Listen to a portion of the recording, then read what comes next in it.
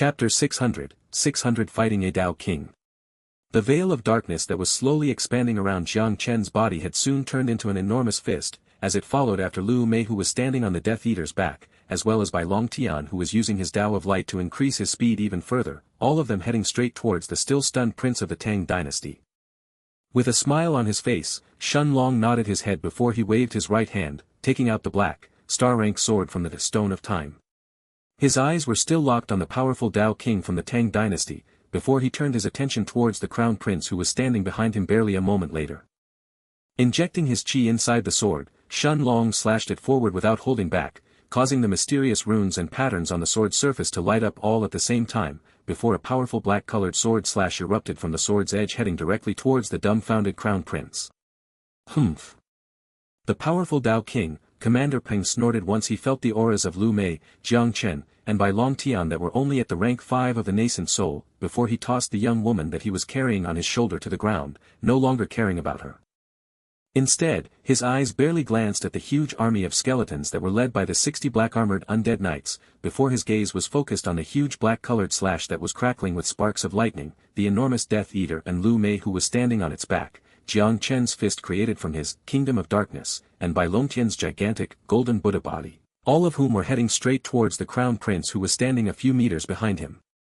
The Crown Prince trembled when he felt the 4 terrifying auras that were coming straight towards him, but Commander Peng had a calm yet serious look in his eyes as he took out a large bronze spear from his spatial ring and held it tightly with his left hand. As soon as Shen Long's Thunder God slash, Lu Mei's enormous Death Eater, Jiang Chen's black fist made from his Kingdom of Darkness, and Bai Longtian's gigantic, golden Buddha form all arrived in front of him, Commander Peng swept the bronze spear in his hand sideways as he shouted loudly. Scram! Saint low-grade martial skill, earth-splitting sweep. A huge crimson slash emerged from the bronze spear's tip in the next moment, colliding with Shen Long's Thunder God slash head-on. This was the strongest martial skill that the Tang dynasty owned, the earth-splitting sweep. Normally, only members of the royal family were allowed to learn this martial skill, but as the personal bodyguard of the future king of the Tang dynasty, Commander Peng was allowed to learn the first form of the earth-splitting sweep. As soon as the huge crimson slash collided with the black-colored slash, Shen Long's Thunder God slash was destroyed in an instant, before Commander Peng's earth-splitting sweep continued towards Lu Mei's Death Eater. The might of a Dao King wasn't to be underestimated. The early rank 5 nascent soul stage Death Eater's body was instantly split in half the next moment, as the powerful crimson slash instantly tore through its body before it continued heading towards Jiang Chen's black palm. Jiang Chen gritted his teeth when he saw this, but his enormous black palm was no different when placed in front of Commander Peng's powerful crimson slash, as it was split in half in a single instant. The look in Bai Longtian's eyes instantly turned serious when he saw this scene, and realizing that the crimson slash was about to hit him, he circulated his Tao of the Buddha to its fullest, creating a small golden sphere around his body that enhanced his defense to its limits. Boom! As soon as he met Commander Peng's sweep head-on, Bai Longtian's protective golden sphere crumbled almost instantly, before his enormous 10 meters, 33 feet, tall golden body was sent flying backward uncontrollably, only stopping after it collided with the palace walls. Hundreds of Lu Mei's skeletons and more than a dozen of her black-armored knights were destroyed simply from the remnant attacks of the slash. And yet, Commander Peng's expression didn't show the slightest hints of joy, but instead it turned even uglier, as he hurriedly turned around to look at the Crown Prince behind him, only to see the figure of a blonde-haired young woman appearing right next to the Crown Prince. Tens of shadow-like tentacles seemed to have emerged from the Crown Prince's own shadow, completely restricting his movements, as the gorgeous blonde-haired young woman held a silver dagger in her hands, ready to plunge it in the Crown Prince's throat. This was precisely the final step of Shen Long's plan. Knowing that it was impossible to defeat the Dao King who was protecting the Crown Prince, Shen Long had decided to avoid fighting him to begin with and send a barrage of their most powerful attacks straight towards the Crown Prince. Even a Dao King realm expert like Commander Peng would have to take their combined attack seriously or he wouldn't be able to block every single one of them. Of course, if Commander Peng went all out and used his most powerful martial skill, Shen Long knew that even his Thunder God slash combined with Lu Mei's Death Eater, Jiang Chen's Kingdom of Darkness, and Bai Longtian's golden Buddha form wouldn't have a chance against it, but in that case, it would be impossible for Commander Peng to stop Xingyi's perfectly timed attack. However, just when Xingyi was a moment away from slashing the Crown Prince's throat, a powerful silver light suddenly covered the Crown Prince's body, before it headed straight towards Xingyi. Xingyi didn't even have a moment to dodge before she was hit by the silver light, causing her to fly back without any ability to resist, as her body collided with the palace walls, causing her to cough a mouthful of blood in the process. Chapter 601, 601 Escaping. At that moment, Shen Long, Lu Mei, Jang Chen, and Bai Long Tian, all saw a silver-colored pendant on the crown prince's neck that was shining with a bright silver light, as it slowly turned into dust. It was obvious that the pendant on his neck was a protective artifact that could protect the crown prince's life when he was in danger, similar to the pendant that Lu Mei had received from Elder Xian when she accepted her as a disciple. However, unlike Lu Mei's pendant, the crown prince's pendant could only be activated once before it lost its power, and the power behind it wasn't anywhere close to Lu Mei's that could protect her even from the attacks of a late-stage Dao Emperor.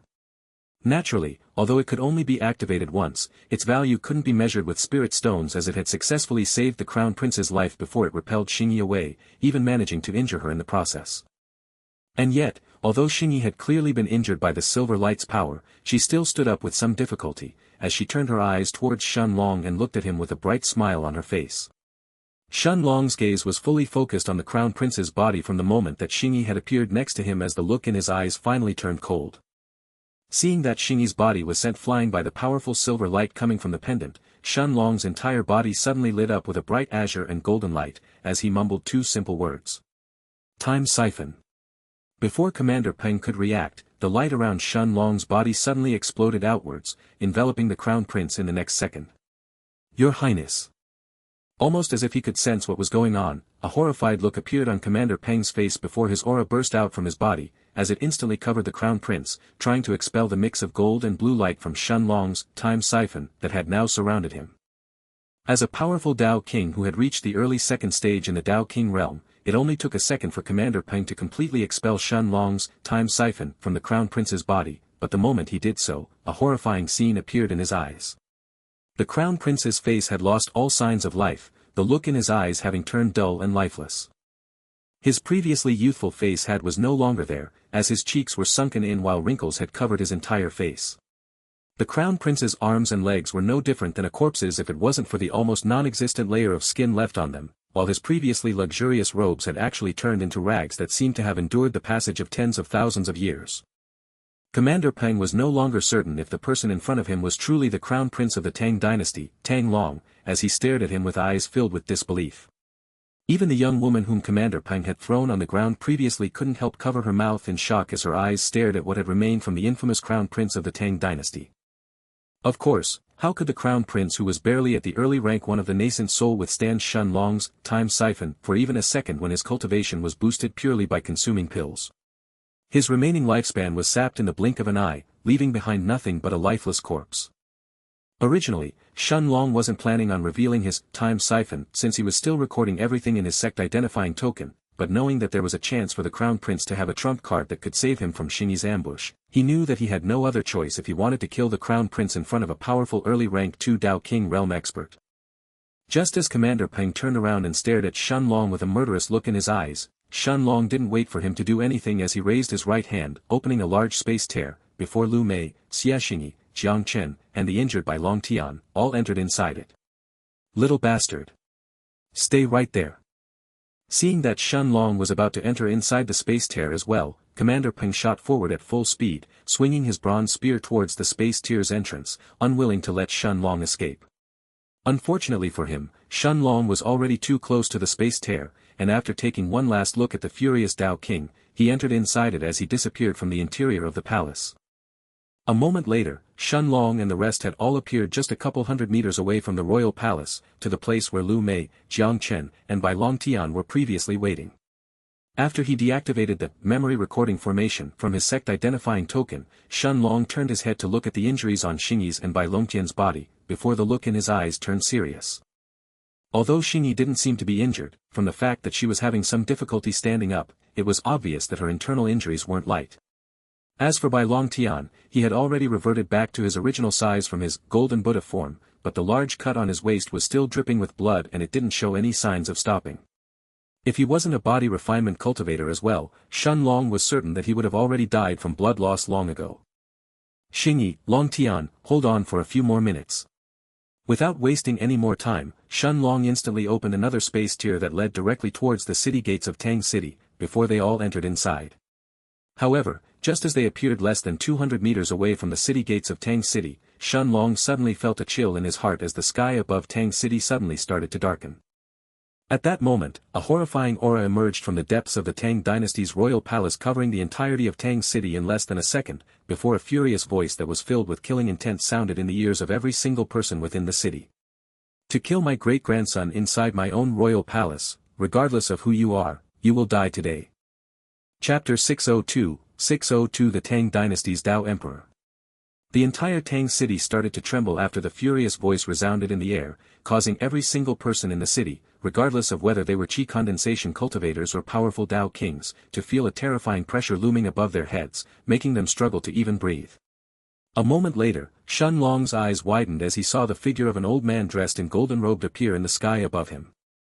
The old man had a frosty look in his eyes as he stared at Shen Long and the others, who felt like a mountain was about to crush them at any moment. So you are the little bastards who dared to kill my great-grandson inside my own palace. Before I kill you, I will give you the chance to explain your actions.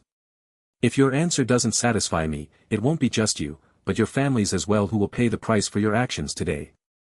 The old man didn't mince his words, directly threatening Shen Long's and the rest's families if their answer didn't satisfy him. It was obvious that he wanted to hear the reason why someone would dare to infiltrate his palace and kill his great-grandson. Naturally, the old man wasn't dumb. How could he, a powerful Dao Emperor and the person behind the Tang dynasty, not understand that someone else had instructed Shen Long's group to do this? Let alone that Shen Long and the rest couldn't possibly have a feud with his great-grandson. Even if they did, no one should have the guts to infiltrate the royal palace and pull off an assassination attempt like this. The fact that they had succeeded was even more terrifying. After all, Shen Long, Lu Mei, Xianxia, Jang Chen, and the injured by Long Tian weren't even late-stage nascent soul cultivators, let alone Dao kings. Although he didn't know how they had managed to kill Tang Long when he was protected by Commander Peng and he even had a protective pendant around his neck, the old man knew for a fact that Tang Long was truly dead since his life tablet had suddenly broken. As the true ruler of the Tang dynasty in the dark, the old man had a life tablet of all the previous kings of the Tang dynasty and everyone else who was related to him by blood. The life tablet was directly connected to a person's soul, and since Tang Long's tablet was broken, it could only mean one thing. That his soul was utterly destroyed. Little Black, if I let you fight him, do you think you can win? Shen Long sent a mental message to Little Black while his eyes were focused on the golden-robed Dao Emperor who was calmly floating in the sky above him. He knew that Little Black had definitely broken through to the rank 7 after absorbing the Dragonstone, but Shen Long didn't know how strong the current Little Black really was. Master, don't worry. Although this old fart is a peak rank 4 Dao Emperor, in front of me he is not even worth a fart. To dare threaten to kill Master in front of me, even destroying this entire Tang city isn't enough to make him repent. Little Black's words were filled with endless majesty and fury, while his cold azure eyes were locked on the old man in the sky above his head. Although Little Black knew that Shen Long didn't want to expose his existence just yet since that would bring endless problems, there was no way that Little Black would simply stay still and allow anyone to kill Shen Long. Shen Long nodded his head calmly, but he didn't let Little Black out from the foggy space in the stone of time just yet. Instead, his eyes kept staring at the golden-robed old man in the sky, before he took a deep breath and said in a serious tone. We are members of the holy sect from the central region. As he finished speaking, Shen Long removed the black robes that he was wearing, revealing the yellow robes of an outer disciple of the holy sect that were hidden below them. With a cold look on his face, Shen Long then continued. Senior should understand that your great-grandson had done more than enough to be wanted by the holy sect. Abducting innocent women and defiling them whether they agreed or not is not something that the holy sect would ignore.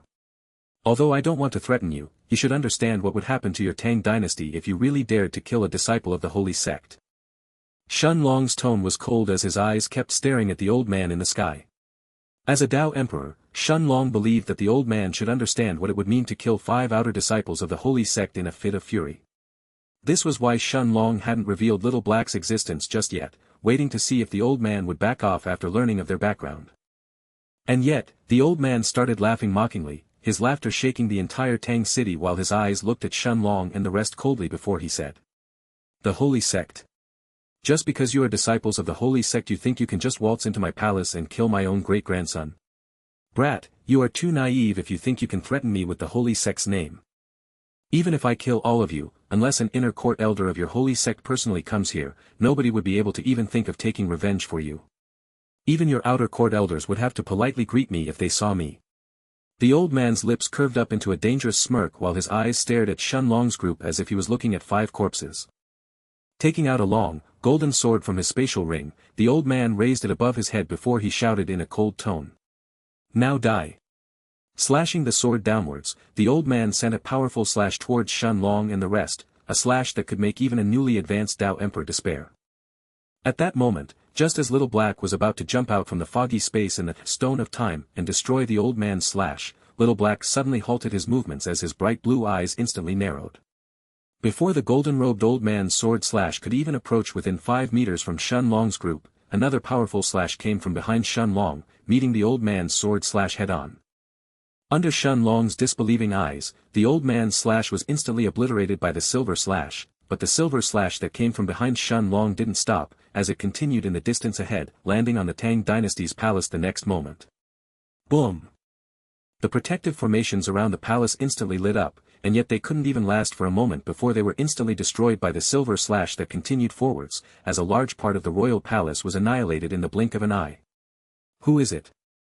The golden-robed old man asked in shock, as he turned his head to look at the city gates of Tang City, only to see a middle-aged man who was floating in the sky, his eyes staring at Shen Long's group with a gentle smile on his face. Chapter 603, 603 Jang Tianfong. Hee, Tang Wu, you really are growing more and more arrogant the older you get. I wonder, what would happen to your Tang dynasty if you suddenly died today? The middle-aged man above the city gates walked calmly towards Shen Long's group, standing right in front of them and facing the golden-robed old man from the Tang dynasty with an uncaring look on his face, almost as if he wasn't facing the ruler of the Blue Star continent, but an ordinary old man. The golden-robed old man, Tang Wu, stared at the middle-aged man in front of him with a shocked gaze, before he asked in a disbelieving voice a moment later. Jang Tianfong. The middle-aged man only had a single left arm that was holding what seemed to be an ordinary-looking saber, before he turned around and looked at Shen Long and the rest with a gentle smile on his face, completely ignoring the previously furious Dao Emperor of the Tang dynasty, Tang Wu. Father. Jang Chen called out with a smile on his face, and yet amidst the warmth and pride that he felt, a hint of pain could also be seen deep in his eyes as he stared at his father's missing right arm. For as long as he remembered, his father's right arm was always missing, but it was only a year before he participated in the Holy Sect's test that Jang Chen had found out that his father's arm was personally chopped off by the elder of the Yu family. Shen Long and the rest all understood what was going on when they saw the resemblance between the middle-aged man's face who had appeared in front of them and Jang Chen's. At the same time, everyone had heard Jang Chen's and they clearly remembered that he had mentioned how his father's arm was chopped off by an elder of the Yu family who made sure that he wouldn't be able to regrow it in the future. Naturally, how could they not understand who the middle-aged man in front of them was? At the same time, Little Black's voice resounded inside Shen Long's mind a moment later, as Little Black said seriously. Master, this guy is a late-stage Dao Emperor but his aura is extremely weak. However, he should still be strong enough to kill the old fart in front of him if he wants to. Shen Long was stunned when he heard Little Black's words as he then stared at the middle-aged man in front of him with a curious look in his eyes. The face of the Dao Emperor of the Tang dynasty had instantly turned pale when he heard Jang Chen calling Jang Tianfong father, but Jang Tianfong simply smiled at his son, and after his eyes inspected Shen Long and the rest seriously for a few moments, Jang Tianfong then turned around and looked at the golden-robed old man of the Tang dynasty coldly before he said. Tang Wu, why don't you try and kill my son in front of me? Tang Wu's face turned livid when he heard this, but after he stared at Jang Tianfong for a few moments, the golden-robed old man took a deep breath and said angrily. Jang Tianfong, do you think I'm afraid of you? Don't push me. Those little bastards killed my great-grandson inside my own palace. Do you think I will just let this go? Of course, if this was the great Jang Tianfong from the past, the one who roamed around the central region and spread his name throughout the entire world, then naturally, I wouldn't dare to fight you. But now, the you who only has a single arm left and your dantian almost crippled, I am not sure if you are really strong enough to fight me. The more Tang Wu spoke, the more confidence he seemed to obtain, to the point where he seemed completely unafraid of the middle-aged man in front of him. And yet, Jang Tianfong didn't seem angry as he simply shook his head, and holding the ordinary-looking saber in his left hand he said. Tang Wu, even if I am injured, do you think that a weakling like you who has already reached the end of your lifespan can fight against me? Let me show you the difference between us then. As he finished speaking, Jang Tianfong raised his left hand, causing the saber in his hand to lit up with a blinding light before a terrifying aura erupted from his body. The look inside Jang Tianfong's eyes was calm, without the slightest hints of anger inside it, and with his eyes focused on Tang Wu, he casually swung his saber downwards. The entire Tang city seemed to have fallen silent at that moment, as an ordinary-looking silver slash appeared from Jang Tianfong's saber, before it cut through the air heading towards Tang Wu. Sensing the aura of a late-stage Dao Emperor erupting from Jang Tianfong's body, the look on Tang Wu's face immediately changed, as he held his golden sword in front of him with both of his hands and shouted. Jang Tianfong, let's see which of us is stronger then. A nearly crippled brat like you should learn your place. Taking a deep breath, Tang Wu then mumbled to himself. Saint middle grade martial skill, Cloud Sword.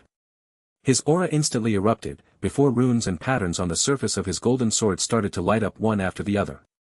It was obvious that Tang Wu's sword was also a star rank weapon. Tang Wu didn't hold back as he slashed the golden sword in his hand sideways, creating a gigantic sword slash that looked like it could cleave the earth apart, as it collided with Jang Tianfong's saber slash a moment later. Boom! The entire Tang city shook as soon as Jang Tianfong's saber slash and Tang Wu's sword slash collided, before Tang Wu's eyes finally widened in fear. His powerful Saint middle grade martial skill had only managed to last for a single second before it was overpowered by Jang Tianfong's saber slash. The ordinary-looking slash wasn't slowed down in the slightest as it continued forward, colliding with Tang Wu's golden sword head-on. Without any suspense, the golden-robed Dao Emperor of the Tang dynasty was sent flying backwards like a meteor before he crashed inside the depths of his own royal palace, destroying a large part of the palace in the process. And yet, the bystanders on the streets and those inside the surrounding shops hadn't seen anything, since the moment that Tang Wu had appeared in the sky above Tang City and had pressured everyone with his aura of a Dao Emperor, everyone had immediately fallen on their knees due to their fear. With a calm look on his face, Jang Tianfong turned his gaze towards the royal palace of the Tang dynasty in the distance, before he spoke in a calm yet loud voice, that reverberated throughout the entire Tang city. Tang Wu, remember this. If you or anyone else from your Tang family dares to touch my, Jang Tianfong's son in the future, I will raze your entire Tang dynasty to the ground. The entire palace of the Tang dynasty had already been alerted by the first silver slash that had instantly destroyed the protective formations around the palace walls and had even destroyed a big part of the palace itself. After seeing that a figure was sent flying towards the palace, everyone inside the palace had been placed on full alert, almost as if they were being attacked. And yet, the moment that they heard Jang Tianfong's words and saw the golden-robed old man who was sent flying back inside the palace, the entire royal palace had instantly fallen silent. Even if other people in the Blue Star continent didn't know about it, how could the members of the royal family not know of Tang Wu's name and face? Seeing the golden-robed old man who was struggling to stand up on his own 2 feet, nobody dared to even breathe loudly, as they all stared at the figure of the middle-aged man who was standing in the sky 200 meters away from the city gates with gazes filled with fear. Jang Tianfong no longer paid any attention to Tang Wu or the half-ruined palace of the Tang dynasty, almost as if it had nothing to do with him any longer, as he turned his attention towards Jang Chen and the rest and smiled, before he waved his right sleeve. In the next moment, Jang Tianfong and Shun Long's group of 5, all disappeared from Tang City. Chapter 604 Healing by Long Tian. A few moments later, a little more than 100 miles away from Tang City, Shun Long's group of 5 suddenly appeared in front of a small lake, only to see Jang Tianfong kneeling on the ground gasping for breath heavily. Father! Are you okay? Jang Chen called out in a voice filled with concern as he ran towards Jang Tianfong to support him. This was the second time that Shun Long and the rest had seen Jang Chen's cold expression melt and reveal some of his emotions. The first time was when he had narrated his story back in the Holy Sect, and this was the second time. Lu Mei and the rest all followed after him as they approached the kneeling Jang Tianfong, who was barely managing to support himself using his left arm, just barely holding himself from collapsing on the ground. A moment later, after calming down and catching his breath, Jang Tianfong sat cross-legged on the ground and waved his hand as he said, "I'm okay. I simply exerted myself too much this time. Even dealing with a weakling like Tang Wu brings me to my limits." Jang Tianfong then turned his attention towards Jang Chen and said with a smile on his face, "Chener, introduce your friends to me." Jang Chen nodded his head and turned his attention towards Shun Long before he said in a serious tone, "Father, this person is my friend. No, he is now my brother, and he is also the person I have decided to follow. His name is Shun Long." Jang Tianfong's eyes instantly narrowed when he heard this as his gaze inspected Shun Long seriously without saying anything. His long black hair started to flow naturally with the wind as his piercing black eyes didn't leave Shen Long's body for even a moment. Shen Long didn't mind this, and he even revealed his cultivation at the peak of rank 3 in the nascent soul, before he cupped his hands and bowed slightly as he said. "Senior, thank you for your help earlier." Jang Tianfong actually exploded in laughter the next second, as he waved his hand and said. "Your name is Shen Long, right? I can see why Chinner chose to follow you. There is no need for you to thank me. Since you are Chinner's brother, you are no different than a son for me as well. Besides, back when you were facing Tang Wu, it seemed like you had something else to count on aside from me." Shen Long simply smiled in response without saying anything, but the looks on everyone else's faces were filled with shock. Something else to count on when facing a powerful Dao Emperor. A moment later, a look of joy appeared on Lu Mei's face as she seemed to have guessed something, as Jang Chen continued introducing everyone else. "Father, this is Lu Mei and Xianxia. Both of them are Shen Long's women. As for that Buddhist idiot, his name is Bai Long Tian, but he is also a friend to me." Lu Mei, Xianxia, and Bai Long Tian all cupped their hands and bowed to the powerful Dao Emperor in front of them. Jang Tianfong had a smile on his face as he nodded his head towards them, but the moment his gaze landed on Bai Long Tian's and Xianxia's bodies, the look in his eyes instantly turned serious. It was obvious that the injuries they had suffered were much heavier than they looked. Shen Long also nodded, and seeing that Bai Long Tian was finding it difficult to even stand up and cup his hands at Jang Tianfong, he walked towards him and said seriously. "Long Tian, sit down and close your eyes." Shen Long then sat in front of Bai Long Tian and placed his hand right above the cut on Bai Long Tian's waist that was still bleeding profusely, before he mumbled in an almost inaudible voice. "Time reversal." A bright blue light had completely covered Shen Long's hand the next moment, before it slowly expanded, enveloping Bai Long Tian's body as well. Under Jang Tianfong's and the rest's disbelieving gazes, Bai Long Tian's wound was actually closing at a speed visible to the naked eye. This was the power behind Shen Long's time reversal. Although Shen Long could feel that his qi was being sapped at an extremely rapid rate due to it, he still didn't stop, and less than 10 seconds later, a stunning scene appeared in front of everyone's eyes. As the blue light from Shen Long's hand faded, the wound on Bai Long Tian's waist was completely healed, not leaving behind even the slightest scar. No, it wasn't just the wound itself. Even his torn robes had returned back to their original appearance. Naturally, reversing time itself, even if it was just in a small area to heal Bai Long Tian, was something extremely taxing to Shen Long, who had expended more than half of his qi this time, causing his forehead to be drenched in sweat. "Brother Shen, thank you." Seeing the exhausted look on Shen Long's face and feeling his wound that had completely healed, Bai Long Tian was the first one to break the silence as he thanked Shen Long. As a body refinement cultivator, Bai Long Tian clearly knew that even his energy from his body refinement wasn't enough to completely heal this wound that he had received from Commander Peng. An all-out attack from a Dao King, even if it was weakened by Shen Long's, Lu Mei's, and Jang Chen's attacks, Bai Long Tian knew that it was still enough to kill him. After all, even Jang Chen was only a peak rank 5 nascent soul stage cultivator, while Bai Long Tian himself was only at the middle of rank 5. Even with Shen Long's Thunder God Slash and Lu Mei's Death Eater, they had still failed to block Commander Peng's attack. If it wasn't because he was in his Golden Buddha form and had fully circulated his Tao of the Buddha to protect himself at the last moment, Bai Long Tian knew that he wouldn't have survived. Even after expending all of his energy from both his qi and his body refinement, he was still left with a fatal wound that only top-grade rank 6 healing pills had a chance to cure. Chapter 605, 605 Can you heal him? And yet, Shen Long only took a moment to rest, before he waved his right hand, causing a bottle filled with orange pills to appear in front of him. These pills were naturally top-grade rank 5 qi replenishing pills that Shen Long had refined inside the foggy space in the Stone of Time.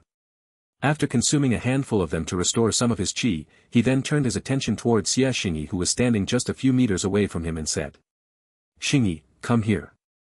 Knowing that Shen Long was going to do the same for her, Xingyi didn't refuse, as she sat down in front of Shen Long and closed her eyes. This time, Shen Long didn't use his time reversal right away like he did with Long Tian, but he first activated his soul sense before he completely covered Xingyi's body with it. Feeling the powerful soul sense that was about to enter inside her body, Xingyi tensed up in reflex, but she still relaxed without a second thought a moment later, as she allowed Shen Long to do as he pleased. Xingyi's injuries were much trickier than Bai Longtian's since they were internal injuries instead. Although the silver light from the Crown Prince's pendant wasn't anywhere near as strong as the all-out attack from a powerful Dao Emperor like Commander Peng, it was still enough to severely injure Xingyi after taking the attack head-on. After inspecting her body thoroughly, Shen Long placed his right hand on Xingyi's stomach before a familiar azure light covered it a moment later. Xingyi could feel a soothing sensation enveloping her entire body before it started to spread inside her. Every couple of seconds, Shen Long's hand moved slightly around Xingyi's abdomen, causing the refreshing feeling to spread throughout her body. A few seconds later, the bright blue light faded, revealing Xingyi who was still sitting on the ground with her eyes closed with a bright smile on her face, as well as Shen Long who was completely exhausted. Opening her eyes, Xingyi looked at Shen Long and said in a quiet voice, "Brother Long, thank you." Shen Long simply smiled at Xingyi and shook his head, before he closed his eyes and started to absorb the qi in the air around him as he started to refill his almost empty qi balls. Even with the help from his top-grade rank 5 qi replenishing pills, using his time reversal twice to heal both Bai Long Tian and Xie Xingyi had completely exhausted Shen Long. In the next 6 hours, Shen Long simply absorbed the qi in the air around the lake before he finally opened his eyes. The moment that he opened his eyes, the first thing that Shen Long saw was Jang Chen staring at him with a serious look on his face as he asked in a hopeful voice, "Brother, can you heal my father?" Silence instantly filled their surroundings as Lu Mei and the rest all stared at Shen Long without speaking as they waited for his answer. Although Jang Chen hadn't mentioned it, after Jang Tianfong had saved them from the Dao Emperor of the Tang dynasty, Shen Long and the rest all understood that Jang Tianfong was heavily injured.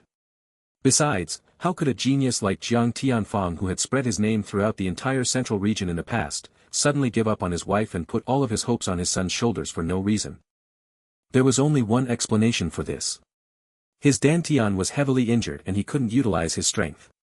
This was why Jang Tianfong was so exhausted after merely using 2 saber strikes to fend off Tang Wu. Shen Long stared at Jang Chen without speaking, before he turned his gaze towards Jang Tianfong with a deep look in his eyes.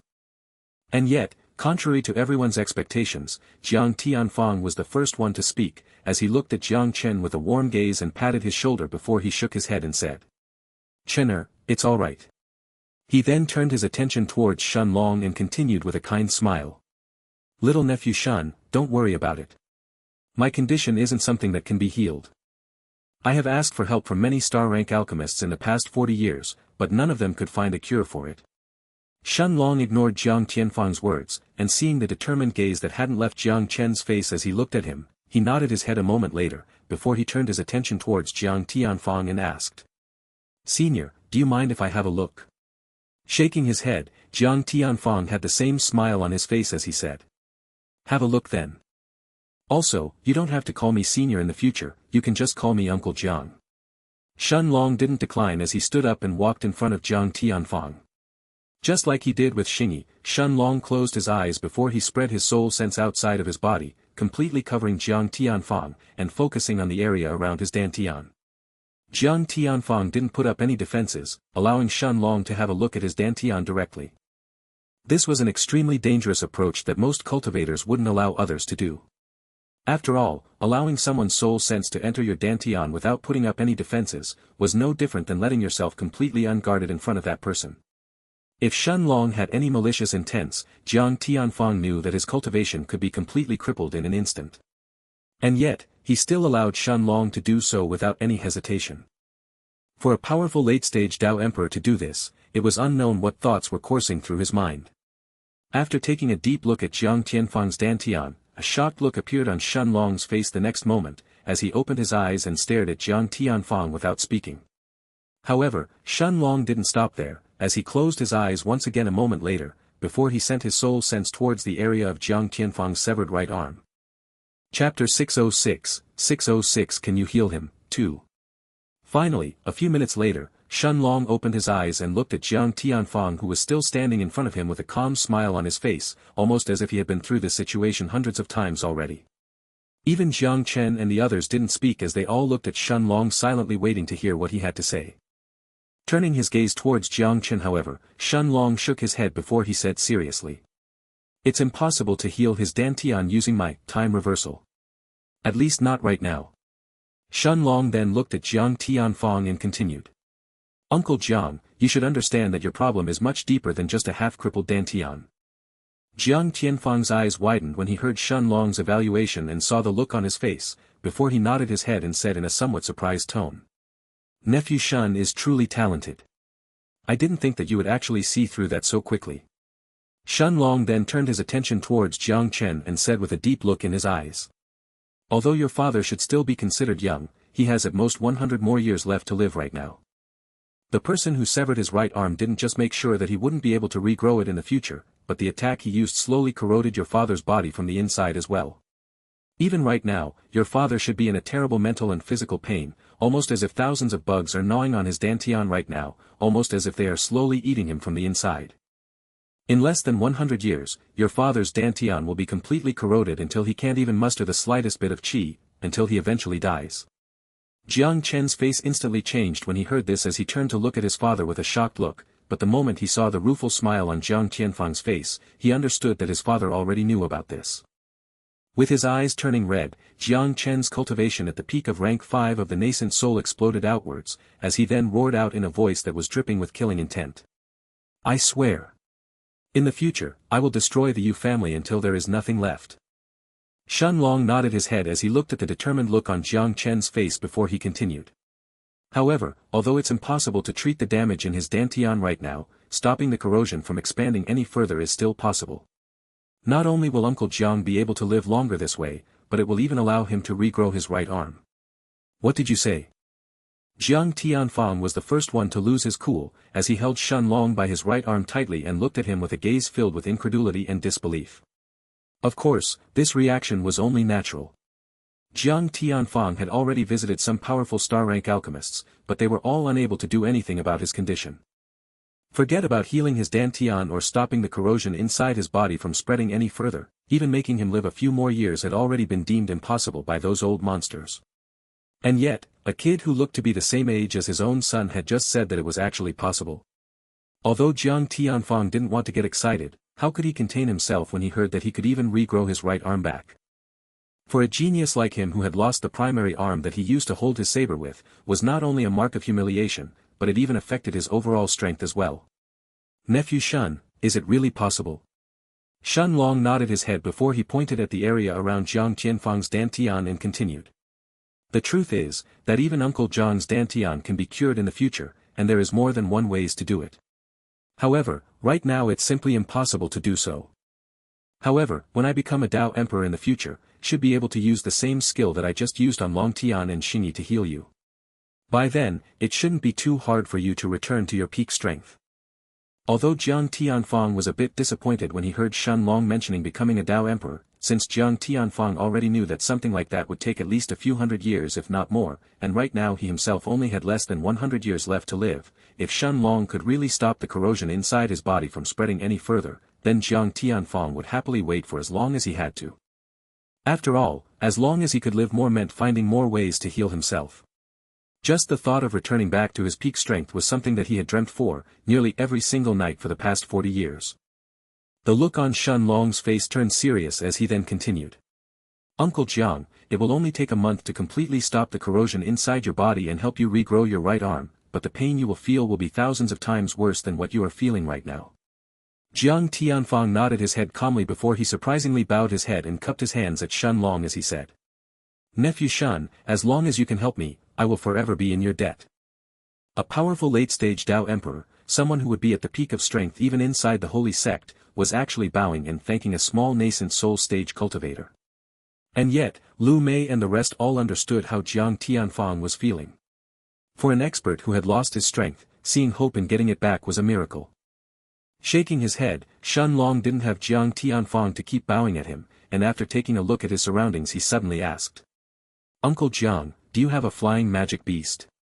Chapter 607, 607 Returning back to the Holy Sect. Jiang Tianfong was surprised by Shun Long's sudden question, but he still nodded his head a moment later as he answered. I have a peak rank 6 flame eagle that I tamed a couple of years ago. Although its speed is not very fast, it's among the strongest flying peak rank 6 magic beasts when it comes down to strength. Then, Uncle Jiang, do you want to come with us to the central region? Seeing the look of surprise on Jiang Tianfong's face, Shun Long then continued. Since it will take a month to completely stop the corrosion inside your body and help regrow your right arm, we can do it while we travel back to the holy sect. Unless Uncle Jiang wants to stay in the northern region by yourself, you should come with us to the central region. Jang Tianfong's eyes lit up when he heard this, before he nodded his head calmly a moment later. Indeed, he actually had no reason to stay in the northern region any longer. The only reason he had stayed in this place to begin with, was to raise Jang Chen and live a calm life. However, if he could really expel the corrosive power inside his body and even regrow his right arm back, Jang Tianfong would be more than glad to go back to the central region.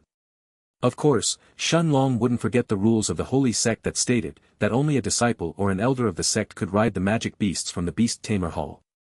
Since Jang Tianfong didn't have a sect identifying token, the Arctic Blue Bird wouldn't allow him to ride on its back.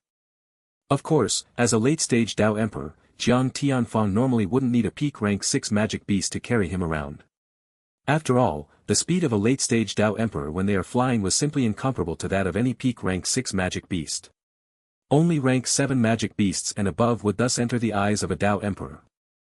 However, due to the current condition of his dantian that was worsening with every passing day, Jang Tianfong knew that he wouldn't be able to fly for even half a day before he collapsed down due to exhaustion.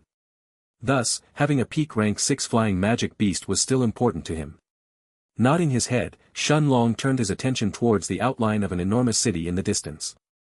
Seeing the outline of Tang's city ahead of them, Shen Long and the rest didn't have to ask Jang Tianfong where they currently were in, as Shen Long turned around and looked at Jang Chen and the rest and said calmly. Let's go. Let's return back to the holy sect.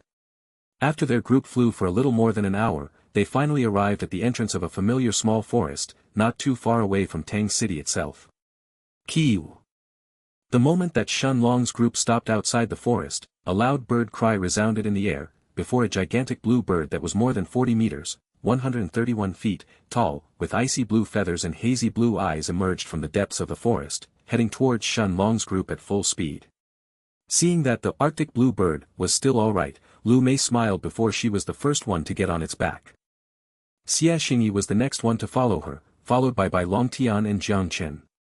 Shen Long's lips curved up when he saw this scene, and with just a glance on everyone's faces, he instantly understood what was on Lu Mei's and the rest's minds. Of course, how could they not be excited to return back to the holy sect now that they had completed the C-rank mission? This meant that their faction was finally eligible to fight against the other factions in the sect in the faction wars. They would finally be able to fight against the strongest geniuses of the holy sect as well. With a smile on his face, Shen Long was the last one to step on the Arctic blue bird's back, before he turned his attention towards Jang Tianfong who was standing in the air a few meters away from them.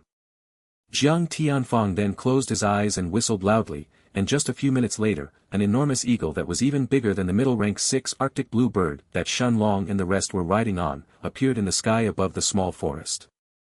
The Arctic blue bird instantly tensed up when it felt the flame eagle's aura that was clearly even stronger than its own and had already reached the peak of rank 6, but the gigantic flame eagle, that was almost double the Arctic blue bird's size only threw a disdaining glance at the blue bird, almost as if the Arctic blue bird itself wasn't even worth its notice, before it continued flying forward and arrived in front of Jang Tianfong barely a moment later.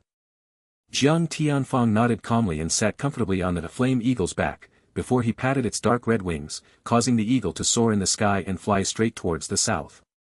Although somewhat unwilling, after receiving Shen Long's instructions, the Arctic blue bird soared in the sky as well, as it followed after the peak rank 6 flame eagle and headed back towards the holy sect. As the two gigantic birds flew side by side and slowly left the blue star continent behind them, Lu Mei looked at Shen Long and asked in a curious tone. Long Ji, is there another method to fully treat Senior Zhang's injuries before we reach the Dao Emperor realm? Lu Mei's question instantly attracted everyone's attention, as Xingyi, Jiang Chen and Bai Longtian all stared at Shen Long curiously. After all, since Shen Long had said that there was more than one way to treat Jang Tianfong's injuries, then there was definitely going to be another way as well. Even Jang Tianfong had a slightly expectant look in his eyes as he waited to hear the answer. Shen Long nodded his head calmly as he said. Although there is another way, it is not really easier than the first. If anything, it is probably slightly harder. Chapter 608, 608 Returning back to the Holy Sect, 2. Seeing that everyone was staring at him expectantly, Shen Long continued. The second way would be to have Uncle Jiang consume an extremely rare pill called the Heavenly Purity Pill. The Heavenly Purity Pill is an extremely rare rank 7 pill that will not only allow him to expel the corrosive power from his dantian completely, but it will even allow his cultivation to soar even higher. Jang Tianfong's heart started to beat wildly, as his attention was fully placed on Shenlong. Although he had never heard of the name, Heavenly Purity Pill, before, if it was just a rank 7 pill like Shenlong had said, even if it was the hardest of the rank 7 pills, it should still be possible for him to acquire it. After all, the central region had star-rank alchemists who were strong enough to concoct even rank 9 pills. How difficult would it be for those monsters to concoct a rank 7 pill? Naturally, even Jang Tianfong himself hadn't met with an alchemist that could concoct a rank 9 pill in his life, since those were experts who were standing at the absolute peak of the central region, but it was still a fact that those experts truly existed. Even if Jang Tianfong couldn't get in touch with one of those monsters, he should still be able to find an alchemist who had decent chances of concocting this pill successfully. And yet, Shenlong had a serious look on his face as he continued. However, I doubt that there are many alchemists who would be able to concoct this pill even if they had the recipe for it. After all, the main ingredient for the Heavenly Purity Pill is a rank 7 medicinal herb called the Golden Light Flower. Uncle Jiang should also understand how rare a Golden Light Flower really is. Among rank 7 medicinal herbs, not only is it among the rarest ones, but it's also one of the most difficult rank 7 medicinal herbs to extract its essence. Even normal star rank alchemists have a high chance to fail when extracting its essence. However, even if an alchemist somehow manages to get their hands on a golden light flower and the recipe for the Heavenly Purity Pill, they will still be unable to refine the pill if they don't own an earth flame. Jang Tianfong's hopes seemed to have instantly extinguished upon hearing the last sentence that Shenlong had said. Indeed, this method wasn't any easier than Shenlong himself personally becoming a Dao Emperor. Although Jang Tianfong knew that normal people would never dare to claim that they would become Dao Emperors, Shenlong was already a junior that Jang Tianfong had failed to fully see through. To dare assassinate the crown prince of the Tang dynasty and even stand up in front of a Dao Emperor like Tang Wu without any fear, was already shocking enough for Jang Tianfong to look at him seriously. However, finding the root of Jang Tianfong's injury with just a glance and even having a method to treat it was already something that even the star-rank alchemists that Jang Tianfong had met in the past had failed to do. Thus, Jang Tianfong truly believed that Shenlong had at least some chances of successfully becoming a Dao Emperor in the future. Of course, this was only some chances and nothing more than that. After all, nobody knew better than him how dangerous it was to try and break through to become a Dao King, let alone a Dao Emperor. Even if Shenlong was talented enough, he couldn't guarantee that he would become a Dao Emperor. No, it was actually even harder for a genius to successfully break through and become a Dao King and later on even a Dao Emperor.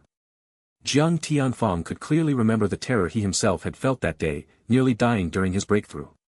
And yet, Jang Tianfong knew that the chances of Shenlong becoming a Dao Emperor were probably slightly higher than finding an alchemist who could successfully refine the Heavenly Purity Pill for him. Putting aside the fact that he had never even heard the name of the pill before, just finding an alchemist who happened to have the pill's recipe was probably going to be no different than finding a needle in a haystack. Even if he searched throughout the entire central region, Jang Tianfong didn't know how many years it would take him to find such an alchemist. That alchemist not only needed to be a powerful star-rank alchemist, but according to Shenlong's words, he needed to have absorbed an earth flame inside his body as well. Although some of the peak powers around the central region possessed an earth flame or two, just like the holy sect who was rumored to have 2 earth flames, Jang Tianfong knew that none of those powers would truly allow their alchemists to absorb the earth flames. Even though it was common knowledge that an alchemist would become much stronger upon absorbing an earth flame inside his body, and he would even be able to concoct pills with much greater success, the moment that an alchemist really absorbed an earth flame, then he would be the only person who could use the earth flame. Those peak powers would much rather have the earth flames in a place where every single alchemist could make use of them, rather than having them in the hands of 1 or 2 of their alchemists then. After all, if an alchemist who had absorbed an earth flame died, the flame wouldn't stay inside the alchemist's body and would patiently wait for someone to seal it, but it would return back to the earth, dying, along with the alchemist. Thus, Jang Tianfong knew that only a handful of the extremely old monsters or some very lucky people had truly absorbed an earth flame in their lives. As for the golden light flower itself, Jang Tianfong actually knew that even though that one was probably the easiest thing to find among the 3, the difficulty to obtain this specific rank 7 medicinal herb wasn't low even for an early rank 9 Dao Emperor realm expert like him. Even locating the flower itself was an extremely difficult task. Instead, Jang Tianfong knew that he would be lucky if the flower was actually placed in an auction. Even though the price was very likely to be sky-high due to all the wealthy star-rank alchemists who would be competing for it, the one thing that Jang Tianfong didn't lack was actually money. However, even if he managed to obtain the flour and the recipe for the heavenly purity pill, Jang Tianfong knew that there was still a high risk for the pill concoction to fail. Shaking his head, Jang Tianfong didn't say anything else, but in his heart, he still decided to exhaust all of his channels and have them search for the golden light flower. After all, the risk for a pill's concoction to fail was always there regardless of the pill itself. In the blink of an eye 2 weeks had passed, as the Arctic blue bird had already crossed the enormous continental sea and had finally arrived at the edges of the northern part of the central region. Chapter 609, 609 Above the Dao Emperor Realm. In these past 2 weeks, Shun Long had treated Jang Tianfong twice every single day, using his time reversal on the area of his severed right arm. Although there was no obvious improvement externally, Jang Tianfong could clearly feel the corrosive effect that was preventing him from using the energy of his body refinement to regrow his right arm slowly disappear with every passing day, causing his face to be filled with endless wonder and joy. He could clearly feel that with every day that passed, he was coming a step closer to regrowing his right arm, while the corrosive effect that was slowly spreading throughout his body and the rest of his dantian was finally being suppressed. Although his dantian didn't show any symptoms of getting better, just the fact that the malicious energy inside him was being suppressed and wasn't expanding any further inside him was already more than what Jang Tianfong had dreamed of in the past. Every day, Shun Long had to rest for 6 hours after using his time reversal to treat Jang Tianfong, since his qi would be exhausted every single time after the treatment. In these last 2 weeks, their journey through the continental sea to return back to the central region was peaceful, as there wasn't a single magic beast that dared to attack them on the way. Finally, as they arrived back in the central region, a huge coastal city that Shun Long and the rest had seen the first time once again appeared in their eyes. Staring at the huge city that was even bigger than the holy city itself and had thousands of cultivators queuing up in front of the city gates, Jang Tianfong smiled and said in an easygoing tone. It looks like the Zhong clan is still as prosperous as it was 50 years ago. I suppose it's only natural. The Zhong clan? Jang Chen asked in confusion as he stared at the city in the distance with a look of curiosity in his eyes, while Lu Mei and the rest had all turned their attention towards Jang Tianfong. Even Shun Long, who had just finished absorbing the qi in the air to refill his qi balls, opened his eyes and looked at Jang Tianfong curiously. After all, none of them knew anything about the powers of the central region that were outside the Holy Sect's territory. Even the powers within the Holy Sect's territory were a mystery to newcomers like Shun Long and the rest. As for this Zhong clan, it was clear that it was a clan outside the territory of the Holy Sect. With a smile on his face, Jang Tianfong nodded his head and explained. Indeed, the Zhong clan is one of the relatively more powerful clans in the northern part of the central region. Although they are nowhere near close to matching the strength of the true peak powers of the central region, they are still an extremely famous clan in their own right, since they have 2 star-rank alchemists backing their clan. Rumor has it that the old clan leader of the Zhong clan has stayed in seclusion for more than 1,000 years, preparing to advance to the realm above the Dao Emperor as well. Of course, 1,000 years later, nobody really knows if he has successfully advanced past the level of a Dao Emperor or not. However, if he has really succeeded in his breakthrough, then the Zhong clan will really be considered among the more powerful clans in the northern part of the central region. Everyone sucked in breaths of cold air upon hearing this secret of the Zhong clan. Naturally, to have 2 star-rank alchemists meant that the Zhong clan had at least 2 Dao Emperors inside the city.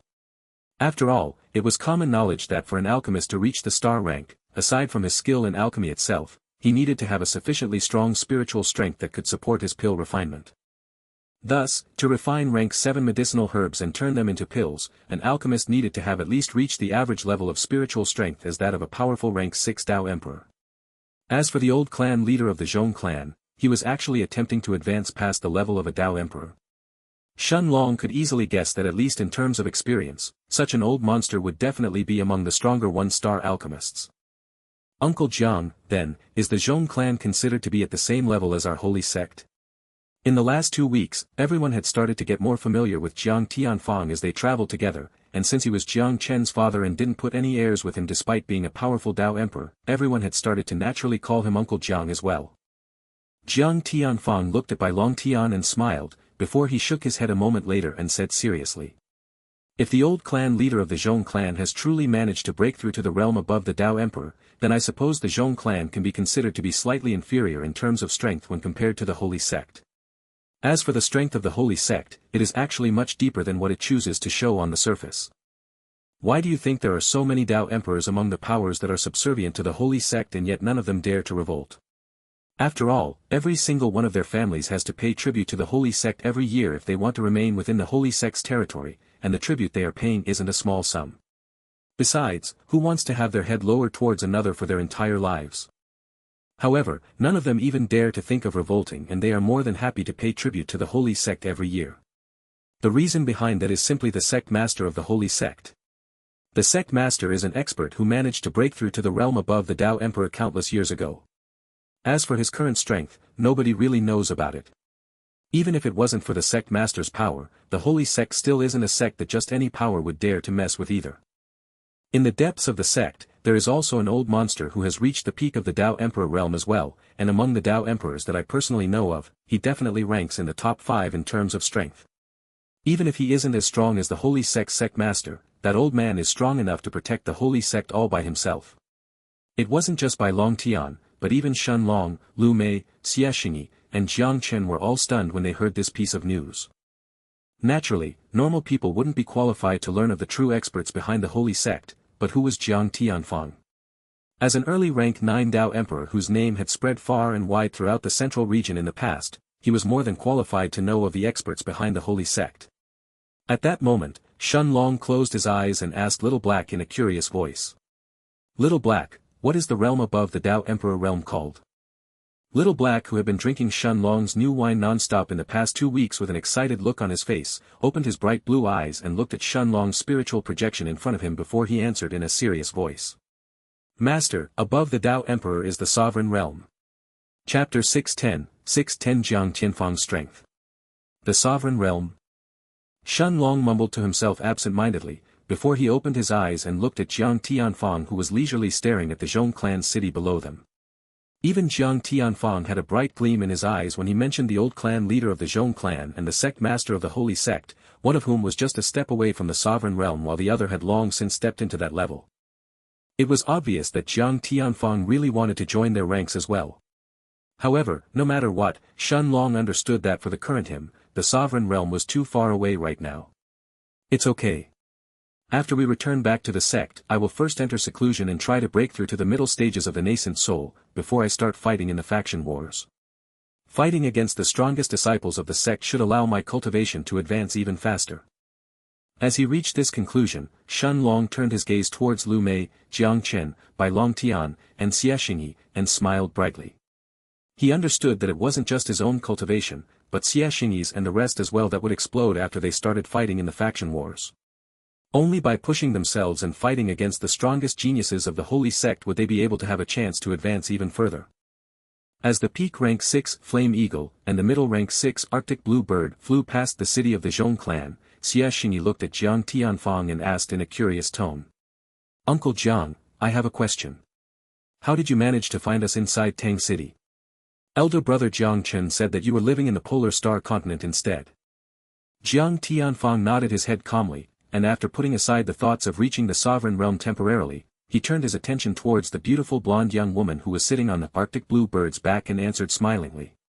Chinner has a small pendant on his neck that has part of my soul sense sealed inside it.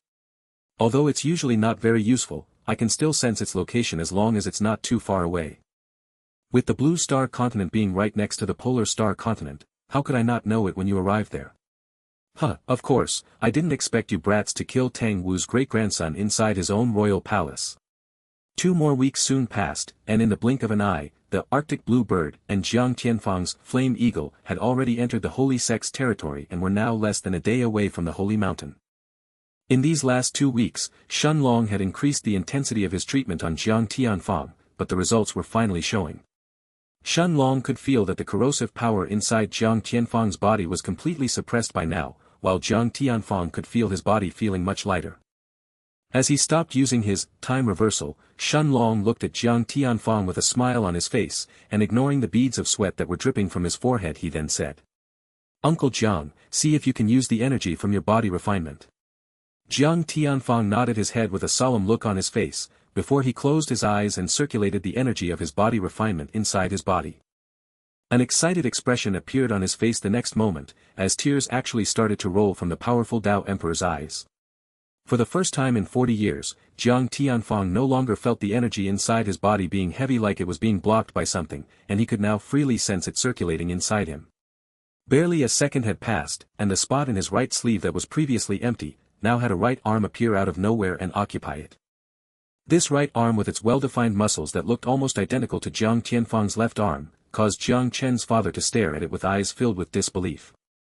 Even Jang Chen felt boundless happiness for his father, before he turned his gaze towards Shen Long and bowed deeply as he said, "Thank you." Naturally, although Jang Chen was a cold person by nature, the affection he felt for his father and his mother wasn't something that he took lightly. And yet, Shen Long immediately took a step forward and appeared in front of him, before he pulled Jang Chen up from his bowing position and said, "If you truly consider me a brother, you won't bow to me like this. There is no need for you to thank me either." Jang Chen stared at Shen Long with a deep look in his eyes for a few moments, before he nodded his head and actually smiled a moment later. Even Lu Mei and the others were stunned by this rare smile of his, but Shen Long simply nodded his head with a smile on his face as well. "Nephew Shen, I, Jang Tianfong, don't owe favors to anyone else aside from you in my life. In the future, regardless of what you need, I swear that I will always be there. Uncle Jiang, don't worry about it. Just remember that although the corrosive power inside you is now suppressed, it is still inside your body. Although your strength won't reach its peak until you completely expel it, you should be able to utilize around 30 to 40% of your peak strength now." Jiang Tianfong nodded his head seriously since he could feel that Shen Long was right. Indeed, right now although his body still had that poison-like power inside him that was still affecting his strength, he could now utilize a much larger part of his cultivation than before. The most important thing was that he could even use the energy from his body refinement as well. Little Black had a calm look in his bright blue eyes as his voice sounded in Shen Long's mind the next moment. "Master, that man's strength is really stronger than the average Dao Emperor at the same level as him. Although his strength still can't compare to mine right now, by the time he expels the darkness chi inside him and becomes a peak rank 9 Dao Emperor in the future, he may even be able to fight against some newly advanced sovereign realm experts." Shen Long was slightly stunned by Little Black's evaluation of Jang Tianfong's strength. He knew that after Little Black had finished absorbing the Dragon Stone and had woken up, he hadn't just reached the early rank 7 but he had actually reached the middle of rank 7. This meant that Little Black's strength was enough to eradicate most middle and even late-stage Dao Emperors. For him to praise Jang Tianfong's current strength meant that Jang Tianfong was truly stronger than the average Dao Emperor at the same level as him. Of course, Little Black only threw a glance at Jang Tianfong through the stone of time, before he continued drinking Shen Long's wine joyfully. As for Little Silver, it would keep eating stalk after stalk of dragon blood grass as he watched the greedy dragon hog all the wine for himself. 2 days later, the Arctic blue bird finally let out a loud cry as it saw the familiar outline of an enormous mountain in the distance, before it flew towards it at full speed. Chapter 611 Faction Wars Rules, 1. Seeing the Arctic blue bird fly towards the holy mountain in the distance, Jang Tianfong looked at Shen Long and the rest and smiled before he said, "Since we have already arrived at the holy sect, it's time for me to leave." "Father, where are you planning to go?" Jiang Chen asked curiously as he stared at his father's face who had already changed drastically in the last 1 month. Ever since Shen Long's treatment had shown some results, Jang Tianfong's face could no longer hide the joy he felt. This was even more so in the last 2 days that he had managed to regrow his right arm back. Jiang Chen could remember his father missing his right arm for his whole life, forcing him to wield his saber with his left arm instead. However, now that he had regrown his arm back and had the corrosive power inside his body fully suppressed, Jang Tianfong looked forward roaming around the central region once again. With a smile on his face, Jang Tianfong then said, "I will first go to the headquarters of the White Tiger Chamber of Commerce in White Tiger City and see if I can find a golden light flower."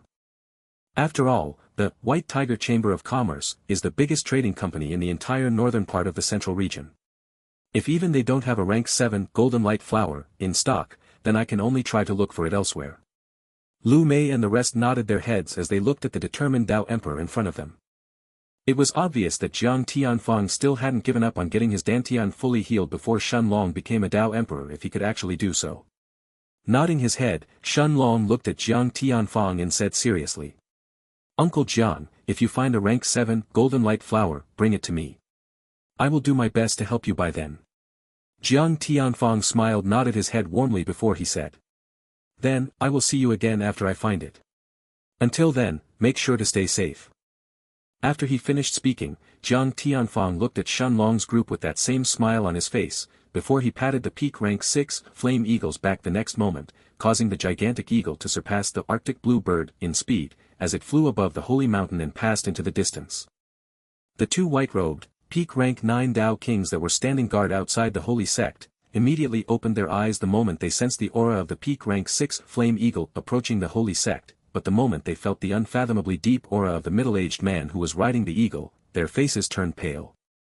Jang Tianfong simply laughed loudly as he urged the flame eagle forward, and in less than a minute, the eagle had already flown past the holy mountain as it slowly disappeared in the distance. Feeling the aura of an unfamiliar late-stage Dao Emperor approaching the holy sect, caused nearly every single one of the inner court elders inside the sect to suddenly open their eyes and look at the sky. However, when they saw the face of the middle-aged man sitting on the flame eagle's back, those elders couldn't believe what they were seeing. Is that Jang Tianfong? He is actually back in the central region. The monster from the Jiang clan. He has managed to regrow his right arm. Could it be that this brat is actually healed now? How is this possible? Wasn't he injured by an elder of that family? He even asked for help from star-rank alchemists in the future, but no one could really help him regrow his arm. The inner court elders of the holy sect all looked at Jang Tianfong's disappearing figure with eyes filled with shock. The Jiang family was also located in the northern part of the central region, so nearly every peak power of the northern part of the central region was familiar with Jang Tianfong in the past. Naturally, they all knew his story as well, making it even more difficult for them to believe what they were seeing. In the depths of the holy sect, an old man in white robes suddenly opened his eyes and looked at the sky, as he mumbled to himself with a smile on his face. Jang Tianfong, you little brat. It seems like you found a way to treat your right arm. Unfortunately, your aura is still far too weak. I'm still curious to see if the biggest genius of the Jiang clan will shock the central region again in the future. Far too many monsters have started to appear amidst the peak powers of the central region in the last few years, causing even my own blood to start boiling.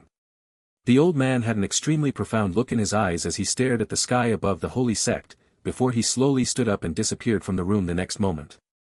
After taking one last look at Jang Tianfong's disappearing figure, Shen Long looked at Lu Mei, Jang Chen, Xianxia, and Bai Long Tian, all of whom had excited expressions on their faces as they looked at him, and nodded his head before he had the Arctic blue bird head directly inside the holy sect. In the Beast Tamer Hall, the beast tamers inside the hall who were taking care of the surrounding magic beasts, all had stunned looks on their faces when they saw the Arctic blue bird that had a look of terror and relief on its face after arriving back in the hall. Normally, flying magic beasts would be excited to leave the Beast Tamer Hall, since they felt trapped in this place, but the Arctic blue bird only seemed happy. Those beast tamers then all turned their gazes towards Shen Long's group a moment later. They couldn't guess how a group of middle-stage nascent soul outer court disciples had managed to terrorize a middle-rank 6 magic beast like the Arctic blue bird. Unfortunately for them, Shen Long didn't seem to want to explain anything, and after lightly patting the gigantic blue bird's back, he was the last one to get off its back, as he led his group out of the Beast Tamer Hall. Of course, how could the Arctic blue bird not be feeling afraid, when it had spent the last month flying side by side next to a peak rank 6 magic beast like the Flame Eagle? After all, the Flame Eagle was an extremely aggressive magic beast, and one of the strongest flying peak rank 6 magic beasts as well, making the Arctic blue bird want to fly at its highest speed and escape as far away from the eagle as possible.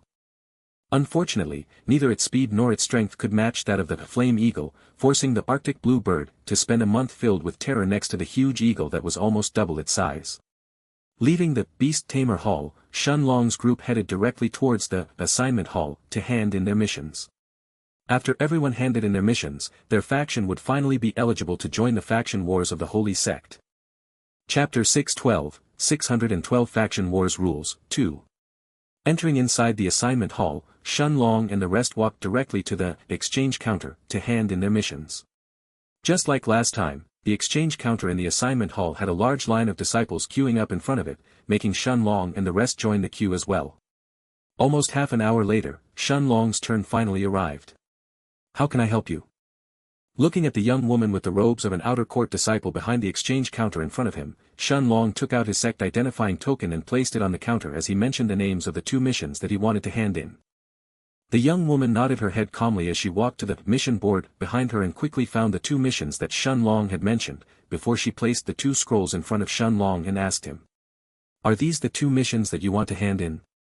D-rank faction mission, hunt down a middle rank 5 poison-tongued toad from the giant crane forest 3,000 miles away from the holy city, and bring back its magic beast core. Reward, 7,000 sect points. C-rank faction mission, travel to Tang city of the Blue Star continent, in the northern region and infiltrate the royal palace of the Tang dynasty to assassinate the crown prince.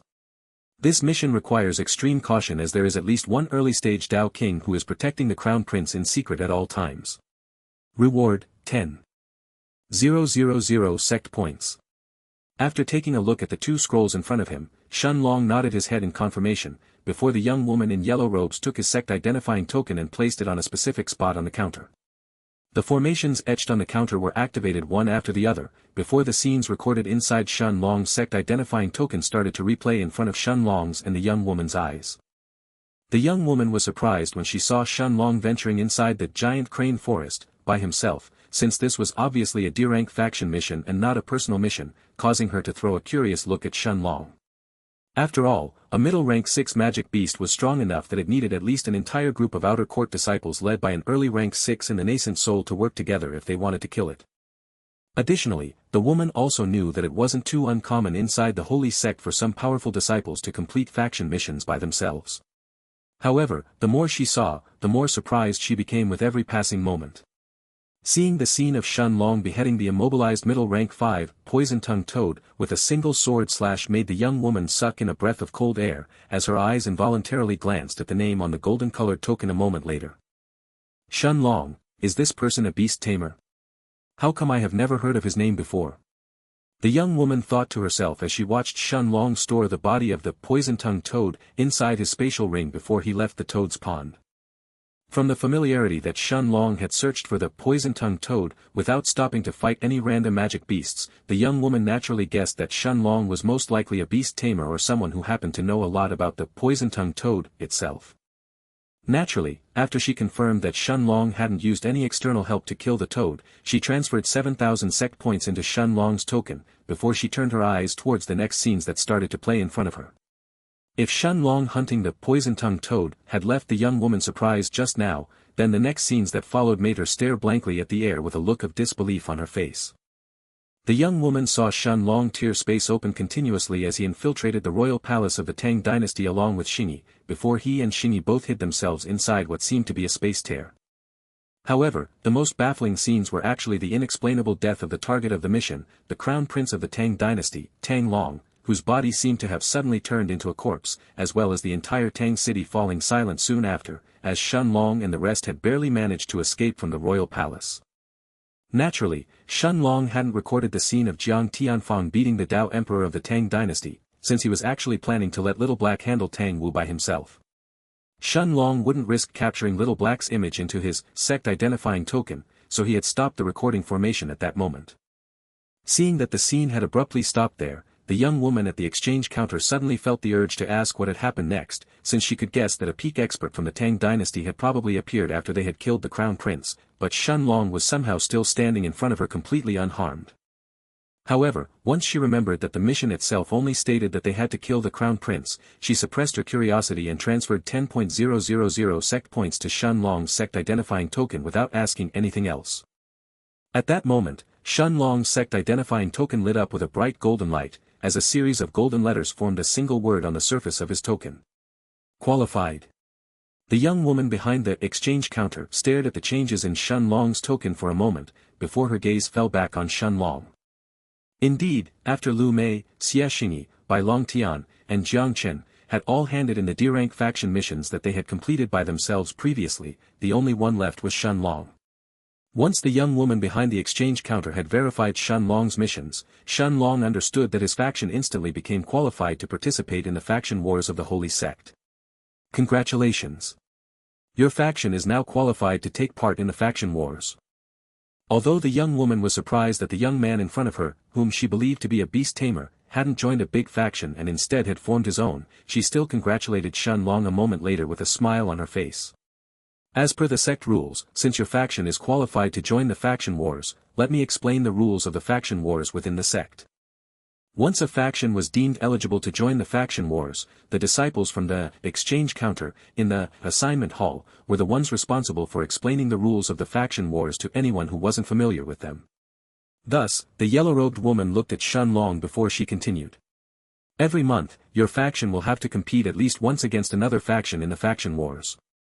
You will be notified before the matches through your sect identifying token, before you are instructed to proceed to the arena for the faction war. No more than 10 outer disciples are allowed to be a part of your faction in every fight. You are allowed to forfeit the match if you want to, but forfeiting in the faction wars is similar to forfeiting a fight in the martial roll of honor, and will lower your faction's ranking. Of course, your faction is ranked at the bottom right now, so you don't have to worry about dropping any further. Additionally, every single faction ranked in the top 2,000 within the sect will also receive resources from the sect every month, including sect points and spirit stones. However, factions below the top 2,000 rankings won't receive anything. This means that if you really want to obtain resources, you should aim for the top 2,000 spots, but no faction within the top 2,000 is actually weak. Naturally, the higher your ranking, the better the rewards. The young woman's monotonous voice turned somewhat excited upon reaching this moment as she then continued. The rewards that the top 1,000 factions obtain are more than 10 times better than the factions ranked in the top 2,000. As for the top 100 factions, it is said that the rewards that they obtain are better than the rest of the top 2,000 factions below them combined. I have even heard that each of the top 100 factions possess their own territory within the sect as well. But the rules to fight the top 100 factions are different from the rest of the fights among the faction wars. Wars against the top 100 factions aren't scheduled by the sect. Instead, only the top 1,000 factions are allowed to challenge the top 100 factions, but this challenge is much more brutal than the normal faction wars. Since the top 100 factions have their own territory within the sect, any faction ranked within the top 1,000 can attack their territory and challenge them at any time. The top 100 factions have no choice but to accept the fight and start the war, or they will thus lose their territory. But of course, any faction within the top 100 rankings can only be challenged twice every day at most. Naturally, during the faction wars, you are not allowed to kill or cripple another disciple, but everything else is allowed.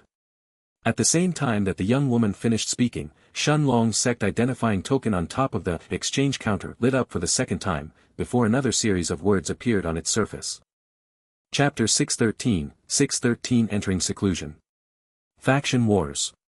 Shun Long's faction, rank 10,824th, versus Lim Yu's faction, rank 6523. Match will begin at noon, 10 days from now. On the day of the match, proceed to the arena in the outer court. It wasn't just Shun Long and the young woman behind the exchange counter who noticed this, but even Lu Mei and the rest who were waiting by the side that had all turned their attention towards Shun Long's token at the same time. Seeing that their first match was already decided, everyone had serious yet expectant looks on their faces. This was the first time their faction was going to fight inside the sect against another faction. At the same time, the young woman behind the exchange counter handed Shun Long's token back to him and said, "Congratulations. Your first match has already been scheduled. Fights between factions are fairly simple in their rules. As long as you can injure the leader of the enemy faction and make him unable to fight any longer, you will automatically win the match." Shun Long cupped his hands and thanked the young woman behind the exchange counter, before he took his sect identifying token from the counter and walked towards Lu Mei and the rest. Seeing that everyone had excited looks on their faces, Shun Long smiled and said, "Let's go back first. We still have 10 days until the match starts." Jang Chen and the rest all followed Shun Long as they walked out from the assignment hall. They had all spent the past 2 months traveling on top of the Arctic blue bird's back without a chance to cultivate, so every one of them was planning to spend the next 10 days entering seclusion and try to advance their cultivation. After all, it was practically impossible to cultivate without a care when you were sitting on the back of a middle rank 6 magic beast that was traversing the continental sea at full speed. Even Shun Long, who was absorbing the qi in the air around him, wasn't doing so to cultivate, but he was merely replenishing the qi in his qi balls after he had finished treating Jang Tianfong. "Then, Brother Shun, I will see you again in 10 days. Bai Long Tian was the first one to bid farewell to Shun Long and the rest, before he walked back to his own courtyard. Jiang Chen and even Xingyi did the same a moment later, as they left to return back to their own courtyards as well. Everyone chose to go and cultivate in their own courtyards, since the qi inside Shen Long's courtyard wouldn't be enough for everyone to share. Shen Long smiled as he and Lu Mei walked back to his own courtyard. It was obvious that everyone was planning to make the most out of these 10 days now that they had returned back to the sect. After entering his courtyard, Shen Long first had Little Silver come out from the Stone of Time, before he and Lu Mei entered inside the main room. Since he was planning to enter seclusion again, Shen Long would always let Little Silver stay outside and keep Lu Mei company while she trained. After all, Lu Mei didn't need to cultivate normally since she was training in the blood absorption art, but she needed to use her time to get even more familiar with her undead creatures even better. In the past 2 months, Shen Long had already told Lu Mei about what he had learned from Little Black after the Black Dragon had woken up. Little Black had said that it was wrong for a cultivator who has comprehended the Tao of Death to use their soul sense and completely suppress their undead creatures or treat them as an army. Instead, he had said that Lu Mei should allow her undead creatures to fight freely using all their negative emotions, and that Lu Mei should only suppress the killing intent that they have towards her and those around her. Since this was the way that a powerful family from the immortal dimension taught its descendants who had comprehended the Tao of Death, this was naturally the best way for Lu Mei to go at it as well. After all, even Elder Xian's master, a powerful peak rank 9 Dao Emperor, didn't know too much about the Tao of Death aside from her own comprehension. Entering inside the room, Shen Long suddenly smiled as he walked forward and placed his hands around Lu Mei's waist, holding her tightly. Leaning slightly forward, he then whispered into her ear in a low voice. "Mayor, I missed you." Lu Mei's face turned red as she Shen Long's hands removing her robes, before they started to roam around her body, but she still nodded her head gently and placed her hands around Shen Long's neck, planting a big kiss on his face. With that same smile on his face, Shen Long removed his own robes as well, as he took Lu Mei to the shower.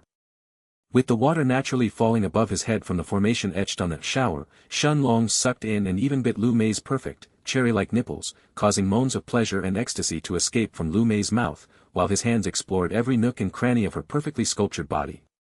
Starting from her neck, Shen Long's right hand slowly slid downwards towards her chest, only to reach Lu Mei's secret place a few moments later. Shen Long could feel a wet and warm sensation on his fingers, as Lu Mei placed both of her hands around his neck and let him do whatever he wanted to do. Ragged breaths and moans filled with pleasure and excitement resounded throughout the room for the next few hours, before Shen Long finally laid down on the bed with Lu Mei lying on top of him. A few minutes later, Shen Long stood up and gently caressed Lu Mei's stunningly beautiful face, and after putting his robes back on, he sat on his meditative cushion and closed his eyes as he entered inside the foggy space in the Stone of Time. Sitting cross-legged on his usual spot, Shen Long first patted Little Black's head that was leisurely munching a few rank 6 medicinal herbs, before he waved his right hand, causing the corpse of an enormous red bear to appear in front of him. Chapter 614 Barrier-Piercing Pill. Staring at the corpse of the peak rank 5, red-furred bear, in front of him, Shen Long's lips curved up as he waved his hand a second time, taking out a dozen medicinal herbs and an alchemy cauldron from his herb garden. Even though I spent 2 years with Mayor in the 10,000 Beasts mountain range, I still didn't manage to gather all the medicinal herbs that I needed to refine the barrier-piercing pill back then. Thankfully, the pill shops in the Holy City had more than enough rank 5 medicinal herbs for sale, Shen Long mumbled to himself as he stared at the dozen rank 5 medicinal herbs in front of him. Indeed, the pill that he was planning to refine this time was precisely the rank 5 barrier-piercing pill that Bai Longtian, Xianxia, and Jang Chen had all received from their masters after they were accepted by them as personal disciples. Shen Long had actually been planning on refining this pill for a while, but even though he had spent 2 years in the 10,000 Beasts mountain range with Lu Mei, he still hadn't managed to find all the medicinal herbs that he needed. It was only after he had taken a walk around the alchemy shops in the Holy City that he had found the rest of the medicinal herbs that he needed. However, Shen Long's version of the rank 5 barrier-piercing pill was vastly different from the Holy Sect's. Normally, the Holy Sect's version of the pill would only allow a middle-stage nascent soul cultivator to advance a minor tier upon consuming the pill, up to the peak of rank 6 in the nascent soul, but Shen Long's barrier-piercing pill could allow even late-stage nascent soul cultivators to advance an entire minor tier instead. The difference between the middle and the late stages of the nascent soul was simply enormous, making Shen Long's barrier-piercing pill many times more valuable than the Holy Sect's. If a single high-grade, barrier-piercing pill was being sold for 5,000 sect points in the Golden Treasures Hall, then Shen Long believed that his own pills could easily be sold for 20,000 sect points for every pill. Additionally, it was common knowledge that a nascent soul stage cultivator could only consume a single, barrier-piercing pill, while a second one wouldn't have any effects, but Shen Long knew that his barrier-piercing pills would allow Jang Chen, Bai Long Tian, and Xingyi to break through once again after consuming it. Of course, the effect of the pill wouldn't allow them to advance an entire minor tier after consuming it for the second time, but Shen Long knew that it was going to be more than enough for them to break through past the barrier of the late stages of the nascent soul and enter the early or even the middle of rank 7 in the nascent soul, if they consumed the pill once they reached the peak of rank 6 in the nascent soul. Closing his eyes, Shen Long first conjured some of his qi into qi flames and started to warm his cauldron, before he placed the medicinal herbs inside it one by one. Spreading his soul sense to fully envelop the cauldron, Shen Long then started to extract the essence from the medicinal herbs inside it. In just 15 minutes, more than a dozen rank 4 and a handful of rank 5 medicinal herbs had their essence extracted, turning into a colorful liquid that swirled inside the cauldron. Turning his attention towards the corpse of the red-furred bear next to him, Shen Long's eyes instantly turned serious as he raised his right hand and plunged it inside the bear's chest. An illusionary, purple-colored blade appeared on his hand, before it collided with the bear's hide the next moment. Surprisingly, even Shen Long's spatial blade was having difficulty cutting through the hide of the red-furred bear even though the bear had already died long ago, but Shen Long gritted his teeth as he kept cutting the hide with his right hand, while his left hand maintained the qi flames that kept heating the cauldron. After all, although the red-furred bear was a peak rank 5 magic beast with extremely weak mental defenses, which was why it had died so easily to the poison from the soul-poisoning hell grass, in terms of its physical strength and the strength of its body, it was actually among the strongest peak rank 5 magic beasts. Even after its death, even late-stage nascent soul cultivators would find it hard to cut through its body and obtain its beast core and its heart essence.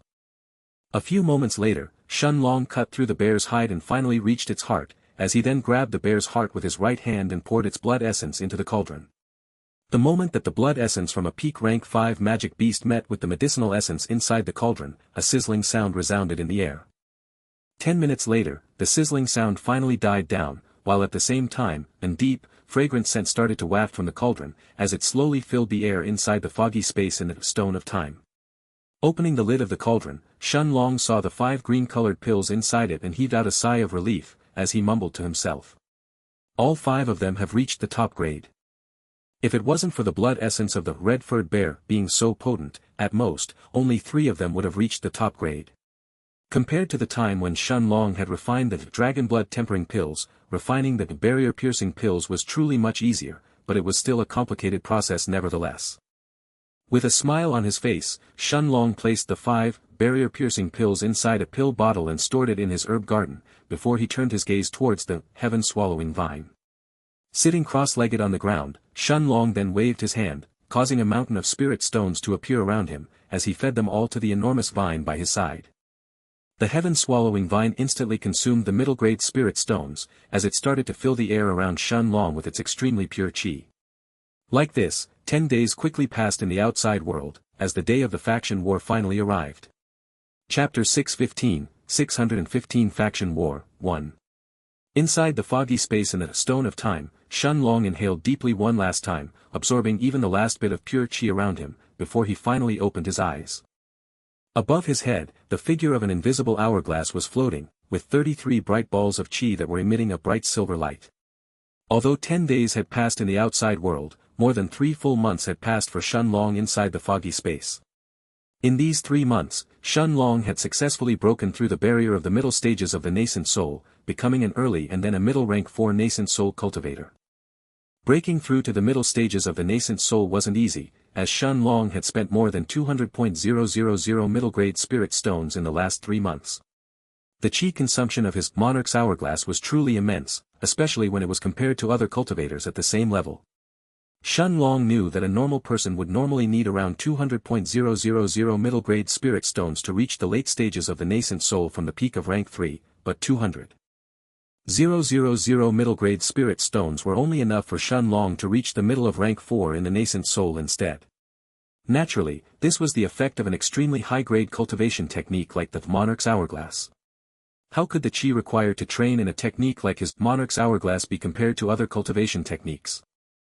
After all, Shen Long clearly knew that the purity of his qi inside his qi balls couldn't be compared to the qi inside the dantian of any other outer disciple within the holy sect, at the same level as him.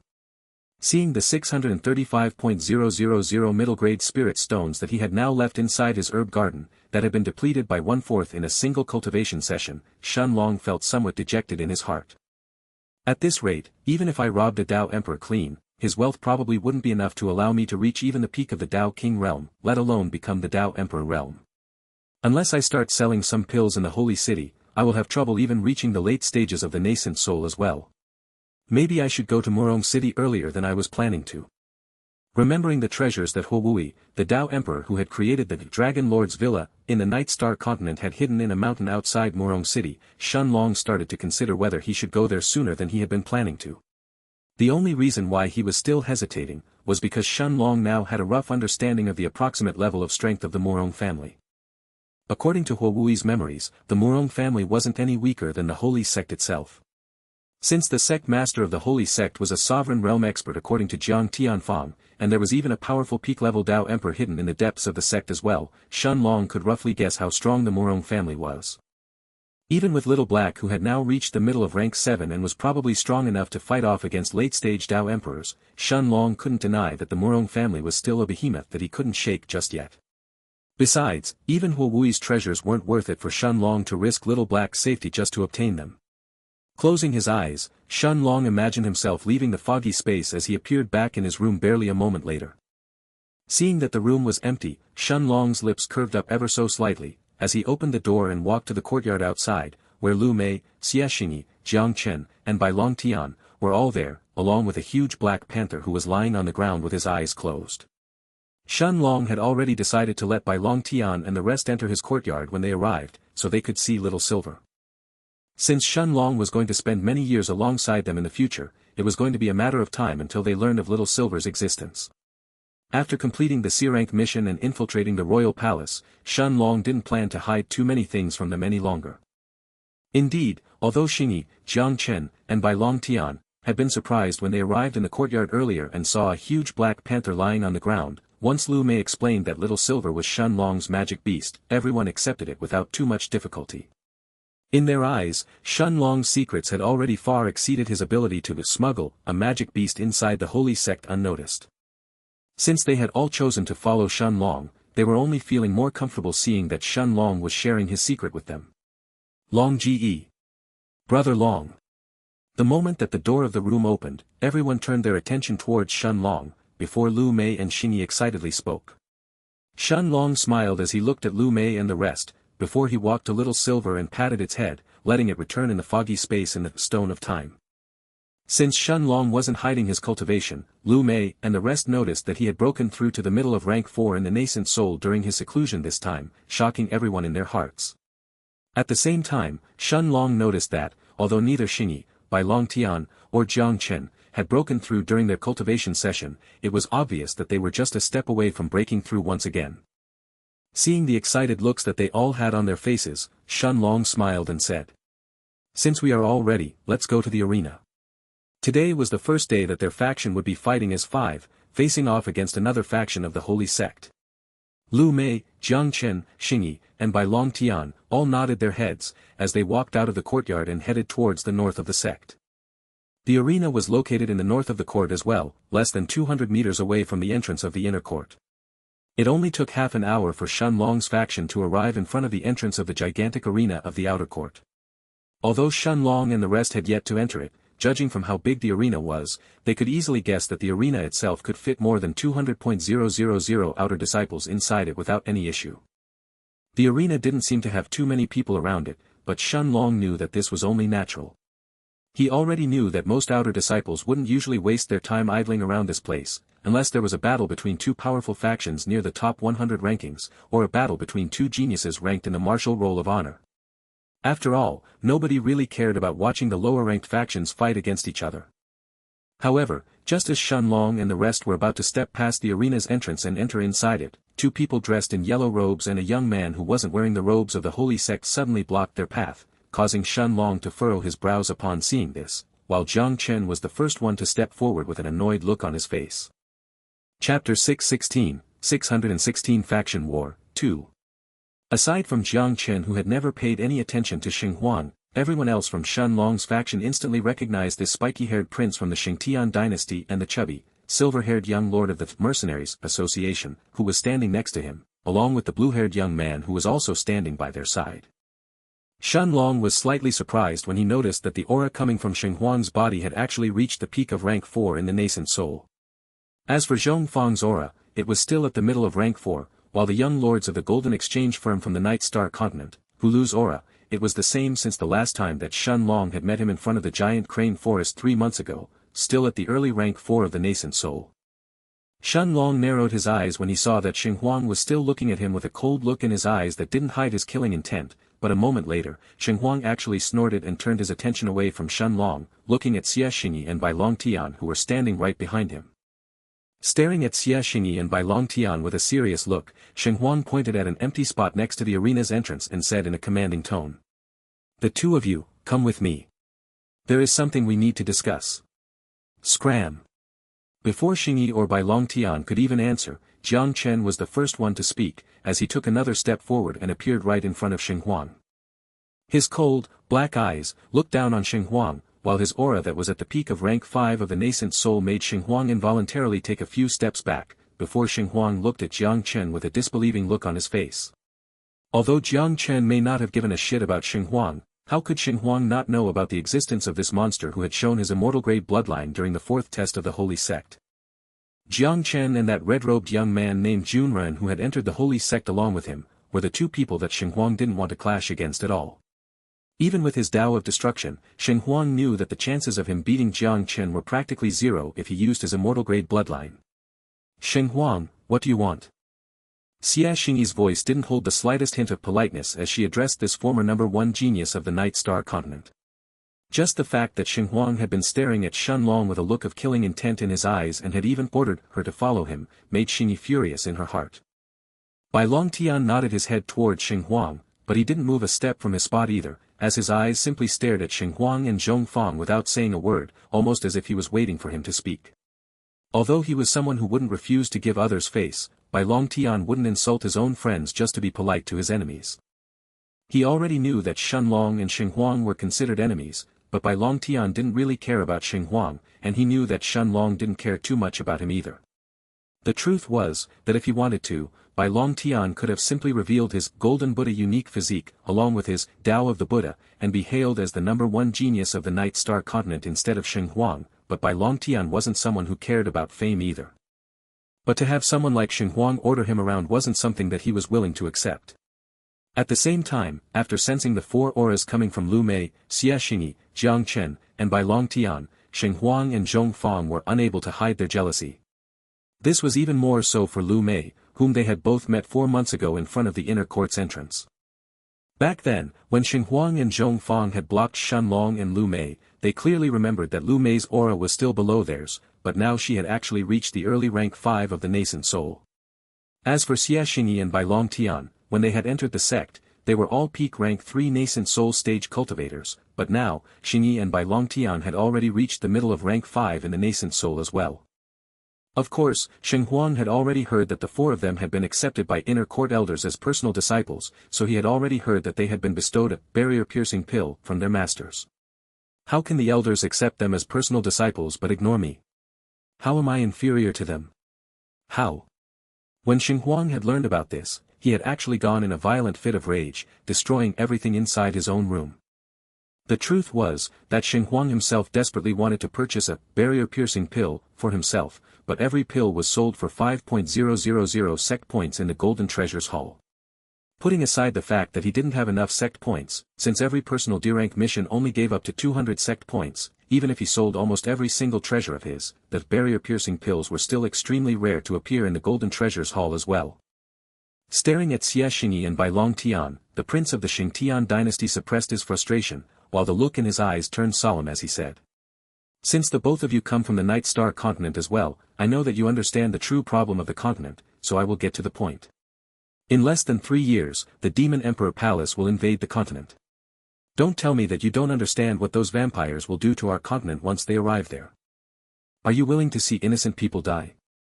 Since you have been accepted by the elders of the inner court as their personal disciples, I want you to talk to your masters and ask them to interfere. Of course, I am not asking you to do this for free. As long as you agree, our Xianxia dynasty will give you 5 million middle-grade spirit stones. Shen Long's lips arched upwards as a mocking smile appeared on his face when he heard this. However, he didn't interfere, as he simply waited to hear what Bai Longtian and Xingyi would say. Although Shen Long and Lu Mei didn't come from a powerful family of the Night Star continent and didn't know too many things about the secrets of the continent or the Demon Emperor Palace, Xingyi and Bai Longtian who came from the Xia and the Bai families already knew about this issue and they had already told everything to Shen Long. Bai Longtian shook his head and cupped his hands in an apologetic manner as he said. Brother Sheng, I'm afraid I won't be able to help you. I have already talked to my master about this matter, but he said that I shouldn't interfere unless I have the strength to fight against the Demon Emperor Palace by myself. The Holy Sect isn't willing to interfere in this. Master said that the Night Star continent needs a Dao Emperor to preside over it, and since the Demon Emperor Palace is willing to do so, the elders of the Holy Sect won't fight them unless the Demon Emperor Palace kills millions of innocent people. However, Brother Sheng, you don't have to worry about this issue too much.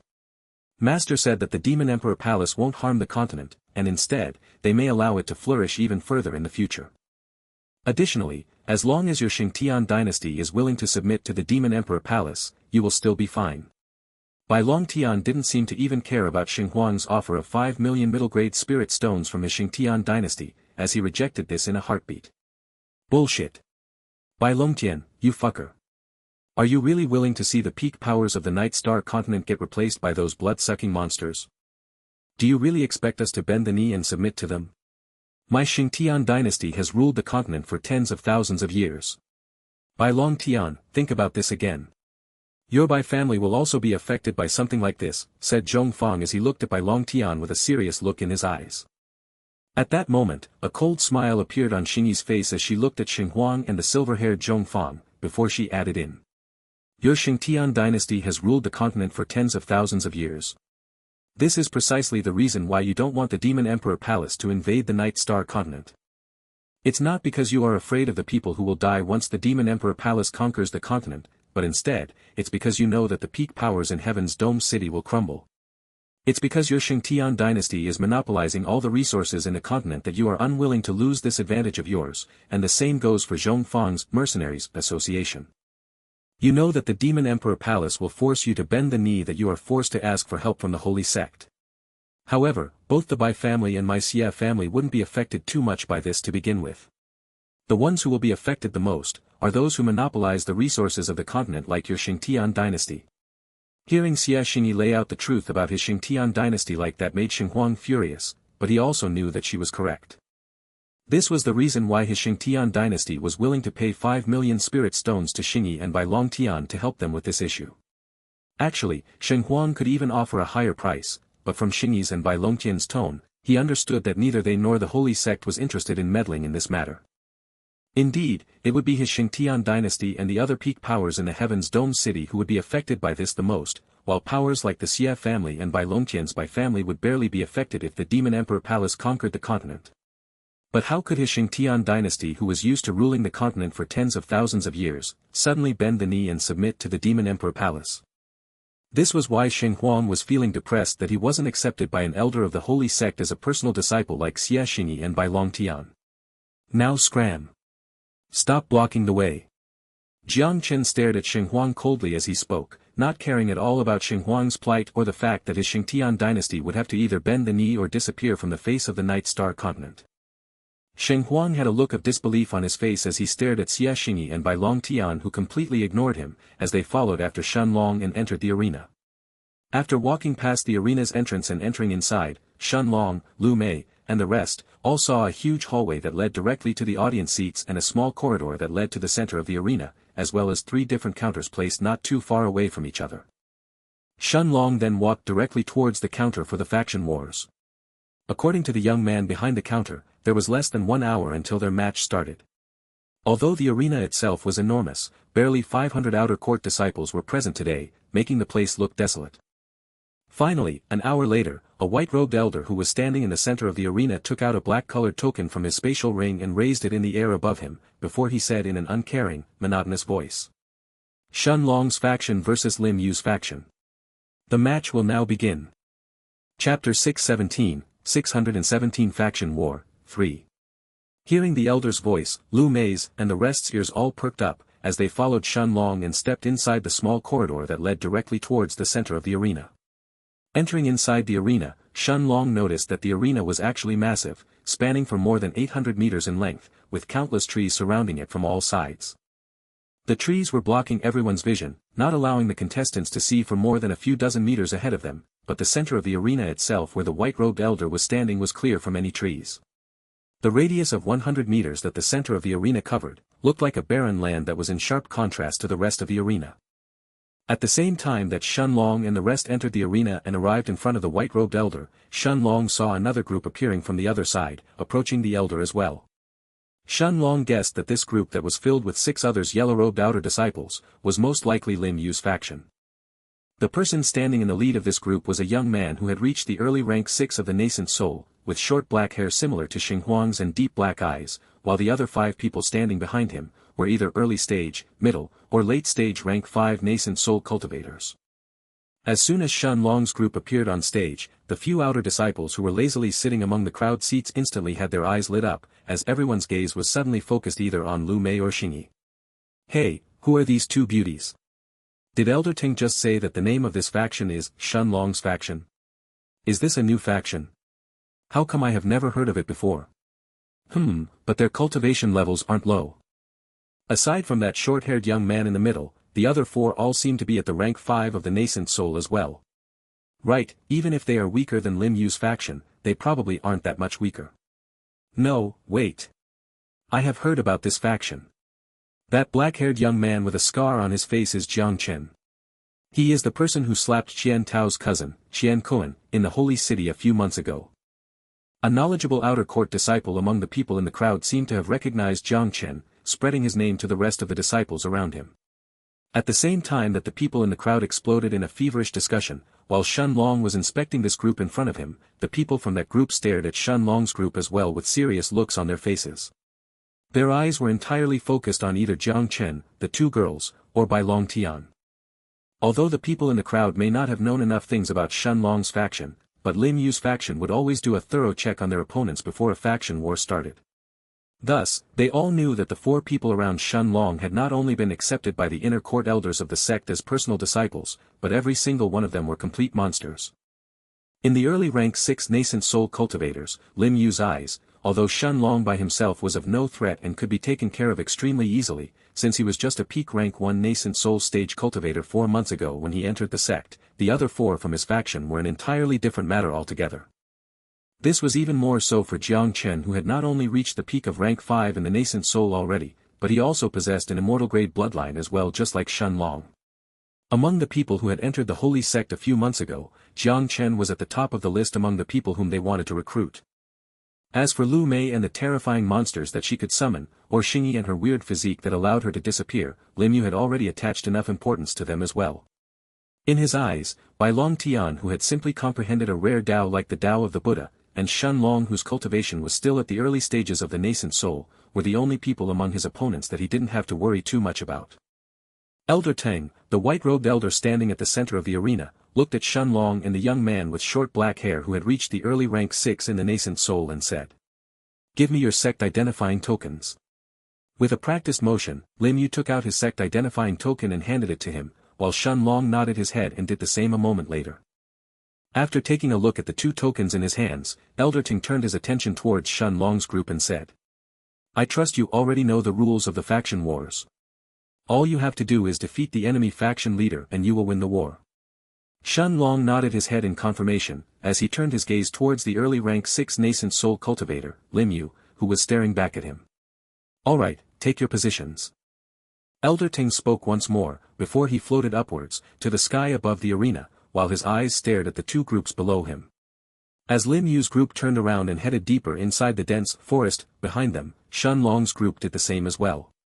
After they arrived deep inside the forest, Jiang Chen looked at Shen Long and asked, "Should I take care of them?" Although their opponents consisted of a handful of rank 5 nascent soul stage outer disciples of the holy sect, and their leader who had clearly reached the early rank 6, Jiang Chen was still confident that he could defeat everyone, including Lim Yu. Shaking his head, Shen Long looked at Lu Mei and the rest, and with a smile on his face he said, "This time, you guys don't have to do anything. I will take care of this faction war myself. Chapter 618, 618 Faction War, 4. Lu Mei, Xingyi, Bai Long Tian, and Jang Chen were all stunned when they heard this, but they all nodded their heads barely a moment later. Shen Long had a confident smile on his face as he looked at them and said, "Don't worry, it won't take too long." Turning around, Shen Long first circulated his Monarch's hourglass and spread out his soul sense, before he covered himself with his second Monarch's domain and sprinted towards the center of the arena at full speed. By now, Shen Long's soul sense was more than enough to cover the entire arena that only spanned for 800 meters. In the blink of an eye, he immediately located 6 figures that were hurled together and seemed to be talking to each other at the other end of the arena. Master really seems excited to participate in these faction wars, Little Black mused to himself as he saw Shen Long running towards the direction of Lim Yu's group at full speed with a smile on his face. A few moments later, once the disciples among the crowd noticed that Shen Long was the only one heading towards Lim Yu's faction while Lu Mei and the rest were all standing back, a flurry of discussions instantly erupted. What the hell? The faction leader is heading towards the enemy faction all by himself. Doesn't that Shen Long know the rules of the faction wars? Is this guy crazy? He is just a middle-rank 4 nascent soul stage cultivator. What is he doing? But look at his speed. Isn't he even faster than Lim Yu? The moment that Shen Long circulated his Monarch's hourglass and finally revealed his cultivation, the disciples sitting in the audience seats were instantly shocked when they sensed that Shen Long was just a middle-rank 4 nascent soul cultivator.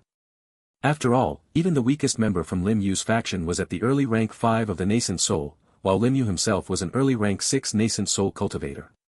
The difference between him and Shen Long was almost 2 full minor ranks. However, Shen Long's speed right now had shocked those disciples as well, since it had already far exceeded the speed of an early rank 6 nascent soul stage cultivator like Lim Yu. It was probably even comparable to the speed of some late stage rank 6 nascent soul cultivators.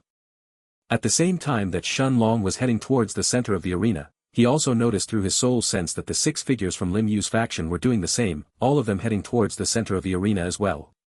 Oh. You are approaching me.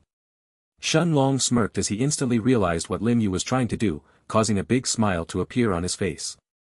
Normally, the leader of a faction would stay far behind during the faction wars and be protected by a few of his faction members, while those who were suited to attack would try to take out the enemy leader.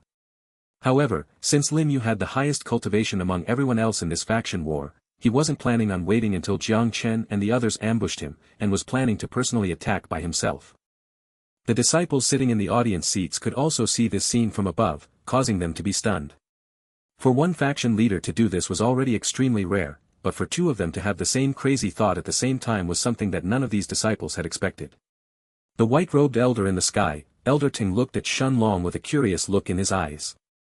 Although the disciples in the audience seats had failed to sense this, but how could an experienced elder like him not notice that Shen Long's soul sense had already encompassed the entire arena? Sensing Lim Yu's movements and still running straight towards him made Elder Ting curious to see what Shen Long was planning to rely on to fight against him. In just a few moments, Shen Long had actually crossed the first 300 meters, arriving right at the center of the arena. Unlike the forest behind him, the center of the arena was completely clear from any trees, giving the participants clear vision for the next 100 meters in front of them. As soon as he arrived in this place, Shen Long suddenly stopped running and turned his attention towards the forest ahead. A few moments later, his lips finally curved up into a smile as he waved his hand, causing a pitch-black sword to appear in front of him. At the same time, from the forest ahead of him, Shen Long saw the silhouette of a young man dressed in yellow robes, being followed by 2 other outer court disciples, all of them heading towards him at full speed. Indeed, since the distance that the forest covered was less than 300 meters, it only took a few moments for Lim Yu to cross it and arrive at the center of the arena as well. At that moment, Lim Yu suddenly stopped in his tracks, and stared at Shen Long, who was standing leisurely at the center of the arena with unconcealed shock and suspicion in his eyes. "Boss, what the hell is going on?" The young man and the young woman who were following behind Lim Yu were also stunned when they saw this scene, causing the young man to exclaim loudly in disbelief. It was one thing for Lim Yu to personally head to the enemy faction's territory since he was the strongest cultivator in this faction war, but for Shen Long to do the same was crazy. Did this guy think he was stronger than Lim Yu? Although Lim Yu was surprised by how Shen Long was a middle-rank 4 nascent soul stage cultivator, he didn't care about it that much as his eyes started to survey his surroundings, wary that Jang Chen or Lu Mei and the rest would suddenly attack him. In his eyes, whether Shen Long was at the early stages of the nascent soul or at the middle of rank 4 instead made little difference to him.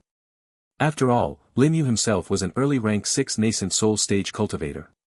The only one who was strong enough to match him head-on in his eyes, was only that monster Jang Chen who was at the peak of rank 5 in the nascent soul. Bai Long Tian simply had no way to threaten him, despite the extraordinarily powerful defense that he had through his Tao of the Buddha. As for Lu Mei, even if she summoned her entire army of undeads, she was still just an early rank 5 nascent soul cultivator right now. Although she could prove to be a bit problematic since she could summon thousands of undead skeletons at the nascent soul stage, Lim Yu was still confident that there was no chance for him to lose. At the same time, although Xingyi was said to have a rare unique physique and was suited extremely well for assassinations, as long as he was on his guard Lim Yu believed that he would still be fine. But Shen Long. If Lim Yu didn't count his immortal grade bloodline, he believed that Shen Long was truly the weakest among everyone else in his faction. Shen Long simply smiled when he noticed the look of disdain in Lim Yu's eyes, as Lim Yu kept staring at his surroundings vigilantly. In just a few moments, the other 3 members from Lim Yu's faction also emerged from the forest as they appeared behind him, all of them staring at the young man who was standing by himself at the center of the arena with curious looks in their eyes. "Will you come by yourself or do I have to come to you instead?" Shen Long looked at the 6 people in front of him and spoke a moment later. Shen Long's voice was calm as he stared at the 6 people in front of him with his deep golden eyes, but the hint of mockery in his tone it made Lim Yu's face turn red from anger. Indeed, what did he have to fear? Even if Jang Chen and the rest were laying an ambush, Lim Yu knew that his entire faction was already here. He didn't think that he would lose against a newly created faction. Attack! Take down this kid! Lim Yu took out a small black dagger from his robes and held it tightly in his hand, as he was the first one to charge towards Shen Long. The 5 outer disciples behind him immediately followed after him, as they took out their weapons and chased after him. Come! I'm curious to see how strong an early rank 6 nascent soul outer disciple of the sect is as well. Taking a step forward, Shen Long suddenly disappeared from the spot he was standing on, as he blinked right in front of the young man who was standing behind Lim Yu. Lim Yu and the rest were all startled when they saw Shen Long suddenly appear in their midst. Although Lim Yu already knew about Shen Long's Tao of Space, he hadn't expected that Shen Long would really dare to appear in the midst of his entire faction. Shen Long simply smiled as he looked at the young man in front of him, as he raised his left hand that wasn't holding the black sword, and pointing at the chest of the young man he mumbled in a low voice. Thunderbolt Finger. Chapter 619, 619 Phrasing. A sudden bolt of lightning emerged from Shen Long's finger, heading straight towards the young man's chest. The young man at the early rank 5 of the nascent soul behind Lim Yu didn't even have enough time to raise his sword and defend against it, before the powerful thunderbolt struck his chest. The man collapsed on the ground barely a moment later, as the charred smell of flesh burning instantly filled the air. Junior Brother Zhen. A young man at the peak of rank 5 in the nascent soul shouted in fear when he saw the body of Junior Brother Zhen collapsing on the ground. Thankfully, his body was still twitching, despite the sparks of lightning that were still present on his chest which had yet to disappear. It was obvious that although he was seriously injured, the young man was still alive. Shen Long simply smiled, and without taking another look at Junior Brother Zhen, he turned his attention towards the young man at the peak of rank 5 in the nascent soul who flew straight towards him. During his attack, Shen Long had consciously reduced the power of his Thunderbolt Finger to just 40% of the original. Although the Thunderbolt Finger was just a mystic high-grade martial skill, Shen Long knew that if he hadn't held back, it was very likely that it would have taken this Junior Brother Zhen's life. After all, even 40% of the original had been enough to immediately take out an early rank 5 nascent soul stage cultivator like this Junior Brother Zhen. As for the full power, it was very likely that it would have truly killed any early rank 5 nascent soul stage cultivator. Lim Yu narrowed his eyes when he saw this scene, but he ignored the young man on the ground after seeing that he was still breathing, as Lim Yu turned his attention towards Shen Long and flew straight towards him. Shen Long's golden eyes flashed continuously with every passing second, his movement stunning not just the disciples sitting in the audience seats, but even the white-robed elder Tang in the sky. Who the hell is this guy? How can he fight against 5 people from Lim Yu's faction all by himself? Is he really just a middle rank 4 nascent soul stage cultivator? How is he so fast? Even Lim Yu can't seem to match him. The 5 people from Lim Yu's faction, including Lim Yu himself, unleashed attack after attack at Shen Long, but Shen Long seemed to have known where every single attack would come from, and he either avoided them or blocked them with his black sword. Even Lim Yu's lightning-fast dagger attacks that could take any normal early rank 6 nascent soul stage cultivator by surprise had actually been blocked by Shen Long. Even with his strength as an early rank 6 nascent soul stage cultivator, Lim Yu realized that he was actually unable to overpower Shen Long. As for Shen Long's speed, that was even more terrifying. Even with his lightning-fast attacks, Lim Yu was actually having trouble even keeping up with him. At the same time that Shen Long fought against the 5 people from Lim Yu's faction, Lu Mei and the others were all waiting leisurely inside the forest, not even bothering to go and spectate the faction war. Bai Long Tian stared at the trees in the distance with a smile on his face as he said, "I wonder how long it will take care for Brother Shen to finish this faction war." Humph, that guy named Lim Yu was really arrogant. He didn't even bother to take a look at Shen Long before the fight started. Wait until Shen Long trashes his entire faction all by himself. Jang Chen snorted coldly as he spoke with a cold look in his eyes. As for Lu Mei and Xianxia, they simply nodded their heads as they waited for the faction war to come to an end. Since Shen Long had said that he would fight this by himself, none of them would intervene.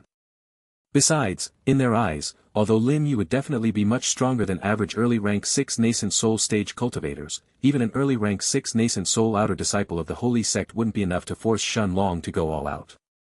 Boom! A violent crash resounded throughout the entire arena, as a peak rank 5 nascent soul stage young man from Lim Yu's group was buried to the ground, creating a human-shaped hole. If it wasn't for his limbs that were still twitching lightly, everyone would have assumed that this young man had died after taking on Shen Long's punch head-on.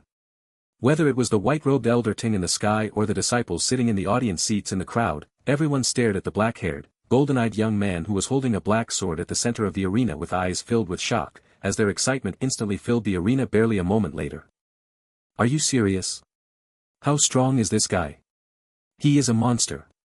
His body cultivation has barely entered the 5th stage, and yet it only took a single punch for him to defeat a peak rank 5 nascent soul stage cultivator like Ming Bo. The disciples among the crowd were almost unable to believe their eyes. After all, most of them were at the rank 5 or rank 6 in the nascent soul, with less than a handful of them having reached the rank 7. And yet they knew that for an early 5th stage body refiner to use only his physical strength to break past the chi defenses of a peak rank 5 nascent soul stage cultivator and knock him out in one punch was practically impossible.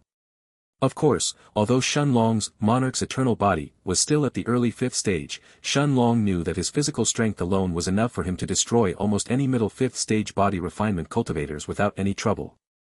After all, Shen Long had yet to find someone who could match his strength at the same level, even in terms of body refinement, to say nothing of his qi cultivation. Even if he didn't use his qi or his Tao of space and his Tao of time, Shen Long knew that there was almost no rank 5 nascent soul stage cultivator who would be able to stand in front of him, and the same went even for most outer disciples of the holy sect at this level. If Shen Long went all out using his Tao and his qi cultivation that was at the middle of rank 4 in the nascent soul as well, he was confident to fight against even a late-stage nascent soul cultivator, to say nothing of the people in Lim Yu's faction. Seeing that all 5 members of his faction were defeated and were lying on the ground unconscious while he was the only one left, made Lim Yu stare at the golden-eyed monster in front of him with a look filled with disbelief. Lim Yu had originally thought that in this faction war, the only one he would have to pay some attention to would be Jang Chen and perhaps Lu Mei, while he would simply have to be wary of Xingyi's assassination attacks. Although Bai Long Tian was a middle rank 5 nascent soul stage cultivator who had comprehended a rare Tao, Lim Yu believed that he wouldn't be a threat either. As for Shen Long, he was definitely the weakest one among his faction, someone whom Lim Yu didn't even need to pay any attention to. Even when he had found out that Shen Long had broken through to the middle stages of the nascent soul, even becoming a middle rank 4 nascent soul cultivator, Lim Yu himself was a powerful early rank 6 nascent soul stage expert and he naturally wouldn't put this in his eyes. However, seeing everyone in his faction having fallen unconscious while Shen Long was now staring back at him with a smile on his face and those terrifying golden eyes of his, made Lim Yu involuntarily take a step backward. No. I refuse to lose like this. Lim Yu shouted angrily as he placed his small black dagger back in his spatial ring. With his eyes staring at the calm, golden-eyed young man who was leisurely standing in the sky, Lim Yu placed both of his hands in front of his chest and shouted angrily. Take this. Saint low-grade martial skill, water spear. A large spear more than 10 meters long slowly started to take form in front of Lim Yu, before Lim Yu grabbed it with both hands and sent it through it towards Shen Long using all of his strength. The spear itself made the air around it tremble, as it flew towards Shen Long at a terrifying speed, aiming to pierce through his chest. Even the white-robed elder in the sky, Elder Ting narrowed his eyes as he looked at this, ready to interfere at any moment. After all, it wasn't uncommon for a saint-grade martial skill to accidentally kill another disciple during a faction war. And yet, Shen Long simply stared at the large, 10 meters long spear that was flying towards him with a serious look in his eyes, before he mumbled in a low voice. Disappear. Chapter 620. Staring at the 10 meters long water spear in front of him, a bright blue light suddenly appeared from Shen Long's eyes in the next moment. The blue light from Shen Long's eternal banishment completely enveloped Lim Yu's water spear in a single instant, and under Lim Yu's disbelieving eyes, as soon as his water spear was touched by this blue light, the tip of the spear started to fade into nothingness. How is this possible? What kind of martial skill is this? Lim Yu watched with eyes filled with shock, as his strongest attack, the first form of a saint low-grade martial skill, didn't even manage to approach Shen Long before it finally disappeared in front of his eyes. Even Elder Ting in the sky couldn't believe what he was seeing, as his eyes stared solemnly at the bright blue light coming from Shen Long's golden eyes that was slowly turning dimmer and dimmer. Naturally, to deal with a saint low-grade martial skill like this, was something that even Elder Ting, an elder who had been overseeing the battles in the arena, had never seen before. The Holy Sect has thousands of geniuses, especially those monsters in the top 1,000 rankings in the martial roll of honor, as well as the inner court disciples and the even more terrifying core disciples, but in his eyes, none of them had such a bizarre skill like Shen Long's eternal banishment. Elder Ting could even accept that Shen Long had comprehended an extremely rare Dao like the Dao of space, but as a peak Dao king, how could he not sense that the blue light coming from Shen Long's eyes had nothing to do with his Dao of space? What kind of Dao has this kid really comprehended? This is definitely not the Dao of space. Shen Long was completely unaware of the shock he had caused to the white-robed elder of the sect in the sky, as he simply stared at Lim Yu seriously with his bright golden eyes. Although he had successfully used his eternal banishment to deal with Lim Yu's water spear, Shen Long had used more than 60% of his chi this time. Of course, the mental shock that this had caused to Lim Yu after seeing his strongest saint-grade martial skill disappear into nothingness, was much more shocking than Shen Long simply expending more than half of his chi for it. In the past, Shen Long knew that he would have been hard-pressed to deal with a martial skill like Lim Yu's water spear using his eternal banishment, since Lim Yu's cultivation was actually much higher than his. If Shen Long was still at the peak of rank 3 in the nascent soul like he was 10 days ago, he would only be able to fight against Lim Yu's water spear using his Thunder God Slash, and it still wouldn't be that easy to deal with it.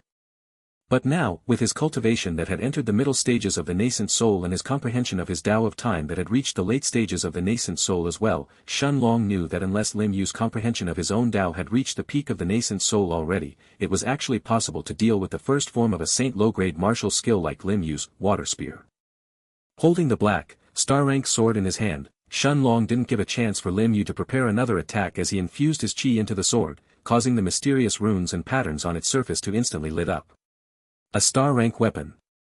That sword is definitely a star-rank weapon. Are you serious? Even among the disciples in the top 100 factions, how many of them have star-rank weapons? The disciples in the crowd immediately clamored in shock and excitement when they realized that Shen Long's sword was really a star-rank weapon. Even among the disciples in the top 100 factions, those who owned star-rank weapons were still rare. After all, star-rank weapons were usually wielded by Dao emperors, so for a few nascent soul stage outer disciples to possess such weapons, unless they came from an extremely powerful background or they had somehow stumbled upon such a fortuitous opportunity, it would be practically impossible for them to get their hands on a star-rank weapon. As the runes and patterns on the black sword lit up, Shen Long slashed it forward without any hesitation as he said in a cold voice. Thunder God Slash. An enormous, black-colored slash, with sparks of lightning crackling around it, emerged from the black sword's edge, flying straight towards the still-stunned Lim Yu. Lim Yu instantly shivered the moment he felt the terrifying aura that was coming towards him. He could feel that he was already exhausted after using his water spear, and his speed wasn't enough for him to dodge. Holding the small black dagger in his hand, Lim Yu's aura at the early rank 6 of the nascent soul exploded outwards, as he gathered all of his chi in his dagger and thrust it forward. Boom! The moment that the black-colored slash collided with Lim Yu's dagger, Lim Yu's eyes widened in horror, before his body was sent flying back uncontrollably barely a moment later. The disciples in the crowd watched with mouths agape as Lim Yu's body flew for more than 100 meters, until it reached the forest behind him, smashing on more than a dozen trees before the early rank 6 nascent soul Lim Yu finally collapsed on the ground. The web on his right hand was torn open with blood flowing from it unceasingly, but the most horrifying thing was the large wound on Lim Yu's chest. It was obvious that even after going all out, Lim Yu hadn't managed to resist the power from the black-colored slash, causing it to strike his chest directly, creating a terrifying wound. Whoa! He really won. He defeated Lim Yu's entire faction. The crowd instantly exploded with cheers of excitement barely a moment later, as everyone's eyes had been completely captured by the terrifying sword slash just now. Even the few rank 7 nascent soul outer disciples who were sitting in the audience seats, were now staring at Shen Long seriously upon feeling the power of his Thunder God slash. No matter what, whether it was the bizarreness of his eternal banishment that had managed to erase Lim Yu's water spear or the raw power of his Thunder God slash paired with his star rank sword, each of them was enough to make even these rank 7 nascent soul stage cultivators look at Shen Long somewhat seriously. Seeing that Lim Yu's body was still twitching, the white-robed elder Ting heaved out in relief, before he turned his attention towards the yellow-robed young man with golden eyes at the center of the arena and stared at him with a complicated look in his eyes. For a middle rank 4 nascent soul stage cultivator to defeat someone at the early rank 6 like Lim Yu, this faction war was definitely going to spread throughout the entire sect. With a smile on his face, Elder Ting waved his hand a moment later as he declared in a loud voice. Faction war. Winner, Shen Long's faction.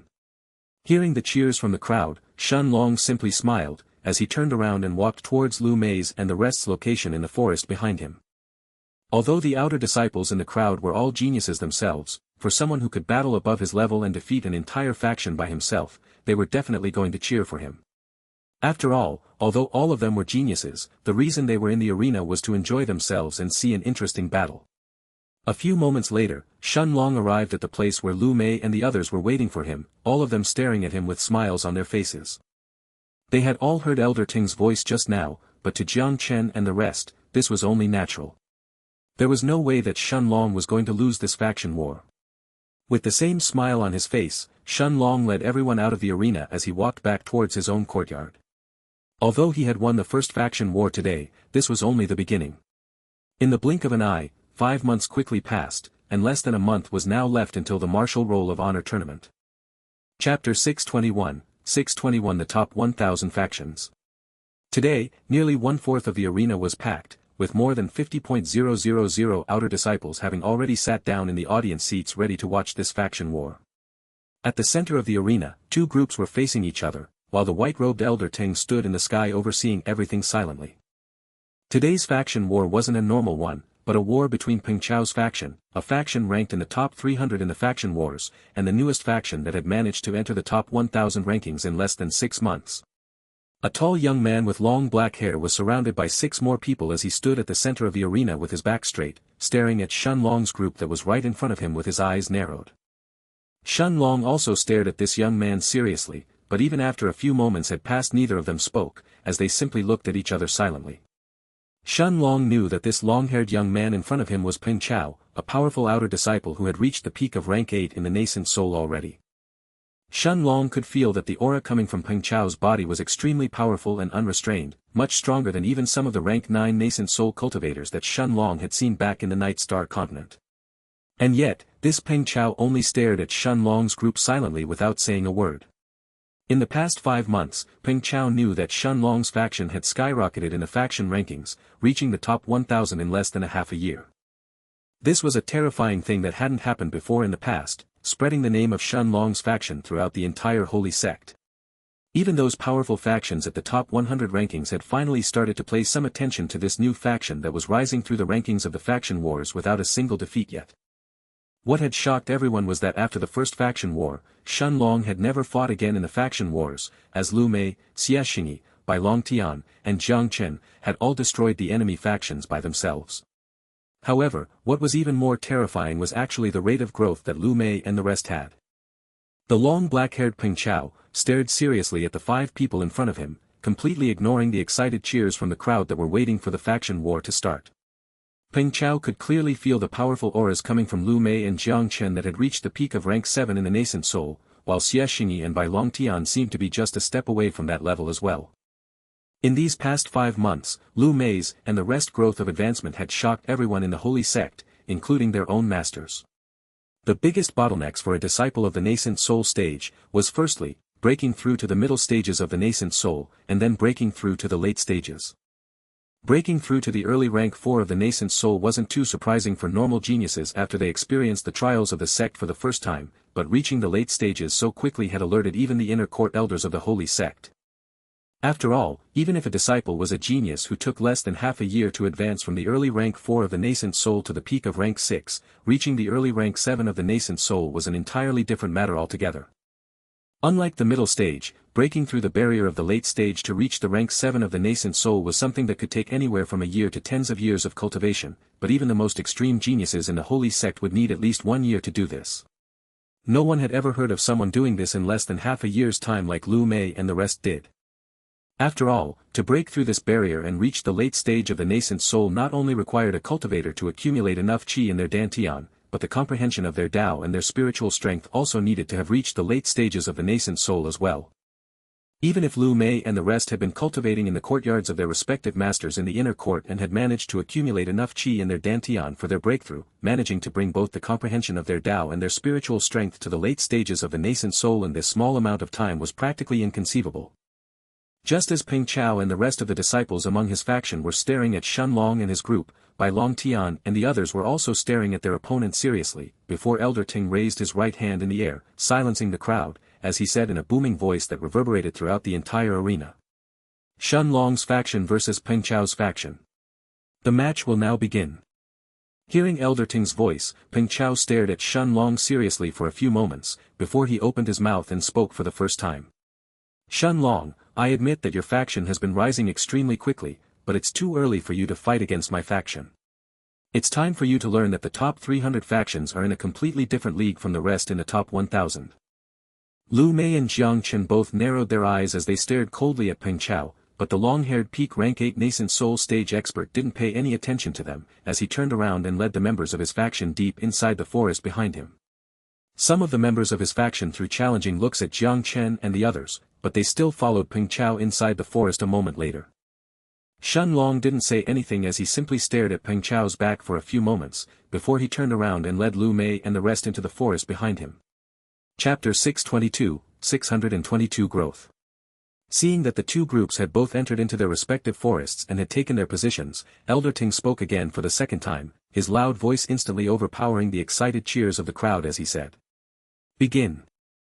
Lu Mei, Xingyi, Jiang Chen, and Bai Long Tian all turned their attention towards Shen Long at that moment, before Xingyi asked with a gentle smile on her face. Brother Long, should we go with the usual plan? Nodding his head, Shen Long said. Yes, there is no need to change. We will go with the usual battle formation. Nodding her head, Xingyi had the same smile on her face as her body suddenly blended into the shadows.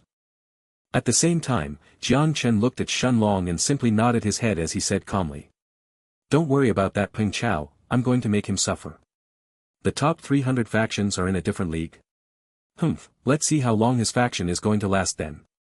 As he finished speaking, Jiang Chen's aura at the peak of rank 7 in the nascent soul exploded out from his body, as Jiang Chen first spread out his soul sense and covered the entire arena, before he sped towards the center of the arena by himself.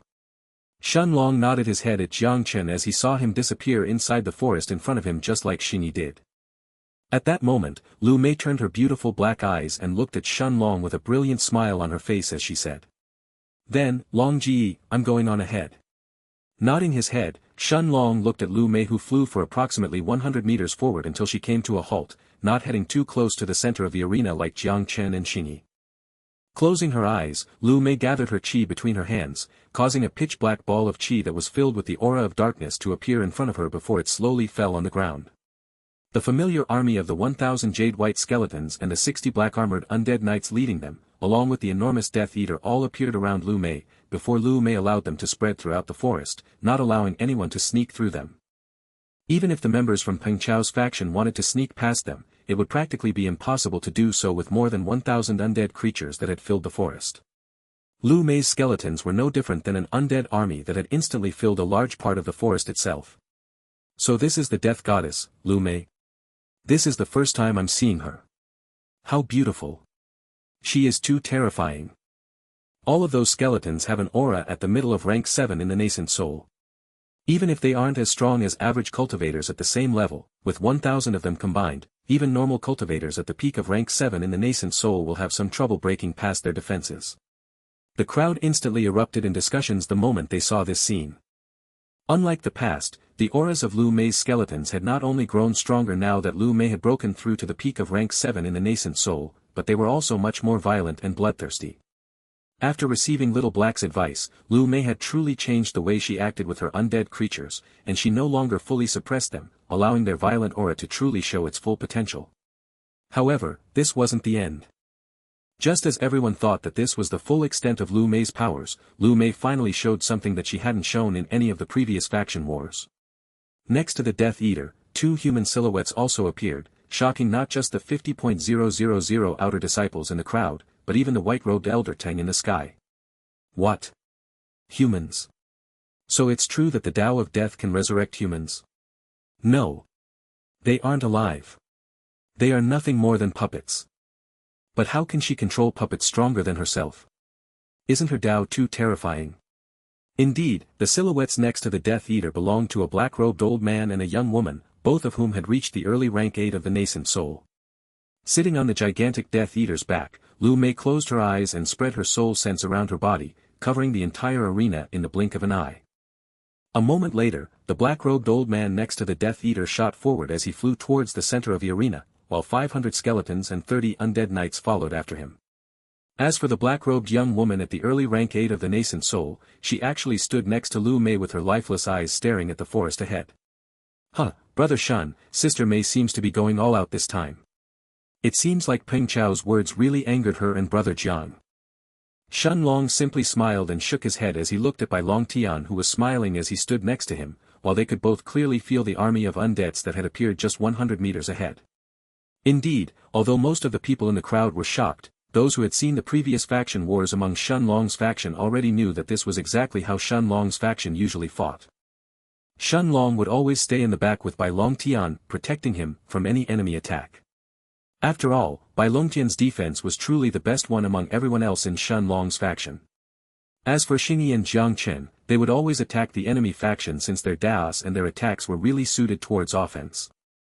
Jang Chen was truly considered a monster powerhouse in terms of his speed and his offensive abilities that even early rank 8 nascent soul outer disciples had failed to stop, while Xingyi's assassination attacks were even deadlier and more unexpected. As for Lu Mei, she was the only one who had taken the role of both an attacker and defender. Half of her undead army would attack the enemy faction while the other half would stay behind to protect Shen Long. In the entire outer sect, only the top 100 factions would now confidently claim that they could easily defeat Shen Long's faction. As for the rest, even the arrogant Peng Chao had a serious look in his eyes as he remained in his own part of the forest protected by one young man and one young woman next to him, while the other 4 were all speeding towards the center of the arena just like Jiang Chen and Xie Xingyi. Chapter 623, 623 Growth, 2. At the same time that Jiang Chen arrived at the center of the arena, the 4 people from Peng Chao's had also arrived as well. Those 4 from Peng Chao's faction weren't weak, as even the weakest 2 of them were actually a young man and a young woman at the peak of rank 7 in the nascent soul, while the other 2 young men were at the early rank 8 and the middle rank 8 of the nascent soul respectively. Staring at Jiang Chen's figure that was flying towards their own forest, the young man at the middle of rank 8 in the nascent soul and the one at the early rank 8 of the nascent soul both ignored him almost as if they didn't even see him, as they flew towards Shen Long's side of the forest. However, the young man and the young woman who were at the peak of rank 7 in the nascent soul both glanced at each other at the same time, before they actually moved to intercept Jiang Chen. Jiang Chen was slightly surprised by this, but he completely ignored the early rank 8 and the middle rank 8 nascent soul young men who had entered the forest and were heading straight towards Shen Long's direction, as he turned his attention towards the young man and the young woman who were blocking his path with a mocking smile on his face. Normally, the faction wars had one offensive team and one defensive team. However, even if the 2 offensive teams met each other, they usually wouldn't waste their strength fighting with each other and would head directly towards the enemy faction leader.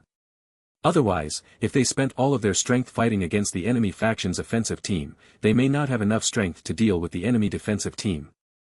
Besides, each faction usually had enough confidence in the strength of their offensive and their defensive teams to deal with the enemy faction's attacks. This was why Jiang Chen was surprised when he was stopped by the young man and the young woman who were actually at the same cultivation level as him. You really think the 2 of you can stop me? Even that guy at the middle of rank 8 in the nascent soul wouldn't be able to stop me so easily. With the same smirk on his face, a pair of pitch-black wings that were burning with dark red flames sprouted from Jiang Chen's back, as his speed suddenly increased explosively.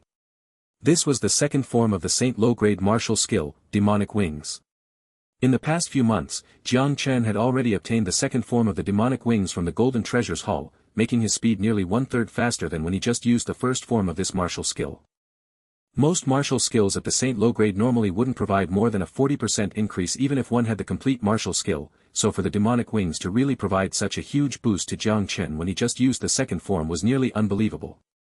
Of course, the only reason why Jang Chen was able to have such a large increase in his speed when he used the demonic wings was thanks to his demonic Dao and his immortal grade bloodline of the demonic Crow of Darkness. The young man and the young woman from Peng Chao's faction were both startled when they saw Jang Chen flying straight towards them, but they both took out their weapons and faced him head-on without faltering. Although Jang Chen was a genius, the two of them didn't believe that they were inferior to him either. After all, both of them were not only members of Peng Chao's faction, a faction at the top 300 rankings in the Holy Sect, but they themselves were also geniuses. At the very least, since they were in the same level of cultivation as Jang Chen, the young man and the young woman both believed that they should be able to at least push Jang Chen back after they joined hands to fight against him. Unfortunately, their thoughts were quickly shattered in the next moment, as a terrifying, baleful aura suddenly covered Jang Chen's body. Jang Chen didn't even take out his saber as he punched the young man's spear rip and the young woman's dagger with his bare hands. The two peak rank 7 nascent soul stage cultivators both stumbled back from the impact the next moment, while their eyes were filled with shock as they stared at the young man in front of them, not even noticing the hints of blood that had appeared on their lips. Although the young man and the young woman from Peng Chao's faction could clearly sense the terrifying aura around Jang Chen which came from his demonic Dao, the two of them couldn't believe that they had both been injured after just a single exchange, when the person in front of them hadn't even taken out his weapon yet. However, Jang Chen wasn't planning on letting them go. If they headed directly for the forest behind him, he would allow Bai Longtian to deal with them if they had somehow managed to get past Lu Mei's terrifying undead army and reach Shenlong, but since they wanted to fight against him, Jang Chen wasn't going to let them go. Indeed, it only took a few more exchanges for the peak rank 7 nascent soul young man and young woman to collapse on the ground unconscious while their bodies were heavily injured before Jang Chen flew deeper inside the forest ahead of him, heading straight towards Peng Chao's direction. Jang Chen could feel that Peng Chao was less than 300 meters away right now, while two more people were around him to protect their faction leader. As for Xianxia, with her vanishing shadow's unique physique even Jang Chen himself couldn't sense her right now, but he already knew that Xingyi was most likely approaching Peng Chao as well if she hadn't already reached his location. That guy is a monster. Both Renli and Renjin are at the peak of rank 7 in the nascent soul just like him, and yet they couldn't even force him to draw his weapon. That's only natural.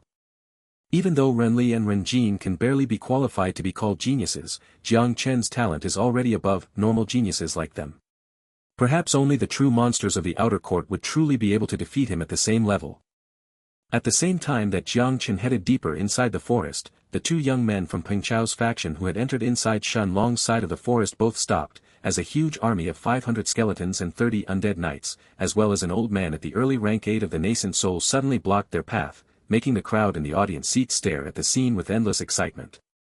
Chapter 624, 624 Senior Brother Wong vs. Lu Mei. A puppet? The young man at the middle of rank 8 in the nascent soul stared at the old man standing in the sky leading the army of 500 skeletons and the undead knights with eyes filled with disbelief. Although the young man already knew about Lu Mei's undead army, the problem that 1,000 undead skeletons would pose to two rank 8 nascent soul stage cultivators like them wasn't that big. Even Lu Mei's Death Eater wouldn't be anything more than a slightly bigger ant in the young man's eyes, as he was confident to take care of it without any problems. However, seeing a puppet at the early rank 8 of the nascent soul appear in front of them finally made the young man raise his vigilance for the first time in this faction war. Up to now, their faction had only been slightly wary of Jiang Chen and Xie Xingyi's attacks. As for Lu Mei, although she was definitely strong and her Death Eater had even taken care of an early rank 8 nascent soul stage cultivator during their last faction war, in the young man's eyes she wasn't able to stop him if he wanted to charge forward and destroy Shen Long. Senior Brother Wong, it seems like those people may be a bit stronger than we originally thought. However, it still doesn't matter. Senior Brother, you can leave this place to me. I will take care of this old man and this army of skeletons and black knights by myself. The young man at the early rank 8 of the nascent soul cracked his knuckles as he stared at the black-robed old man in the sky and the army of jade-white skeletons and undead knights that had filled the forest below him, before he turned his attention towards the middle rank 8 nascent soul stage young man who was standing by his side. Senior brother Wang nodded his head calmly, and a moment later, the two young men suddenly shot forward at full speed, one of them flying towards the black-robed old man while the other heading deeper inside the forest. The young man at the early rank 8 of the nascent soul and the black-robed old man both engaged in a fight right in the next moment, while senior brother Wang effortlessly tore a path open through the skeletons and the undead knights as he headed deeper inside the forest. Of course, how could the skeletons that were still at the middle of rank 7 in the nascent soul possibly stop a middle rank 8 nascent soul stage cultivator like him? After all, their individual strength was even weaker than normal cultivators at the same level. As for the black-armored knights, although they were somewhat tougher than the skeletons themselves and their cultivation had even reached the peak of rank 7 in the nascent soul instead, there were only 30 of them and only a handful of them were fast enough to block senior brother Wang's path. Naturally, every single one of them was destroyed without any hesitation, only slowing down senior brother Wang for a couple of seconds before he flew deeper inside the forest. At the same time that senior brother Wang broke free from the skeletons and the undead knight's entanglement and flew deeper inside the forest, on the Death Eater's back, Lu Mei suddenly opened her eyes and looked in the distance ahead of her with a frosty look. Although her vision was impeded by the dense cluster of the trees that had filled the forest in front of her, she could clearly sense through her soul sense that a figure was rapidly approaching her direction at an extremely rapid speed. Barely a few moments later, senior brother Wang finally stopped as he arrived just a few meters away from Lu Mei. Staring at the enormous undead army that was blocking his way, senior brother Wang only threw a glance at the 500 skeletons and the 30 black-armored undead knights on the ground, and after looking at the black-robed young woman who was standing by Lu Mei's side seriously for a few moments, senior brother Wang finally focused his attention on Lu Mei who was still standing on the Death Eater's back as he said in a tone filled with arrogance and contempt. "Step aside. You are too weak to stand in front of me." Lu Mei stared at the yellow-robed young man who was arrogantly floating in the sky without responding, but the look in her mesmerizing black eyes turned colder as she pointed her left hand forward. The 500 skeletons and the 30 black-armored undead knights suddenly attacked senior brother Wang, all at the same time, as they swarmed him from all directions. Even an early-stage rank 8 nascent soul stage cultivator would feel fear seeing this scene of 500 jade-white skeletons at the middle of rank 7 in the nascent soul and 30 undead knights at the peak of rank 7 charging at him, but senior brother Wang merely snorted as he waved his right hand, taking out a red sword from his spatial ring.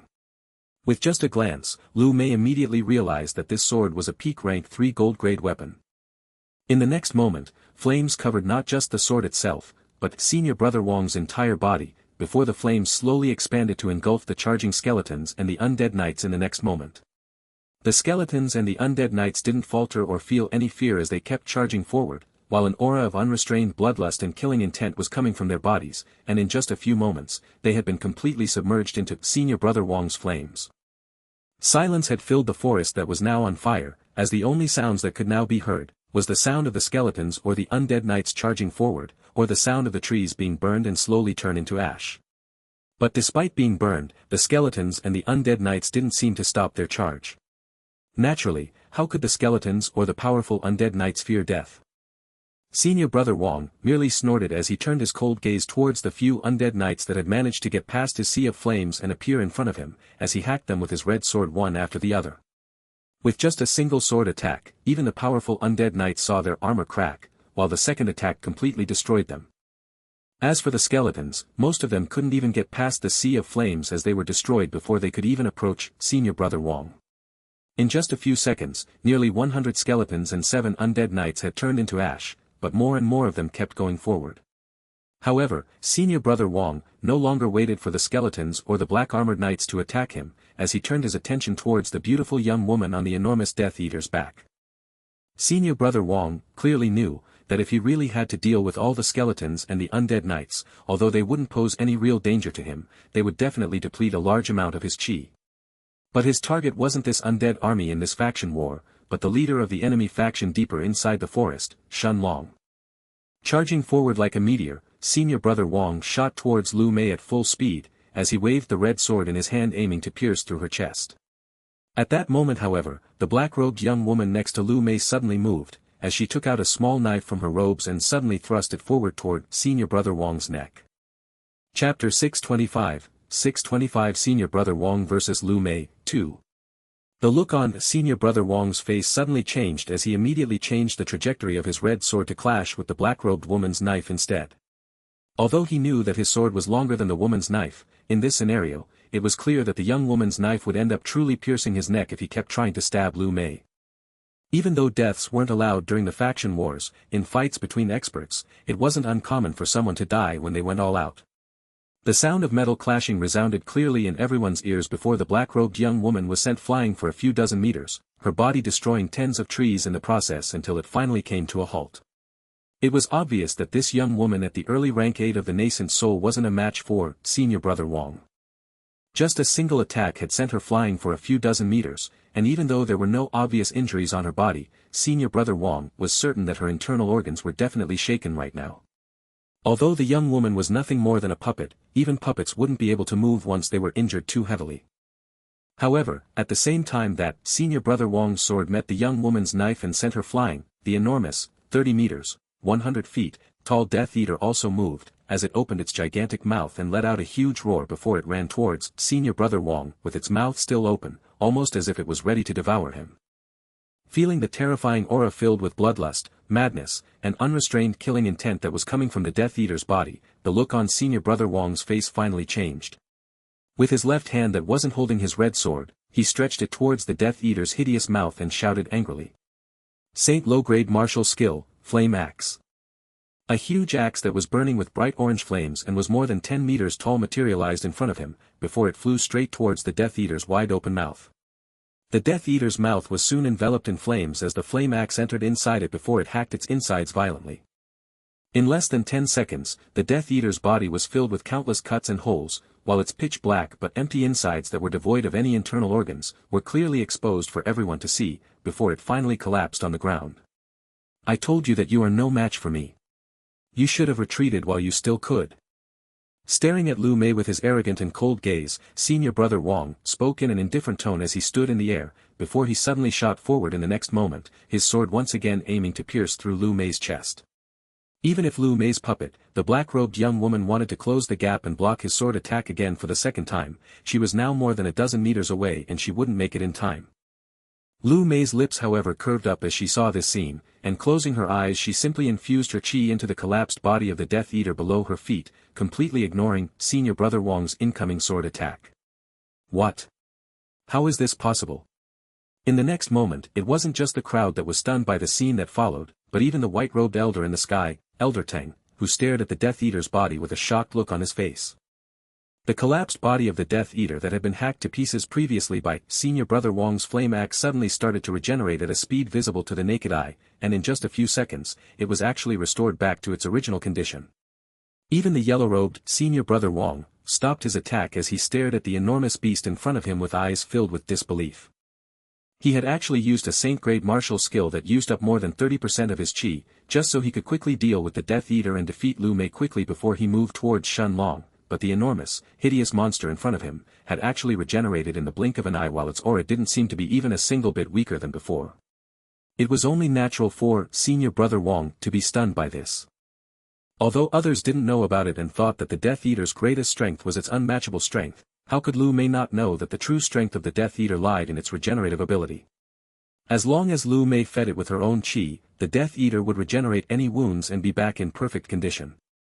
Of course, nobody else knew about this aside from the members of Shen Long's faction, since this was the first time that Lu Mei's Death Eater had suffered injuries like this in a faction war. However, Senior Brother Wong's shock had just begun, as a dense aura of death suddenly erupted from Lu Mei, before a ball filled with death chi appeared in her hands. Lu Mei allowed the ball filled with death chi to fall on the Death Eater's body that was right below her, and the moment that the ball touched it, the Death Eater's aura started to become even more terrifying. Although its aura was still at the peak of rank 7 in the nascent soul, Senior Brother Wong, the white-robed Elder Teng in the sky, and even the people sitting in the audience seats could all sense how much more terrifying the current Death Eater was. This was the second form of the Saint low-grade martial skill, Death's Chant. After she had obtained the second form of this martial skill from the Golden Treasures Hall, Lu Mei knew that once she used it, the Death Eater's strength would explode. With a cold look in her eyes, Lu Mei stared at the middle rank 8 nascent soul stage Senior Brother Wong, in front of her who was now surrounded by her undead army, before she asked him in a calm voice. You want to defeat Long Ji? Just by yourself? Even if I wasn't here, I doubt you would be able to even get past by Long Tian. Chapter 626, 626 Fighting Peng Chao. The look on Senior Brother Wang's face changed as he charged towards the enormous, 30 meters, 100 feet, tall Death Eater without holding back. He could clearly feel, from the terrifying aura that was coming from the gigantic beast's body, that the current Death Eater was definitely a threat to him right now. Seeing Senior Brother Wang fly towards it, the Death Eater opened its hideous mouth and welcomed Senior Brother Wang's attack head-on. Boom! However, aside from being pushed back a little, there were no injuries on the Death Eater's body after receiving the sword attack, completely shocking everyone who saw that scene. How is this possible? Even a middle rank 8 nascent soul cultivator like Senior Brother Wang can't harm this monster. It is definitely because of that black aura that appeared around its body. After it appeared, that monster's strength increased by many times. Even Senior Brother Wang will have trouble if he wants to kill it without using another Saint-grade martial skill now.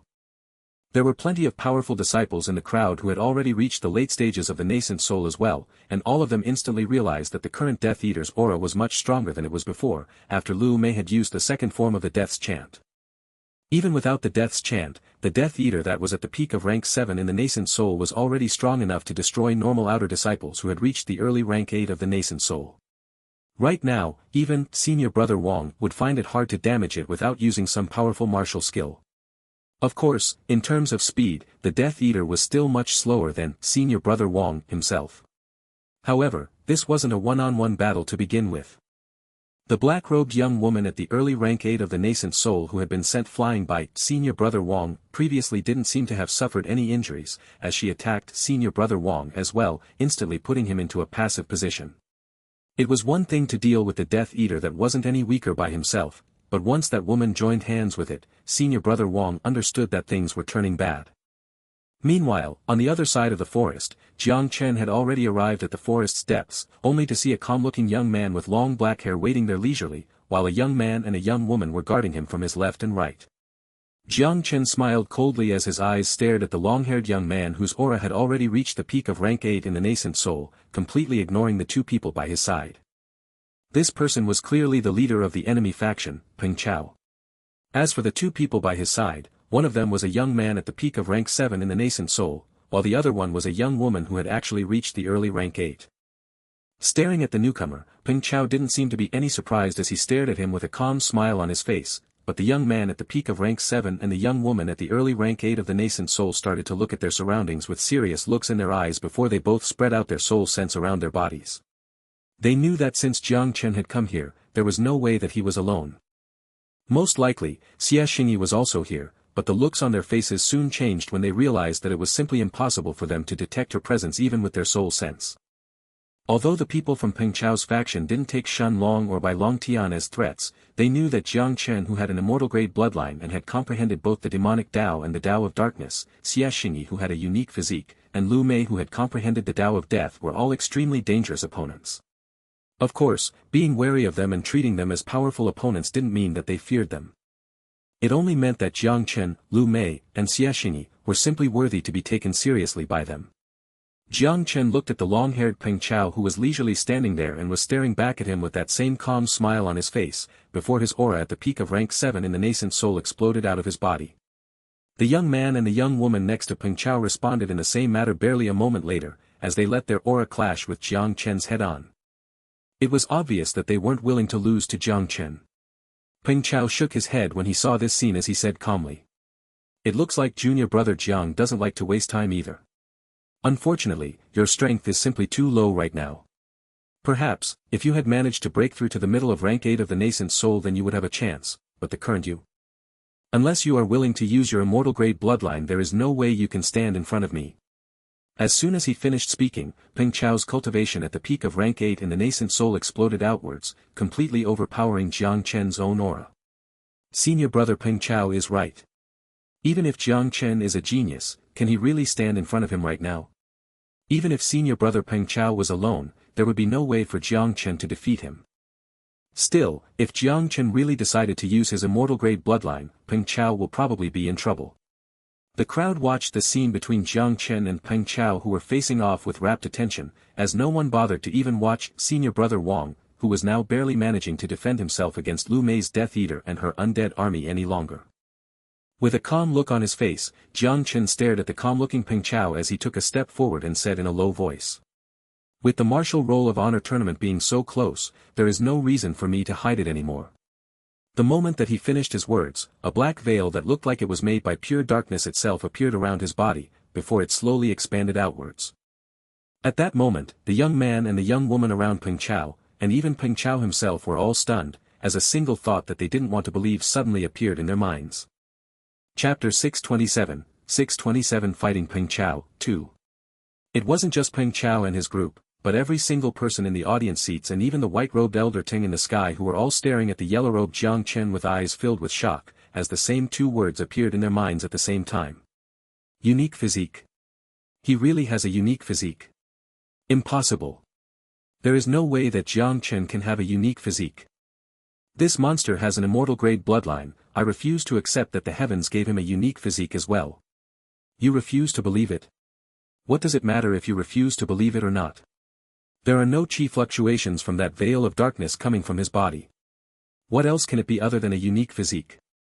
There were a few disciples in the crowd who couldn't accept that Jang Chen had a unique physique on top of his immortal grade bloodline, but most of them were experienced enough to understand what was going on at first glance, causing their eyes to turn extremely serious. If one was going to ask the disciples in the crowd who were the two strongest people in Shen Long's faction, nearly everyone would either choose Jang Chen or Lu Mei. In the past 5 months during the factions' wars, it was either Lu Mei, Jang Chen, or Xianxia who had taken care of the enemy faction leaders, causing the rest of the disciples in the outer court to start paying attention to them. However, since Xingyi was relying on her Vanishing Shadow's unique physique and didn't have any direct fights but was mostly using assassination attacks, it was hard for anyone to determine her true level of strength. As for Jang Chen, everyone had already heard that he possessed an immortal grade bloodline that he had used during the 4th test of the Holy Sect almost a year ago. Among the rest of the outer court disciples in the Holy Sect, there were only 3 more people who possessed immortal grade bloodlines as well, and all of them were monsters at the top 100 rankings of the martial roll of honor. However, not a single one of them was known to have a unique physique along with their immortal grade bloodlines. Naturally, bloodlines were only activated extremely rarely, but it was a fact that they were still a trump card that one could use during a life and death situation, making them extremely dangerous. Possessing an immortal grade bloodline along with a unique physique, was definitely something that even the peak geniuses of the Holy Sect would be paying serious attention to from now on. Jang Tianfong's son, what kind of monster is this kid? How come he is following this Shen Long? Even the white-robed elder Ting couldn't believe what he was seeing as he stared at Jang Chen with a deep look in his eyes, before he turned his attention towards the calm, short-haired young man at the depths of the forest who was leisurely standing there with Bai Long Tian by his side. Shen Long simply sat cross-legged on top of a large rock with his eyes closed, while Bai Long Tian was standing next to him, not seeming too worried that someone would manage to get past Lu Mei's defenses and attack Shen Long. In the last 5 months, this had only happened once during the last faction war, and Bai Long Tian only had to intervene once before the Death Eater ran towards him and destroyed the enemy early rank 8 nascent soul stage cultivator who had managed to sneak past Lu Mei's undead army to sneak attack Shen Long. Of course, the question that Elder Teng had in his mind was the same question that every single person in the audience seats was thinking about as well, as they all stared at Jang Chen at the center of the arena who seemed like a god of darkness. Why was Jang Chen following Shen Long? With his level of talent, even the top 10 factions would definitely accept him. Unfortunately, it didn't look like Jang Chen was going to answer them as he kept walking towards Peng Chao one step at a time, as the veil of darkness around his body started to turn even thicker. Peng Chao now had a serious look in his eyes as he stared at Jang Chen, before he took out a large azure sword from his spatial ring. Peng Chao had thought that even if Jang Chen was strong, there was no way that he would be strong enough to fight against him, but after seeing the veil of darkness that had started to appear around him, this thought instantly vanished from his mind, causing him to look at Jang Chen seriously. He already knew that Jang Chen was probably strong enough to fight against the second strongest member of his faction, Senior Brother Wang, head-on. Even if Jang Chen lost against Senior Brother Wang, Peng Chao believed that Jang Chen wouldn't be much weaker. However, now that he had revealed his unique physique, Peng Chao understood that Jang Chen's strength was most likely not much inferior to his own. The young man and the young woman standing at Peng Chao's sides both stared at Jang Chen solemnly as well, as they tightly held their weapons. Jang Chen however completely ignored them as he waved his sleeve, taking out a large, golden saber from his spatial ring and holding it with both hands. This was Jang Chen's star-rank weapon. Holding his golden saber tightly, Jang Chen infused his chi inside it, causing the mysterious patterns on the golden saber's surface to lit up one after the other, before an incomparably dark aura erupted from inside the saber. This aura that seemed to be almost identical to the veil of darkness coming from his body seemed to have instantly strengthened the darkness around Jang Chen by another fold, making it even denser than before. Peng Chao, who had been staying still and was waiting for Jang Chen to make his move so he could counterattack, suddenly felt a shiver run through his body, as a deep sense of danger appeared in his heart. He could sense that Jang Chen's current aura was now extremely terrifying, making even a peak rank 8 nascent soul stage expert like him feel fear. There was no way that Peng Chao would keep waiting until Jang Chen took the initiative to attack him. The look on Peng Chao's face turned serious as he held his azure sword in front of him and infused his chi inside it, before he slashed it forward barely a moment later, as he shouted. Saint low-grade martial skill, sea-splitting sword. Jang Chen stared coldly at the gigantic sword slash that was flying towards him and looked like it could split a sea apart, before his calm yet cold voice resounded throughout the entire arena. Kingdom of Darkness. Chapter 628 Jang Chen's Kingdom. The veil of darkness around Jang Chen abruptly started to churn before it expanded even further, covering not just Jang Chen's body, but completely submerging Peng Chao as well, along with the young man and young woman who were standing by his side. In the blink of an eye, a large part of the forest had been completely submerged into darkness, turning into Jang Chen's kingdom. The outer court disciples in the audience seats were instantly thrown in disarray the moment that Jang Chen's figure disappeared into the darkness along with Peng Chao and the other two, before anxious shouts soon filled the arena. What happened to Peng Chao's group? What is this black dome of darkness? Is this thing Jang Chen's unique physique? What kind of physique is this? Who won? Elder Teng, let us see the fight. Some of those disciples even tried to send their soul sense inside the arena to peer into Jang Chen's kingdom of darkness, but before their soul sense could even approach the black dome that had appeared inside the forest, Elder Teng snorted coldly as he instantly suppressed those disciples' soul senses. It was common knowledge that no matter what happened, no one would ever try to meddle with a fight in the arena, whether that was a personal fight or a faction war. Of course, although those disciples in the audience seats wouldn't dare to truly interrupt the fight, sending their soul sense to observe the fight was no different than challenging Elder Teng's bottom line, causing the white-robed Dao King to personally take action against them. After all, if even one of them had any intentions to secretly attack Jang Chen or Peng Chao and his group through their soul sense, Elder Teng would be the one responsible. After taking care of the disciples in the audience seats, Elder Teng turned his attention towards the black dome of darkness below him.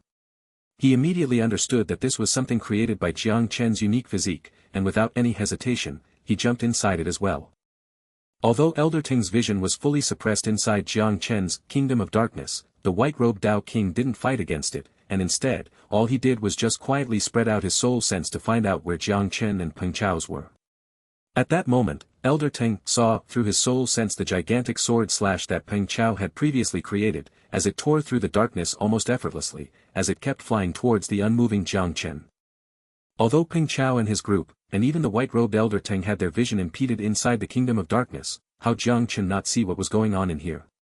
Seeing the sword slash that was flying towards him, Jang Chen had a serious look in his eyes as he clenched his right hand tightly, before he swung his golden saber towards it at full strength. At the same time, the darkness around Jang Chen started to quickly gather around his golden saber, forming the image of an enormous saber made of darkness that was more than 10 meters, 33 feet, tall, and a moment later, the enormous saber actually collided with Peng Chao's sea-splitting sword. Boom! A heaven-defying explosion could be heard from the center of the arena the moment that the saber and the sword collided with each other, while even the darkness inside Jang Chen's kingdom of darkness had started to spread outwards. The crowd in the audience seats only saw a ripple in the outermost layer of the kingdom of darkness, before the veil of darkness soon returned to normal. Despite the huge explosion that had happened, it was obvious that Jang Chen's kingdom was still unaffected. Jang Chen stood at the center of the arena with his clothes tattered, but his expression was still calm as he stared at Peng Chao's group that was less than 20 meters away from him. At that moment, the expression on Peng Chao's face suddenly changed. Although he couldn't see anything through the dense darkness around him, he could clearly sense the powerful explosion as well the moment his sea-splitting sword had met with Jang Chen's saber, but his saint low-grade martial skill had actually failed to seriously injure Jang Chen. Peng Chao was certain that if Jang Chen had been critically injured, the kingdom of darkness would have disappeared by itself, or at least, Elder Teng himself would have intervened to save him. However, it was obvious that neither of the two had happened. Just as Peng Chao was about to fly upwards and escape out of the area that Jang Chen's kingdom of darkness covered, he suddenly sensed danger from both sides, as two enormous black fists made from darkness itself attacked him from both his left and right, sealing all paths of retreat. The young man and the young woman next to him seemed to have sensed the sudden attack as well, but even after joining hands, the two of them had only managed to block one of the fists before they were sent flying, while blood had started to flow from their lips. It was obvious that both of them had been seriously injured after they blocked Jang Chen's fist of darkness. Peng Chao also understood that the two of them had been injured, but in his eyes, this was only natural. Inside this kingdom of darkness, Jang Chen's strength wasn't inferior to even his own. How could the two of them block his attack and be unharmed? Even Peng Chao knew that he would have a hard time blocking this fist head-on. Peng Chao simply shook his head as he clenched the azure sword in his hand tightly and placed his full attention in the battle in front of him. He was confident that as long as he retreated out of the area that Jang Chen controlled, he would be able to get the advantage then. Sensing the second fist that had now appeared by his side, Peng Chao's aura at the peak of rank 8 in the nascent soul exploded outwards without holding back. He could clearly understand that Jang Chen wasn't holding back either, as the power behind this fist was truly enough to seriously injure and even kill a normal peak rank 8 nascent soul stage cultivator like him if he wasn't careful. Waving his hand, Peng Chao slashed his azure sword, as his sword met Jang Chen's fist head-on. Boom! A second explosion sounded from the dome of darkness inside the forest, making the crowd in the audience seats turn even more frantic as they couldn't see what was going on. Everyone could guess that Jang Chen and Peng Chao were both going all out, but aside from Elder Tang, no one else could see what was going on. Inside the dome of darkness, the moment that Peng Chao's sword met Jang Chen's fist of darkness, Peng Chao's expression suddenly changed, as a sense of lethal danger sprouted in his heart. Peng Chao could feel all the hair on his body standing up at the same time, almost as if death was approaching him from behind as well.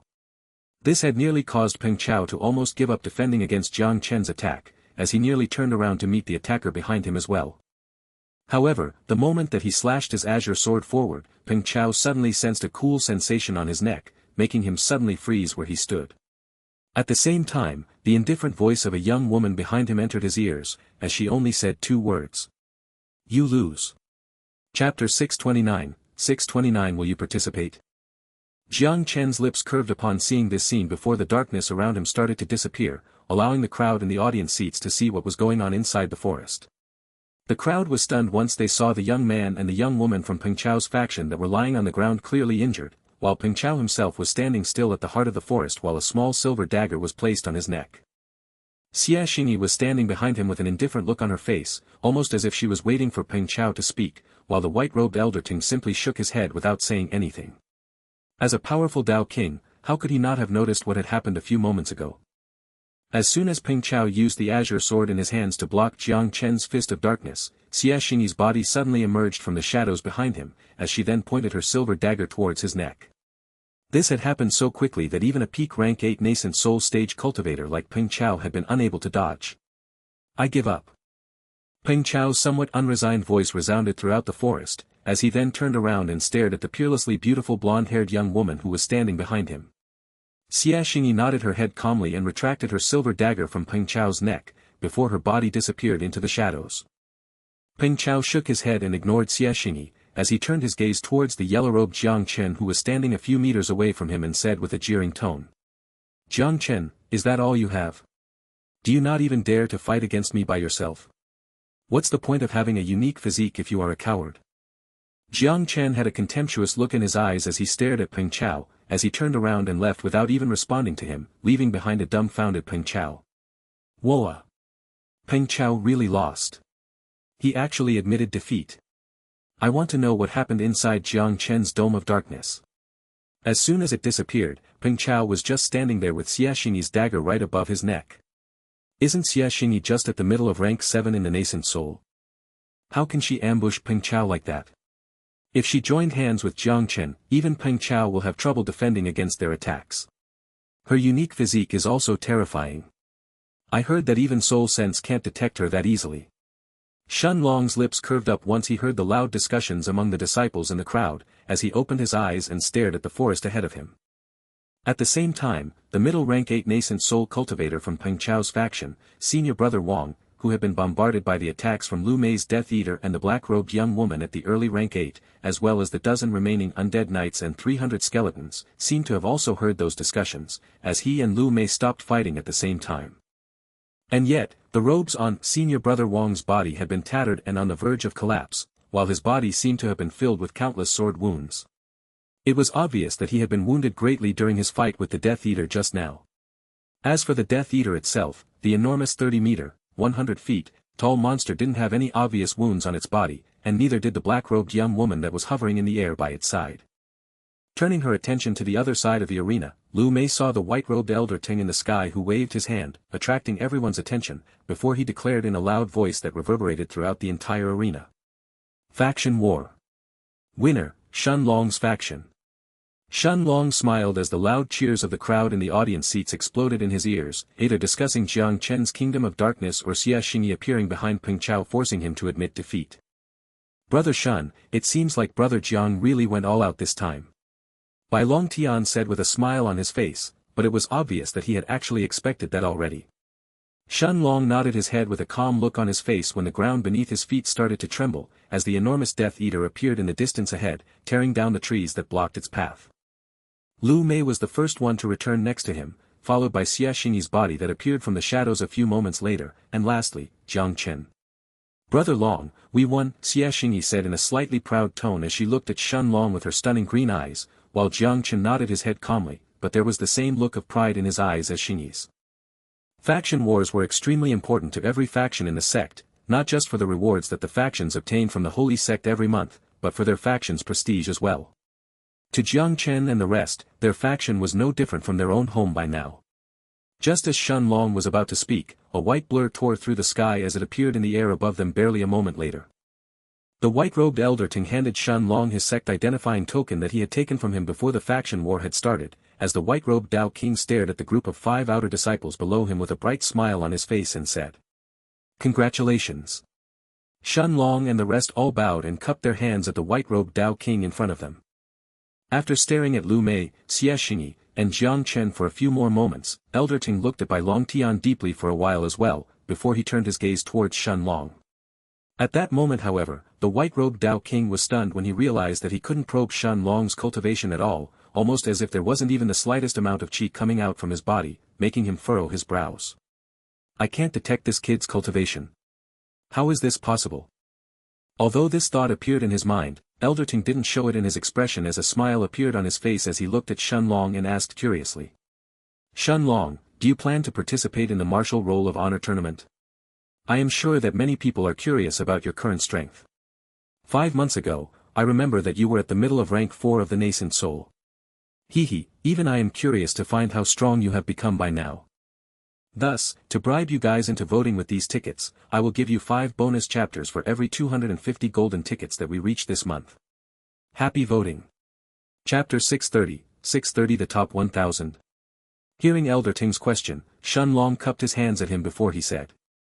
Elder flatters me. However, you are right. All of us will participate in the Martial Roll of Honor tournament a month from now. As for whether we will manage to reach the top 1000 or not, that will be slightly more difficult. The top 1000? Elder Ting asked in a disbelieving voice as he stared at Shun Long with an incredulous gaze. It was obvious that Shun Long had no idea how strong the people in the top 1000 rankings in the Martial Roll of Honor really were, making the white-robed Elder Ting simply shake his head and smile ruefully at him. Even Peng Chao, who was a peak rank 8 nascent soul stage cultivator, wasn't even close to the top 1000 rankings in the Martial Roll of Honor.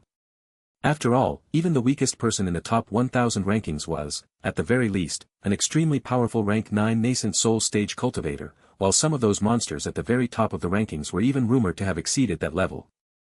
Although Shun Long and Jiang Chen were both rumored to have immortal-grade bloodlines, they could only use their bloodlines for a limited amount of time, and most disciples usually wouldn't even use their bloodlines during the Martial Roll of Honor tournament in the first place. The top 1000 is too difficult for you right now, but I still have faith that you can reach it in the next 3 or 4 years if you are lucky enough. As long as you reach the peak of rank 9 in the nascent soul and you deepen your comprehension in the Tao of space, I believe you will even have a chance to enter the top 500 rankings as well. Elder Ting then threw one last look at Lu Mei and the others and nodded his head towards them, before he turned around and soared in the sky above the arena. He understood that for a faction that had 4 personal disciples of the inner court elders as its members, it was only a matter of time until it started to make waves within the holy sect. After today, now that Shun Long's faction had entered the top 300, apart from those strongest factions at the top 20, every other faction within the sect would start paying attention to them. After all, in Elder Ting's eyes, it wouldn't be more than 10 years until Shen Long's group managed to challenge some of the factions at the top 100. In the eyes of a peak-stage Dao King who had lived for tens of thousands of years, 10 years were nothing more than a single cultivation session. Shen Long then turned his attention towards Jang Chen and the rest and said, "Let's go back to the Golden Treasures Hall first. There is less than a month left until the Martial Roll of Honor tournament begins." Lu Mei and the others all nodded their heads as they followed Shen Long out of the arena. As their group left the arena, the eyes of the 50,000 outer court disciples in the audience seats were almost all focused on the yellow-robed Jang Chen. For an outer court disciple to have both an immortal-grade bloodline and a powerful unique physique, there was no doubt that his name was going to spread throughout the outer court, attracting the attention of plenty of powerful outer court disciples.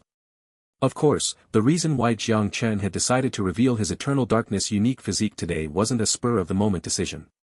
Jang Chen had already talked with Shen Long about this matter the night before. It wasn't just him, but Bai Long Tian as well, who was also planning to reveal his unique physique during this faction war. Of course, that was only if senior brother Wang had managed to get past Lu Mei's undead army and reach them. Jang Chen knew that even with his current strength, as long as he didn't use his immortal-grade bloodline of the demonic crow of darkness and if he didn't reveal his eternal darkness unique physique, it would be almost impossible for him and Xingyi to defeat Peng Chao. After all, Peng Chao wasn't just a peak rank 8 nascent soul stage cultivator, but he was also someone ranked within the top 2,000 in the Martial Roll of Honor rankings. His strength was said to be above most peak rank 8 nascent soul stage cultivators, and was even nearing the strength of some of the outer court disciples who had stepped into the early rank 9 of the nascent soul as well. Even though he was ranked among the weaker outer court disciples in the top 2,000 and was near the bottom of the rankings, Peng Chao was still strong enough to destroy a normal faction at the top 1,000 all by himself. With this thought in mind, and since everyone knew that the top factions would become increasingly stronger as they move up in the faction rankings as well, Shen Long understood that Jang Chen revealing his unique physique was going to happen sooner or later. Besides, since they were all going to enter the Martial Roll of Honor tournament a month later, there wasn't much point for Jang Chen to keep his unique physique hidden any longer unless he wasn't planning to fight at full strength. However, even with his unique physique and his immortal-grade bloodline, Jang Chen knew that his chances of entering the top 1,000 rankings in the Martial Roll of Honor were still going to be extremely low. Sometime later, Shen Long's group arrived in front of a huge, luxurious building that had its 2 golden doors wide open, as countless outer disciples were coming and going from its entrance at all times. With a smile on his face, Shen Long stepped past the entrance as he entered inside the Golden Treasures Hall, while Lu Mei and the rest all followed behind him. Jang Chen, Bai Long Tian, and Xingyi all had excited looks on their faces, as they all knew the reason why Shen Long had come to the Golden Treasures Hall today. Chapter 631 Song Yahwe. As they stepped past the entrance and entered inside the Golden Treasures Hall, Shen Long led Lu Mei and the others in front of the entrance of a private room where a blue-robed young man was standing guard. This young man's cultivation was at the peak of rank 4 in the nascent soul, and from the clothes he was wearing, it was obvious that he wasn't an outer court disciple of the holy sect, but most likely a servant. Shen Long was slightly surprised to see someone standing guard in front of Wan Zu's private room, since he clearly remembered that there wasn't anyone here the last time, but he still didn't mind as he kept walking towards the room. The young man frowned when he saw Shen Long and the others walking towards Wan Zu's room, as he took a step forward and extended his right hand a moment later before he said, "Please stop. If you want to see Senior Wan Zu, you will have to wait. My young master is currently inside and is talking with him." The young man's words were polite, but the haughty tone in his voice couldn't be concealed as he looked at Shen Long and the others while he blocked the path in front of the door. Although he was just a peak rank 4 nascent soul cultivator, the young man could clearly sense that even the strongest people in Shen Long's group were just Jang Chen and Lu Mei, both of whom were at the peak of rank 7 in the nascent soul. This wasn't a low level of cultivation, but in the outer court of the holy sect that was filled with countless monsters, it was nothing much in comparison. At the same time that the blue-robed young man finished speaking, the door of the private room behind him also happened to open, before a young man dressed in yellow robes and a white-haired old man dressed in white both stepped out from it at the same time. What's going on?" The young man in the yellow robes exclaimed when he noticed the commotion in front of Wan Zu's room, as his eyes landed on Shen Long's group. Shen Long was somewhat surprised when he sensed the aura coming from this person's body that was actually at the middle of rank 9 of the nascent soul, and it was even among the stronger middle rank 9 nascent soul stage cultivators that he had seen. The blue-robed young man that was blocking Shen Long's group instantly turned around when he heard the yellow-robed young man's voice, but just as he was about to speak, Wanzu's eyes suddenly lit up at that moment, as he took a step forward and pushed the blue-robed young man to the side without any hesitation, before he exclaimed in a voice that was filled with surprise and joy. "Brother Shenlong! Ha ha ha, what a surprise! Shenlong!" The yellow-robed young man next to Wanzu seemed to have been surprised when he heard this name, as his eyes stared at Shenlong with a curious gaze inside them. It was only at that moment that Wanzu remembered the yellow-robed young man standing next to him, as he smiled and looked at him before he said with a smile on his face. "Ah, Brother Song, I suppose you haven't met each other yet. Let me introduce you. This is Brother Shenlong, a genius whose faction has been rising extremely quickly in the faction wars during the past 5 months. In just 5 months, his faction managed to enter the top 1,000 rankings." Wanzu then looked at Shenlong and smiled in a warm manner as he continued. "Brother Shenlong, this is Brother Song Yahwe. You have probably heard of him as well. Brother Song isn't just a member of one of the top 100 factions, but he is actually ranked within the top 1,000 ranks in the martial roll of honor as well." The yellow-robed Song Yahwe nodded his head, but after taking a look at the 4 people standing around Shenlong, his gaze landed on Shenlong's body a moment later as he then said. "Shenlong huh? I have indeed heard of you. Your faction has been rising quickly and it has even attracted the attention of some powerful factions even among the top 100 in the outer court of the sect, but it's mostly because of that Jang Chen and Lu Mei next to you. As for you, I heard that all you do is just sit back without even fighting your opponents. It's surprising that anyone would accept you as a faction leader." Lu Mei, Bai Long Tian, Xianxia, and Jang Chen all narrowed their eyes when they heard Song Yahwe's words, as they shot cold looks at him. Indeed, Shenlong wasn't fighting by himself in the faction wars, but wasn't every other faction leader the same? Aside from the wars among the top 100 factions that were rumored to be different from the normal faction wars, fights between factions inside the arena would always have the faction leaders stay behind and wait while they were protected by the rest of their faction. It was obvious that Song Yahwe didn't have a high opinion of Shenlong as he looked at him with a superior look in his eyes as he waited for his answer. And yet, Shenlong simply shook his head disdainfully, before he turned his attention towards Wanzu and said. "Song Yahwe. I haven't heard of him." Song Yahwe narrowed his eyes as he looked at Shenlong, but Shenlong simply stared at him with a cold look in his eyes, without taking a step back either, causing Wanzu to start sweating bullets. The white-robed elder then smiled as he took a step forward and got between the 2 groups, before he laughed and said. "Huh, let's not fight inside my golden treasures hall. The 2 of you, please give me some face." After staring at Shenlong for a few moments, Song Yahwe nodded his head and said. "Fine. Since Senior Wan is asking for it, this song will naturally give you face. As for you, Shenlong, your tiny faction has just entered the top 1,000 less than a month ago. You are lucky, since if it wasn't for Senior Wanzu, I would bury you to the ground today. Unfortunately, you are simply not worth it for me to deal with the enforcement hall disciples afterwards. Your name is Song Yahwe. I will remember it." Surprisingly, just as Song Yahwe turned his attention towards the blue-robed servant of his and was about to leave, Lu Mei's icy-cold voice resounded in his ears, causing Song Yahwe to turn his attention towards her. Chapter 632 Song Yahwe's Invitation. It wasn't just Lu Mei, as Xianxia, Bai Long Tian, and Jang Chen were now all staring coldly at this expert of the top 1,000 rankings in the martial roll of honor in front of them.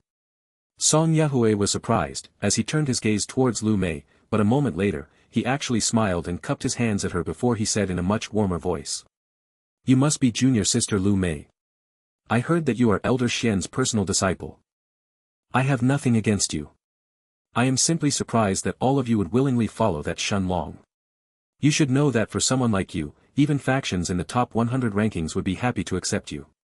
Song Yahwe then turned his gaze towards Jang Chen, Xingyi, and Bai Long Tian, and nodded his head as he continued. "This goes for the rest of you as well. As long you want it, I can formally accept all of you in my faction today actually. You should understand the difference between a faction at the top 100 rankings versus a faction at the top 1,000. You have only entered the top 1,000 faction rankings a month ago. No matter how hard you try, you will need more than a few years until you have a chance to challenge the top 100 factions of the sect. Joining a faction at the top 100 rankings right now will give you enough resources which will allow you to get stronger even faster." Song Yahwe stared at Lu Mei and the rest with a smile on his face as he waited for their answer, but it was obvious that he hadn't heard of the faction war between Shenlong's and Peng Chao's faction earlier today. Naturally, what he had said just now was also true. Joining a faction at the top 100 rankings would provide any outer disciples with plenty of resources for them to get stronger even faster.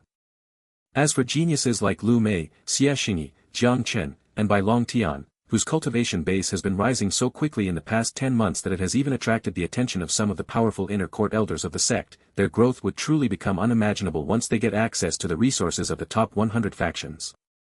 This was why Song Yahwe was extremely surprised when he saw Shen Long just now, and he was simply unwilling to miss this chance to recruit Jang Chen and the rest. Of course, Song Yahwe wasn't hoping to get all of them to join his faction. Even a single one of them would be a huge win in his eyes. After all, although Jang Chen and the rest were still extremely weak in his eyes, all four of them were already disciples of inner court elders of the sect, and in the future, they all had a high chance to reach the top of the rankings in the martial roll of honor as well. Although they probably couldn't reach those monsters at the top 300 rankings in the martial roll of honor, reaching the top 500 or even the top 400 would still be possible for them in the future. Unfortunately for Song Yahwe, Lu Mei and the others all stared at him with disdainful looks in their eyes, before Bai Long Tian was the first one to actually shake his head as he replied coldly. "Senior brother Song, you should take your leave. If you stay here, I can't guarantee your safety." Song Yahwe narrowed his eyes when he heard this, but a moment later he actually started to laugh loudly with a deep look in his eyes as he stared at the 5 people in front of him. Although Bai Longtian's words were polite, his tone clearly lacked any signs of his usual warmness, not disguising his anger at all as he spoke to Song Yahwe. Trying to steal Lu Mei and the rest away from Shen Long's faction, and in front of everyone's eyes, made it clear that Song Yahwe didn't have even the slightest bit of respect for Shen Long. There was no way that Xianxia and the rest would accept this. Even Wanzhou himself frowned as he looked at Song Yahwe. Wanzhou had already mentioned that Shen Long was his guest, and yet Song Yahwe had decided to not give him any face in the end. But how could a middle-rank 9 nascent soul stage expert who belonged to the top 1000 rankings in the martial roll of honor be afraid of Bai Long Tian and the rest? Song Yahwe simply laughed and shook his head as he looked at Bai Long Tian and the rest, before he said with a smile on his face. "You are simply too weak to understand the difference between us right now. You can't guarantee my safety. Don't even think about challenging me if you can't even reach the top 2000 rankings in the martial roll of honor first, and this is only the requirement to get a chance to challenge me." With the same smile on his face, Song Yahwe stopped paying attention to Bai Longtian's group, as he turned around and walked towards the entrance of the Golden Treasures Hall. "Brother Shen Long, I apologize." Wanzhou shook his head and cupped his hands at Shen Long before he said in an apologetic tone, but he still looked at Song Yahwe's disappearing figure from the corner of his eyes. Shen Long stared at Song Yahwe's disappearing figure for a few moments as well, before his lips curved up into a smile a moment later.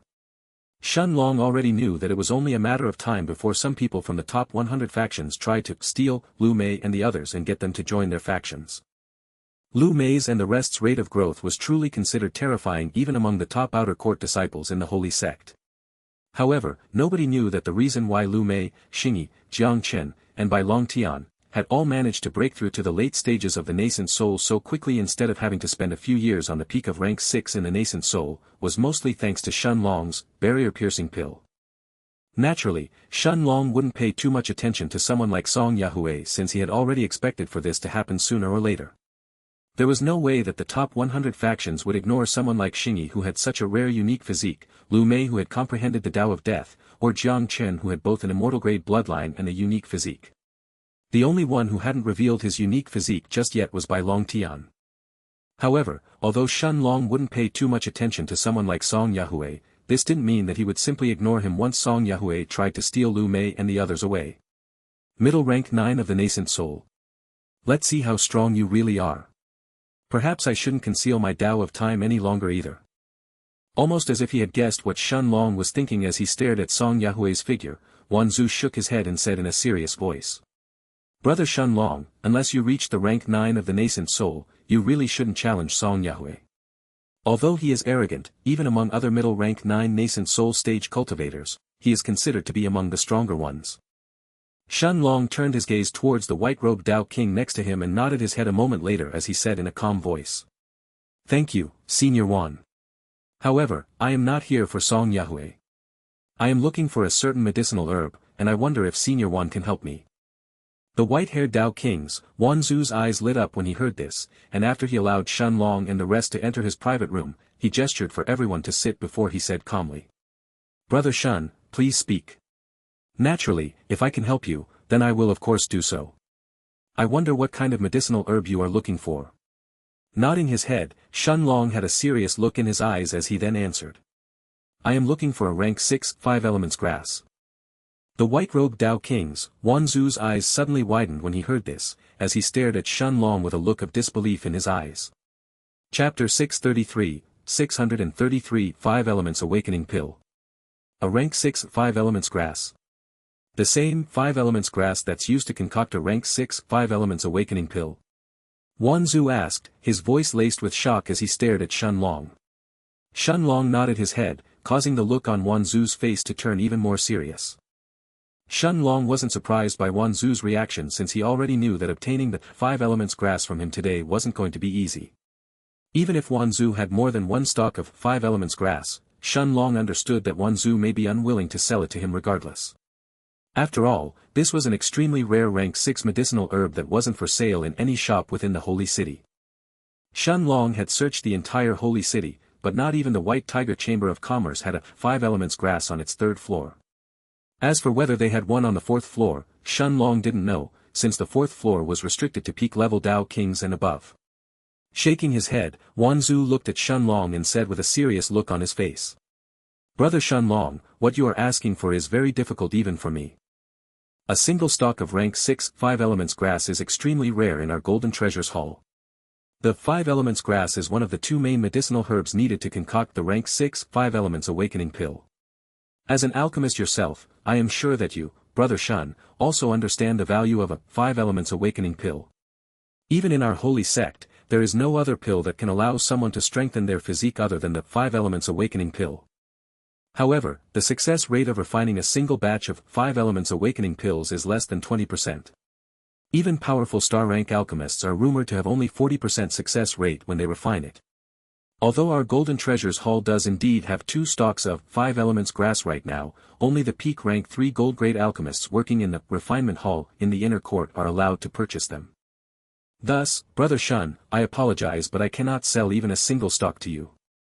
Wanzu had an apologetic look on his face as he looked at Shen Long and shook his head. He already knew that the 5 elements grass that Shen Long was looking for was one of the 2 main rank 6 medicinal herbs that an alchemist needed to refine the 5 elements awakening pill, but even in the holy sect, that was an extremely rare pill. How could Wanzu just sell it to Shen Long just because he was asking for it? Since the holy sect only had a limited number of stalks of 5 elements grass, they would only allow the alchemists working in the refinement hall to purchase them, as the 5 elements awakening pills would then belong to the sect. Shen Long understood this as well, not needing Wanzu to explain it to him. He had already heard that any alchemist who wanted to earn sect points, could concoct pills for the holy sect in the refinement hall and sell them directly to the sect. Of course, working for the refinement hall had its own advantages as well, since those alchemists wouldn't have to pay any fees to use the rooms inside the refinement hall while they make use of the 2 earth flames inside the sect, and they would also gain priority when they purchase certain ingredients from the holy sect as well, such as this 5 elements grass that Shen Long wanted. However, Shen Long didn't even consider becoming a member of the refinement hall before he rejected the idea. Although the alchemists of the refinement hall had their own advantages, they would be strictly monitored by the sect as well every time they concocted their pills, in case they tried to hide the pills they concocted and sell them off privately. It was only natural that the holy sect wouldn't allow something like that. However, when they are being monitored, it would not only expose their alchemy techniques for other experienced alchemists to see and learn from it, but certain pill recipes that they had painstakingly obtained would be viewed by others as well. This was why many alchemists would consider it seriously before they joined the refinement hall. Although Shen Long wasn't worried too much about others trying to steal his pill recipes, he was planning to use the refinement hall more than once in the future, and that would definitely risk him exposing the secret of his herb garden. If he joined the refinement hall and the other alchemists overseeing his pill concoction noticed that Shen Long had suddenly started to produce endless amounts of the same ingredients every time he refined some pill, they would naturally start getting suspicious. In his heart, Shen Long valued the herb garden just as much, if not even more than the heaven-swallowing vine. After taking a look at Bai Longtian, Xianxia, and Jang Chen, who were all sitting around him, Shen Long simply smiled, before he turned his attention towards the white-robed Dao King sitting opposite to him. No matter what, Shen Long couldn't just let this opportunity go. He already had Jang Chen and the others search for the 5 elements grass in almost every single one of the 10 largest cities in the Holy Sect's territory in the past 5 months, but they hadn't found anything. This was why Shen Long had resorted coming to the Golden Treasures Hall today. With a serious look in his eyes, he then waved his hand, causing a white-colored flower and a dark red tree branch to appear on the table in front of him, immediately attracting not just Wan Zu's, but even Lu Mei's and the rest's attention. A rank 6 white petal flower. And, is this a heart branch from a rank 6 red parasol tree? Brother Shen, what do you mean by this? Wan Zu stared at the 2 items that had appeared on the table in front of him with a surprised look in his eyes, before he turned his attention towards Shen Long. He had already guessed what Shen Long was intending, which made him even more surprised. Senior Wan Zu, I'm willing to trade both this white petal flower and the heart branch from the red parasol tree for a stalk of your 5 elements grass. I assume you already know the value of these items, so I hope you won't try to haggle with me. This is already my bottom line today. Even though the white petal flower is slightly inferior when compared with a stalk of 5 elements grass, the heart branch from the red parasol tree is worth just as much. Wan Zu instantly fell silent as his eyes stared at Shen Long seriously without responding straight away. As a Dao King and the person responsible for the first floor of the Golden Treasures Hall, how could he not recognize the 2 items that Shen Long had taken out? It was easy for Wan Zu to guess that Shen Long really needed the 5 elements grass, otherwise he wouldn't have taken out both of those medicinal herbs to exchange for it. After all, just the heart branch from the red parasol tree was at the same level as the 5 elements grass that Shen Long wanted. Although the rank 6 white petal flower was the other main medicinal herb that an alchemist needed to concoct the 5 elements awakening pill, it was still considered a relatively common rank 6 medicinal herb and was much easier to find compared to the 5 elements grass. But if Shen Long was willing to exchange both of those medicinal herbs for a single stalk, that was a completely different matter. Of course, Shen Long clearly knew that in Wan Zu's eyes he was making a loss from this trade, but unless he offered something like this, it was very likely that Wan Zu would still refuse to trade with him if he just took out the heart branch from the red parasol tree instead. After all, the Holy Sect had a much vaster network compared to Shen Long, and they could find practically any rank 6 medicinal herb, as long as they were willing to pay the price for it. Wan Zu remained silent as he seriously observed the yellow-robed young man in front of him, before he finally spoke a few moments later. Young Master Shen, since you are so determined, it would truly be rude of me to refuse.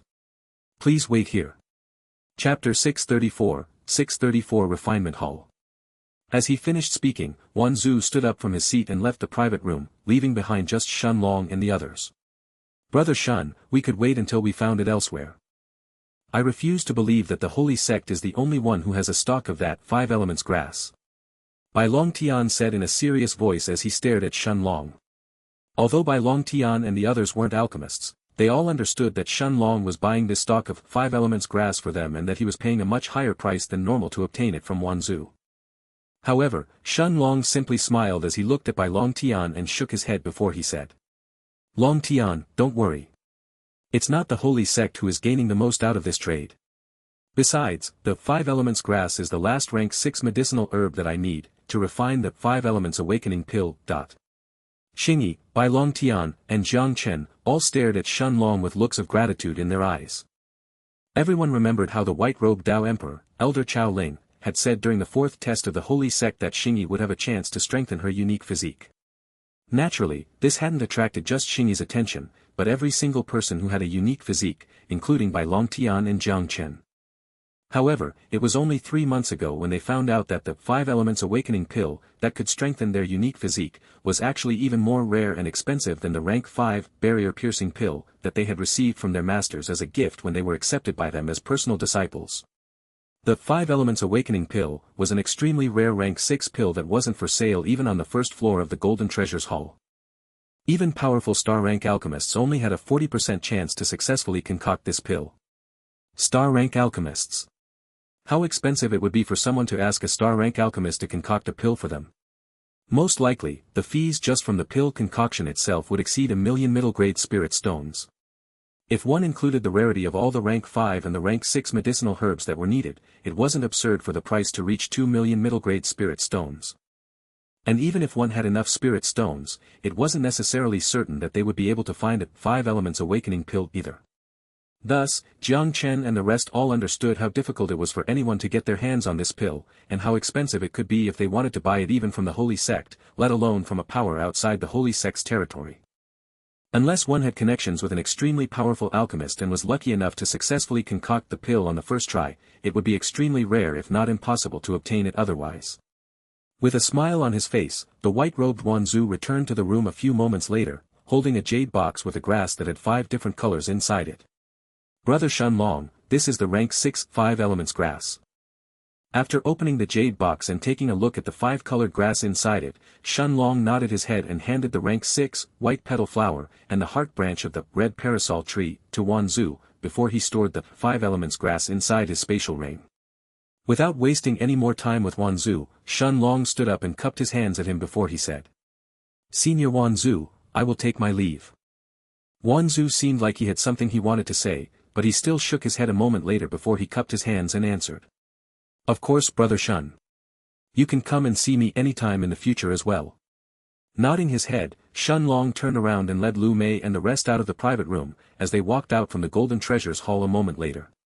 Turning his gaze toward Xingyi, Shun Long smiled and said, "Xingyi, can you lead the way to the refinement hall?" Xingyi's eyes instantly lit up as she nodded her head and answered. "Of course. Brother Long, follow me." Since her master was the elder responsible for the refinement hall, Xingyi naturally knew the way to the refinement hall in the inner court. An hour later, after getting past the 2 disciples guarding the inner court with Lu Mei's and the rest's help, Shun Long's group arrived in front of a huge bidling that seemed to emit large amounts of heat. As they approached the building, before they could even enter inside, the scent of hundreds of medicinal herbs assaulted their senses, making Shun Long's group suddenly freeze on the spot. Junior Sister Xingyi. Just as Xingyi was about to lead Shun Long and the others inside the refinement hall, her expression suddenly changed, as she saw a young man in yellow robes walk towards her with a smile on his face.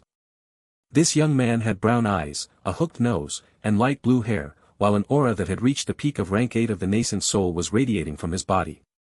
Behind the young man were 2 young men at the peak of rank 7 and the early rank 8 respectively, each of them dressed in the yellow robes of an outer disciple as well. The blue-haired young man approached Xingyi and smiled as he said, "Junior sister, you haven't visited master for such a long time.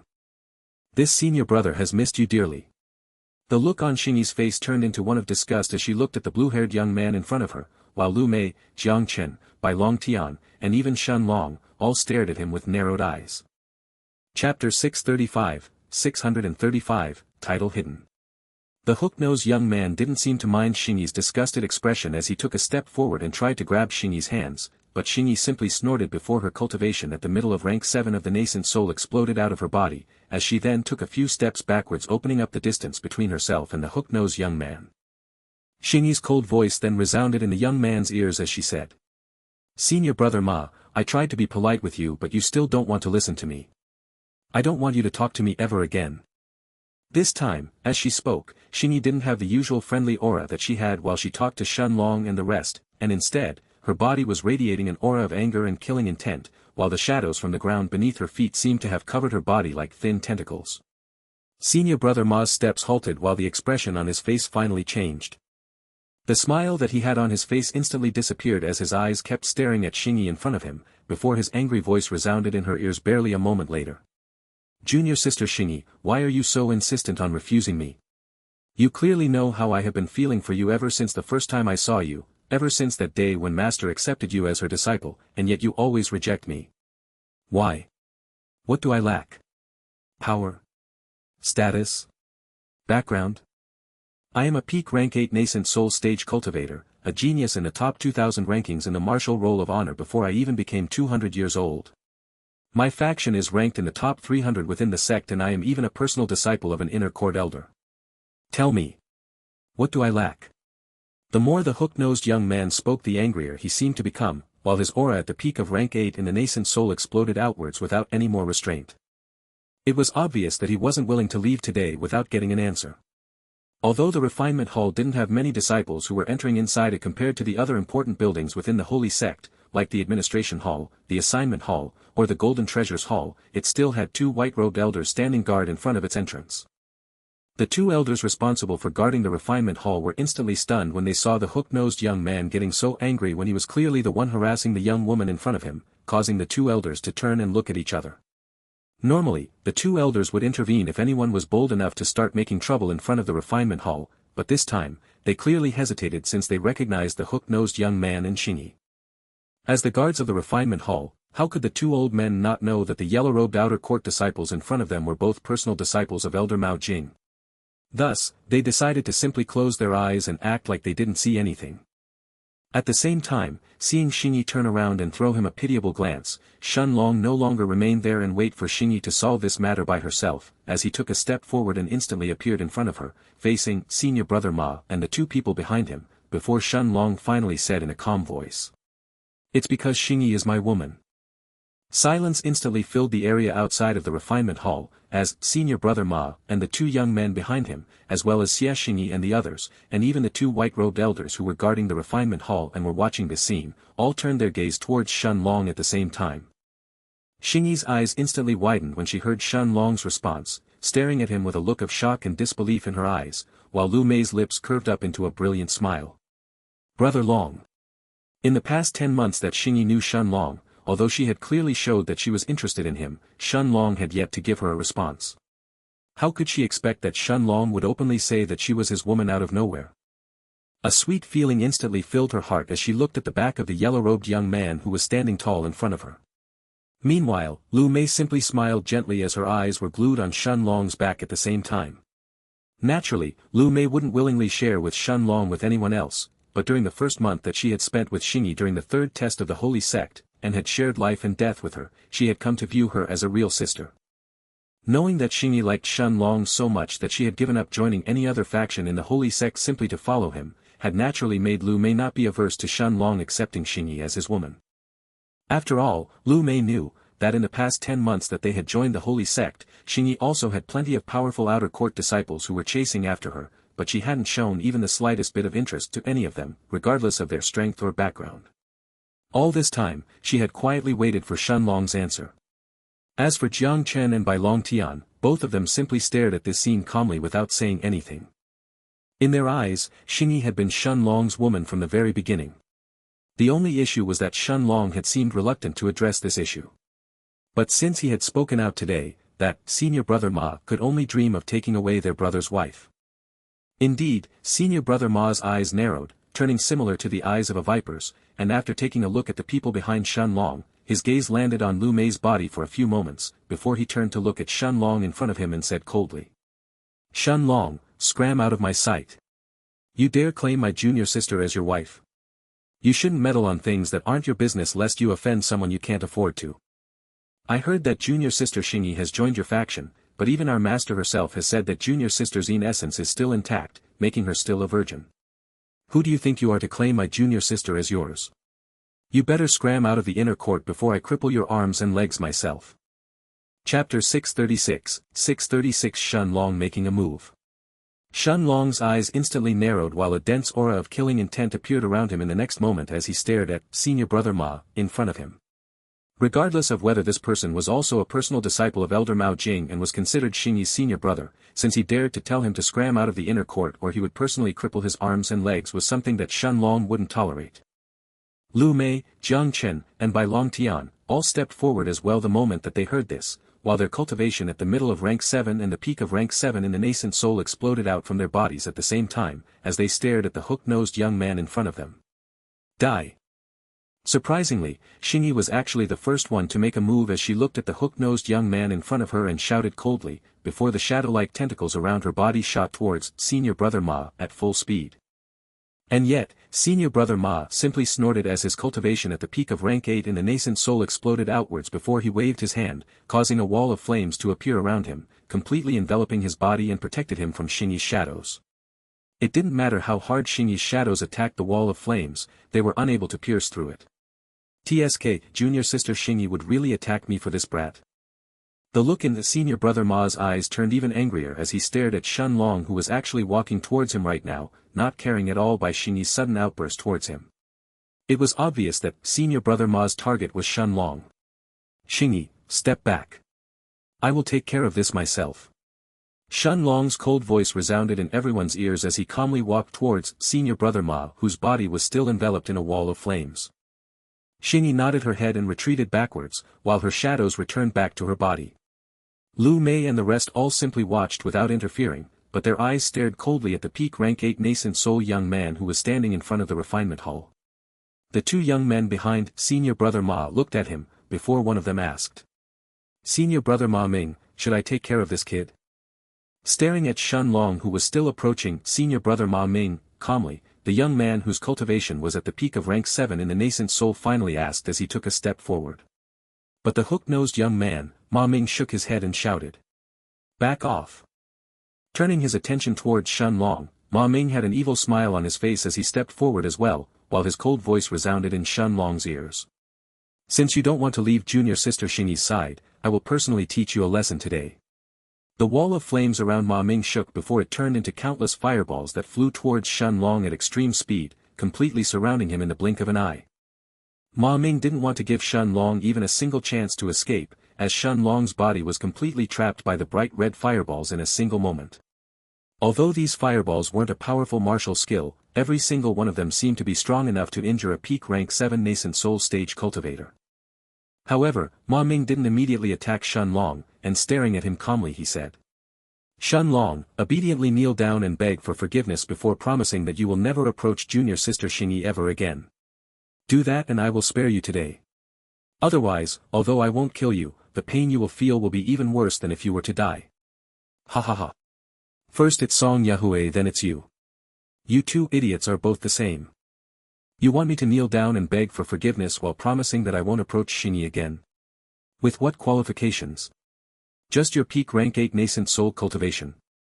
It seems that if I don't beat you up today you won't understand how to behave. Fine then.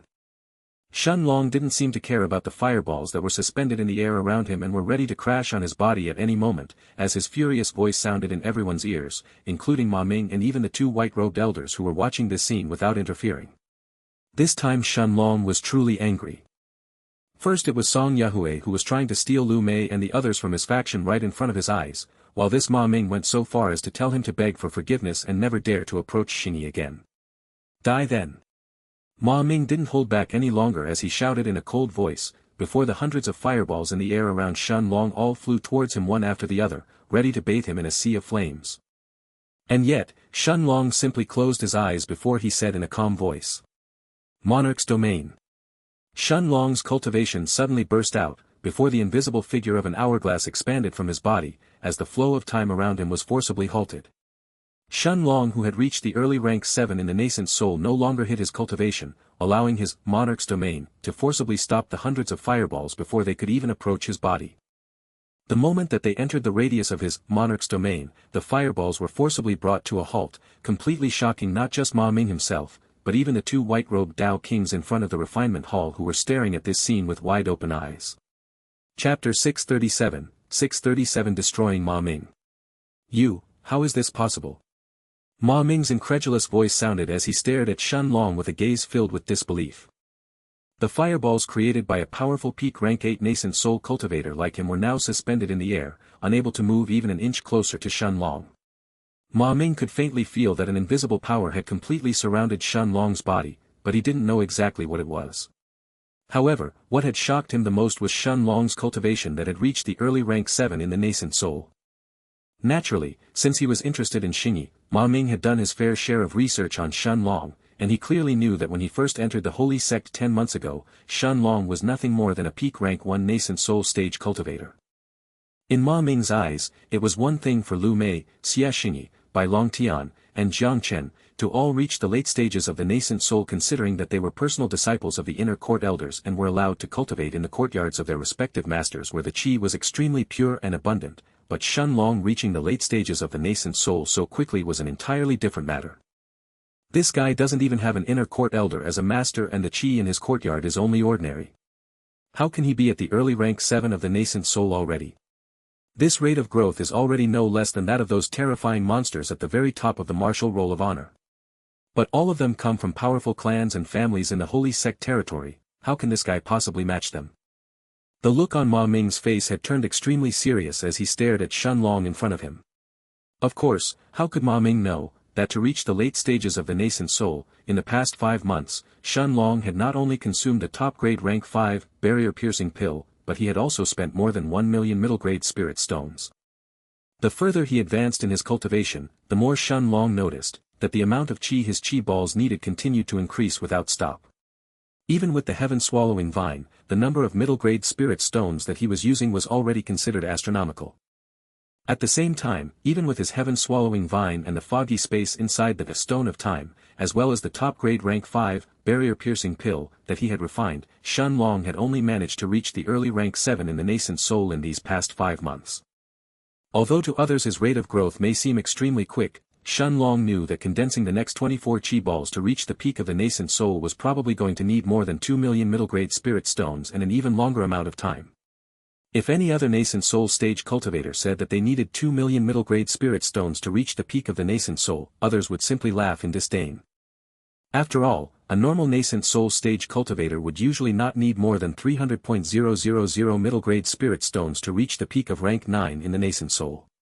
Staring at the scene outside the refinement hall, even the 2 white-robed Dao kings who were standing guard outside the building turned to look at each other with looks of disbelief in their eyes. They had never seen anything like this before. Hundreds of fireballs, each of whom could probably rival the full-powered blow of a peak rank 7 nascent soul stage cultivator, were now suspended in the air around Shen Long, while even the heat coming from them seemed to have been frozen. How is this possible? What kind of Dao has this kid comprehended? Young Master Ma Ming's fireballs are frozen. One of the 2 white-robed elders mumbled in a low voice, while the other one next to him simply stayed silent as he watched this scene. At the same time, Shen Long stared at the peak rank 8 nascent soul cultivator in front of him, before he shook his head and said, "It's my turn now." Without waiting for Ma Ming to attack him a second time, Shen Long then took a step forward and his body immediately vanished. From the midst of the hundreds of fireballs, he appeared right in front of the still stunned Ma Ming in the blink of an eye. Raising his right hand, Shen Long clenched his fist tightly, before he sent a powerful punch towards Ma Ming's chest. "Senior brother Ma. Be careful." The 2 young men behind Ma Ming were instantly alarmed when they saw this as they both shouted loudly in fear. Shen Long's movement had simply been too fast. Even a peak rank 8 nascent soul stage cultivator like Ma Ming had been caught off guard. In the next moment however, the look on Ma Ming's face suddenly changed, as another wave of flames swiftly sprouted from his body, covering him entirely like an armor of flames. "Ha! You actually dare fight me head-on? Die!" Ma Ming's face behind the flame armor resembled that of a devil's, as an angry look soon covered it, and without holding back, his cultivation at the peak of rank 8 in the nascent soul erupted outwards, as he sent a punch of his own towards Shen Long. Although this took a while to describe, it had actually happened in the blink of an eye. Seeing Ma Ming's punch that seemed to burn through the air itself as it moved towards his chest, Shen Long's eyes narrowed as he mumbled to himself. "Too weak. Time prison." A bright blue light appeared from Shen Long's golden eyes, before it completely enveloped Ma Ming's body, forcibly stopping the flow of time around him. The 2 Dao kings in front of the refinement hall as well as the 2 young men behind Ma Ming, all watched this scene with disbelieving looks in their eyes, as Ma Ming's movements had suddenly halted before Shen Long's powerful punch connected with his chest a moment later. Boom! Everyone then watched, as the peak rank 8 nascent soul stage expert was sent flying backwards like a meteor, before his body flew past the 2 white-robed elders guarding the entrance of the refinement hall and entered inside, leaving the 2 white-robed Dao kings unable to act. Chapter 638, 638 Aftermath. Complete silence had filled Shen Long's surroundings, as everyone stared at the refinement hall in front of them, before the shouts of the receptionists instantly filled everyone's ears a moment later. It was obvious that they had also noticed Ma Ming's body that crashed inside the refinement hall just now. "Why you?" The 2 young men who were standing behind Ma Ming previously, now stared at Shen Long with a hint of dread in their eyes, not daring to approach too close to him. Since he had destroyed a peak rank 8 nascent soul cultivator like Ma Ming with a single punch, how could the 2 of them who were only at the peak of rank 7 and the early rank 8 in the nascent soul dare to fight against him? The scariest part was that none of them could even understand what kind of Dao Shen Long had comprehended, but the terrifying force that they had felt made their hearts shiver in terror. They could both feel that if they were in Ma Ming's place just now, neither of them would be able to resist that terrifying power either. However, it wasn't just the 2 of them who were astonished. Even the 2 white-robed Dao kings stared at Shen Long with eyes filled with shock and disbelief. And yet, Shen Long didn't pay attention to any of them, as he turned around and looked at Xingyi, who was staring at him with her stunning emerald eyes as she mumbled in a low voice. "Brother Long." Shaking his head, Shen Long took a step forward and held Xingyi's hands before he said in an apologetic tone. "Xingyi, I am sorry. I couldn't bring myself to give you an answer before, even though I knew how you felt. However, I don't want you to wait any longer."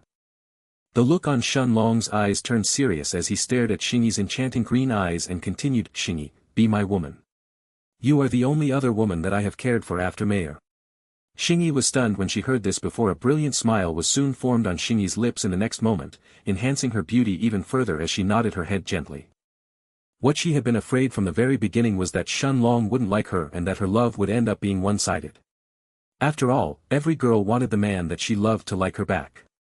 A smile also appeared on Lu Mei's face as she looked at this scene, while Jang Chen and Bai Long Tian simply nodded their heads. Hearing the rowdy voices from inside the refinement hall, however, the look on Xingyi's face soon changed as she remembered what had happened just now. No matter what, Ma Ming was also a personal disciple of Elder Mao Jing, just like her, while Shen Long wasn't formally a disciple of an inner court elder. The only reason why he was allowed to enter the inner court today was only thanks to Lu Mei and the rest all being personal disciples of the inner court elders, making the two enforcement hall disciples in front of the inner court to not dare block their group. But Xingyi understood that this fight was definitely going to attract the attention of Elder Mao Jing. Even if Elder Mao Jing wasn't informed right away about it, there was no way that Ma Ming was going to swallow this insult today. Looking at Shen Long, Xingyi nodded her head and said gently, but with a firm look on her face. "Brother Long, don't worry. I will take care of it. There is no way that I am going to allow Ma Ming create any trouble for Brother Long." Without any hesitation, Xingyi entered the refinement hall, along with Shen Long and everyone else. The two white-robed elders outside the refinement hall didn't bother their group, acting like they hadn't seen anything. Putting aside Shen Long's terrifying Dao that had even made those two powerful Dao kings look at him seriously, just the fact that this fight involved two disciples of Elder Mao Jing, made the two Dao kings unwilling to participate in it. If that guy really wants to create trouble, I don't mind teaching him a lesson as well. Let's see how many elders he can ask to help him.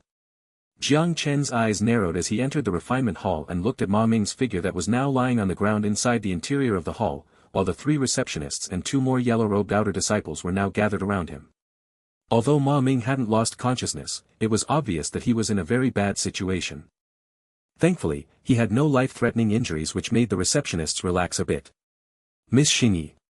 One of the three receptionists instantly turned her attention towards the group that entered inside the refinement hall, before her eyes landed on Xingyi's figure. Since Xingyi was a personal disciple of Elder Mao Jing as well, the receptionists naturally recognized her. Xingyi nodded her head with a calm look on her face, and ignoring the look of fury and disbelief that Ma Ming was throwing towards her and Shen Long, Xingyi looked at the receptionist and said, "There is no reason for you to do anything about today's matter. I will personally inform Master about Senior Brother Ma's fight with me." It was only now that the two receptionists realized that Ma Ming's current situation was probably related to Xingyi. After all, they all knew that Ma Ming had been chasing after Xingyi without giving up for the past 10 months, even after Xingyi had rejected him, and he had even gone so far as to ask his master to help him. Thus, the receptionists didn't find it odd that Xingyi would be angry and would eventually be unable to tolerate this any longer. But how is it possible for young Lady Xie to beat young Master Ma? Young Master Ma is ranked within the top 2,000 in the martial roll of honor, while Miss Xie has only just reached the middle of rank 7 in the nascent soul. Although this question flashed through the receptionists' minds, they all nodded their heads, and after one of them fed a pill to Ma Ming to help treat his injury and carried him to a private room, the other two returned to their work. Looking at the receptionists in front of her, Xingyi then said, "Please give us a spacious private room suitable for pill refinement." The receptionist nodded and answered respectfully. "Miss Xingyi, a room for peak gold-grade alchemists will cost 5,000 sect points for a day." Shen Long nodded his head without any hesitation when he heard this, and transferred the 5,000 sect points to the receptionist in front of them, who then led them deeper inside the refinement hall. The deeper they walked inside the hall, Shen Long could clearly sense his surroundings becoming even hotter, almost as if he had suddenly entered inside a furnace. Even with his current strength, Shen Long still couldn't ignore the heat around him, while Lu Mei and Xingyi both had to circulate their qi to resist this heat that was becoming stronger with every step that they took further inside the refinement hall. Master, this little girl was right. I can sense that there truly are two earth flames hidden inside this place. Little Black's joyful voice suddenly sounded inside Shen Long's mind in the next moment, causing Shen Long to nod his head with a smile on his face. Naturally, Shen Long had already guessed this as well. Only the power of an earth flame or another similar fire element treasure could affect its surroundings like this, forcing even late-stage nascent soul cultivators like Lu Mei and Xingyi to circulate their qi to resist the heat that it naturally emitted.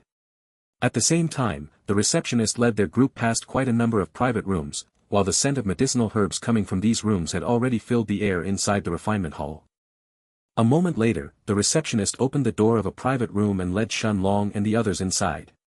Sensing that Shen Long was the one leading this group, the receptionist turned her gaze towards him and said in a respectful manner.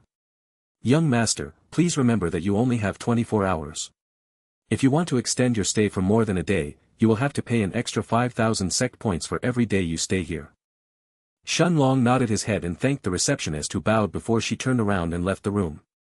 However, before Shen Long could take a look at this room of the refinement hall in front of him, Xingyi's voice suddenly sounded from his side, as Xingyi looked at him and said in a gentle but firm tone. "Brother Long, I have to go meet my master." Chapter 639 Mao Jing.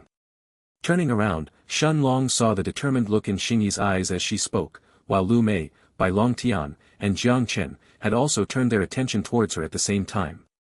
From the look on Xingyi's face, it was obvious that this wasn't going to be an easy issue to deal with, but she was still going to see her master right now. Shaking his head, Shen Long looked at Xingyi and said seriously. "Xingyi, I'll come with you. No matter what, this is my responsibility. We will meet your master together. Longji, I will come with you. Brother Shen, you can also count me in.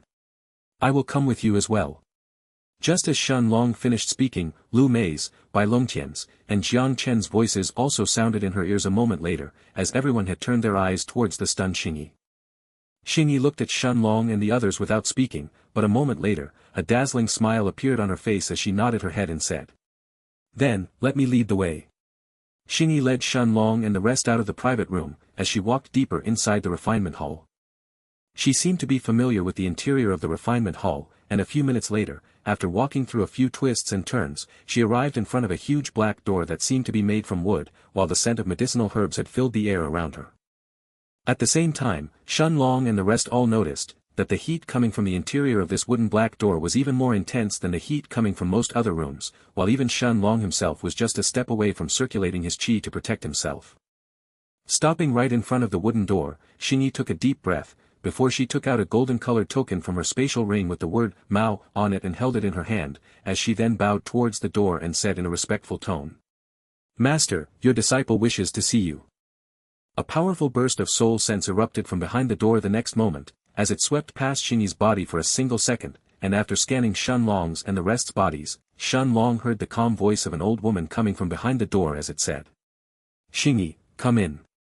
The black wooden door then opened by itself, revealing the interior of the room behind it. Shen Long then saw an old woman dressed in white robes, with long white hair that were flowing freely from her shoulders sitting in front of an alchemy cauldron, while her deep black eyes stared at Xingyi with a relaxed look inside them. In front of the old woman was a cauldron that was a mix of black and white, while complicated silver-colored symbols had filled its surface. The moment that his eyes landed on the cauldron, Shen Long could feel his heartbeat rising ever so slightly, as a single thought appeared in his mind. A star-rank cauldron. His gaze was then focused away from the black and white cauldron, as it landed on the powerful orange flames that were coming from the earth below the cauldron, making his heartbeat even faster than before. At the same time, Little Black's voice that had hints of excitement sounded inside Shen Long's mind, as the black dragon said. "Earth flame." The orange flames below the cauldron were the flames coming directly from the earth flame. At the same time that the wooden door opened, an even stronger wave of heat assaulted Shen Long and the rest, waking Shen Long up from his reverie and forcing him to start circulating his qi to resist this heat, while Jang Chen and Bai Long Tian had actually activated their unique physiques. Jiang Chen's body was soon covered with a veil of darkness while Bai Long Tian had turned into a gigantic, 10-meter, 33 feet, tall golden Buddha. At the same time, Xingyi had also activated her unique physique as her body blended into the shadows while Lu Mei summoned a dozen of her undead knights who stood in front of her and Shen Long, blocking the heat that assaulted them directly. It was only at this moment that Xingyi led everyone inside the room, and as she looked at the white-robed old woman in front of her, she bowed respectfully and said. "Master, these are my friends. The white-robed old woman, Xianxia's master, Elder Mao Jing's eyes swept past Lu Mei, Jang Chen, and Bai Long Tian, before her gaze landed on Shen Long's body for a few more moments without speaking. After staying silent for a while, Elder Mao Jing looked at Xingyi and asked. Xingyi, what happened? You wouldn't come to meet me without a reason unless something actually happened. Xingyi nodded her head seriously and kept bowing as she said. Master, it has to do with senior brother Ma Ming. Senior brother Ma Ming fought with brother Long because of me, and in the end he was heavily injured. Eh? The white-robed old woman, Mao Jing narrowed her eyes as she looked at Shen Long, who was no longer hiding his aura at the early rank 7 of the nascent soul, allowing her to clearly sense his cultivation. Seeing Mao Jing narrow her eyes as she looked at Shen Long, a shiver ran through Xianxia's body as she hurriedly added in. Master, it is not brother Long's fault. If you have to blame someone, then blame me or senior brother Ma.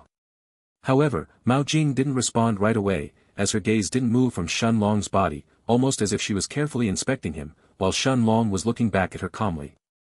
Although Shen Long had a calm look in his eyes, he was actually enduring a mountain-like weight pressure that was coming this Mao Jing in front of him, even though the old woman hadn't revealed her cultivation at all. This was the natural presence that a Dao Emperor had. Humph.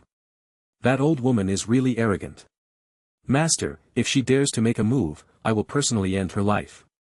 How dare a measly peak rank 6 Dao Emperor use her aura to pressure Master like that? Little Black's voice sounded inside Shen Long's mind at the same time as he looked at Mao Jing from the foggy space in the Stone of Time. Although Mao Jing hadn't revealed her cultivation, how could she hide it from Little Black's eyes?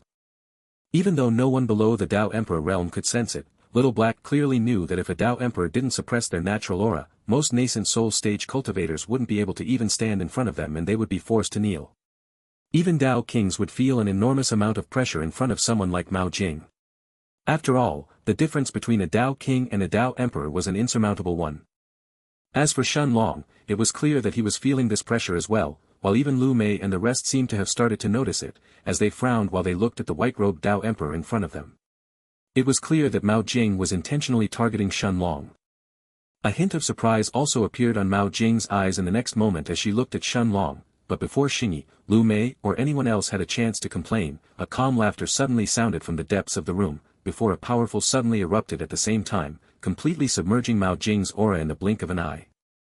Mao Jing's expression immediately changed, but before she had a chance to speak, the voice of an old man sounded from the corner of the room behind her, making her heart suddenly freeze on the spot, while an incredulous expression appeared on her face at the same time. Haha, Mao Jing, is it really proper for a Dao Emperor like you to pressure a nascent soul stage outer disciple? Chapter 640 The Grand Elder's Question. Shen Long immediately felt a gentle force that completely suppressed Mao Jing's aura, while the expression on Mao Jing's face turned into one of disbelief, as the white-robed old woman turned around and stared at the corner of the room behind her. The figure of a tall, white-robed old man with long white hair could be seen standing there, while his profound black eyes stared at Mao Jing with a calm smile on his face. Ji Grand Elder. Mao Jing hurriedly stood up and bowed towards the white-robed old man as she called out in a respectful voice, while at the same time, the flames beneath her cauldron seemed to have lost their support and were instantly extinguished, completely ruining the concoction inside the cauldron. However, Mao Jing didn't seem to have noticed this, as her eyes kept staring at the white-robed old man while waves of shock filled her heart. This was the second most powerful person within the Holy Sect, whose status was only below the Holy Sect's sect master, the Grand Elder of the Holy Sect. Mao Jing wasn't surprised that she had failed to notice the Grand Elder's arrival. After all, who was the Grand Elder? He was the second most powerful person in the Holy Sect. She simply hadn't expected that the Grand Elder would suddenly visit her. At the same time, Shen Long and the others were all stunned as they turned their eyes towards the white-robed elder in the corner of the room. Unlike how it felt to stand in front of Mao Jing, the Grand Elder gave Shen Long and the others a feeling as if he didn't even exist in this place, almost as if he had turned one with the room itself. If he hadn't spoken just now, no one would have noticed that he was present inside the room. Master, this old man is powerful. He is much stronger than this old hag or even that Jang Tianfong kid. Even I failed to sense how he appeared inside the room just now. Although he hasn't reached the sovereign realm just yet, he is only a step away from it, standing at the peak of the Dao Emperor realm. Little Black's bright blue eyes stared at the Grand Elder's figure from inside the foggy space in the Stone of Time, with a serious look. For Little Black to say something like that, the Grand Elder's strength wasn't one to be trifled with. Shun Long guessed that this person was probably at the same level as the current Little Black, if not even slightly stronger. At the same time, Shun Long suddenly remembered Jang Tianfong's words as they were returning back to the holy sect, causing his eyes to widen, as he stared at the white-robed old man in the corner of Mao Jing's private room. Jang Tianfong had said that even in the depths of the holy sect, there is an old monster who has reached the peak of the Dao Emperor realm and is strong enough to support the entire holy sect by himself. Even among the Dao Emperors that Jang Tianfong personally knew, that old monster was still strong enough to rank in the top 5 in terms of strength. Shun Long instantly understood that the monster that Jang Tianfong was referring to, was definitely this old man in front of him. At the same time that Shun Long stared at this old man, the old man's set of extremely deep black eyes also turned to look at Shun Long, before a smile was actually formed on his old face. Seeing the Grand Elder smile and nod his head at Shun Long, the white-robed old woman, Mao Jing felt her heart constrict, as she spoke out softly. Grand Elder. The old man turned his gaze towards Mao Jing with the same calm smile on his face, but Mao Jing could only feel cold sweat running through her back when she saw that smile. Mao Jing, I already know what happened. No matter what, for a Dao Emperor like you to bully an outer court disciple that is still at the late stages of the nascent soul is extremely disappointing. The white-robed old woman, Mao Jing looked at the white-robed old man in front of her and responded in an aggrieved tone. Grand Elder, this kid didn't give me any face. Not only did he beat Ma Ming, but he did so right outside of my refinement hall. The white-robed Grand Elder looked at Mao Jing and shook his head as he continued. Face. You have already lost it all by yourself the moment you lowered yourself to personally deal with an outer court disciple. Xingyi's master, the white-robed old woman Mao Jing, looked no different from a child getting berated, as she lowered her head and didn't dare to speak. The white-robed Grand Elder shook his head and sighed before he waved his hand and said. Then, let this all end here today. Yes, Grand Elder. Mao Jing nodded her head hurriedly before she turned her gaze towards Xingyi and the others and said. Xingyi, you all can leave. Mao Jing's voice was somewhat impatient as she looked at Xingyi, before her gaze moved back to the Grand Elder behind her. For the Grand Elder to come meet her today there was definitely a reason for that. After all, Mao Jing knew that the Grand Elder had been in seclusion for tens of thousands of years inside the sect, so what was the reason for him to suddenly leave his seclusion? Xingyi looked at her master and bowed slightly with a smile on her face before she said. Yes, master. Naturally, for Xingyi to have this matter dealt so easily meant that her master wouldn't pursue this in the future. Shun Long and the others all cupped their hands and bowed towards the Grand Elder at the corner of the room in thanks, but the Grand Elder simply laughed and waved his hand as he said. Don't be in a hurry. The Grand Elder's eyes were then focused on Shun Long, while the smile on his face turned even more pronounced than before as he continued. Your name is Shun Long, right? Are you the one who healed Jang Tianfong? Chapter 641, 641 The Grand Elder's Question, 2. It wasn't just Shun Long who was startled when he heard this, but Lu Mei, Jang Chen, Xinxia, and Bai Long Tian as well, as they all stared at the Grand Elder with disbelieving looks. Aside from their group of 5 and Jang Tianfong himself, no one else knew about Shun Long healing Jang Chen's father, so how could the Grand Elder know about it?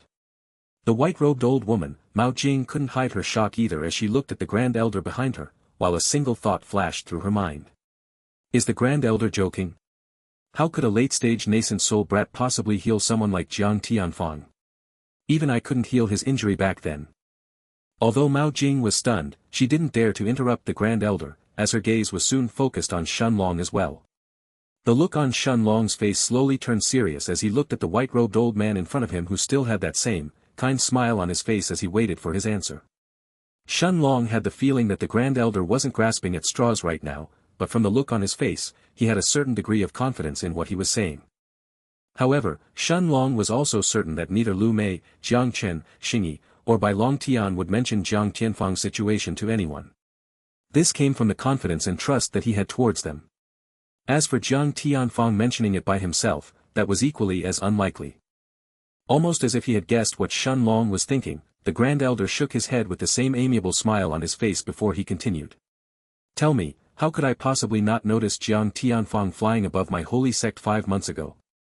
Although others may not know about it, there is no way that Jang Tianfong would simply return back to the central region if his injury was in the same condition as it was in the past. That kid is simply too proud to do that. He would rather die all by himself than live a shameful life. That day, I just happened to come out of my seclusion and I didn't pay too much attention to it. It was only today that I found out that Jang Tianfong's son is actually inside the sect, and he has even joined a newly created faction. After taking a look at this faction I found that there was more to it than what meets the eye. Everyone is following a single outer court disciple who has comprehended a small part of the Tao of space, and even has an immortal grade bloodline. Naturally, this would make this old man curious. Of course, you don't have to answer if you don't want to. The Grand Elder then sat down cross-legged and even took out a flask of wine from his spatial ring as he started to drink from it contently, causing his eyes to turn into two crescent slits. Shun Long seemed to have understood what this legendary old monster from the holy sect in front of him was trying to say, but he remained silent for a moment, almost as if he was contemplating on his answer. After all, Shun Long could sense that there were actually some things that the Grand Elder had chosen to hide from his story. At that moment, Jang Chen was actually the first one who took a step forward standing next to Shun Long, and as he stared at the white-robed Grand Elder he asked in a serious voice. Grand Elder, even if you were curious about me, do you really believe that it's possible for Shun Long to heal my father? Although Jang Chen's tone was respectful, the look in his eyes was extremely serious as he stared at the old man in front of him who was leisurely drinking his wine. No matter what, Jang Chen wasn't going to accept the Grand Elder's excuse either. Turning his gaze towards Jang Chen, the Grand Elder actually smiled and nodded his head before he answered. Kid, you are right. Even if someone managed to heal Jang Tianfong, I normally wouldn't have come to the conclusion that it would be Shun Long. After all, in the past, Jang Tianfong had come to our holy sect to ask for help as well, but even one-star alchemists like Mao Jing had failed to treat him, so how could a late-stage nascent soul outer court disciple possibly do so? Xingyi's master, Mao Jing nodded her head gravely as she agreed with the Grand Elder without any shame. She still remembered how terrifying the poison inside Jang Tianfong's dantian really was, making her shiver just at the thought of it. That day, Mao Jing had nearly died as that poison had almost ended up attacking her as well. Back then, she had told Jang Tianfong that it was impossible for any one-star alchemist to heal him, and only two-star alchemists could possibly do so. After all, the difference between one-star and two-star alchemists was enormous, and even though it was extremely difficult for someone to normally ask for the help of a two-star alchemist, it was still not impossible for an expert at the level of Jang Tianfong to do so if he was willing to pay a heavy price. The Grand Elder's deep black eyes shone brightly as he looked at Shun Long and continued. I am not sure what you did, but I am certain that you are somehow related to Jang Tianfong's recovery. Although I wouldn't believe it if it was another outer disciple in front of me, you are different. After all, you destroyed the ball of fate. The Grand Elder had a solemn look once he said the last sentence, but a moment later, he suddenly started to laugh loudly, his booming laughter actually shaking the entire private room. Looking at Shun Long, the Grand Elder's smile turned even more noticeable as he finally said a moment later. It's fine. You don't have to answer if you don't want to. After all, I didn't come here to ask you things regarding Jang Tianfong. The reason I am here today is a different one. Shun Long, tell me, are you willing to take me as your master? Chapter 642 The Grand Elder's Favor. The Grand Elder's words were like a bomb that exploded on everyone's minds, making not just Lu Mei, Jang Chen, and the others, but even the white-robed Mao Jing stare at him with eyes filled with incredulity and disbelief. The reason why he had come here today was to actually accept Shun Long as his disciple. Nobody knew how to react to this. Even Shun Long stared at the white-robed Grand Elder in front of him with a stunned expression on his face. In the past 10 months, not a single one of the inner court elders had been willing to accept him as their disciple, even after Shun Long had revealed his bloodline during the 4th test of the holy sect. This had left Shun Long completely baffled. Even without showing his Tao of time, just his Tao of space or his immortal grade bloodline should have normally been enough for at least a few of the inner court elders to accept him as their disciple. However, even though Shun Long had been surprised that no elders of the holy sect seemed to be interested in him, since Lu Mei, Xingyi, Jang Chen, and Bai Long Tian had all found their own masters, it didn't make too much of a difference to him either. After all, the main reason why Shun Long had been willing to accept a master was to obtain some backing within the holy sect in the first place. Grand Elder, are you serious? Mao Jing's shrill voice resounded throughout the private room, but the white-robed old woman didn't seem to care about it as she stared at the white-robed old man who was leisurely drinking his wine. And yet, the Grand Elder didn't pay the slightest bit of attention to her, as he kept staring at Shun Long with a smile on his face. He could see that Shun Long had been pondering his offer seriously, which made the Grand Elder extremely happy. Silence had filled Mao Jing's private room as everyone waited for Shun Long's answer. Even Lu Mei had no idea what Shun Long was going to choose. A few moments later, Shun Long looked at the white-robed old man in front of him and smiled brightly as he cupped his hands and bowed towards him, before his voice resounded throughout the silent private room. Grand Elder, thank you. However, I don't plan to accept a master right now. I hope the Grand Elder understands. What? The white-robed old woman, Xianxia's master, Elder Mao Jing, looked at Shun Long with an expression of disbelief on her face, before her gaze was hurriedly turned towards the Grand Elder. This was the Grand Elder. He was the second strongest person in the entire holy sect other than the sect master himself. And yet there was an outer disciple who would dare to refuse him. Mao Jing couldn't believe this scene in front of her. However, Jang Chen and the others all nodded their heads calmly as they looked at Shun Long. After all, this was within their expectations from the beginning. Although that old man is indeed strong for a Dao Emperor, he is still too far off if he wants to accept Master as his disciple. Perhaps Master would have agreed before I had woken up, but now. Who else is more qualified than me to protect Master? Little Black's calm voice resounded throughout the foggy space in a stone of time, as the Black Dragon watched this scene with a smile on his face. Naturally, with Little Black's current strength, there was virtually no Dao Emperor who would be able to threaten Shun Long. Only Sovereign Realm experts would have that ability. But would a Sovereign Realm expert really lower themselves to deal with someone like Shun Long? As for Little Silver, the Black Panther seemed to have fallen asleep, not caring at all about Shun Long's choice. At the same time, the Grand Elder was actually stunned as he looked at Shun Long who was still bowing towards him. Finally, a moment later, the Grand Elder sighed and waved his hand as he looked at Shun Long and said in a somewhat disappointed tone. Sigh, let's not force it then. If you are unwilling, then so be it. Perhaps it wasn't meant to be. The Grand Elder then waved his hand, taking out a golden-colored token from his spatial ring and tossing it towards Shun Long. The token slowly floated towards Shun Long, before it came to a halt in front of him, as the Grand Elder smiled and said kindly. I only have accepted 2 disciples in my life. Although you are not my disciple, with this token your status will be no different than that of a personal disciple of mine. Don't refuse it. Consider it as a gift from this old man. Staring at the Grand Elder's deep black eyes and a kind smile on his face, Shun Long actually nodded his head before he extended his hand, taking the golden-colored token in his hand and throwing a look at it. The token only had a single word on it. Kong. Mao Jing's heartbeat had started to rise as she looked at the young man in yellow robes who had just received the golden-colored token in his hands, as well as the white-robed Grand Elder who was smiling towards him. It was obvious how favorably the Grand Elder looked at Shun Long that he would even give him his personal token even after Shun Long had declined his offer to become his disciple. Mao Jing understood that with this token in his hands, Shun Long's status couldn't be considered inferior to any inner court disciple within the holy sect. With a smile on his face, Shun Long placed the golden token in his spatial ring, before he waved his sleeve, causing a medium-sized wooden barrel to appear in front of him. Looking at the Grand Elder, Shun Long then waved his hand for a second time, causing a wave of his chi to completely envelop the barrel, before the wooden barrel actually floated towards the Grand Elder, stopping right in front of him.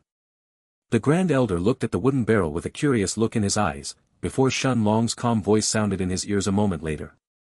I hope the Grand Elder will accept my gift as well. Without waiting for a response, Shun Long bade farewell to the Elder, before he turned around and led Xingyi and the rest out of Mao Jing's private room, leaving behind only the Grand Elder and the wooden barrel in front of him, as well as Mao Jing herself.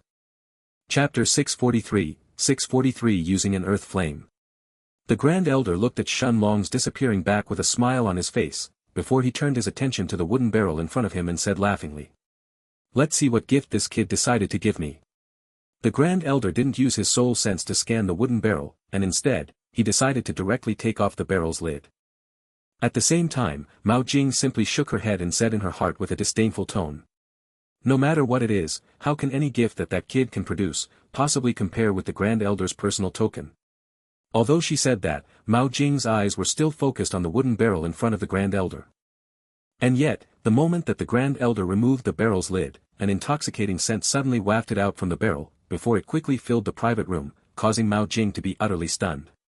Even the Grand Elder seemed to have lost his words as the intoxicating scent coming from the barrel in front of him kept assaulting his senses, making his steady and calm heart start beating wildly.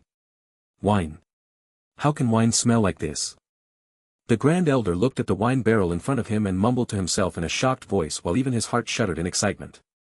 Even he, a powerful Dao Emperor who stood at the peak of the Dao Emperor realm and had roamed throughout the central region for many years, had never smelled a wine like this before. No. Even the Shu family's wine is inferior to this wine in terms of scent alone. As he finished speaking, the Grand Elder didn't hesitate any longer, as he hurriedly took out a jade-like cup of wine from his spatial ring and filled it with the wine from the wooden barrel. Under Mao Jing's eyes that were filled with jealousy, he then took a light sip from the colorful red wine, before he emptied the rest of the jade cup at once. "Brother Shun, was that wooden barrel filled with the same wine that we tasted back in your room those months ago?" Bai Long Tian looked at Shun Long and asked in a curious voice as their group of 5 walked back towards their private room. Jang Chen, Lu Mei, and Xingyi all looked at Shun Long, who smiled as he nodded his head and said, "Although I wasn't planning to share this wine with anyone else, since the Grand Elder gave me his personal token, I wouldn't take advantage of him." Pfft. Most likely, the Grand Elder won't be able to enjoy another wine again in the future after drinking Brother Long's wine. Xingyi's voice had hints of laughter on her face, while Lu Mei simply smiled while Jiang Chen nodded his head in agreement. Although they only tasted Shun Long's wine rarely, the 4 of them understood that, in terms of winemaking, Shun Long's wine stood at the very peak of the cultivation world. Bai Long Tian and the rest were confident that if Shun Long was willing to set up a shop and sell his wine in any city within the central region, experts would happily come and take it all regardless of the price. A few minutes later, Shun Long's group arrived back to their private room. As they all entered inside, Shun Long finally had a chance to take a look at this room that the refinement hall provided. It was a relatively spacious room, around half as big as Mao Jing's own private room, but the room itself was practically empty, aside from a single bronze cauldron that was placed in the center of the room. Shun Long's eyes instantly lit up as he moved towards the bronze cauldron right away. After all, he only needed a glance to realize that this was actually a peak rank 3 gold grade cauldron. Naturally, the refinement hall would have a peak rank 3 gold grade cauldron inside every single room, while a few of the rooms may even have a star rank cauldron inside them. Of course, the price to rent such a room was extraordinary. Sitting in front of the cauldron, Shun Long had a smile on his face as he let his soul sense enter inside the small hole on the floor of the room that was right beneath the bronze cauldron. Soon, a wave of orange flames erupted from the small hole, immediately enveloping the entire cauldron and raising the temperature inside the room to a terrifying degree. Earth flames. This was the same thought that passed through everyone's minds as they looked at the orange flames that enveloped the cauldron in the blink of an eye. The orange flames were identical to those that they had seen inside Mao Jing's private room a while ago. It was only that these flames were much weaker compared to the flames inside Mao Jing's room. Jiang Chen, Xingyi, and Bai Long Tian didn't need to use their unique physiques to resist the heat of the earth flames, while Lu Mei barely used any of her qi to cover her body as well. Of course, compared to when a Dao Emperor like Mao Jing was using the power of the earth flame, Shun Long's earth flame was much weaker. And yet, Shun Long had a big smile on his face as he started to control the earth flame using his soul sense, without warming the cauldron right away. Shun Long knew that the most important thing when using an earth flame for the first time, was for the alchemist to familiarize himself with the earth flame. After all, earth flames were completely different from qi flames created from a person's qi. Qi flames could be used without any restraint, but although it was exceedingly easy to control them, they couldn't be compared to earth flames in terms of their power and their ability to help an alchemist refine pills. In this regard, earth flames were truly in a league of their own. This was why countless alchemists would do anything they could to get their hands on an earth flame. After all, with the power of an earth flame, an alchemist's ability to refine pill would truly rise to a terrifying level. However, earth flames weren't easy to control, which was why Shun Long wasn't in a hurry to start warming the cauldron. Instead, he allowed the earth flame to take various shapes, sometimes taking the form of a snake, while a moment later it may take the shape of a lion. A little more than an hour later, Shun Long sat cross-legged on the ground and first planted the rank 6 5 elements grass inside the herb garden. After using his qi to accelerate the flow of time inside the herb garden, Shun Long finally opened his eyes a few hours later, his gaze fully focused on the bronze cauldron in front of him. It was time to attempt to refine the rank 6 5 elements awakening pill. Chapter 644 Refining the 5 elements awakening pill. Shun Long closed his eyes and sent his soul sense inside his herb garden, before dozens of medicinal herbs appeared in front of him one after the other. Even the lowest ranked of them was actually a rank 5 medicinal herb, while a handful of them were actually rank 6 herbs. Seeing this scene, Jang Chen and the others all remained silent as they looked at Shun Long. Aside from Lu Mei, this was the first time for Jiang Chen, Xingyi, and Bai Long Tian, see Shun Long personally refine pills. The look on Shun Long's face was extremely solemn as he turned his attention towards the medicinal herbs that were scattered around him.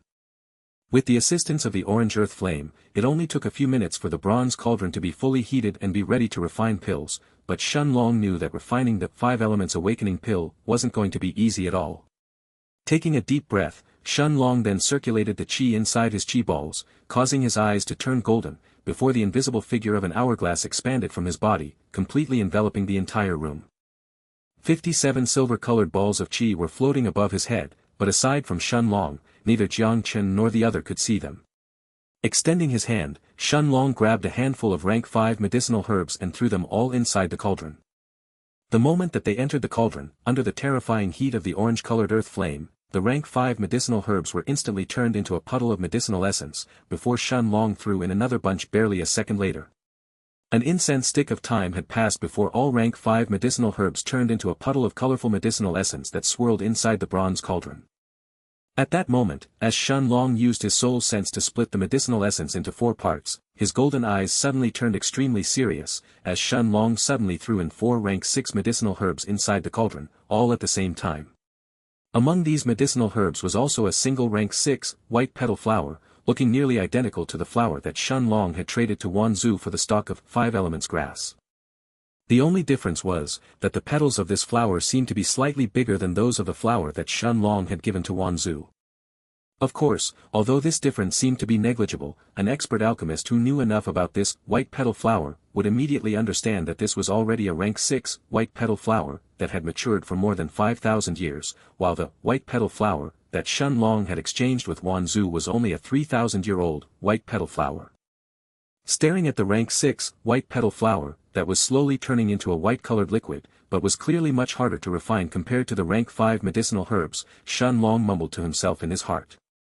Although a single, white petal flower, is enough to refine 4 rank 6 5 elements awakening pills, unless both the white petal flower and the 5 elements grass have matured for more than 5,000 years, it's impossible for the quality of the 5 elements awakening pill to reach the high grade, let alone the top grade. As he stared at the white petal flower inside his cauldron, Shun Long lamented on how tough it was to refine this. The older a medicinal herb was, the more difficult it would be to refine it into medicinal essence. As for this 5,000-year-old white petal flower that he had grown inside his herb garden, Shun Long knew that without the assistance of the earth flame, it would be impossible for him to refine it fully by himself. Even though his spiritual strength was almost at the level of a peak Dao King right now and he was qualified to be considered a peak rank 3 gold grade alchemist, Shun Long knew that even with his extremely pure qi, his qi flames wouldn't be strong enough to fully refine a rank 6 medicinal herb without the assistance of an earth flame. It wasn't just him. Shun Long knew that even powerful Dao Kings, and even peak Dao Kings who had reached the peak rank 3 gold grade as alchemists, wouldn't be able to fully refine rank 6 medicinal herbs by themselves either. Although they could refine a small part of the herbs, Shun Long knew that those peak Dao Kings would usually cause 70% of the medicinal essence to be wasted. Shun Long's spiritual strength surged, causing the power of the earth flame coming from the refinement hall to reach the limits of what he could use, before the white petal flower was fully refined into essence, turning into a mix of colorful white and green medicinal essence that was mixed into the puddle of medicinal essence inside the bronze cauldron. And yet, at that moment, Shun Long could feel his soul sense shudder as a wave of pain suddenly filled his head. Monarch's domain. Shun Long's golden eyes had turned red from the pain, but he still called out furiously as he activated his Monarch's domain, causing the flow of time around him to forcefully stop. Shun Long knew that this wave of pain was caused because he tried to refine the essence of 4 rank 6 medicinal herbs simultaneously. However, Shun Long knew that if he didn't refine the essence of the white petal flower and the other 3 rank 6 herbs at the same time before he fused them together, the chances of creating even a single top-grade 5 elements awakening pill would be almost zero. This was because a small part of the essence of each one of those 4 herbs would naturally be dispersed, unless Shun Long refined them all together at the same time.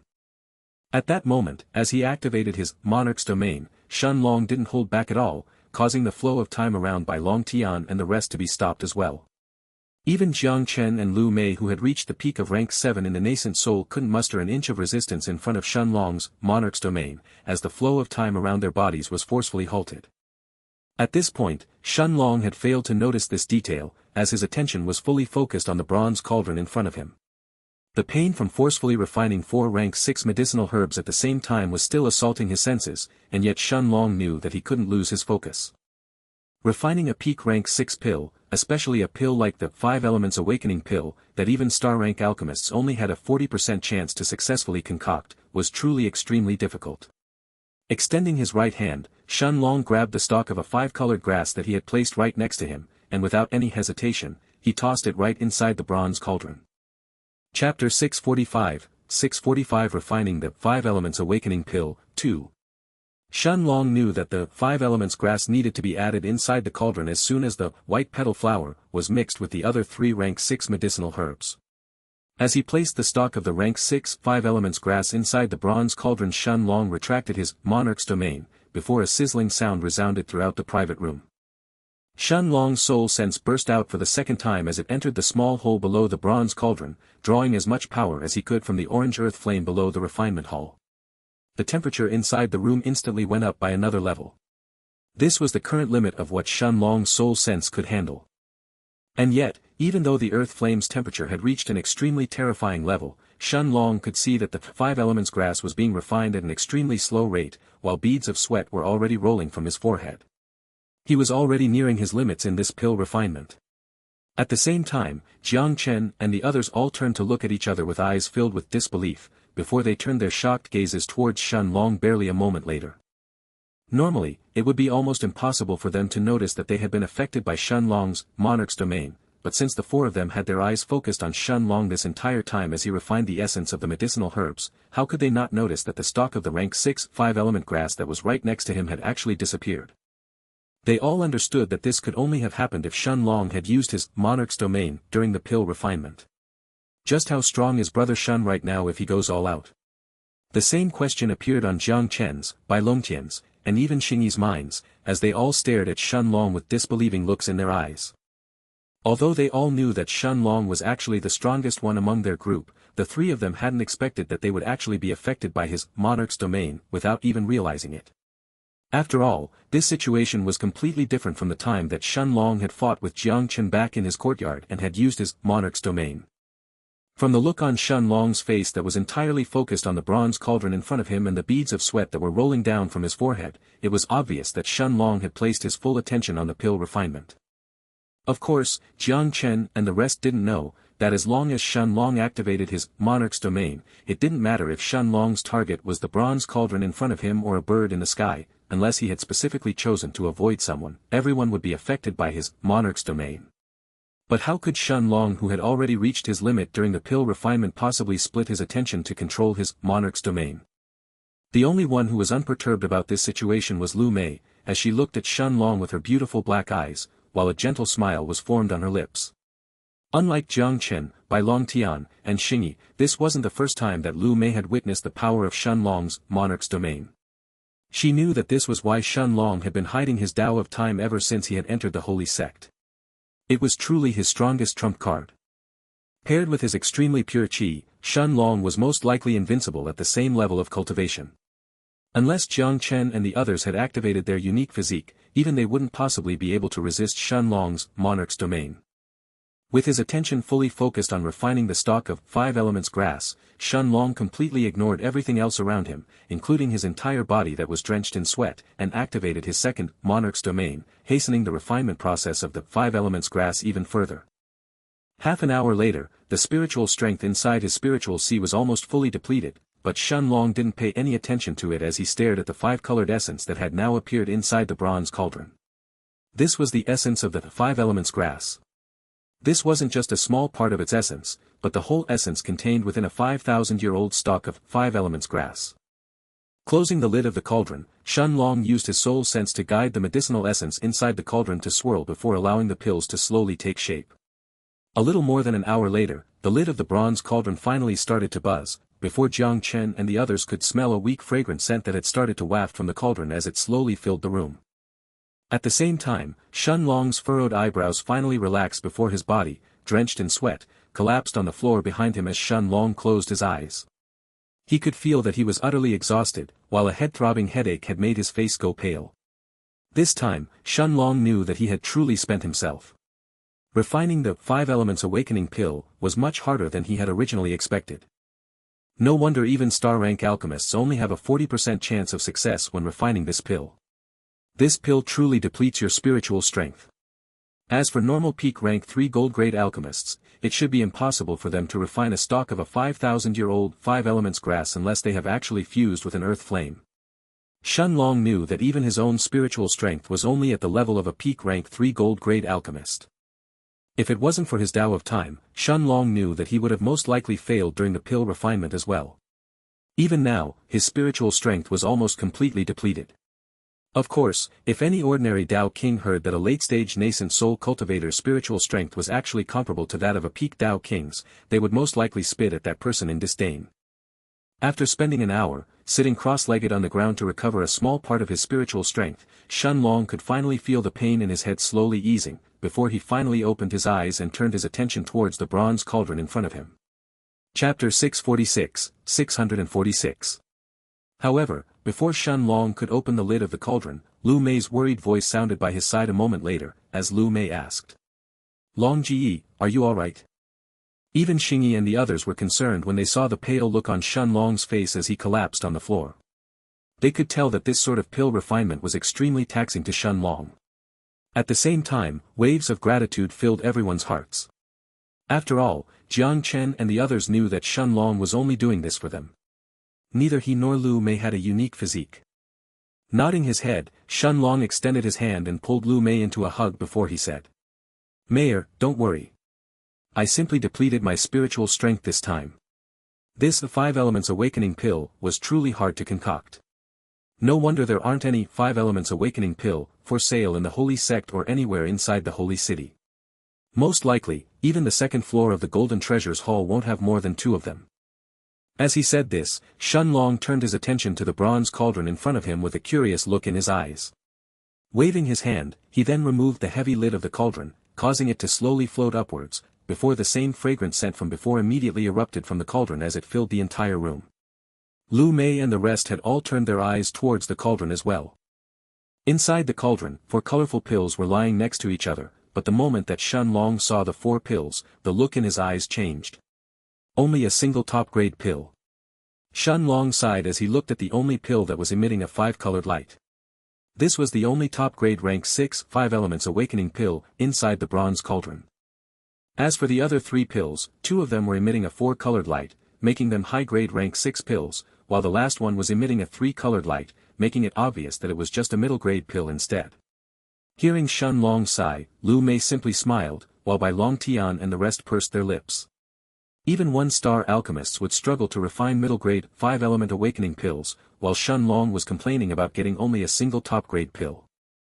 Of course, Shen Long understood that the difference in price between a single high-grade and a top-grade 5 Elements Awakening pill was measured in the millions of middle-grade spirit stones. Perhaps it could even exceed 10 million middle-grade spirit stones. Realizing that only one of them could take the top-grade pill while the others would have to take the high-grade pills instead, Jang Chen looked at Shen Long and said seriously. Brother, I don't need the top-grade pill. You can give it to junior sister Xia or to that Buddhist idiot. Perhaps his strength would finally reach mine by then as well. Xia Xingyi and Bai Long Tian were both stunned when they heard Jang Chen's words, as they looked at him with eyes filled with surprise and disbelief. Shen Long had already told them that every single person could only consume a single 5 Elements Awakening pill in their lives, but Jang Chen was willing to give up the top-grade pill for them. It was clear that the difference between a high-grade and a top-grade pill wouldn't be a small one. Bai Long Tian didn't even care about being called a Buddhist idiot, as he shook his head firmly and was ready to reject, while Xingyi also did the same without any hesitation. However, before Xingyi or Bai Long Tian could reject Jang Chen's offer, Shen Long was the first one to shake his head, as he took out 4 small pill bottles and stored the pills inside them, before he said seriously. I will refine another batch of pills first. If there aren't 2 top-grade pills inside it, I will simply refine another one. Closing his eyes, Shen Long started to meditate right away, replenishing his spent spiritual strength, leaving behind Jang Chen and the rest who stared at him with baffled looks on their faces. He was going to refine another one. Putting the rest of the medicinal herbs aside, Jiang Chen and the rest were certain that Shen Long only had a single stalk of 5 elements grass, which was the one he had taken from Wanzhou. Without speaking, Bai Long Tian and the others stared at Shen Long silently, waiting for him to replenish his spiritual strength. Of course, there was no way that Shen Long was going to allow Xingyi and the rest to consume a middle-grade or a high-grade, 5 elements awakening pill. After all, he clearly understood the difference between a high-grade and a top-grade pill. After all, a person could only consume a single, 5 elements awakening pill in their lives, while the difference between a high-grade and a top-grade pill was simply incomparable. 5 hours later, Shen Long had brought his spiritual strength back to its peak state, before he took out another batch of medicinal herbs from his herb garden, and spread them around him for the second time. Thankfully, this time Shen Long was lucky, as the second furnace had 2 top-grade pills, 1 high-grade pill, and a single middle-grade, 5 elements awakening pill. This time, neither Jang Chen, Bai Long Tian, or Xingyi refused, as they all accepted the top-grade pills, before their group left the refinement hall as everyone returned back to their own courtyard in the outer court. After all, Xingyi and the rest had less than a month left to absorb the 5 elements awakening pill, so they couldn't waste any time. In the blink of an eye, a month soon passed, as the day of the Martial Roll of Honor tournament finally arrived. Sitting cross-legged on his usual spot inside the foggy space in the Stone of Time, Shen Long finally opened his eyes and turned to look at the golden-colored token on the ground next to him, before his lips slowly curved up as he mumbled to himself with a smile on his face. Let's see how strong I have become in these last 6 months. Chapter 647 Gathering in the Arena. After taking a look at the white-colored words that had appeared on his sect-identifying token, Shen Long closed his eyes with that same smile on his face as he imagined himself leaving the foggy space in the Stone of Time. Lu Mei, who was sitting on the bed with her eyes closed, seemed to have sensed something as she suddenly opened them in the next moment, before a brilliant smile appeared on her face as she called out joyously. Long Ji. Shen Long smiled as he walked towards Lu Mei and pulled her into a hug, before he asked her in a gentle tone. Mayor, how are you feeling? In the last month, Shen Long would often leave the foggy space of the Stone of Time and return back to his room to play the guqin for Lu Mei. However, unlike the first time that he had done so, when he had played the Silverbark guqin, without holding back and had caused the sound of his music to escape past the protective formations of his courtyard and spread to the streets and the nearby courtyards, this time Shen Long made sure to control the music, allowing it to stay within the confines of his own courtyard instead. The main reason why Shen Long had done this in the past month wasn't to practice his skills with the guqin, but to help Lu Mei get rid of most of the negative effects of her blood absorption art. Shen Long clearly knew that the blood absorption art could affect Lu Mei's soul if she ignored it, while its side effects had only grown more powerful in the last 5 months that Lu Mei had been increasing her cultivation. Thus, Shen Long had told Lu Mei to spend this past month increasing her spiritual strength, while Shen Long would also play the guqin for her every few days. Lu Mei had naturally agreed to it without any hesitation. Even if she didn't have the need to increase her soul sense, since Shen Long had asked her to do this, she wasn't going to refuse. At the same time, Lu Mei knew clearly that if she wanted to keep breaking through even further in the nascent soul stage in the future, the power of her spiritual strength couldn't be much lower than her qi cultivation. This was something that every nascent soul stage cultivator had to do, including Shen Long. Nodding her head, Lu Mei looked at Shen Long and smiled brightly before she said. Long Ji, don't worry. I don't feel any discomfort. Shen Long nodded his head and patted Lu Mei's head gently, before Little Black's calm voice sounded in his mind a moment later. Master, there is no need to worry. After listening to Master's music, even the last remnants of the effects of the blood absorption art inside that little girl will have been completely expelled. Until she attempts to break through and become a Dao King, Master doesn't need to worry. Shen Long nodded his head seriously as he pondered over Little Black's words. After all, he clearly understood what Little Black meant. Although Lu Mei didn't have a problem right now, when she attempts to break through to the Dao King realm in the future, things may not necessarily be the same. I will just deal with it when the time comes. As long as I keep Mayor by my side, it will be alright, Shen Long said in his heart as he looked at the bewitchingly beautiful young woman in his arms who was staring back at him with an infatuated look in her black eyes. As he and Lu Mei left the room, Shen Long saw Jang Chen, Xingyi, and Bai Long Tian, who were all sitting cross-legged in the courtyard outside with their eyes closed. Shen Long's eyes lit up when he saw the dense darkness that was being emitted from Jang Chen's body, the golden light coming from Bai Long Tian, as well as Xingyi's body that was almost completely covered in shadows. At the same time, Jang Chen, Xingyi, and Bai Long Tian all opened their eyes as they looked at Shen Long with excited smiles on their faces. After all, today was the day of the Martial Roll of Honor tournament. There are actually so many people and everyone seems to be heading towards the arena as well. As Shun Long's group of 5 left the courtyard, they all saw thousands of outer disciples that had filled the streets, as they rushed towards the location of the arena, making Bai Long Tian look at them and exclaim out in surprise. This was the first time that Bai Long Tian and the rest were seeing the streets of the holy sect look so crowded. What did you expect? Unless they are idiots, none of them wants to miss the martial roll of honor tournament. Jang Chen glanced at Bai Long Tian sideways before he said seriously, while the look in his eyes couldn't conceal his burning fighting intent. Naturally, Jang Chen was filled with excitement for this martial roll of honor tournament as well. This was where the strongest outer court disciples of the holy sect fought each other. Which expert didn't want to spar with others and become stronger? Walking through the crowded streets of the holy sect, it took more than an hour for Shun Long and the rest to arrive in front of the arena that seemed to have an enormous queue in front of it. By the time that Shun Long and the rest managed to find some seats, it was already noon. Finally, as the seats in the arena seemed to have been almost completely filled, a white-robed old man with clear wrinkles around his eyes and on his forehead seemed to have appeared out of nowhere in the sky above the arena. The moment that the outer disciples in the arena saw this old man, the buzzing arena immediately fell silent. Chapter 648 Elder Sun 1. Next to the white-robed old man who had suddenly appeared in the sky above the arena, another white-robed old man, as well as a beautiful woman with gentle facial features had both appeared by his sides barely a moment later, causing a single thought to appear in the minds of the disciples in the audience seats. Dao Emperors. Those 3 elders are all Dao Emperors.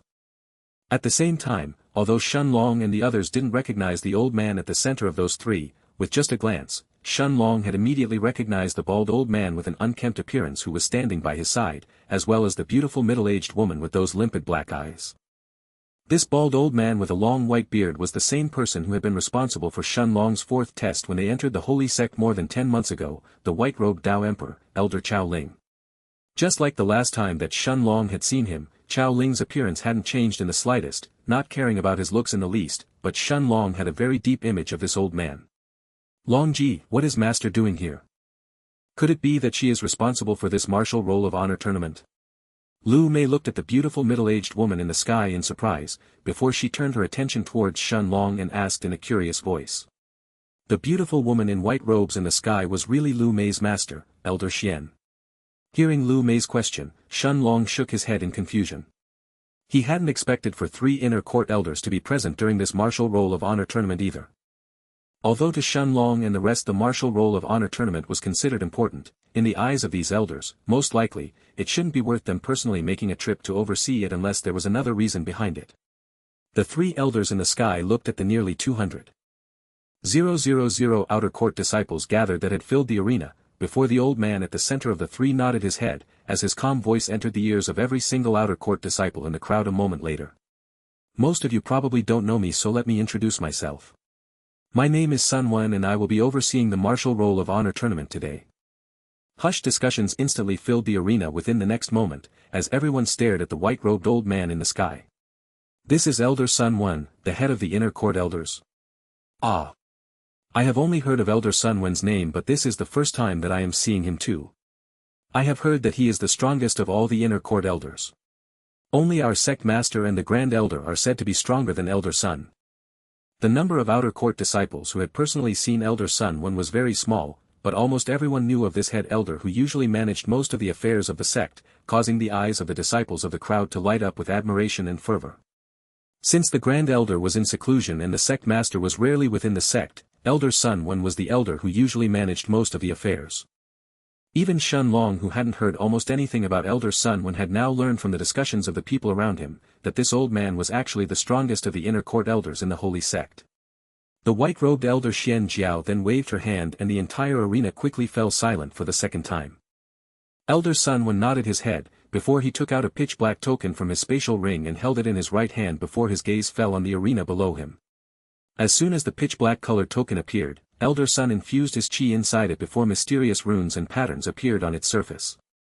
At the same time that those runes appeared on the black token, similar runes seemed to have also covered the surface of the arena as well, before the entire arena started to violently tremble barely a moment later. Shun Long's eyes widened in shock as he stared at the 8 huge platforms that were slowly emerging from the depths of the arena. Even the trees in the forest region inside the arena seemed to have been pushed aside, as the huge platforms, each of whom was more than 100 meters wide, appeared in the eyes of every single outer disciple. Most outer disciples seemed to have already expected this scene and weren't too surprised by it, but there were still plenty of people like Shun Long's group who were stunned upon seeing this scene for the first time. Elder Sun Wen smiled as he looked at the crowd and said calmly. These 8 arenas will be used for your fights today. Your sect identifying token will guide you to the arena that you need to enter before every fight. The rules of the martial roll of honor rankings are fairly simple. To win a fight, all you have to do is make your opponent to admit defeat or render them unable to keep fighting. The outer court elders will also be observing your fight, so they will be able to judge the fight as well. As long as you win a single fight, your ranking will be displayed on your sect identifying token. However, remember that you are not allowed to intentionally kill or cripple another disciple. If any of you break the rules, you will be lucky if you are simply expelled from the sect.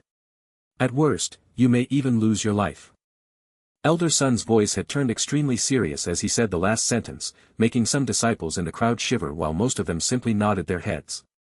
Chapter 649, 649 The Rewards for the Top 1000. TSK. Although this holy sect is still good for master right now, it will never truly reach the peak. Since it forbids its disciples from fighting against each other to the death, it will only restrict their growth. Only when one has a sense of danger during their battle and truly fights his opponent with everything he has, will that person have a chance to reach the peak. This holy sect's chances of producing a true genius are simply too low. Little Black spoke with a disdainful tone as he stared at the white-robed Sun One from the foggy space in the stone of time. It was clear that in Little Black's eyes, the holy sect's fights were nothing more than child's play. If it wasn't because it gave Shun Long the ability to fight against its strongest geniuses, Little Black would have truly found no other use for the holy sect. Shun Long had a calm look on his face as he also understood that the holy sect didn't really allow its disciples to kill each other, which was why Little Black was saying this. Even when there was a death match in the arena, the elders would usually try to persuade those disciples against it, and only when there were unsolvable grudges between the two parties would the elders of the holy sect really permit those fights. However, in the immortal dimension, according to Little Black's words, fights and killing each other were everyday occurrences, but in the holy sect, because the elders wanted the disciples to be out of danger, they wouldn't allow them to kill each other. But in Little Black's eyes, this was nothing more than the way the weak lived. The holy sect wouldn't possibly produce an expert behind closed doors. As he looked at the disciples in the audience seats, the white-robed Sun Wen nodded his head before he then continued. Of course, you should still do your best and try to reach the top 1000. Those of you who manage to enter the top 1000 rankings and have your name appear in the martial roll of honor will also be rewarded from the sect as well. Additionally, this year's martial roll of honor is somewhat special compared to the previous years. Elder Sun Wen had a mysterious smile on his face as he said this, while the eyes of most of the disciples in the audience seats lit up in excitement. Many others were like Shun Long as well, and they had also guessed that the appearance of Elder Sun Wen, Elder Xian, and Elder Chao Ling most likely had a special meaning today. One young woman from the crowd couldn't help but look at Elder Sun in excitement as she then asked in a voice that was filled with curiosity. Elder Sun, may I ask what are the rewards for those who reach the top 1000? Although the young woman's voice wasn't loud, in the silent arena, it was heard loud and clear, making everyone around her hear it and turn their attention to her, including the white-robed Sun Wen. Everyone looked at this young woman in the crowd whose cultivation was still at the middle of rank 8 in the nascent soul, before they all turned their eyes towards the white-robed Elder Sun in the sky. Elder Sun nodded his head before he answered with a smile on his face. The rewards for the top 1000 will indeed be slightly different compared to the previous years. Especially the rewards for the top 500. With that same smile on his face, Elder Sun then continued. Those who manage to enter the top 1000 in the martial roll of honor will not only obtain a complete Saint low-grade cultivation technique or martial skill from the sect, but they will also be allowed to enter the second floor inside the Golden Treasures Hall. I am sure that most of you understand the difference in the quality of the items inside the first and the second floor in the Golden Treasures Hall, so I don't need to explain this. At the same time, those who enter the top 1000 rankings will not have to pay a fee every time they enter the Dao Tower in the Holy City either. Elder Sun's words were like a bolt of lightning that struck the minds of every single outer disciple. Indeed, the rewards this time were so much better than those from the previous years that many disciples couldn't even believe this. Those who entered the top 1000 in the previous years during the Martial Roll of Honor tournament would only be allowed to obtain a complete Saint low-grade cultivation technique or martial skill. However, normally, only those disciples who had entered the top 100 in the Martial Roll of Honor, or Inner Court as well as the core disciples would be allowed to enter the second floor inside the Golden Treasures Hall. Even the personal disciples of the inner court elders weren't allowed to enter the second floor until they reached the top 100 rankings or they became inner court disciples. Even Shen Long was stunned by this, causing his eyes to light up. He clearly remembered that when Wanzhou had given him that single stalk of 5 elements grass, he had most likely taken it from the second floor of the Golden Treasures Hall. Shen Long believed that even if there were no rank 7 medicinal herbs on the second floor of the Golden Treasures Hall, even the rarest of rank 6 medicinal herbs would most likely be present there. Of course, Shen Long also understood that their price would also be extremely expensive, but he didn't mind that in the slightest. After all, he wasn't afraid of spending sect points or spirit stones. What he was afraid of was not being able to buy the treasures that he wanted to buy. Elder Sun seemed satisfied when he saw the reaction of those disciples in the crowd, while his lips curved up even further as he continued, his next words shocking not just the normal disciples among the crowd, but even those in the top 500 and those monsters who had reached the top 100 rankings, causing them all to stare at the white-robed elder with disbelieving eyes. However, those who managed to reach the top 500 rankings won't just get those rewards. In addition to that, they will also obtain 1,000 high-grade spirit stones. Chapter 650, 650. 1,000 high-grade spirit stones. The disciples in the crowd sucked breaths of cold air when they heard this, as they looked at the white-robed elder Sun with unconcealed shock in their eyes. After all, high-grade spirit stones were simply too rare. Usually, only the top experts would possess high-grade spirit stones and would use them they cultivated, like those inner court elders of the holy sect. As for those outer court disciples and the inner court disciples, most of them would only use middle-grade spirit stones while only those who came from extremely powerful backgrounds would have some high-grade spirit stones in their possession. Although 1,000 high-grade spirit stones were only equal to 1 million middle-grade spirit stones, no one would possibly exchange 1,000 high-grade spirit stones for 1 million middle-grade ones. For the holy sect to promise to give 1,000 high-grade spirit stones to every single disciple who would reach the top 500, it meant that they would have to give out at least 500,000 high-grade spirit stones. This equaled 500 million middle-grade spirit stones. Even Shen Long was stunned when he calculated this enormous figure. Most likely, even late-stage Dao Emperors would feel extremely strained taking out 500,000 high-grade spirit stones. Only sovereign realm experts like the sect master would be able to take out such a sum easily. While he came to this conclusion, Shen Long's attention was still focused on the white-robed elder Sun in the sky whose gaze scanned the disciples below him before he added in a moment later.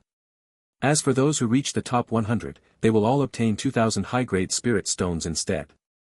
As for those who reach the top 5, each of them will obtain a star-rank weapon as well. As soon as Elder Sun finished speaking, the arena instantly exploded in shock and excitement. Did I just mishear? Did Elder Sun really say that everyone in the top 5 will obtain a star-rank weapon? Has the holy sect gone crazy? How is this possible? Last time, the reward for the top 5 was only 1,000 high-grade spirit stones. How can they give 5-star rank weapons like that? At the same time, the eyes of countless disciples, especially those who were in the top 100 rankings, all lit up with a bright light when they heard the words star-rank weapons. The number of disciples in the outer court who possessed star-rank weapons barely exceeded the number of fingers a person had in both hands. Among 200,000 outer court disciples in the outer court, most likely less than 20 of them possessed star-rank weapons.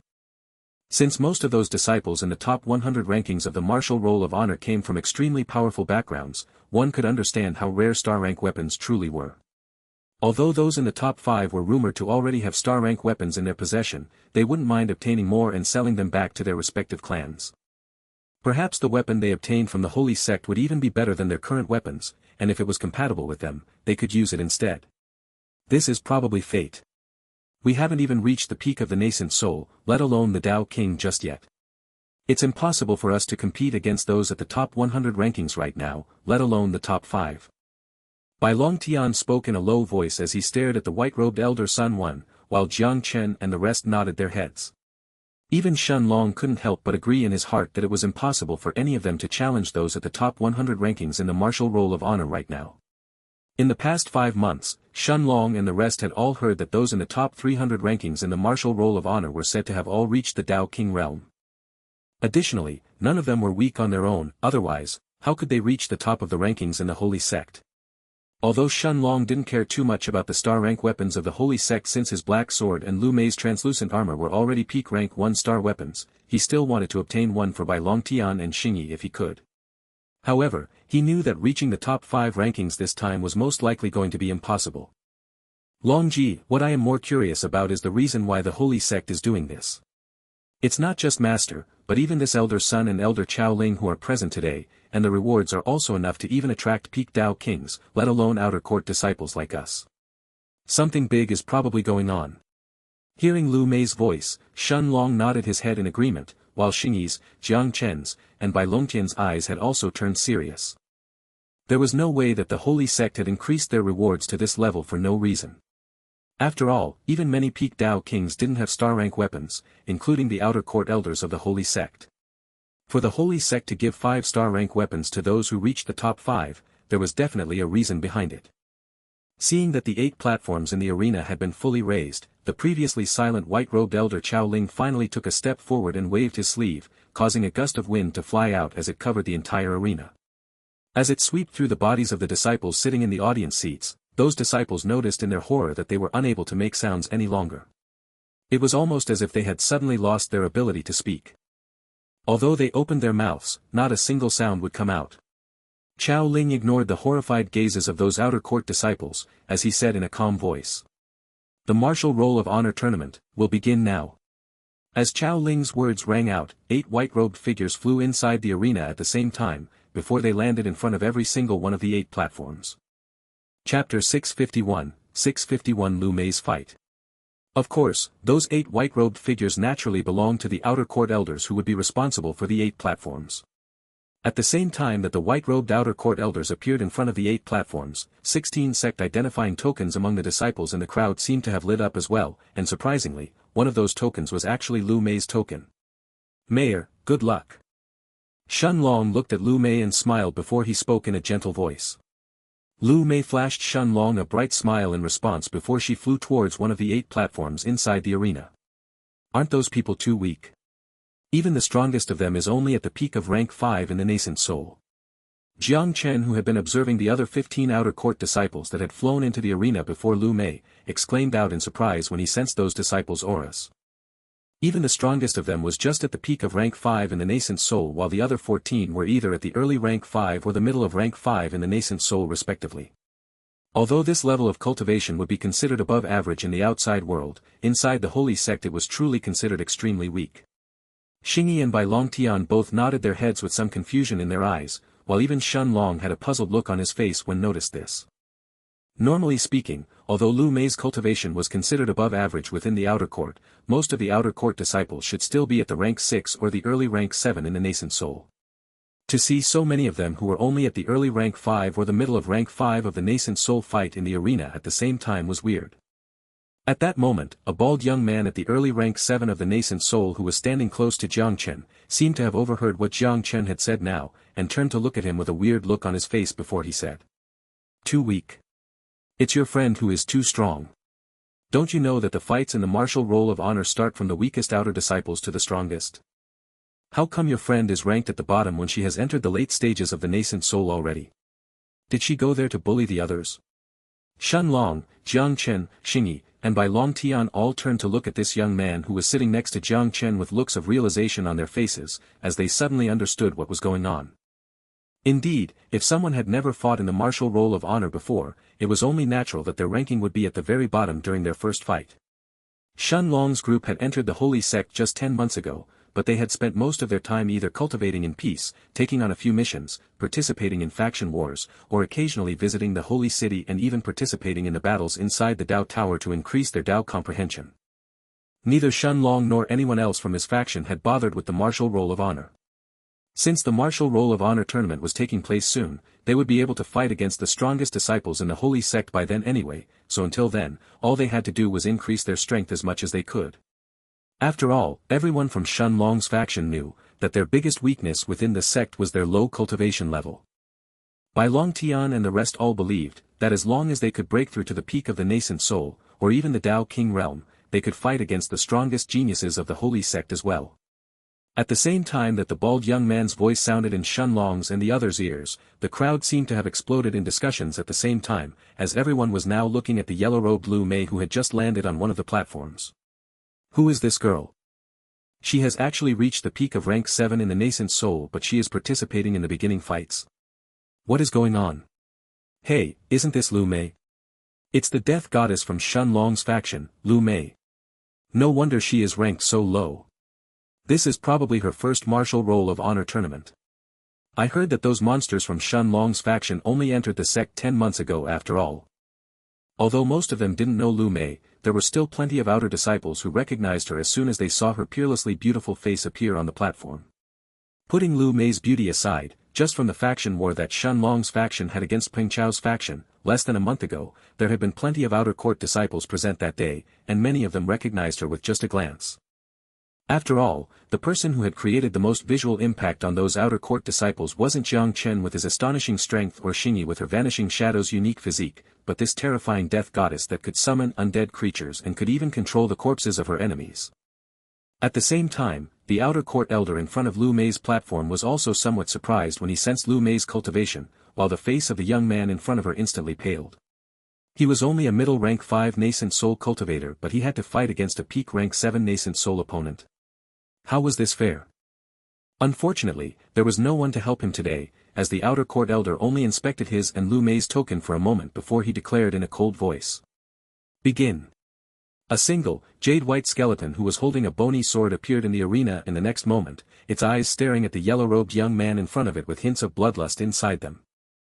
The skeleton's light green embers in his eye sockets flickered once, before the dwarf-like undead creature ran straight towards the yellow-robed young man in front of it. And yet, although the skeleton's stature was short, its aura at the middle of rank 7 in the nascent soul was terrifying to the yellow-robed young man in front of it. The fight only lasted for a single moment, before the young man in front of Lu Mei collapsed on the ground in consciousness. Chapter 652 Stepping on the Stage. The outer court elder sighed as he looked at the result of the fight that was exactly as he had expected, before he returned Lu Mei's token back to her, as Lu Mei then flew back towards Shun Long under the stunned gazes of the crowd. Standing in the sky above the arena, Elder Xian had a bright smile on her face as she watched Lu Mei's figure that was flying towards Shun Long's direction excitedly. At the same time, the white-robed Sun Wen seemed to have recognized Lu Mei as well, as he turned to look at Elder Xian and asked curiously. Elder Xian, I heard that you took a new personal disciple. Is it that little girl? Elder Sun already knew that Elder Xian's master was a peak Dao Emperor who had also comprehended the Dao of Death in the past, so it was only natural for Elder Xian to want to take Lu Mei as her disciple. The white-robed Chao Ling also turned his head to look at Elder Xian, who nodded her head smilingly as she answered. Of course. Since little Mei has comprehended the same Dao as my master, who else in the holy sect is more qualified to guide her than me? The white-robed Chao Ling chuckled when he heard this while Sun Wen nodded his head calmly.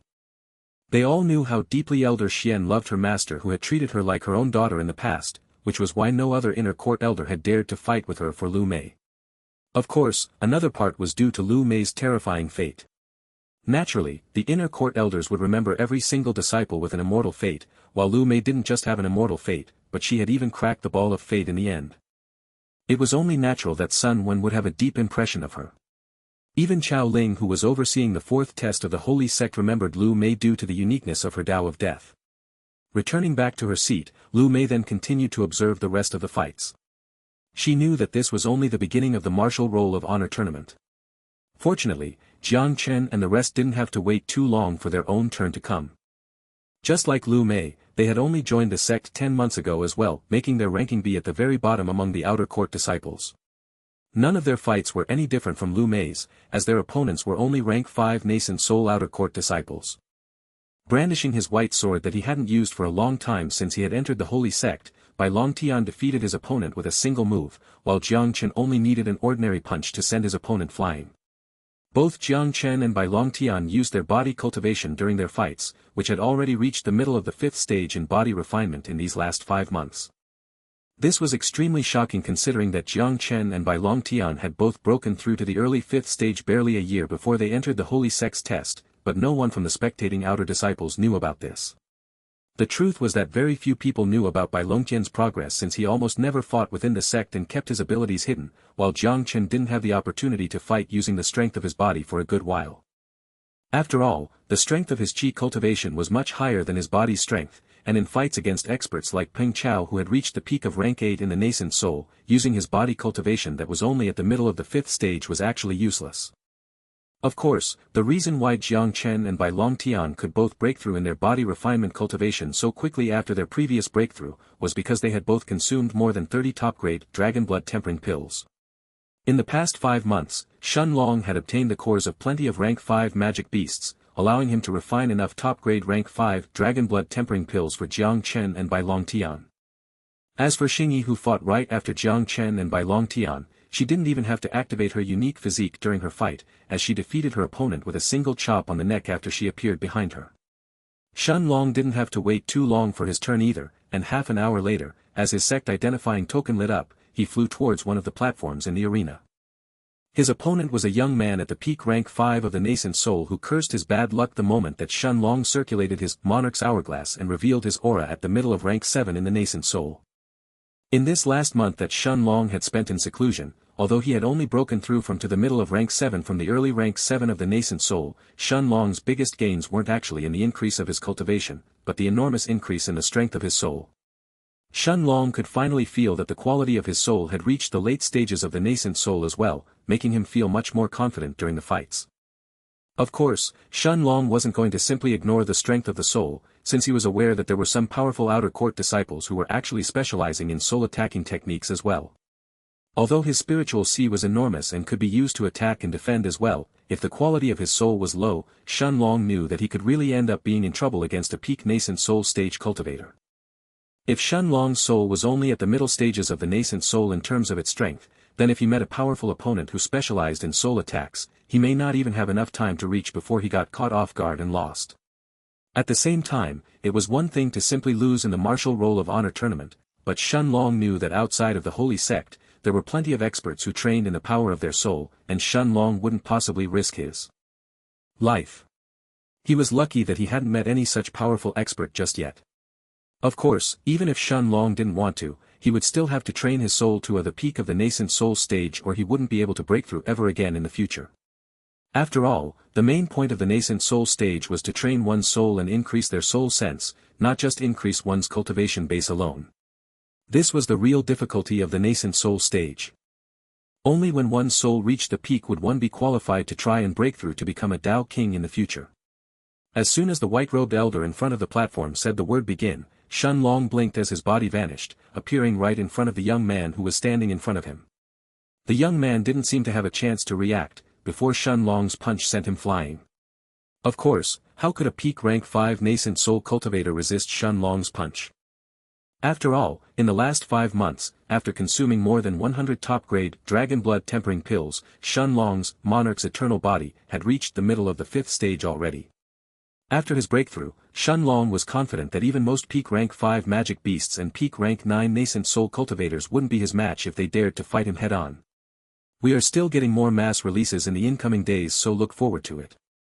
Additionally, if we get to top 10 in the golden ticket rankings, we are getting more mass releases in the next month as well. Chapter 653, 653 Xingyi's opponent.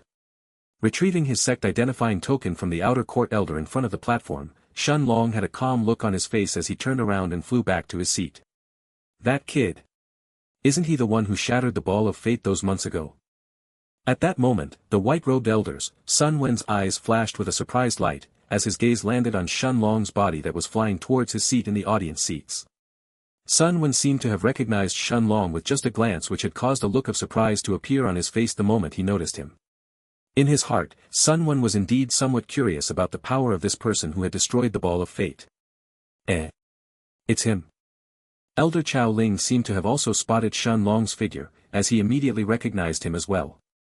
After all, Chao Ling had intentionally made things difficult for Shen Long and Jang Chen during the 4th test of the Holy Sect back then, since he had been certain that those two were hiding some secrets that had attracted Chao Ling's attention. And indeed, both Shen Long and Jang Chen ended up possessing immortal-grade bloodlines. This had even exceeded Chao Ling's own expectations, making him pay even more attention to them. How could Chao Ling forget about them, when the number of disciples that possessed an immortal-grade bloodline within the outer court of the Holy Sect didn't even number more than 10? Elder Xian had actually noticed Shen Long's figure in the arena long ago, but she simply smiled without saying anything. After he returned back to his seat, Shen Long stared at the next few fights without too much interest in his eyes. What he was eagerly anticipating was the fights in the top 2,000 and above. Additionally, Shen Long was also extremely curious to the reason why the holy sect had increased the rewards so much this time.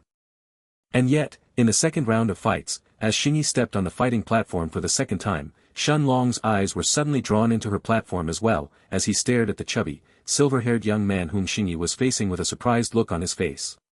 It's actually him. It wasn't just Shen Long who was surprised when he saw Xingyi's opponent, but Lu Mei and Bai Long Tian, and even Xingyi herself. After all, her opponent was the third strongest genius from the Night Star continent, the young lord of the Mercenaries Association, Zhong Fang. Zhong Fang also looked at Xingyi with a look of disbelief in his eyes. In the House of Rankings back in the Night Star continent, Zhong Fang had been the publicly acclaimed third strongest expert of the younger generation of the Night Star continent, and he was only below Bai Long Tian and Xing Huang, while Xingyi herself was only ranked fifth. However, after joining the holy sect, Zhong Fang understood that Xing Huang, Bai Long Tian, and Xingyi had all been hiding their power while they were in the Night Star continent.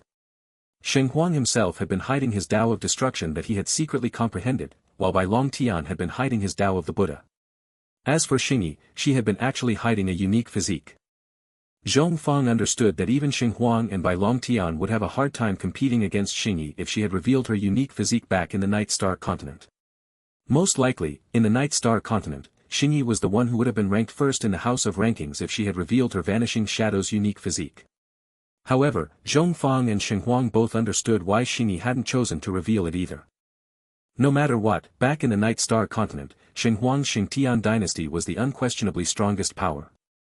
If they had ended up finding out about Xingyi's Vanishing Shadow's unique physique and started to consider Xingyi as someone who would be a threat to Xing Huang, then considering the Xingtian dynasty's influence in the Night Star continent, if they started pressuring her Xie family, it was very likely that the Xie family would cave into the Xingtian dynasty's power while Xingyi wouldn't have a way to protect herself.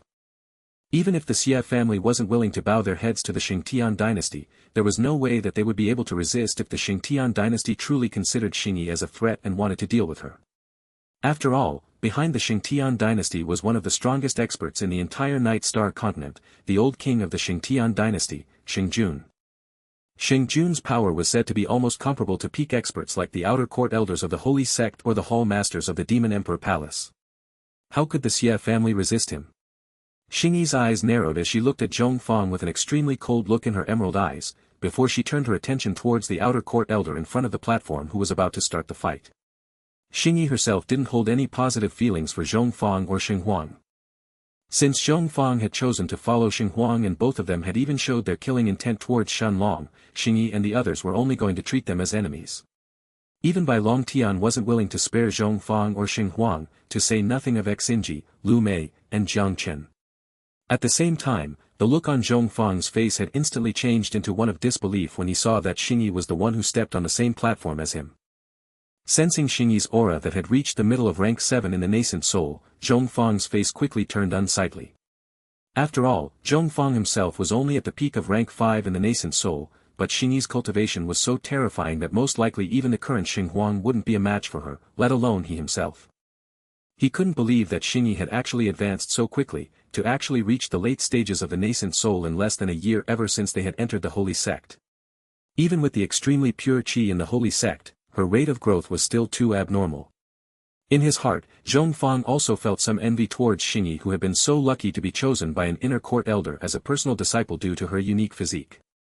He had been certain that her horrifying rate of growth was definitely thanks to Xingyi's master, Elder Mao Jing. Unfortunately, the white-robed outer court elder in front of the platform didn't give Zhong Fang too much time to think, as he waved his hand downwards and declared in a cold voice. Begin. Xingyi's body merged into the shadows barely a moment later, before she appeared behind Zhong Fang in the blink of an eye. Without any hesitation, Xingyi's hand shot forward like a bolt of lightning at a speed that Zhong Fang couldn't even react to, before a silver dagger actually pierced through Zhong Fang's back. Bright red blood had stained the silver dagger in Xingyi's hands, as Zhong Fang turned around with some difficulty and stared at the golden-haired young woman with a look of horror in his eyes. Even the outer court elder who was responsible for this platform suddenly narrowed his eyes as he looked at Xingyi with an extremely solemn look on his face. Chapter 654, 654 Jun Ren and Wu Tao. Why you? Zhong Fang's voice trembled as he looked at Xingyi, before he collapsed on the ground barely a moment later with a look of horror in his eyes, as he lost consciousness.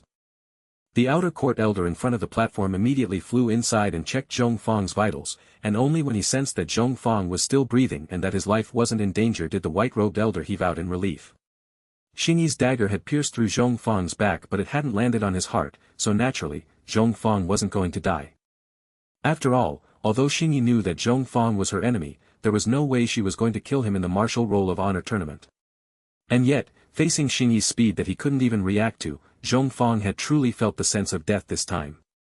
The white-robed outer court elder simply shook his head and handed Xingyi's token back to her as he concluded the fight. For a moment, the elder had been afraid that Xingyi had actually killed Zhong Fang, which had caused him to step on the platform.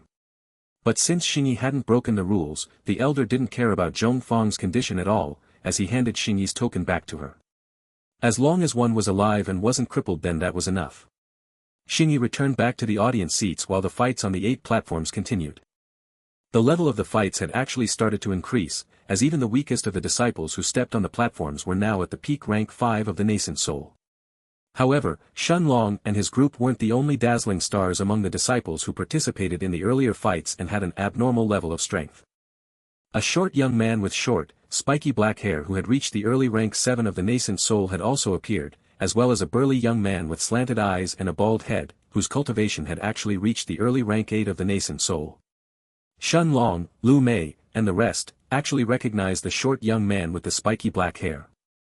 After all, this person had entered the holy sect at the same time that Shen Long and the rest did, and he was also the only other person outside of Shen Long's group who also had an immortal fate from their batch. Shen Long remembered that this person's name was Junren. Although Shen Long didn't know what kind of Dao this Junren trained in, he had actually defeated all 3 of his opponents so far with a single punch. At the same time, Shen Long heard from the disciples in the crowd around him, that this Junren was also a personal disciple of an inner court elder. As for the bald, burly young man with slanted eyes, whose cultivation was at the early rank 8 of the nascent soul, the crowd was even more excited when he stepped onto the arena. His name was Wu Tao, and some people in the crowd even claimed that he would easily enter the top 2,000 in this martial roll of honor tournament, and perhaps he could even enter the top 1,000, even though his cultivation was only at the early rank 8 of the nascent soul. Shen Long learned that this Wu Tao had actually only entered the sect 2 months before he and the others did, which was why he was also fighting in the earlier fights. Even Sun Wen, Elder Xian, and even the white-robed elder Chao Ling in the sky above the arena were surprised that there were so many geniuses who were participating in the earlier fights in this martial roll of honor tournament. After all, for a single person or even a second genius to appear was one thing, but just Shen Long's faction alone had 5 of those monsters, while Junren and Wu Tao didn't seem to be any weaker than them either. This was even more so for Wu Tao, whom many outer disciples acclaimed that he was the strongest genius among this group of monsters. However, there were plenty of outer court disciples who said that Jang Chen and even Lu Mei weren't any weaker than Wu Tao. Although this Wu Tao is indeed extremely strong and he can probably enter the top 2,000, his chances of entering the top 1,000 are practically none. Those kids don't understand how difficult it is to enter the top 1,000. Do they think that just because they are geniuses, those in the top 1,000 in the martial roll of honor are weaklings? Sun Wen snickered as he heard the discussions of the crowd, while his gaze was focused on the burly young man in one of the platforms who had just sent his opponent flying with a single fist. This was Wu Tao's 4th opponent so far. Just like Shen Long's, Jiang Chen's, and Jun Ren's opponents, Wu Tao's own opponents couldn't even take a single punch from him. The white-robed old man with an unkempt appearance, Chao Ling nodded his head when he heard Sun Wen's words, but almost as if he had suddenly remembered something, he turned his gaze towards the yellow-robed Wu Tao in the arena and said in a solemn tone.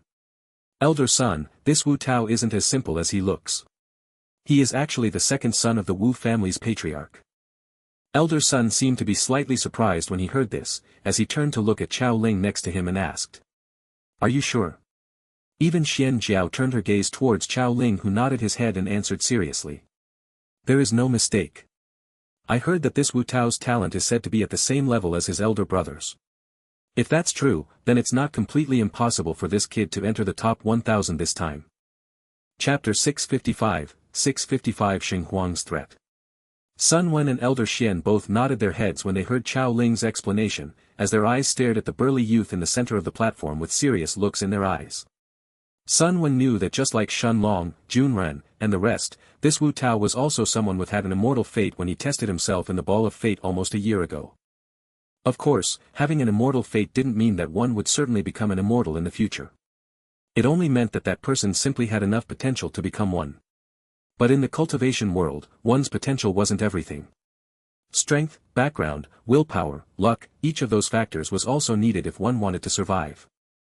Sun Wen himself had personally seen plenty of those geniuses who possessed immortal fates perish, one after the other, while some of those weaker geniuses who didn't even have immortal fates had managed to become much stronger than those immortal fate geniuses who didn't even have a chance to reach their peak potential. But Sun Wen also knew that if those geniuses who possessed an immortal fate were allowed to grow in the future, they would definitely become powerful experts who would reach at least the Dao Emperor realm. As for this Wu Tao, Sun Wen understood that if he was the second son of the Wu family's patriarch and his talent was truly at the same level as his elder brothers, then this was someone worthy paying attention to. After all, the Wu family was one of the 5 strongest families and clans in the territory of the Holy Sect, while Wu Tao's elder brother was an extreme genius that even the inner court elders of the Holy Sect held in high regard. As Sun Wen and the rest continued to observe the fights, Shen Long had stepped on the arena for the 6th time today, as he fought against a young man at the middle of rank 6 in the nascent soul. Just like his previous 5 fights, Shen Long only needed a single punch to defeat the young man in front of him. How could a middle rank 6 nascent soul cultivator resist Shen Long's punch that was comparable to peak rank 9 nascent soul stage experts? Right at the same time that Shen Long ended his fight and was about to retrieve his sect identifying token from the white-robed elder, his attention was suddenly drawn to a platform not too far away from him, whereby Long Tian was facing the figure of a black-haired young man who was staring at him coldly. As soon as Shen Long's gaze landed on that person's body, Shen Long's eyes couldn't help but narrow. The young man in front of Bai Long Tian was no one else than the strongest genius of the Night Star continent, the prince of the Xianxia dynasty, Shen Huang. At the same time that Shen Long returned back to his seat, he also noticed that Lu Mei and the rest were all staring at Shen Huang coldly while they waited for the fight to start. Unlike Bai Long Tian, Shen Huang's cultivation was only at the early rank 6 of the nascent soul, and he was actually among the weakest outer court disciples who were still fighting in the arena at this point. But this was only natural. As the fights of the tournament progressed even further, the disciples that were left were only the strongest ones who could keep rising in the rankings of the martial roll of honor. And yet, although Shen Huang hadn't defeated his opponents with a single punch like Shen Long and the rest, even when he was faced with another early rank 6 nascent soul outer disciple during his last fight, he had still managed to win relatively easily. This was tantamount to his strength as well. Staring at Bai Long Tian in front of him who looked as calm as always, Shen Huang's eyes flashed with a cold light as he said in a serious voice. Bai Long Tian. My grandfather and your father have known each other for so many years and yet you chose to follow Shen Long as soon as you entered the Holy Sect. I don't mind telling you that the person behind Shen Long was the one who stole the most important treasures from the core region of the Dragon Lord's villa back in the Night Star continent. Tell me, are you really willing to give the treasures that belong to our Night Star continent to an outsider? Shen Huang's eyes flashed with a murderous light as he said the words, treasures from the core region of the Dragon Lord's villa, while his eyes stared at Bai Long Tian like a venomous viper as he waited for his answer. And yet, Bai Long Tian's eyes only widened for a moment as he looked at Shen Huang and answered in an angry tone. Shen Huang, did you forget that brother Shen Long also came from the Night Star continent, or are you implying that it is your Xianxia dynasty that should monopolize all the treasures from the heart of the villa? I heard that your Xianxia dynasty obtained more than 20 rank 3 gold grade weapons from the Dragon Lord's villa that year and yet you still want more. If it wasn't for that Hall Master of the Demon Emperor Palace clearing the way to the core region of the villa, how would your Xianxia dynasty be able to obtain so many treasures? Now you want to steal brother Shen Long's treasures as well. I already know that brother Shen's black sword came from the depths of the Dragon Lord's villa, but that has nothing to do with you. Shen Huang, don't test my limits. As for who I choose to follow, that has nothing to do with you. Even Bai Long Tian had finally turned angry as he stared at Shen Huang in front of him. Shen Huang was truly greedy. Not only did his Xianxia dynasty had taken most of the rank 3 gold grade weapons at the heart of the Dragon Lord's villa for themselves, but Shen Huang also wanted to rob Shen Long while claiming that it was something that belonged to the Night Star continent in the first place. Bai Long Tian slowly turned even angrier as he looked at Shen Huang since he suddenly understood that in Shen Huang's eyes, the Night Star continent belonged to his Xianxia dynasty, so the treasures inside the Night Star continent should also belong to him. What about the others then? Were they members of the Night Star continent as well or did the Night Star continent belong to his Xianxia dynasty and the rest of the peak powers in the Heaven's Dome city alone? Shen Huang's arrogance had made even Bai Long Tian who was usually calm and polite extremely furious. After all, Bai Long Tian's father was a supreme expert in the Night Star continent, one at the same level as even the old king of the Xingtian dynasty, Xingjun. However, the Xingtian dynasty as a whole was much stronger than Bai Longtian's White City, while Bai Longtian's father was someone who wanted to lead a peaceful life. But Bai Longtian also knew that the powers of the Heaven's Dome City, and especially the Xingtian dynasty, monopolized most of the resources in the entire continent and kept it for themselves, including the 2 middle-grade spirit stone mines at the heart of the Night Star continent, leaving the other powers outside of the Heaven's Dome City with virtually nothing. Middle-grade spirit stone mines were considered rare even in the central region, that only strong powers at the level of the Demon Emperor Palace would be qualified to control them. And yet, Xinhuang didn't back down as he stared at Bai Longtian angrily and spat out. "Shenlong. Which power of the Night Star continent does he belong to? Bai Longtian, I will only give you a single chance. I don't care how you do it, but you will have Shenlong hand over the treasures he obtained from the Dragon Lord's villa, or I will make sure to raze your White City to the ground. Not just your White City. The Xie family of the Silver Mountain will be destroyed as well." Chapter 656, 656 Shenlong's opponent. The look on Bai Longtian's face instantly changed while a murderous look flashed inside Shenlong's eyes. Although there was a distance between his seat and the platform where Xinhuang and Bai Longtian were standing, since Shenlong was paying attention to it and Xinhuang didn't care about others hearing him, Shenlong clearly heard this naked threat. "Xinhuang. I will kill you." Xingyi's voice was filled with boundless killing intent as she stared at Xinhuang's figure, while Lu Mei and Jang Chen had furious looks on their faces. To dare threaten Bai Longtian and Xingyi that he would deal with their families if Shenlong didn't agree to hand over the treasures of the Dragon Lord's villa had truly made them angry. Bai Longtian took a step forward while his cultivation at the middle of rank 7 in the nascent soul exploded out from his body without restraint. The elder had already told them to begin the fight a while ago, but Bai Longtian had waited to hear what Xinhuang wanted to say. This time however, Bai Longtian didn't have any intentions to chat with Xinhuang any longer, as a golden aura immediately enveloped his entire body a moment later, before he shot towards Xinhuang at full speed. The look on Xinhuang's face turned serious, as a metal armor covered his whole body in the blink of an eye, while at the same time, a bronze warhammer also appeared in his hands. Staring at Bai Longtian's figure that was flying towards him, Xinhuang smirked when he noticed that Bai Longtian hadn't taken out his weapon, before he suddenly swung the bronze warhammer towards Bai Longtian at full strength. A black aura had covered Xinhuang's body and spread towards the bronze warhammer in his hands, as the warhammer fell towards the incoming figure of Bai Longtian. Xinhuang hadn't held back at all as he used his strongest attack right away. The black aura was the aura of his Tao of Destruction that increased the might of his bronze warhammer even further, while the strength of his body that had reached the early 5th stage also augmented his attack even further.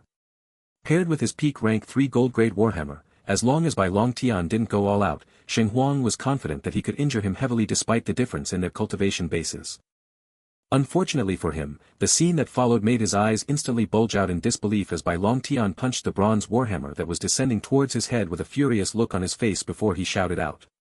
"Xinhuang!" Xinhuang couldn't believe it, but he still felt a terrifying force when Bai Longtian's bare hand that was covered with a layer of golden light met his bronze warhammer head-on. How is this possible? Bai Longtian hadn't even drawn his weapon, but he had actually blocked the attack of his bronze warhammer with his bare hand. Of course, Xinhuang didn't know that even though his Tao of Destruction had extremely strong offensive abilities, Bai Longtian's Tao of the Buddha had an extremely strong innate defense as well.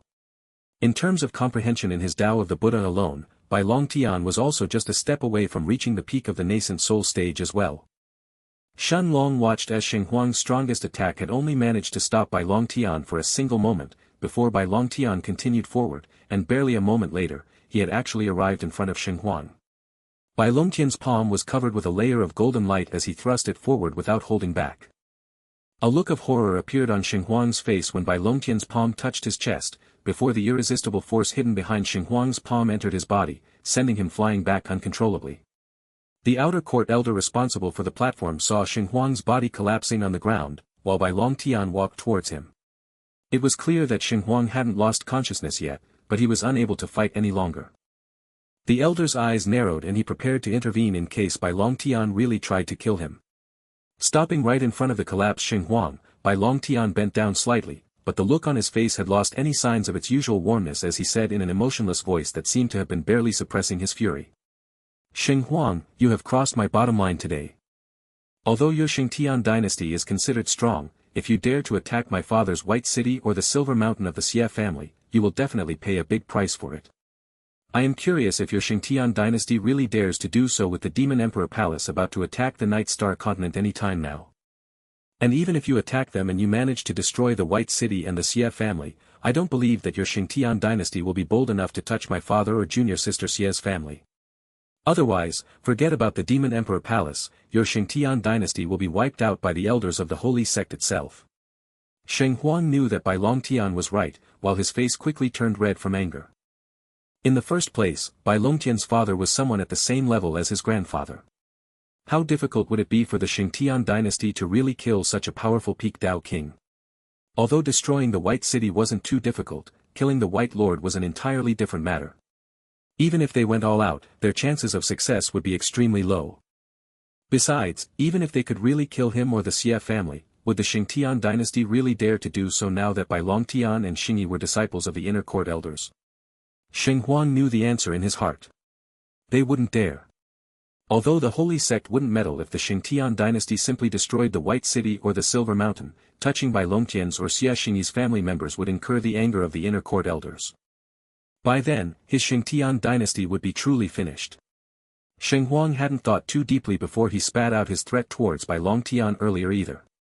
After all, he hadn't expected to be matched against Bai Longtian in the first place, while the jealousy that he felt every time that he thought of Shen Long holding his star-rank sword while Bai Longtian and the rest were following him as well, had made Sheng Huang's mind go black from anger, which had led him to spit out that threat. Bai Longtian only threw one last look at the collapsed prince of the Xianxia dynasty in front of him, before he turned his attention towards the white-robed outer court elder and received his sect-identifying token, as he then flew towards Shen Long and the rest. At the same time, as Xingyi turned her gaze towards him, Shen Long noticed that Xingyi's body was brimming with killing intent as she looked at him and lowered her head before she said in a low but murderous voice. "Brother Long, I will kill Sheng Huang." Shen Long wasn't surprised when he heard this while Lu Mei simply nodded her head in agreement. Indeed, Sheng Huang's threat was too big. Even 10 months later, he still hadn't changed his mind. His heart was set on obtaining the treasures from the Dragon Lord's villa from Shen Long's body. Shen Long nodded his head as he looked at Xingyi, before he turned his eyes towards Bai Longtian who had just arrived. Half a day passed, and soon, only the top 5,000 were left.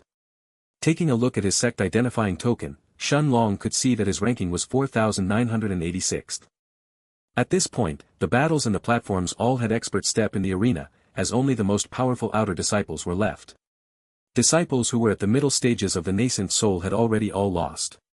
Even those at the peak of rank 7 in the nascent soul were rare, while those at the early and middle of rank 7 in the nascent soul were practically non-existent. Aside from Shen Long, Xingyi, and Bai Longtian who were the only middle rank 7 nascent soul cultivators left, and the short, spiky-haired Jun Ren who was still at the early rank 7 of the nascent soul, the rest of the outer court disciples in the arena had either reached the peak of rank 7 in the nascent soul or even the rank 8. Naturally, Shen Long had started paying more attention to the battles as well. At that moment, as Shen Long saw the bald genius, Wu Tao deal with another early rank 8 nascent soul cultivator with a single punch, Shen Long suddenly felt his sect-identifying token lighting up. With a calm smile on his face, he then soared in the sky, flying towards the platform where his sect-identifying token was guiding him. But the moment he arrived in front of the arena and saw his opponent, Shen Long's body suddenly froze, while his opponent seemed to be staring at him with a look of disbelief in her eyes as well. "It's you. Ha ha ha ha." Chapter 657 Shen Long vs Dong Ai. The pretty young woman in front of Shen Long laughed joyously as soon as she saw him, but it was clear that her laughter carried obvious hints of mockery with it. At the same time, Lu Mei's brows furrowed when she saw Shen Long's opponent as a look of displeasure appeared on her face. That pretty young woman in yellow robes was no one else but Lu Mei's own senior sister, Dong Ai. At that moment, Lu Mei's hands involuntarily touched the pendant on her neck as her eyes kept staring at her senior sister on the center of the platform.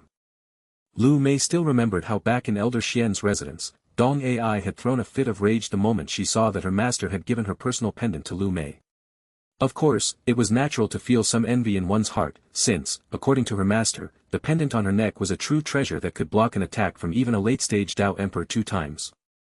What had made Lu Mei utterly furious however, was that Dong Ai had tried to vent her anger and jealousy on Shen Long and had even told him to leave Lu Mei. Dong Ai's laughter quickly attracted the attention of plenty of the outer disciples among the crowd, and it even drew the attention of the 3 white-robed inner court elders in the sky. Huh, Elder Xian, isn't that your disciple? It looks like she is fighting against that little monster, Shen Long. Hee, I am really curious to see who is going to win. The white-robed elder with an unkempt appearance, Elder Chao Ling, spoke with a hint of amusement in his eyes. Even the head elder, Sun Wen, had also turned his attention towards Shen Long's platform with a look of curiosity on his face. Up until now, Shen Long had yet to reveal his true strength, utilizing only the strength of his body refinement cultivation, as well as his Tao of space. And yet, although he had only used blink so far, none of his opponents had been able to react to it, as all of them were unable to take even a single punch. AI will probably lose. Even that Mao Jing's personal disciple couldn't take a single punch from Shen Long when they fought a month ago. Although AI should be slightly stronger than Ma Ming, she still shouldn't be able to last more than a few exchanges, Elder Xian declared in a cold tone, but her brows were furrowed as well. Elder Sun Wen and Chao Ling were both surprised when they heard that as they turned to look at Elder Xian next to them, but the two of them noticed that Elder Xian's eyes were still staring at Dong Ai's figure at the center of the platform. Naturally, the fight between Shen Long and Ma Ming had even reached the ears of some of the inner court elders like Elder Xian herself. After all, for 2 outer court disciples to dare fight in the inner court was extremely rare. Thus, although Elder Xian could see that Shen Long's cultivation was inferior to Dong Ai's, she still understood that Dong Ai would probably lose this time. How is this possible? Indeed, Dong Ai's laughter was cut short a moment later when she suddenly sensed Shen Long's cultivation at the middle of rank 7 in the nascent soul. It was almost as if an explosion had gone off inside her mind, as the pretty young woman stared at Shen Long with a gaze filled with disbelief and asked. You reached the middle of rank 7 in the nascent soul from the early rank 3? It wasn't surprising that Dong Ai would be shocked by Shen Long's rate of advancement. After all, to reach the late stages of the nascent soul from the early stages in just 10 months was practically unheard of. This had caused even Dong Ai herself to involuntarily feel some dread, as her eyes stared at Shen Long with an extremely serious look inside them. Even those monsters from the strongest families and clans within the Holy Sect's territory, who had access to the best pills and even high-grade spirit stones, would find it difficult to reach the rank 7 of the nascent soul from the early rank 3 in just 10 months.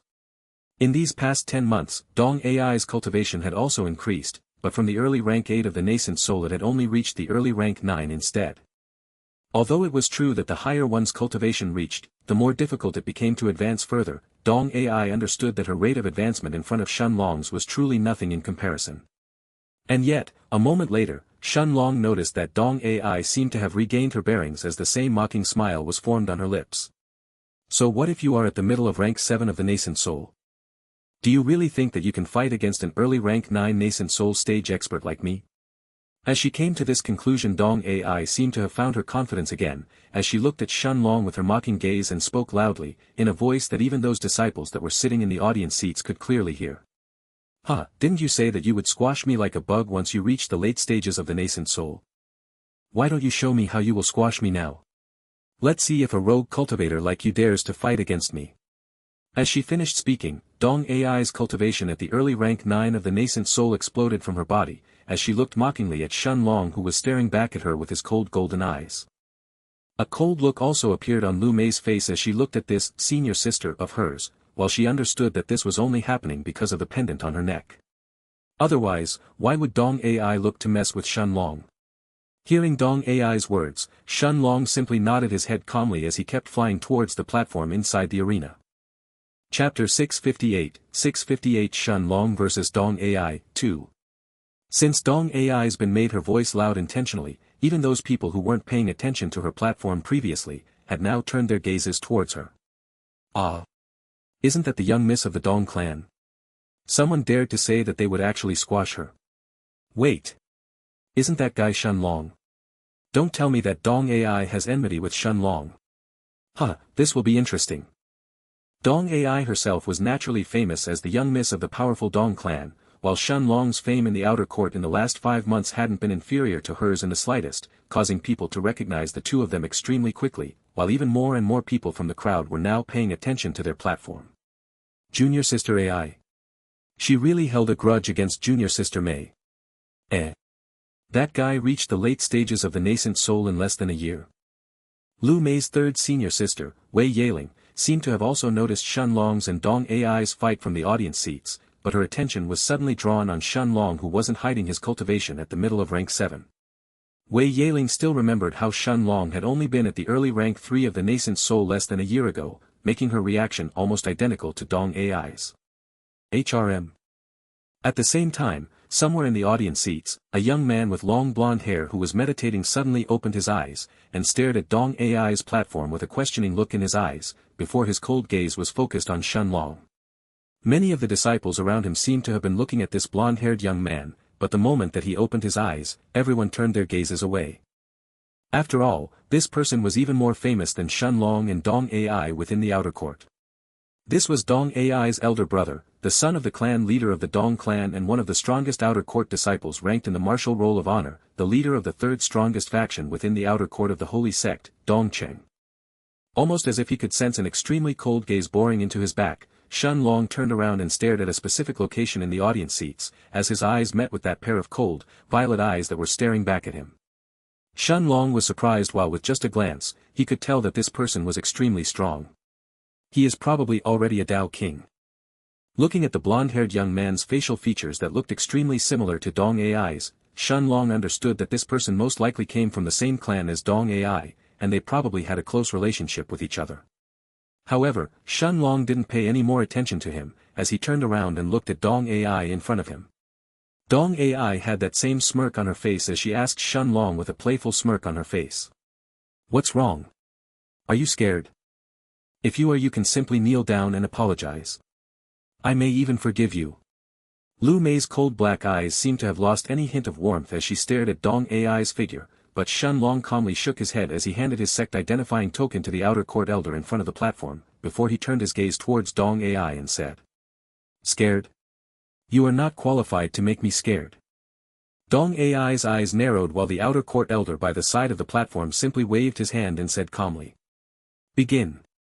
As soon as the elder's voice trailed off, Shen Long saw Dong Ai waving her left hand, as a thin but long silver sword appeared in her hands. This sword in her hands looked very similar to the sword that Bai Long Tian had, but Shen Long noticed that Dong Ai's sword was even thinner in comparison, while the tip of the sword was shining with a faint golden light. A gust of wind enveloped Dong Ai's entire body in the next second before she suddenly shot towards Shen Long at full speed, the silver sword in her hands aiming to pierce through his chest. So fast. The crowd in the audience seats was truly surprised. Even among other early rank 9 nascent soul cultivators, Dong Ai's speed was extremely fast. Some even wondered whether Shen Long would be able to react in time and dodge. Shen Long's golden eyes lit up, as he took a single step to the side, easily dodging Dong Ai's sword slash, while his right fist was clenched tightly. Dong Ai seemed to have expected that Shen Long would dodge her initial attack, but her lips simply curved upwards. She could feel that her silver sword had barely grazed Shen Long's yellow robes, but as her body was still in a forward motion, Dong Ai's hand that was holding her silver sword suddenly moved in a weird manner, as Dong Ai suddenly slashed her sword sideways. This time, her sword slash wasn't aiming to pierce through Shen Long's chest, but his waist. With the distance between them being so close, Dong Ai was confident that Shen Long wouldn't have enough time to dodge. Dong Ai was certain that Shen Long would lose. After all, her first sword attack had only been a bait to close the distance. This was her true killing move. And yet, at the same time, Shen Long's golden eyes suddenly emitted a bright blue light, as Shen Long mumbled to himself. Time prison. The blue light from Shen Long's eyes suddenly enveloped Dong Ai's body, as the flow of time around her was forcibly halted. The disciples in the audience seats, the white-robed elder in front of the platform responsible for the battle, and even the 3 white-robed inner court elders in the sky, all watched with disbelieving eyes, as Dong Ai's body was frozen in mid-air with that same smirk on her face.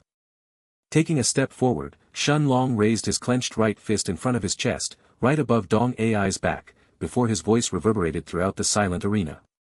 "I told you that you are not qualified to act arrogant in front of me. Fuck off."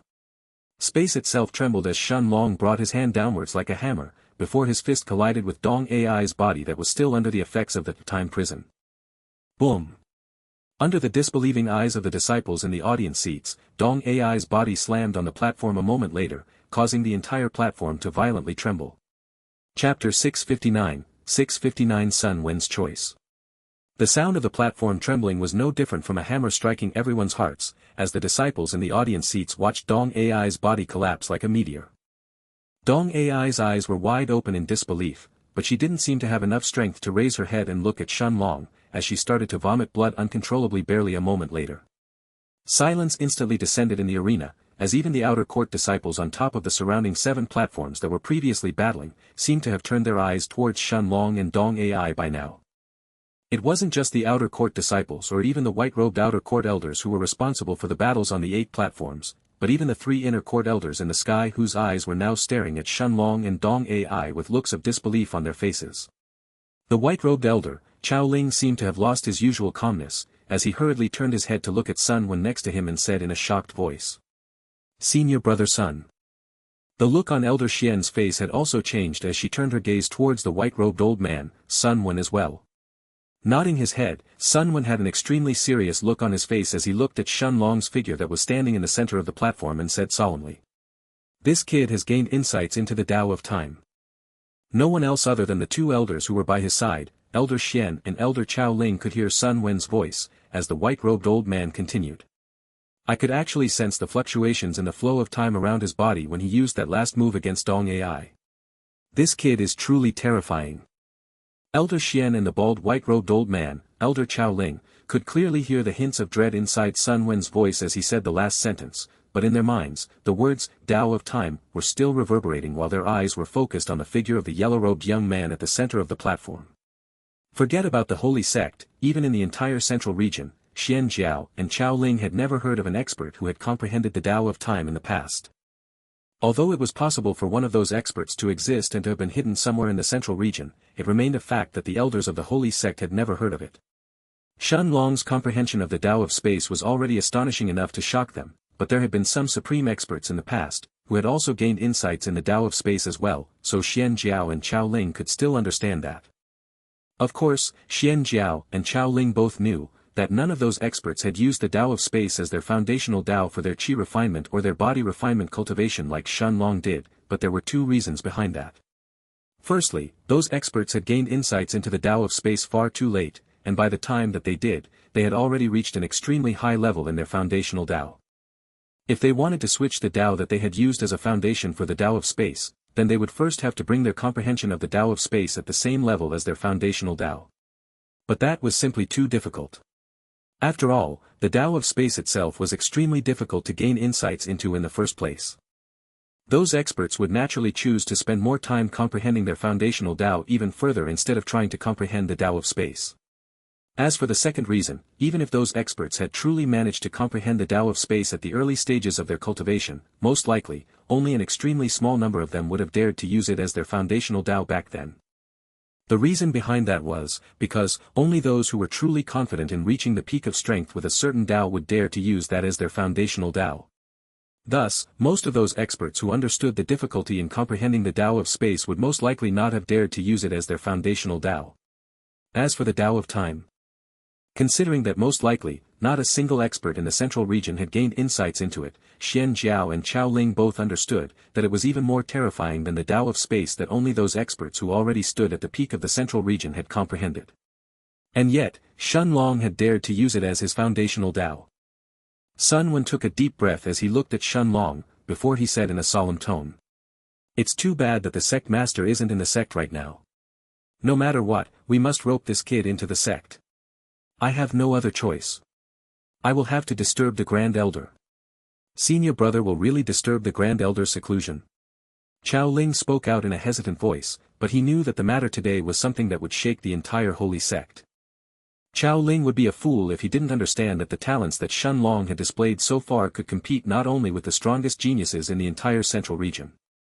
Even in the holy sect, Chao Ling understood that the only ones who could compare to Shen Long were less than a handful of core disciples. Nodding his head, Sun Wen didn't say anything else, as his body turned into a white blur of light that disappeared from the arena a moment later, as it headed straight towards the inner court. Although this took a while to describe, the conversation between the 3 elders had happened in the blink of an eye. As for the arena, it was still filled with a deathly silence, as the disciples in the audience seats were now staring at Shen Long with different looks in their eyes. AI. The silence was broken barely a moment later, as the figure of a blonde-haired, violet-eyed young man shot towards Shen Long's fighting platform from the audience seats like a bolt of lightning, arriving in front of Dong Ai barely a second later. Chapter 660 Dong Cheng's Move. Dong Cheng parted Dong Ai's lips open as he placed a small, crimson-colored pill in her mouth. A few moments later, the pale look on Dong Ai's face started to regain some of its color, but it was obvious that Dong Ai was still extremely weak. The pill that Dong Cheng had fed Dong Ai was a high-grade rank 5 healing pill. For Dong Ai to be unable to move even after she had consumed that pill, one could guess how terrifying Shen Long's attack had been. Raising her head slightly, Dong Ai looked at the handsome, blonde-haired young man who was holding her body and called out in an excited voice. "Elder brother." Dong Cheng nodded his head calmly at Dong Ai, before he turned his attention to Shen Long. In the holy sect, there had been no one who had dared to injure his younger sister, let alone do so in front of him. As the daughter of the clan leader of the Dong clan as well as a personal disciple of an inner court elder, the number of people who dared to injure Dong Ai within the outer court of the holy sect could be counted on the fingers in a person's hands. Naturally, Dong Ai wouldn't offend those terrifying monsters which made her safety virtually guaranteed. Even if someone would end up fighting against her in the martial roll of honor tournament in the past, they wouldn't dare to really injure her, or they would risk offending both Dong Cheng and the Dong clan behind him. The Dong clan was a truly powerful clan, even among the rest of the clans and powerful families in the holy sect's territory, and they could even be ranked within the top 5. But this Shen Long in front of him had done so. "Your name is Shen Long, right? Ha ha ha. To dare injure my younger sister, die."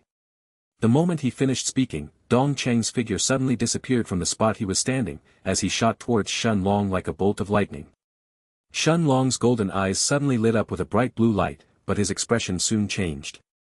Fast. Dong Cheng was simply too fast. A bright blue light covered Shen Long's entire body in an instant, but Shen Long only had enough time to barely take out his black-colored sword from the stone of time, before a fist that was burning with purple-colored lightning appeared in front of his face a moment later. "Stop!" Elder Chao Ling shouted furiously from the sky, as his body suddenly disappeared, shooting towards Dong Cheng at full speed. The look on Elder Xian's face had also changed, as her body turned into countless flower petals that flew towards Shen Long's platform. Forget about the outer court elder responsible for this platform or even the outer court disciples watching from the audience seats, even Elder Xian and Chao Ling, those two inner court elders hadn't expected that Dong Cheng would suddenly attack Shen Long. Unfortunately for them, the distance between Dong Cheng and Shen Long was simply too close. At the same time, Dong Cheng was simply too fast, arriving in front of Shen Long in the blink of an eye. Even with his second, Monarch's domain, that increased his speed by many times, Shen Long knew that he wasn't a match for this Dong Cheng in terms of speed. After all, he could clearly sense that Dong Cheng was actually a Dao King, and he wasn't a newly advanced Dao King. Since he didn't have enough time to dodge, Shen Long circulated the chi inside his 60 chi balls without holding back, as he raised the black sword in front of him to meet with Dong Cheng's fist. Ignoring Elder Xian's and Chao Ling's furious shouts, Dong Cheng smiled mockingly when he saw that Shen Long was trying to resist him, as the purple lightning bolts around his fist exploded with even more power. Boom!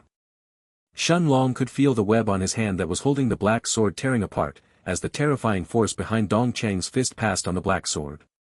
Just Dong Cheng's strength of his body refinement was already terrifying enough, but this was only the first part of the attack. As soon as his fist landed on the black sword, a large amount of the purple lightning soon followed, as it landed on the black sword as well.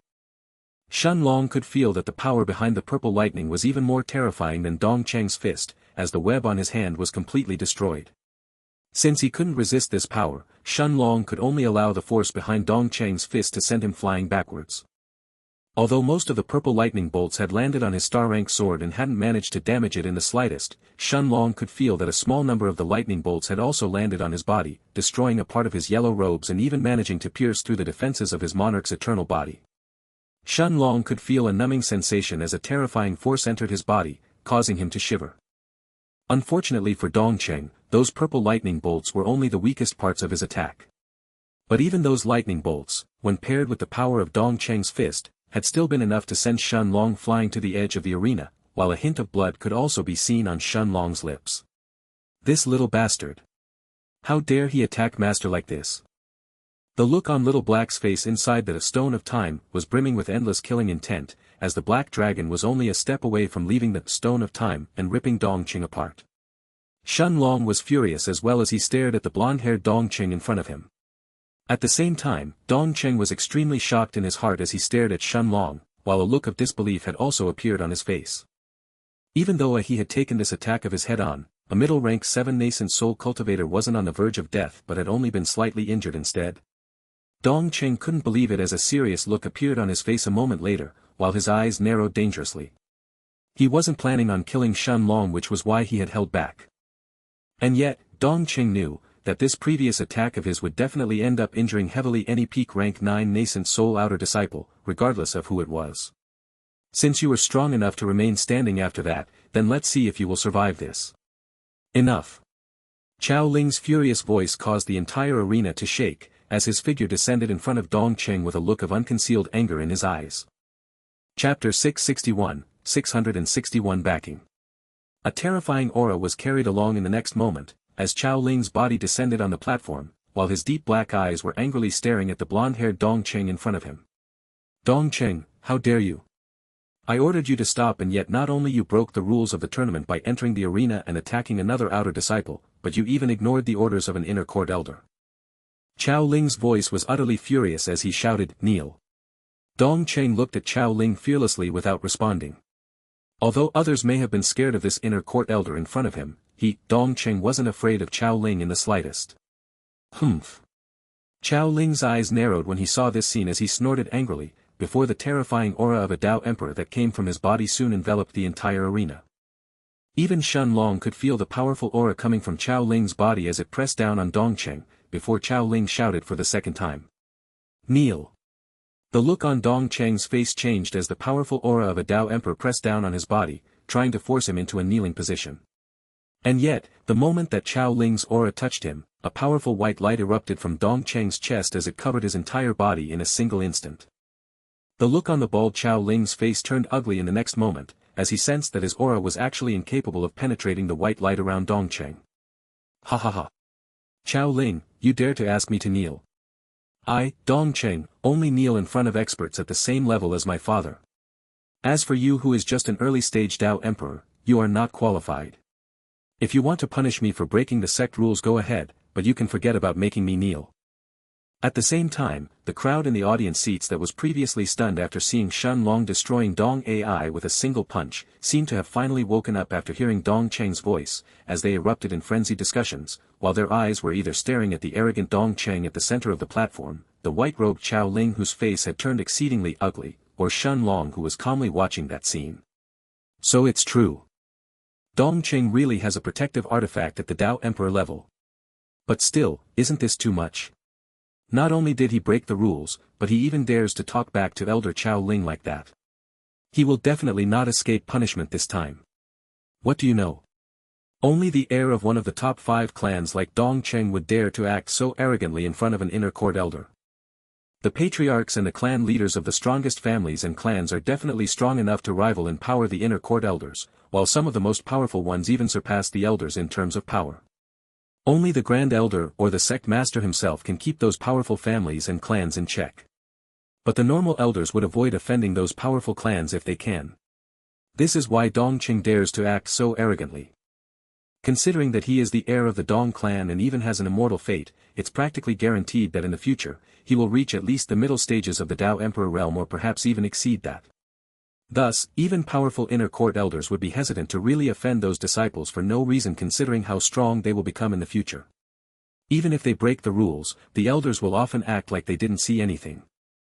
I suspect that the only reason why Elder Chao Ling acted this time, was because Dong Qing broke the rules in front of everyone else, and he even attacked that monster, Shun Long. Things are now difficult for Elder Chao Ling. The protective artifact around Dong Qing's neck can take on even the full-powered attack of an early-stage Dao Emperor once. It makes sense that Dong Qing wouldn't be afraid of an inner court elder like him. Right. Although Elder Chao Ling can destroy it, he would really have to go all out to do so, and if he really does that, he will end up offending the Dong clan. I heard that this is a protective artifact that the Dong clan leader gave to Dong Qing himself to save his life. Who cares about this? What I want to know is what type of Dao that Shun Long has comprehended. He defeated Dong Ai with a single punch and he even took on Dong Qing's attack head-on. Even though most of the disciples in the crowd didn't seem to know what was going on or why Dong Cheng had dared to act so arrogantly in front of an inner court elder, there were a few outer disciples who knew about some of the secrets of the sect. But although most disciples had their eyes on Dong Cheng and Chao Ling, a number of extremely powerful outer court disciples were scrutinizing Shen Long with their gazes instead. Previously, none of those disciples had cared about a middle-rank 7 nascent soul cultivator like him, but now, things were entirely different. The power that Shen Long had showed was enough to threaten even some of the peak rank 9 nascent soul disciples in the crowd. Although it wasn't nearly enough to match up against the power of a Dao King, they all knew that Shen Long was only a middle rank 7 nascent soul stage cultivator right now. If he can threaten peak rank 9 nascent soul cultivators now, then what will happen when he himself reached the peak of rank 9 in the nascent soul instead? As this thought appeared in their minds, even some of the more powerful experts in the ranking started to look at Shen Long solemnly. No matter what, once he reaches the peak of the nascent soul, even some of them will feel threatened. At the same time however, Chao Ling wasn't paying any attention to those outer court disciples in the crowd, as his gaze was entirely focused on the smirking Dong Cheng. Chao Ling knew clearly that Dong Cheng was only releasing a tiny hint of aura from the protective artifact on his chest to resist his own aura, and he would still be able to use it again in the future if he met a Dao Emperor. But if Chao Ling really attacked and broke it while forcing Dong Cheng to kneel, then the Dong clan would really be offended once Dong Cheng lost a protective artifact at the Dao Emperor level. This was why Chao Ling was now hesitant. Although he wanted to punish Dong Cheng, he didn't dare to really destroy his protective artifact either. Most likely, the Dong clan leader had paid an enormous price to obtain it, and he would definitely have a lot of resentment against Chao Ling in the future. At that moment however, a melodious laughter sounded from the sky above the arena, as the figure of a beautiful middle-aged woman appeared a few tens of meters above Dong Cheng. Little brat of the Dong clan, you really are arrogant. What about me then? Am I qualified to make you kneel? Although Elder Xian's voice was calm, the expression on Dong Cheng's face quickly changed as he raised his head and looked at her figure in the sky above him with a disbelieving look on his face. And yet, Dong Cheng didn't even have enough time to open his mouth and speak, as along with Elder Xian's voice, a terrifying force also descended from the sky at the same time, as it collided with Dong Cheng's protective white light in the next moment. The protective white light around Dong Cheng's body that could even take on the attack of an early-stage Dao Emperor without shattering seemed to have been nothing more than a weak bubble in front of Xian Jiao's aura, as it popped without any resistance, before Xian Jiao's aura continued to press down heavily on Dong Cheng's body. Dong Cheng hadn't expected that Elder Xian would meddle in this matter, considering that she was the master of his younger sister and his sister had been injured by Shen Long just now. Unfortunately, Elder Xian didn't seem to care about what Dong Cheng thought, as her aura instantly forced Dong Cheng into a kneeling position. It doesn't matter who you are, the rules of the sect aren't for you to break them as you please. Remember, this is the holy sect, not your Dong clan. Silence immediately filled the arena once again, as everyone stared at the white-robed figure of Elder Xian in the sky with disbelieving looks in their eyes. She had really dared to destroy Dong Cheng's protective treasure without even a second thought. Chapter 662 Fighting Intent. You. Raising his head, the look on Dong Cheng's face had turned exceedingly ugly as he stared at Elder Xian's figure in the sky above him. Master. Dong Ai mumbled in a voice filled with disbelief and even some hints of anger as she stared at her master above the arena. Elder Xian had really attacked Dong Cheng and had even destroyed his Dao Emperor protective artifact while forcing him to kneel in front of her. Dong Cheng had been confident that Chao Ling wouldn't have dared to destroy his protective artifact, which was why he was acting so unbridled. Even if Chao Ling had decided to punish him for breaking the sect rules and attacking Shen Long, considering Dong Cheng's status as someone ranked in the top 10 in the martial roll of honor and the heir of the Dong clan, it was unlikely that Chao Ling would dare to go too far. But Dong Cheng knew that Elder Xian was completely different from Chao Ling. Her status was already many times higher than Chao Ling's, and even among the rest of the inner court elders of the holy sect, Xian Jiao ranked within the top, just below the Grand Elder and the head elder of the inner court Sun Wen. Even in terms of strength, Xian Jiao herself was on a completely different level compared to Chao Ling and was rumored to have reached the late stages of the Dao Emperor realm long ago. Even Dong Cheng's father, the clan leader of the Dong clan, was inferior to her. Thus, Dong Cheng knew that Elder Xian wouldn't be afraid of his Dong clan, nor would she have any reservations in acting against him. Elder Xian had a cold look in her eyes as she looked at Dong Cheng and said, "It seems that all of you, the descendants of the big clans and families around my holy sect's territory, have really grown bold. Consider this your punishment this time. However, if you dare to break the sect rules in front of me again, it won't matter if you are a descendant of the Dong clan or the Yang family, I promise you that I won't be so merciful next time. Dong Qing narrowed his eyes, but he didn't dare to meet Elder Xian's piercing gaze head-on as he lowered his head angrily a moment later. Although he had a belly full of anger in his heart after having his protective artifact destroyed and even being forced to kneel in front of nearly every single outer disciple in the arena, Dong Qing didn't dare to lash out at Elder Xian as he turned around and flew towards the audience seats without saying a word. However, in his heart, Dong Qing muttered. Xian Jiao. Once I become a late-stage Dao Emperor as well, I will personally take revenge for today's humiliation. Elder Xian's words had even made some of the outer court disciples in the audience seats who belonged to those powerful clans shiver, while a few of them stared at her with serious looks in their eyes. However, in front of a late-stage Dao Emperor like her, not a single outer disciple, regardless of which powerful clan or family they came from, dared to speak loudly or question her words. They all understood that Elder Xian was different from Chao Ling. It didn't matter which family or clan they came from as Elder Xian didn't have to give them face at all.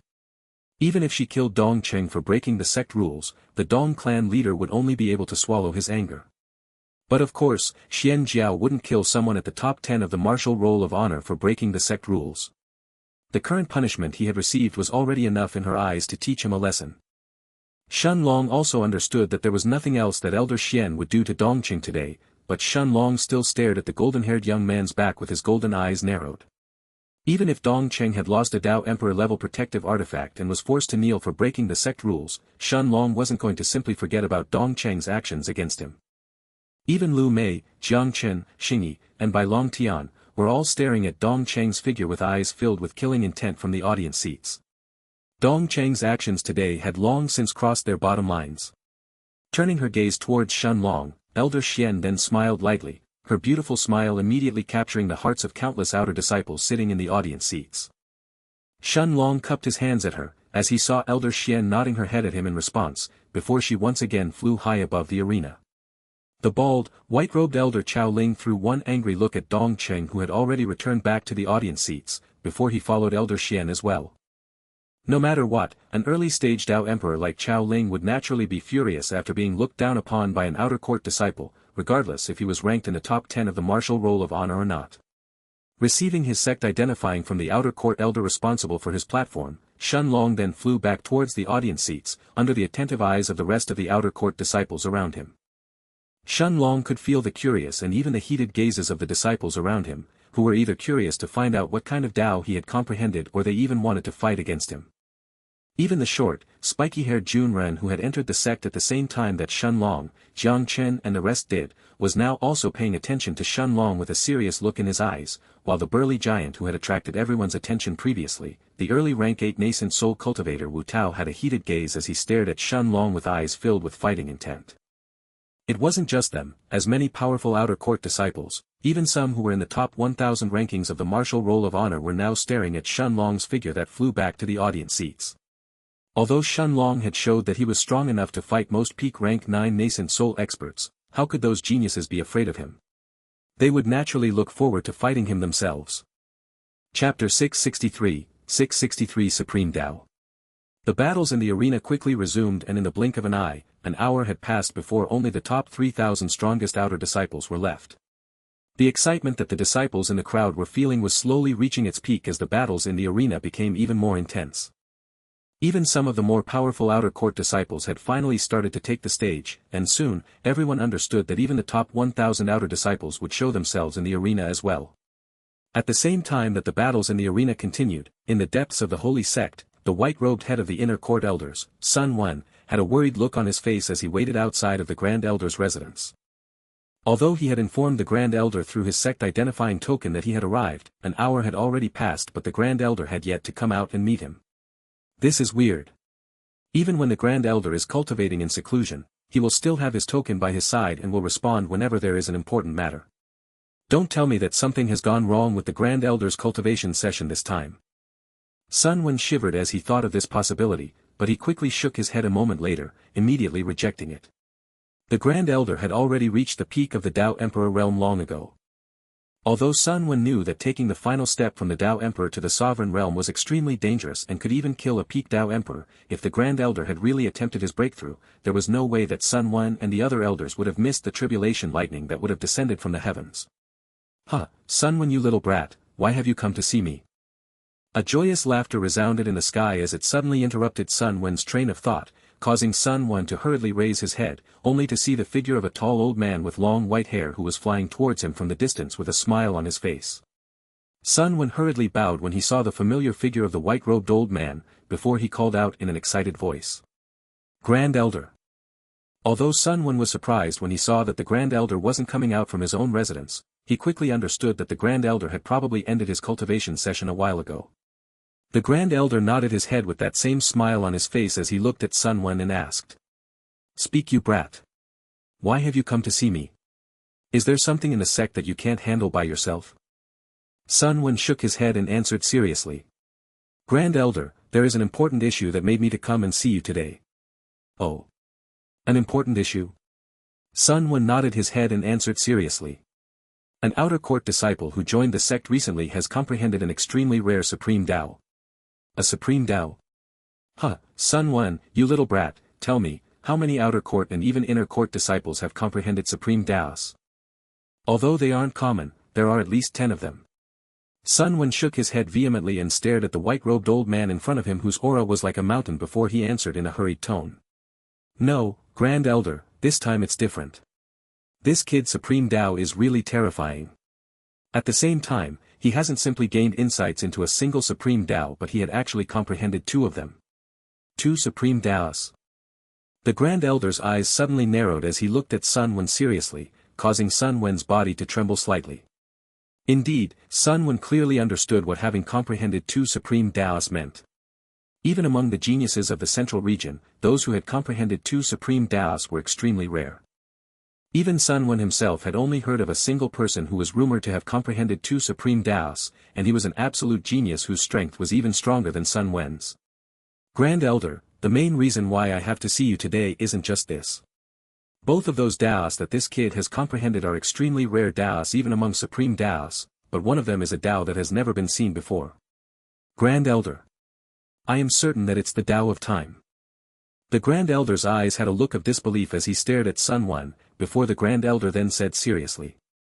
"Take me to see this kid." Sun Wen nodded his head as his figure shot towards the arena in the outer court at full speed. Sun Wen understood why the Grand Elder was so excited.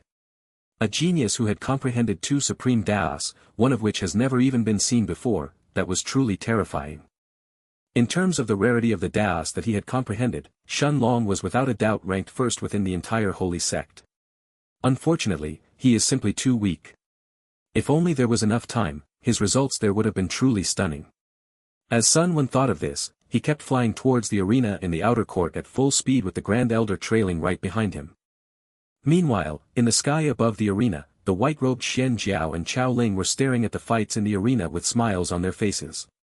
Nodding his head, Chao Ling looked at the figure of a golden Buddha that was more than 10 meters, 33 feet, tall and spoke in a surprised voice. "Even this brat has a unique physique. He Kuan's disciple really hit himself well." Xian Jiao nodded her head as they both saw Bai Longtian's eye-catching figure that was standing tall at the center of the platform. Chapter 664, 664. Bai Longtian's opponent was a young woman with fiery red hair and eyebrows whose body was now covered in injuries. Although her cultivation had reached the middle of rank 8 and was an entire rank higher than Bai Longtian's, this young woman was in an extremely sorry state the moment that Bai Longtian had revealed his unique physique. The attacks of her sword could barely pierce through Bai Longtian's defenses since his golden Buddha body was extremely durable. However, the young woman realized that as soon as he activated his unique physique, it wasn't just Bai Longtian's defense that became stronger. His power and speed had already surpassed hers as well, causing the young woman to only be able to dodge. Although she managed to sneak some attacks in every now and then, Bai Longtian didn't fear those attacks at all as he allowed them to land on his golden Buddha body. Most of those attacks however didn't even manage to pierce through his defense, causing the red-haired young woman to feel despair in her heart. What kind of defense is this? Even junior sister Chio's sword is unable to harm that guy's body. That guy is really strong. How come I have never heard of him? Most likely, even those outer court disciples who have reached the peak of rank 8 in the nascent soul will have some trouble piercing through his defenses. Some of the disciples in the crowd had also noticed how Bai Longtian held an absolute advantage in his fight against the red-haired young woman, causing many people to turn their attention towards him. After all, his golden Buddha body was truly too eye-catching, so it was only natural that it would attract attention. Ha, that Buddhist idiot is really enjoying himself. After consuming the 5 Elements Awakening pill, his body really got even stronger than before. I am curious to see which of us is stronger right now. As Jang Chen said this, the look in his eyes was filled with fighting intent as he stared at Bai Longtian's figure. Indeed, after consuming the 5 Elements Awakening pill, Bai Longtian's unique physique had gotten much stronger than before. Shen Long and Lu Mei simply smiled when they heard this, while Xingyi turned to look at Shen Long with a bright smile on her face. After all, it wasn't just Bai Longtian's body that had gotten stronger after consuming the top-grade 5 Elements Awakening pills that Shen Long had made. Jiang Chen's unique physique had also become much stronger, while the same could be said for Xinyi as well. If it was the Bai Longtian from before, he would most likely have some trouble taking on the attacks of a middle rank 8 nascent soul cultivator like the red-haired woman head-on, but now, most likely only the attacks of a peak rank 8 nascent soul outer disciple would be able to threaten him. Of course, if he really allowed the red-haired young woman to attack him freely, then after tens or perhaps 100 of consecutive attacks he would be injured, but Bai Longtian wasn't dumb enough to do that. A few moments later, the red-haired young woman could no longer resist Bai Longtian's palm attacks and finally collapsed on the ground. At the same time, 2 white blurs streaked through the sky of the outer court, as they appeared above the arena barely a moment later. Xian Jiao and the bald Chao Ling both turned their attention towards the 2 newcomers, before their attention was focused on the tall old man with long white hair standing next to Sun Wen. Xian Jiao and Chao Ling both bowed as they called out in a respectful voice. Grand Elder. Naturally, the Grand Elder's arrival hadn't just attracted the attention of the 2 inner court elders, but the 8 outer court elders as well, along with the disciples in the audience seats. Although many of the disciples had never even seen the Grand Elder before today, after seeing the inner court and the outer court elders in front of the 8 platforms greet him respectfully, everyone immediately understood this old man's identity, causing many of the disciples in the audience seats to suck in breaths of cold air. This was a true legend in the Holy Sect's territory, the second strongest person after the mysterious sect master himself. What is the Grand Elder doing here? Don't tell me that he has come to watch the fights for the martial roll of honor. It's even rare for the head elder, Sun Wen, to come. Perhaps the Grand Elder heard about Elder Xian punishing Dong Chen and decided to intervene. After all, Dong Chen isn't just a genius ranked 6th in the martial roll of honor, he is also the heir of the Dong clan. Perhaps the Grand Elder doesn't want him to be too displeased. Idiot. The head elder had left the arena long before Shen Long's fight with Dong Chen. How would he know about Elder Xian punishing Dong Chen then? Besides, even if he knew, do you really think that the Grand Elder would care about someone like Dong Chen so much to personally come here? The outer disciples had all started to wildly speculate why the Grand Elder had come here. At that moment however, the Grand Elder simply nodded at Xian Jiao, Chao Ling, and the 8 outer court elders, before he turned his attention to Sun Wen next to him and spoke in a hurried voice. Sun Wen, where is this kid? Sun Wen's eyes were scanning the arena already, and he quickly found Shen Long's group in the audience seats. The Grand Elder followed Sun Wen's line of sight, and soon, his gaze also landed on Shen Long's figure among the crowd. It's him. How is this possible? The Grand Elder's eyes widened as he looked at Shen Long with a look of disbelief on his face.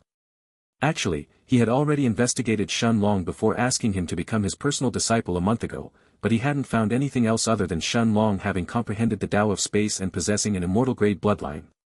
At the same time, Shen Long and the rest had also noticed the Grand Elder's arrival. Sensing the Grand Elder's heated gaze that had landed on him, Shen Long was somewhat surprised, but he still nodded his head at him. Although he was also curious as to why the Grand Elder had come here, Shen Long was still thankful to the Grand Elder for intervening with the matter regarding Xingyi's master and even giving him his elder token. After staying silent for quite a while, the Grand Elder suddenly started laughing, his booming laughter shaking the entire arena. Chapter 665, 665 The King's Palace. Sun Wen and the other inner court elders turned their head to look at the Grand Elder in surprise, but the Grand Elder had a bright smile on his face, as his body abruptly disappeared on the spot. The Grand Elder's speed was simply terrifying, and before anyone could even react, the Grand Elder had suddenly appeared in front of Shen Long's group like a gust of wind, surprising Shen Long and even the other nearby outer court disciples. However, the Grand Elder didn't pay attention to anyone else, as his eyes were staring at Shen Long in front of him, and after he placed his hand on Shen Long's shoulder, the Grand Elder laughed joyously and said, "You little brat, you really hid your power deeply. Quick, let me have a look. Don't tell me that the Grand Elder has come here for Shen Long." How can this be? Could it be because of Shun Long's Dao? It's actually able to attract the attention of the Grand Elder? I don't believe this. Even if Shun Long's Dao is a supreme Dao, it shouldn't be enough to make the Grand Elder come here personally. Previously, there were still some outer disciples who hadn't paid any attention to Shun Long, especially those who were ranked in the top 100. After all, in their eyes, Shun Long was nothing more than a middle-rank 7 nascent soul cultivator. Even if he was strong enough to defeat Dong Ai in a single punch, and even if he could really fight against peak rank 9 nascent soul outer disciples, in their eyes, Shun Long wasn't a threat. After all, which person in the top 100 of the martial roll of honor rankings wasn't an extreme genius with absolute confidence in themselves? But now, virtually everyone, including those monsters ranked in the top 10, were now paying attention to him. To cause the Grand Elder to personally come here, this meant that even among Supreme Daos, Shun Long's Dao was most likely extremely rare. But of course, even if one had comprehended an extremely rare Dao, it wouldn't mean that they would necessarily be strong. At the same time, Shun Long's eyes widened when he heard the Grand Elder's words, but a moment later, a wry smile appeared on his face. So the Grand Elder came here because of my Dao of Time. Shun Long had actually expected this long ago, so he wasn't too surprised. After all, he knew that as long as he revealed his Dao of Time in front of a Dao Emperor like Xianxia or Sun Wen, it was very likely that that person would be able to sense the changes in the flow of time around him and realize that he had comprehended the Dao of Time. Indeed, even though Sun Wen had never seen someone who had comprehended the Dao of Time before, how could he as a Dao Emperor not sense the changes around Dong Ai's body earlier when Shun Long had fought with her? With a smile on his face, Shun Long circulated his Monarch's hourglass, causing his eyes to instantly turn a deep golden color. The invisible figure of an hourglass immediately expanded from Shun Long's body, only enveloping Shun Long's group and the Grand Elder as Shun Long activated his Monarch's domain. The Grand Elder had a dazed look in his eyes, but a moment later, he actually started to laugh as he said, "Wonderful. Ha ha ha." Then, almost as if he had suddenly remembered something, the Grand Elder's expression changed slightly as he looked at Shun Long and said, "Sai, kid, I really wanted you to become my disciple, but if you aren't willing, then so be it. In the holy sect, you are no different from my own disciple anyway."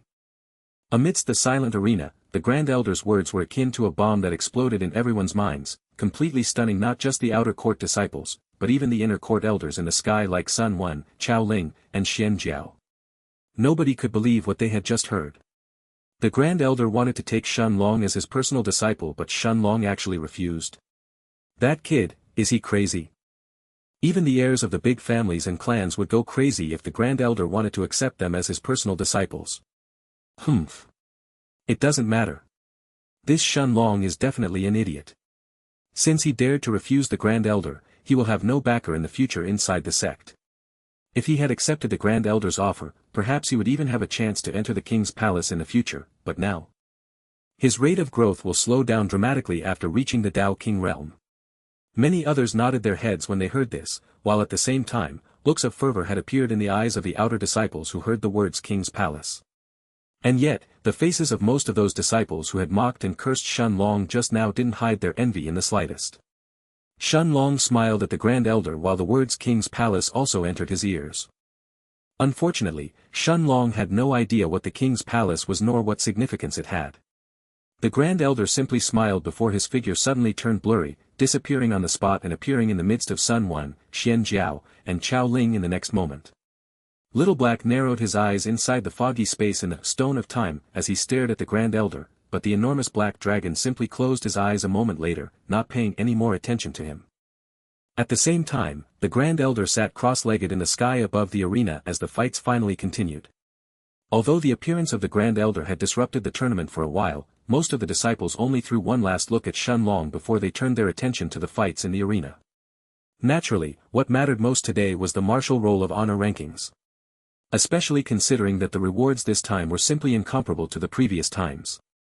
At the same time that the fights in the arena resumed, Jang Chen turned his attention towards a young man sitting next to him and asked, "Hey, you, what is this King's Palace that you were talking about?" Chapter 666 The King's Palace, 2. The young man next to Jang Chen turned around and looked at Jang Chen with a disdainful expression on his face, but the moment he noticed who the person who had asked him this question was, a brilliant smile appeared on the young man's face as he nodded his head and answered smilingly. "Ah, it's senior brother Jiang. Senior brother Jiang, you don't know about the king's palace? Of course I can explain then. The king's palace is an enormous palace situated near the heart of our central region. It is actually a miraculous palace that every single nascent soul cultivator in the central region wishes to enter. The reason behind that is because, entering the king's palace will allow a person to become a Dao king much quicker than if they were to train in the outside world. Become a Dao king faster than if they were training outside. It wasn't just Shen Long whose interest was piqued upon hearing this, but Lu Mei and the rest as well, as everyone stared at the young man next to Jang Chen, who nodded his head seriously and continued. But of course, the king's palace isn't a place that anyone can enter just because they want to. The king's palace opens only once every 10 years, and only Dao emperors or higher realm experts are allowed to bring their descendants or disciples inside. However, even Dao emperors have limitations and can't bring with them as many people as they want to. Every Dao emperor is allowed to bring with them only a single nascent soul cultivator who wants to enter the king's palace. Even our holy sect can only bring 10 nascent soul cultivators to enter the king's palace every time the palace opens. So, only the top 10 strongest nascent soul outer disciples will be allowed to enter the king's palace every time. The young man then turned to look at Shen Long and continued. However, sometimes, certain inner court elders will favor their personal disciples instead, and even if their disciples are weaker and aren't among the top 10 strongest nascent soul outer disciples, they would still be allowed to enter the king's palace. This is why everyone couldn't believe that Shen Long had declined the Grand Elder's offer. After all, there is only a year left until the king's palace opens again, and although Shen Long is strong enough to beat Dong Ai easily, he is still weaker than the strongest nascent soul outer disciples. The young man took one last look at Shen Long and the rest before he turned around and started to observe the fights in the 8 platforms inside the arena. At the same time, Shen Long and the others pondered over what they had just learned. No wonder people were so jealous of the Grand Elder wanting to take Shen Long as his personal disciple. Just the king's palace by itself would make virtually every single nascent soul outer disciple in the holy sect agree without any hesitation. Besides, the Grand Elder's status was above that of most inner court elders in the first place. Who would dare to offend the Grand Elder's personal disciple within the holy sect? I'm indeed somewhat curious to check out this king's palace now. However, that guy wasn't wrong either. My cultivation is only at the middle of rank 7 in the nascent soul. Although I could effortlessly beat someone at Dong Ai's level, the strongest outer court disciples who have reached the peak of rank 9 in the nascent soul will definitely be at a completely different level. If there are any of them have also reached the Dao King realm in terms of their Dao comprehension, then even if they haven't broken through to become Dao Kings just yet, it will be practically impossible for me to win unless I use my Black Dragon bloodline. As he came to this conclusion, Shen Long looked forward to the battles for the top 1000 even more. Only after bringing himself to his limits would he have a chance to break through in his Dao comprehension even further. Right now, Shen Long had already reached the peak of the nascent soul stage in terms of his Dao comprehension alone. However, the difference between the peak of the nascent soul and the Dao King realm was too vast. Others may only need a sudden flash of inspiration to break through from the peak of the nascent soul to the Dao King realm in terms of their Dao comprehension, but Shen Long knew that his Dao of time was different. It needed both a sudden spark of insight and to spend countless hours pondering the Dao as well. As the battles on the platforms continued, Lu Mei and the rest also won their fights, but their fights also became increasingly more difficult. Finally, as Jang Chen stepped on one of the platforms, a short, spiky-haired young man flew towards that platform as well, immediately attracting the attention of many outer court disciples who were sitting in the audience seats. After all, this was the person with the lowest cultivation base left, Jun Ren. Ha, it's finally Jun Ren's turn to lose. The fact that an early rank 7 nascent soul cultivator like him made it this far is already surprising. I heard that Jun Ren is Elder Ying's personal disciple. If he met a middle rank 8 nascent soul cultivator he would probably have a chance, but against Jang Chen, he will definitely lose. Perhaps Jun Ren will beat Jang Chen. Although Jang Chen's cultivation is at the peak of the rank 7 in the nascent soul, it doesn't mean that Jun Ren will necessarily lose. Although the vast majority of the disciples believed that Jun Ren would definitely lose, there were still some people who were rooting for him to win. As Jun Ren stepped on the stage, his arrogant black eyes landed on Jang Chen, who was similarly staring back at him with a lofty, cold gaze. Surprisingly, Jun Ren was the first to speak, as he looked at Jang Chen with a provocative look in his eyes and said, "Jang Chen huh? I saw your battle when we first entered the sect. Although you are somewhat strong, in my eyes you are nothing special. Unfortunately your cultivation is higher than mine, or I would have wiped the floor with you today." Chapter 667, 667 Jang Chen vs Jun Ren. Jun Ren's words instantly attracted the attention of the crowd, as everyone stared at him with excited looks in their eyes. Jun Ren was actually provoking Jang Chen. Everyone who knew a few things about Jang Chen would confidently say that Jang Chen was a true madman that very few people would dare to provoke. In the faction wars, he had even dared to charge against the enemy faction leaders alone, even when those faction leaders had a higher cultivation base than him and they were even protected by 3 or 4 of their faction members. Although Xingyi's assassination attacks were also feared by the enemy faction leaders when Shen Long's faction participated in the faction wars, Jang Chen's nature that was like a magic beast was even more terrifying. When Jang Chen fought he barely showed any mercy, beating most of his opponents to an inch of their death. And yet Jun Ren dared to provoke him. Lu Mei and Xingyi were both puzzled as the 2 young women turned their eyes towards Shen Long, as Xingyi asked in a low voice. "Brother Long, is this Jun Ren an idiot?"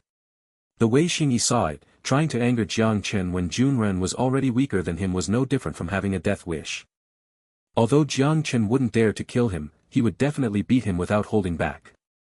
Lu Mei had a curious look on her face as well as she stared at Shen Long, while a calm smile had appeared on Bai Longqian's face. At the same time, Shen Long smiled as well, as he turned his attention towards Lu Mei and Xingyi and said, "Jun Ren is actually smart. After all, this is his only hope of beating Jang Chen. Although his tactic is so simple that even a fool would see through it, Jang Chen will definitely walk right into it even though he knows it's a trap." Shen Long's lips curved up when he saw the looks of disbelief on Lu Mei's and Xingyi's faces, as the 2 peerlessly beautiful women both turned their eyes towards the platform at the same time.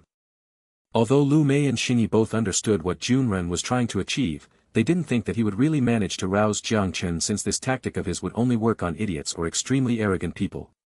But Lu Mei and Xingyi had both forgotten that Jang Chen by nature was extremely arrogant. It was only when he was around Shen Long and the others that he would show his warm side. In his heart however he was extremely arrogant. Why would he let someone like Jun Ren step on him?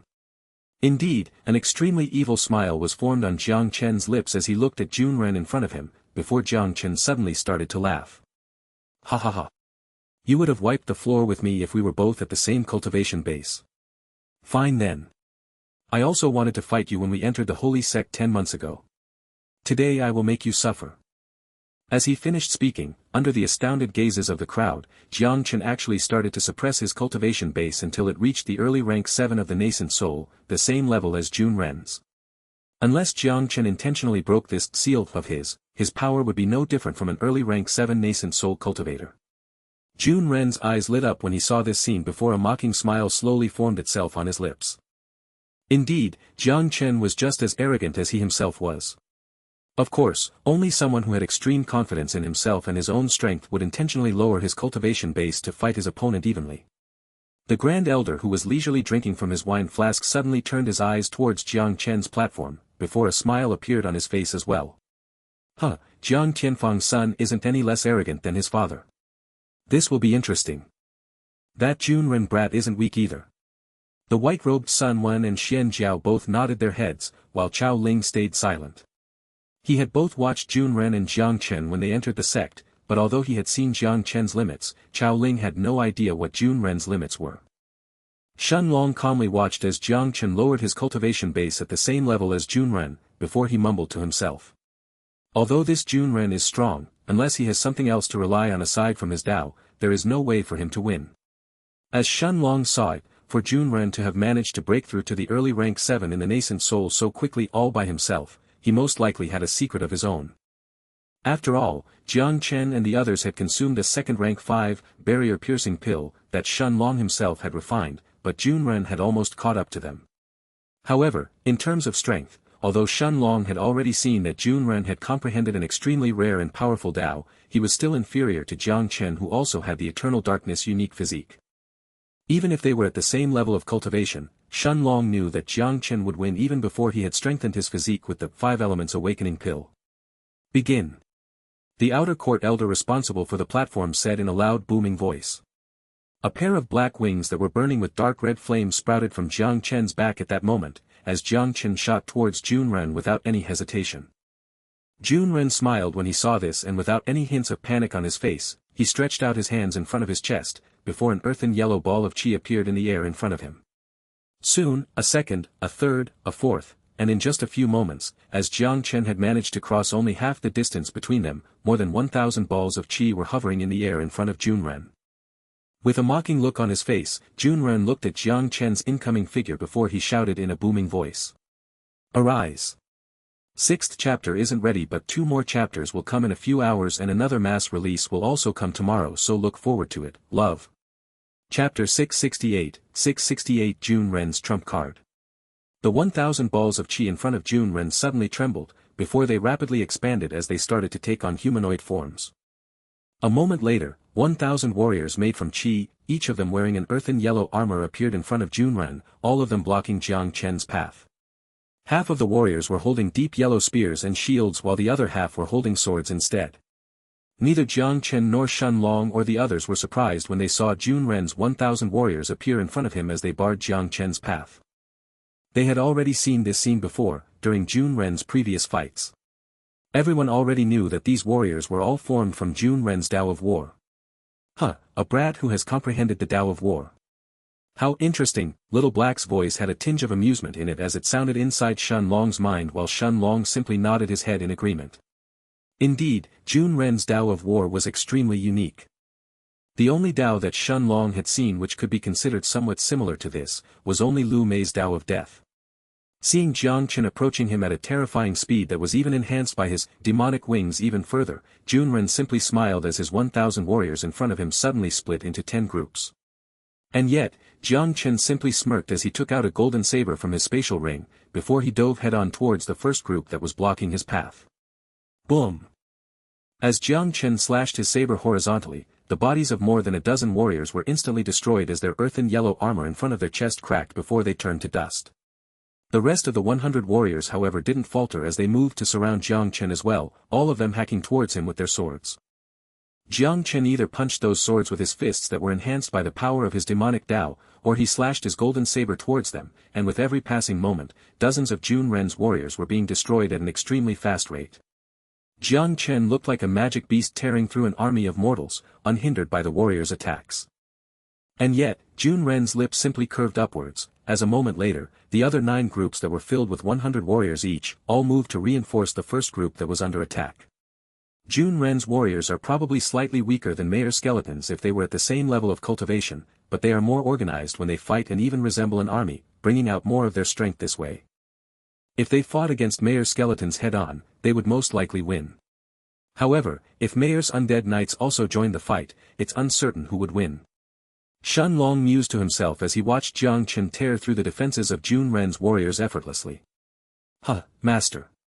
Although that kid has really gained insights into the Tao of War, this is only the crudest, most simple way to utilize his Tao. Naturally, the Tao of War is suited towards both offense and defense, allowing a single person to control an army, while the Tao of Death is more suited towards death and destruction. However, this kid hasn't found the true essence of the Tao of War just yet. If he were to fight against Master's wife, even if they were at the same level of cultivation, it would definitely be a one-sided slaughter. Little Black had the same amused look on his face as he looked at Jang Chen effortlessly destroying Junren's army. At that moment however, although Jang Chen hadn't stopped hacking his golden saber, he was actually unable to keep moving forward, as Junren's warriors had surrounded him from all sides. It had to be said that even a peak rank 9 nascent soul stage cultivator would die if he was hit by the attacks of 10 peak rank 6 nascent soul stage cultivators simultaneously. Although Jang Chen was confident in himself, this was still a tough situation to be in. Although he was still destroying Junren's army, Jang Chen's speed had slowed down dramatically after he was completely surrounded. At this point, more than 600 warriors clad in earthen yellow armor were left, but Junren simply smiled as he looked at Jang Chen with a mocking look in his eyes and said, "Since you were so arrogant to dive head-on and destroy them, then let me see how you plan to escape now." However, this wasn't the end, as Junren gathered his qi in front of his chest, causing another ball of qi to start taking form in front of him. The looks on the faces of some of the outer court disciples watching from the audience seat suddenly changed, as everyone saw that a moment later, more than 300 warriors had once again appeared around Junren. Jang Chen had managed to destroy a little more than 300 warriors so far, but more than 300 of them had once again appeared in front of Junren in the blink of an eye. It didn't matter how fast Jang Chen could destroy them, it was obvious that the speed at which Junren could create those warriors was much faster than Jang Chen's. Everyone understood that if this continued, then Jiang Chen's chi would be depleted before Junren had even used half of his own. It wasn't just Shenlong and the rest who had noticed this, but even Jiang Chen, who was in the midst of the more than 600 warriors who had also managed to sense this through his soul sense. Jiang Chen, you were too arrogant. Since you dared to lower your cultivation base against me, then let me send you on your way. You are the first person to see my true strength. As he finished speaking, Junren closed his eyes and placed both of his hands on the ground of the platform, as he started to infuse his chi, before a large pool made from a bright yellow liquid was soon formed in front of him. At that moment, the platform itself started to tremble, before a giant more than 30 meters, 100 feet, tall emerged from the bright yellow pool of liquid, leaving the spectators utterly stunned. Chapter 669, 669. Even Shenlong and Lu Mei stared at this scene with stunned looks on their faces. Shenlong had originally believed that the 1,000 warriors in the earthen yellow armor was his full strength, but now it was obvious that he had been holding back in his previous fights. A gigantic humanoid creature with blurry, indistinct facial features appeared in front of Junren, as it stared at Jiang Chen with its blurry golden eyes. This giant was more than 30 meters tall and was clad in a bright golden armor that covered both his chest area, as well as his arms and legs, while on his back he was carrying a large heavy sword. Although this giant's aura was only at the early rank 7 of the nascent soul, the same as Junren and the current Jiang Chen, everyone could feel that this giant was much stronger than the average early rank 7 nascent soul cultivator. The look on Jiang Chen's face turned cold when he sensed this giant's aura, as he slashed his golden saber horizontally at full strength, creating an enormous saber slash that destroyed the bodies of more than 20 of Junren's warriors in an instant. The earthen yellow warriors however didn't have any fear of death, as they quickly closed the gap that had appeared in their midst and moved to attack Jiang Chen again. The arena itself once more started to tremble, as the golden armored giant only stared at Jiang Chen for a single moment, before his body moved towards him like a blur. The golden armored giant's speed was even faster than the earthen yellow warriors, and in just a few moments, he had appeared in the sky above Jiang Chen before he drew his gigantic heavy sword and slashed it at Jiang Chen. The sky above Jiang Chen seemed to have been blotted out, as the enormous sword descended towards him at a terrifying speed. Jiang Chen slashed his golden saber against the attacks of the surrounding warriors who seemed to have attacked him at the same time as the golden giant, before he sent a punch of his own towards the sky, as his left fist met the giant's sword head-on. However, Jiang Chen's body slightly trembled, before he was actually sent flying backward like a meteor under the disbelieving eyes of thousands of outer court disciples. Jiang Chen spat out a mouthful of blood, while his left arm that was covered in blood now had a wound so deep, that those disciples could clearly see Jiang Chen's bones. Silence had filled the arena before those disciples in the audience seats erupted in discussions. That golden giant is too terrifying. Jiang Chen has clearly reached the middle of the 5th stage in his body refinement, but that golden giant's attack was strong enough to destroy his arm. If he was slightly weaker he may have even died. Don't tell me that Jiang Chen will actually lose. Could it be that Junren is actually stronger than him? No way. Jiang Chen still has his unique physique. He is definitely strong enough to fight this golden giant. Some of the disciples in the crowd were excited to see Junren show his true strength that had even managed to send Jiang Chen flying and injure him heavily, but many of them knew about Jiang Chen's unique physique and were even more eager to see Jiang Chen go all out. Shenlong had a deep look in his eyes as he stared at the wound on Jiang Chen's arm, as he mumbled in a low voice. Indeed, this Junren is even stronger than he looks. This golden giant is probably not much weaker, even when compared to Mayor's Death Eater. Lu Mei nodded her head in agreement, before a terrifying dark aura suddenly erupted from Jiang Chen's body, immediately silencing the surrounding outer disciples. This aura brought chills down to most of those outer disciples' hearts, while even Junren involuntarily took a step back when he sensed this, as a feeling of dread suddenly overcame him. Jiang Chen had a cold look in his eyes as he stared at Junren, as he no longer held back any of his strength, as a veil of darkness suddenly expanded from his body, immediately enveloping the entire platform in the blink of an eye. Jiang Chen's and Junren's figures, along with the 1,000 earthen yellow warriors and even the 30 meters, 100 feet, tall giant, were all covered by Jiang Chen's veil of darkness in an instant. Even the outer court elder responsible for the fights in the platform felt his body being covered by the dark veil. At the same time, the Grand Elder in the sky suddenly opened his eyes and stared at Jiang Chen's Kingdom of Darkness, as his lips curved up into a smile. At that moment, Junren had a feeling as if he had suddenly turned blind, while he could clearly feel that even his soul sense was restricted inside Jiang Chen's Kingdom of Darkness. Junren however didn't panic, since he could still feel the position of his earthen yellow warriors and the golden armored giant that weren't too far away from him. Without any delay, Junren called for his army of 1,000 warriors and the golden armor to rush towards him at full speed. Whether it was in terms of offense or defense, Junren was confident that he was among the top of the holy sect among those at the same level of cultivation. Even back in his own continent, he was the undisputed strongest genius with no one else coming close to him. The only reason he was weaker than others inside the holy sect was his lower cultivation base. Junren was confident that upon reaching the Dao King realm, even the top 100 in the martial roll of honor would be easy to accomplish. Staring at the 1,000 warriors and the golden armored giant that had completely surrounded Junren, protecting him from any possible sneak attack, Jang Chen simply wiped the hint of blood on his lips. At that moment, the darkness around Jang Chen's body started to swirl, turning into an enormous black fist that hovered above his head. This fist of darkness was even bigger than the two fists of the golden armored giant, as it suddenly moved towards Junren's direction. Although Junren couldn't see anything and his soul sense was completely restricted, he could feel the vibrations in the air around him and could feel that something was approaching him at a terrifying speed. Attack!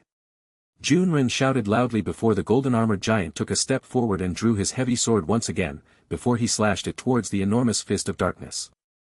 The air itself trembled the moment the gigantic black fist and the golden giant's sword met, before the golden giant was actually pushed back for more than a dozen steps. The look on Junren's face changed when he sensed this. The golden armored giant was truly his strongest trump card, but it was actually unable to fully resist Jang Chen's attack. And yet, before Junren could react, he could suddenly feel the air around him tremble once more, as another black fist that was even bigger than the previous one descended above his head. War God's Guard! Junren's voice was cold as he shouted at his 1,000 earthen warriors around him while the chi around his body exploded outwards. He could feel that the golden giant that had been pushed back more than a dozen steps just now wouldn't be able to make it in time, so Junren could only use his strongest offensive skill, the War God's Guard. The 1,000 earthen yellow warriors all flew to the sky before they created a human-shaped wall, as they brandished their swords and spears at the enormous incoming black fist. Chapter 670 Jiang Chen's Might. A glint flashed through Jiang Chen's eyes when he saw the human-shaped wall in front of Junren, but his enormous black fist didn't slow down in the slightest, and instead, it sped up even further before it collided with Junren's War God's Guard. The War God's Guard was Junren's strongest defensive martial skill. Junren was confident that it could even resist the most powerful attack of a peak rank 8 nascent soul realm outer disciple head-on without too much trouble. And yet, in front of Jiang Chen's gigantic black fist his War God's Guard only managed to last for a single second, before more than 50 of those warriors clad in earthen yellow armor were disintegrated in an instant, as they turned to dust the moment that Jiang Chen's black fist landed on them. And yet, the black fist didn't seem to have lost any of its power as it kept destroying the War God's Guard, obliterating even more of Junren's warriors as it headed towards Junren himself. Junren's warriors slashed their swords and stabbed their spears towards the enormous black fist, but Jiang Chen's fist of darkness didn't show any signs of stopping. Oh! In the sky above the arena, the Grand Elder's eyes lit up as he stared at the dark veil that had covered the platform, almost as if his own vision wasn't impeded at all. More than 400 yellow-armored warriors were destroyed in the blink of an eye, but Jiang Chen's gigantic black fist had only lost 20% of its power as it kept pushing forward. The moment that the last warrior was destroyed, Junren's expression finally changed as he sensed the terrifying power that was descending from the sky towards him. Jiang Chen's fist still had a little more than half of its power left, and without any place for Junren to dodge, the fist of darkness finally landed on Junren's body. Rumble. The disciples in the audience seats couldn't see what was going on inside Jiang Chen's kingdom of darkness, but everyone clearly heard the rumbling sound that had caused the entire platform to shake, instantly attracting everyone's attention. Finally, the veil of darkness that had covered the platform slowly disappeared, revealing the scene inside. Jiang Chen stood arrogantly in the air with a cold look on his face, as he stared at Junren's figure that had collapsed on the ground. Junren's body was lying unmoving while a pool of blood was formed around him. The disciples in the audience seat sucked in breaths of cold air when they saw this scene. From the power that he had showed previously, Junren was definitely strong enough to fight against middle rank 8 nascent soul outer disciples head-on with his cultivation still at the early rank 7 of the nascent soul. And yet, barely a minute had passed since Jiang Chen had activated his unique physique, before Junren was left lying on the ground in a pool of blood. Jang Chen only threw one last cold look at Junren, who had seemed to have already lost consciousness, and after retrieving his sect identifying token from the outer court elder responsible for the fights in the platform, he flew back towards Shen Long's group in the audience seats. I knew it. Jang Chen is too terrifying. I bet he didn't even use his immortal grade bloodline against Junren. Just his unique physique was probably enough. Junren wasn't weak either. That golden-armored giant of his still managed to wound Jang Chen's arm. It's just that Jang Chen is too freakishly strong. Still, I wonder who is stronger between those new disciples, Shen Long, Jang Chen, or Wu Tao. Probably Wu Tao, right? I heard that his talent is said to be at the same level as his elder brothers. I don't think Jang Chen or Shen Long can compete with him yet. Shen Long and the rest didn't pay any attention to the disciples in the crowd, as they turned their attention to Jang Chen, who returned back to the audience seats. Jang Chen frowned when he sensed the blood dripping from his injured left arm, as he then closed his eyes for a moment. The wound on his hand started to heal at a speed visible to the naked eye, and in just a few moments, it had already disappeared. In just a few moments, his left arm had returned to its peak condition, almost as if it was never injured to begin with. Naturally, for a body refinement cultivator, healing minor wounds on his body was only a matter of expending some of his energy through his body refinement cultivation. Jang Chen, how was it? Shen Long looked at Jang Chen with a smile on his face. Nodding his head, Jang Chen looked at Shen Long and answered seriously. That kid isn't weak. If he was born with a unique physique as well, perhaps I would have some trouble if I had faced him before consuming the 5 Elements Awakening pill. Jang Chen was honest as he answered Shen Long's question. Indeed, even if he hadn't spent the past month absorbing the energy from the 5 Elements Awakening pill and increasing the strength of his Eternal Darkness unique physique, the power of his Fist of Darkness when going all out would still have been strong enough to break past the defenses of Junren's War God's Guard. However, it wouldn't be as easy, and Jang Chen estimated that he would have to attack Junren for a 3rd time or even a 4th time until he managed to do so. After all, the first Fist of Darkness had sent Junren's golden-armored giant staggering back for more than a dozen steps, while the second had broken past the defenses of his War God's Guard. Shen Long nodded his head as he stared at Junren's figure that was carried away by the outer court elder responsible for the platform. Indeed, Junren was extremely strong. If his cultivation wasn't only at the early rank 7 of the nascent soul, perhaps he would even have a chance to defeat a peak rank 8 outer court disciple. He had simply been too unlucky to be matched against Jang Chen. At the same time, in the audience seats not too far away from Shen Long's group, a young man with long black hair was staring at Shen Long's group with a cold look in his eyes, before he said in a low voice. Those brats are stronger than I originally thought. But still, if they think that they can enter the top 1,000 with their meager strength, it will be fun. If Shen Long and the rest had noticed this person's gaze, they would quickly realize that this was the same person who was standing by Wan Zu's side when they visited the Golden Treasures Hall, a genius who was ranked in the top 1,000 and had his name on the Martial Roll of Honor, Song Yahwe. Chapter 671, 671 Top 2000. The fights in the arena continued, and soon, only the top 2,000 were left. At this point, there wasn't even a single weak disciple left in the tournament. Aside from those in the top 1,000 who had yet to fight in the arena even once, those left were mostly disciples at the early rank 9 of the nascent soul, with a few exceedingly strong disciples who were still at the peak of rank 8 in the nascent soul. As for those like Shen Long, Jang Chen, and the rest, the only one left aside from Shen Long's group was only the burly young man at the early rank 8 of the nascent soul, Wu Tao. When Lu Mei stepped on the stage, her opponent was an early rank 9 nascent soul stage outer disciple. However, even for Lu Mei, this fight was truly difficult. Although she managed to win in the end, even after using the second form of the Death's Chant which augmented the power of her undead creatures even further, Lu Mei still ended up sacrificing the corpse of the black-robed old man during the fight. The corpses of the old man and the black-robed young woman that Lu Mei possessed were 2 of her strongest trump cards. Although their cultivation was only at the early rank 8 of the nascent soul, their strength exceeded the peak of rank 8 in the nascent soul and had even reached that of an early rank 9 nascent soul cultivator once their strength was increased by Lu Mei's Death Chant. However, Lu Mei's opponent was an outer court disciple that was much stronger than average early rank 9 nascent soul cultivators. Even when the old man and the beautiful young woman were working together, along with Lu Mei's Death Eater, the young man that Lu Mei was facing still managed to destroy the corpse of the powerful old man before the black-robed young woman sneaked in, as she finally placed her dagger on his neck. Sensing the cold feeling of metal and seeing the hint of blood that was coming from his neck, although the young man was unwilling to lose to someone like Lu Mei who was much weaker than him, he still had to admit defeat. As for Xingyi and Bai Longtian who were both at the middle of rank 7 in the nascent soul, even after the increase in the power in their unique physique, their fights were extremely difficult. They both had to face opponents who were at the early rank 9 of the nascent soul as well, and those disciples' power was barely inferior to that of Lu Mei's opponent. However, as he watched the fights, Shen Long understood that this was only natural. There were no weaklings among the outer disciples that were left, and those who won their next fights would even enter the top 1500. After all, these were the fights between the top 2000. It was normal that everyone would go all out. At the same time, Shen Long understood that the biggest weakness of Lu Mei and the rest was their low cultivation basis compared to the opponents that were left. But this was normal as well. Even when someone was talented enough to be born with a unique physique like Xingyi, Bai Longtian, and Jang Chen, how could they possibly bridge the gap in cultivation between themselves and those outer disciples who had lived in the central region their entire lives? Even when Xingyi and the rest cultivated within their master's courtyards to make use of the extremely pure qi from the high-grade spirit stones that the elders of the inner court used to fill their courtyards, the gap between them and the other powerful outer court disciples couldn't possibly be bridged in less than a single year.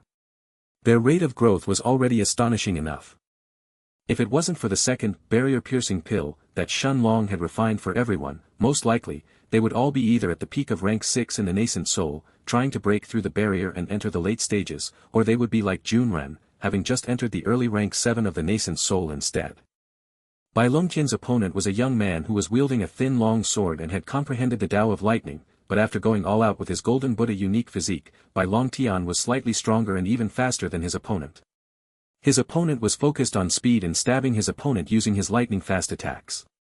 His Tao of Lightning even increased the speed of his stabs even further. However, Bai Longtian's stronger trait in his Golden Buddha form was the strength of his body. His defense was even slightly stronger than his strength and speed. Unless the young man in front of him used more than 90% in every single stab, he wouldn't be able to break past Bai Longtian's defenses. As for the young man's Tao of Lightning, Bai Longtian was able to ignore most of the lightning sparks coursing through his body. After refining the 5 Elements Awakening pill, Bai Longtian knew that the defensive ability of his body had increased even further. And yet, when the young man in front of him attacked with his full strength, even if Bai Longtian dodged or blocked the sword's attack without holding back, the lightning attacks would still injure him internally. His body however was still tougher than his opponent's and Bai Longtian's speed was higher as well, so for every blow that he landed, his opponent had to deal with at least a single palm attack from the giant Golden Buddha in front of him. Even with his cultivation at the early rank 9 of the nascent soul, the young man ended up coughing blood violently and collapsing on the ground less than 10 exchanges later. As for Xingyi, her opponent was a young man who had comprehended the Tao of Water. This person was alarmed when he saw that Xingyi was his opponent. The concealing abilities of Xingyi's Vanishing Shadow's unique physique was truly at the peak of the nascent soul stage. Even most peak rank 9 nascent soul outer disciples would find it impossible to locate her once she merged herself in the shadows. However, despite her assassination attacks, Xingyi found it extremely hard to break through her opponent's nearly impenetrable defense.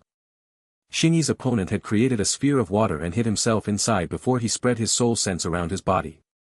Every time that Xingyi would appear to attack him, the young man would launch countless water spears towards her. However, in terms of attack alone, Xingyi's strength was nearly comparable to Jang Chen's and Bai Longtian's at the same level of cultivation. Countless shadows appeared from the ground as they stabbed at full force towards the water bubble in the center of the platform. This was the second form of the low-grade martial skill that Xingyi had chosen to train in, creeping shadows. Eventually, the young man's defense broke under Xingyi's repeated shadow attacks, but Xingyi had nearly exhausted all of her qi as well. Once they returned by Shen Long's side, Bai Longtian healed his injured body while Xingyi sat down cross-legged and consumed a top-grade rank 5 qi replenishing pill. Although Xingyi and Bai Longtian started to recuperate after their fights and everyone understood that they most likely wouldn't challenge those in the top 1000, their results were enough to shock countless disciples who were previously not paying attention to them, attracting even the gazes of some of the geniuses among the top 1000 rankings. They all understood that if Xingyi's and Bai Longtian's cultivation bases were just a bit higher, then perhaps even some of them would be threatened to lose their spot in the rankings. But of course, this was only for those at the bottom of the martial roll of honor rankings. Those above the top 500 barely paid any attention to Xingyi and Bai Longtian, and even to Shen Long, Lu Mei, and Jang Chen. In their eyes, their true opponents were only those at the top of the rankings. Jang Chen's fight was instead, much easier. His opponent was a young woman who had reached the peak of rank 8 in the nascent soul. Although this woman was stronger than most other outer disciples at the peak of rank 8 in the nascent soul, she was still weaker than Lu Mei's, Bai Longtian's, and Xingyi's opponents.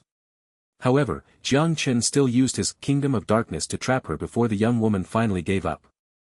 Naturally, this young woman was only at the same level as the previous faction leader that Shen Long and the rest had fought, Peng Chao. Jang Chen was confident that he was strong enough to defeat him even back then, let alone now. Finally, the last one to step into the arena was Shen Long himself. As for his opponent, it was a young man at the middle of rank 9 in the nascent soul.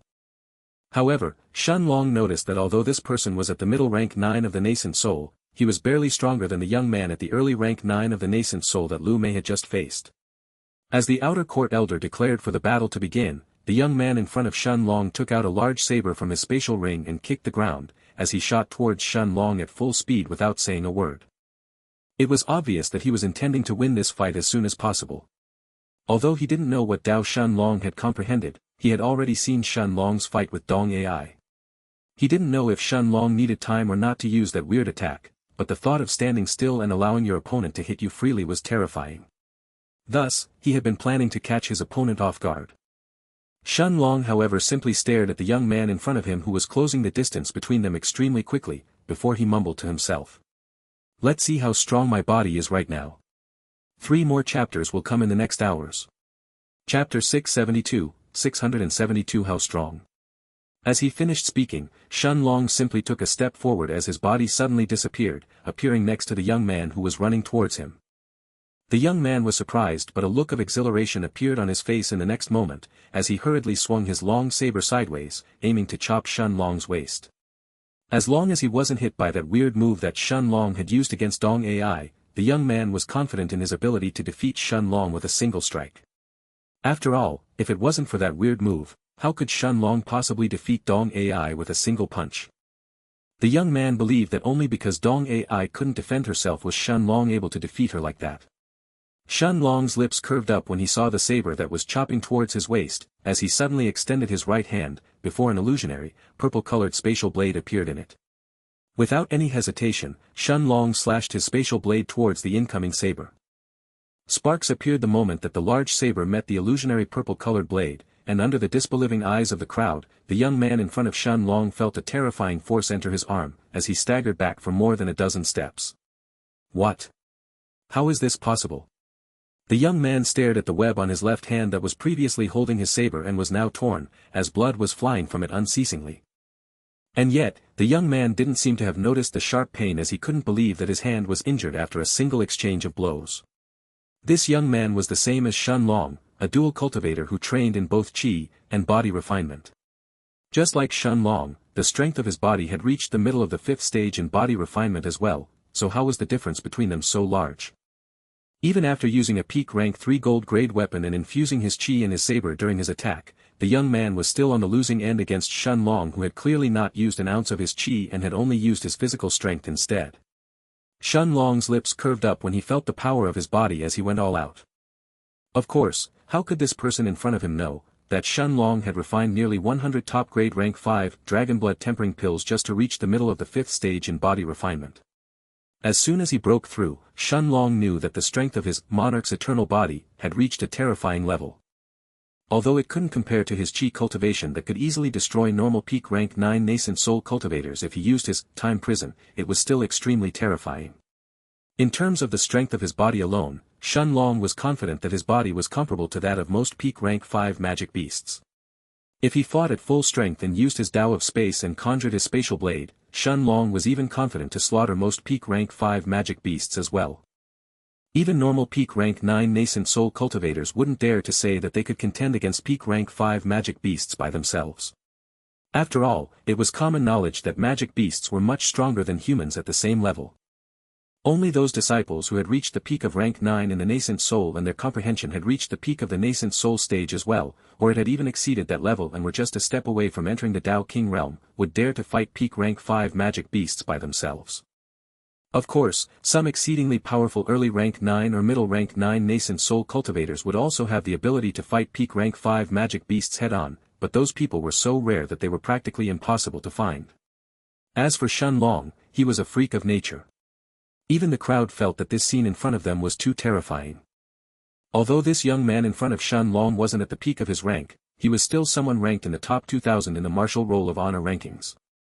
For Shen Long to send him staggering with just a single slash and without even drawing his most powerful black sword, how terrifying was that? Even Jang Chen and Bai Long Tian stared at Shen Long with looks of surprise on their faces, while Lu Mei had a look of contentment and admiration in his eyes, while Xingyi's beautiful emerald eyes were sparkling. Naturally, which woman didn't want their man to be powerful? As for Jang Chen and Bai Long Tian, a single question had appeared in their minds. How strong is he right now? Indeed, after breaking through to the late stages of the nascent soul, no one had brought Shen Long to his current limits. Whether it was Xingyi's senior brother Ma Ming, Dong Ai, or anyone else that Shen Long had fought after breaking through to the late stages of the nascent soul, all of them were destroyed by a single punch as long as Shen Long used his Tao of Time. However, even the strength of his body was now so terrifying, that it was only inferior to his abnormal qi cultivation. And yet, Jiang Chen and Bai Long Tian only felt happy for Shen Long. After all, they had already decided to follow him, so the stronger Shen Long became, the happier they would become as well. Besides, how could they follow Shen Long if he wasn't stronger than them? This was a feeling of pride that all experts had, as no one would ever follow someone weaker than them unless that person was too talented and was bound to exceed them in the future, or if they were hired by that person. The crowd that was previously clamoring with excitement had now fallen completely silent, as almost everyone's eyes were now on the figure of the young man with the short black hair on the platform. Even some of the powerful experts in the top 1,000 narrowed their eyes dangerously as they stared at Shen Long, finally admitting that his strength was indeed enough to threaten them. This kid. How strong is he? Was he hiding his strength previously, or is it that no one has brought him to his current limits yet? This will be interesting, the Grand Elder mused as he stared at Shen Long's figure, while in Elder Xian's face, a smile akin to a flower blooming had blossomed as well. Although she had never expected that Shen Long would actually be this strong, since she already knew about Shen Long's relationship with Lu Mei, Elder Xian only felt happy to see the young man in the arena actually be this powerful. Chapter 673 The Top 1000. Although the young man in front of Shen Long staggered after taking on the illusionary, purple-colored blade's attack, he soon regained his balance a moment later and raised his head to look at Shen Long. Before the man could react however, Shen Long's body disappeared from the spot he was standing on, appearing next to the yellow-robed young man once again. The young man raised his saber in reflex as he saw Shen Long bringing down his spatial blade towards his chest for the second time.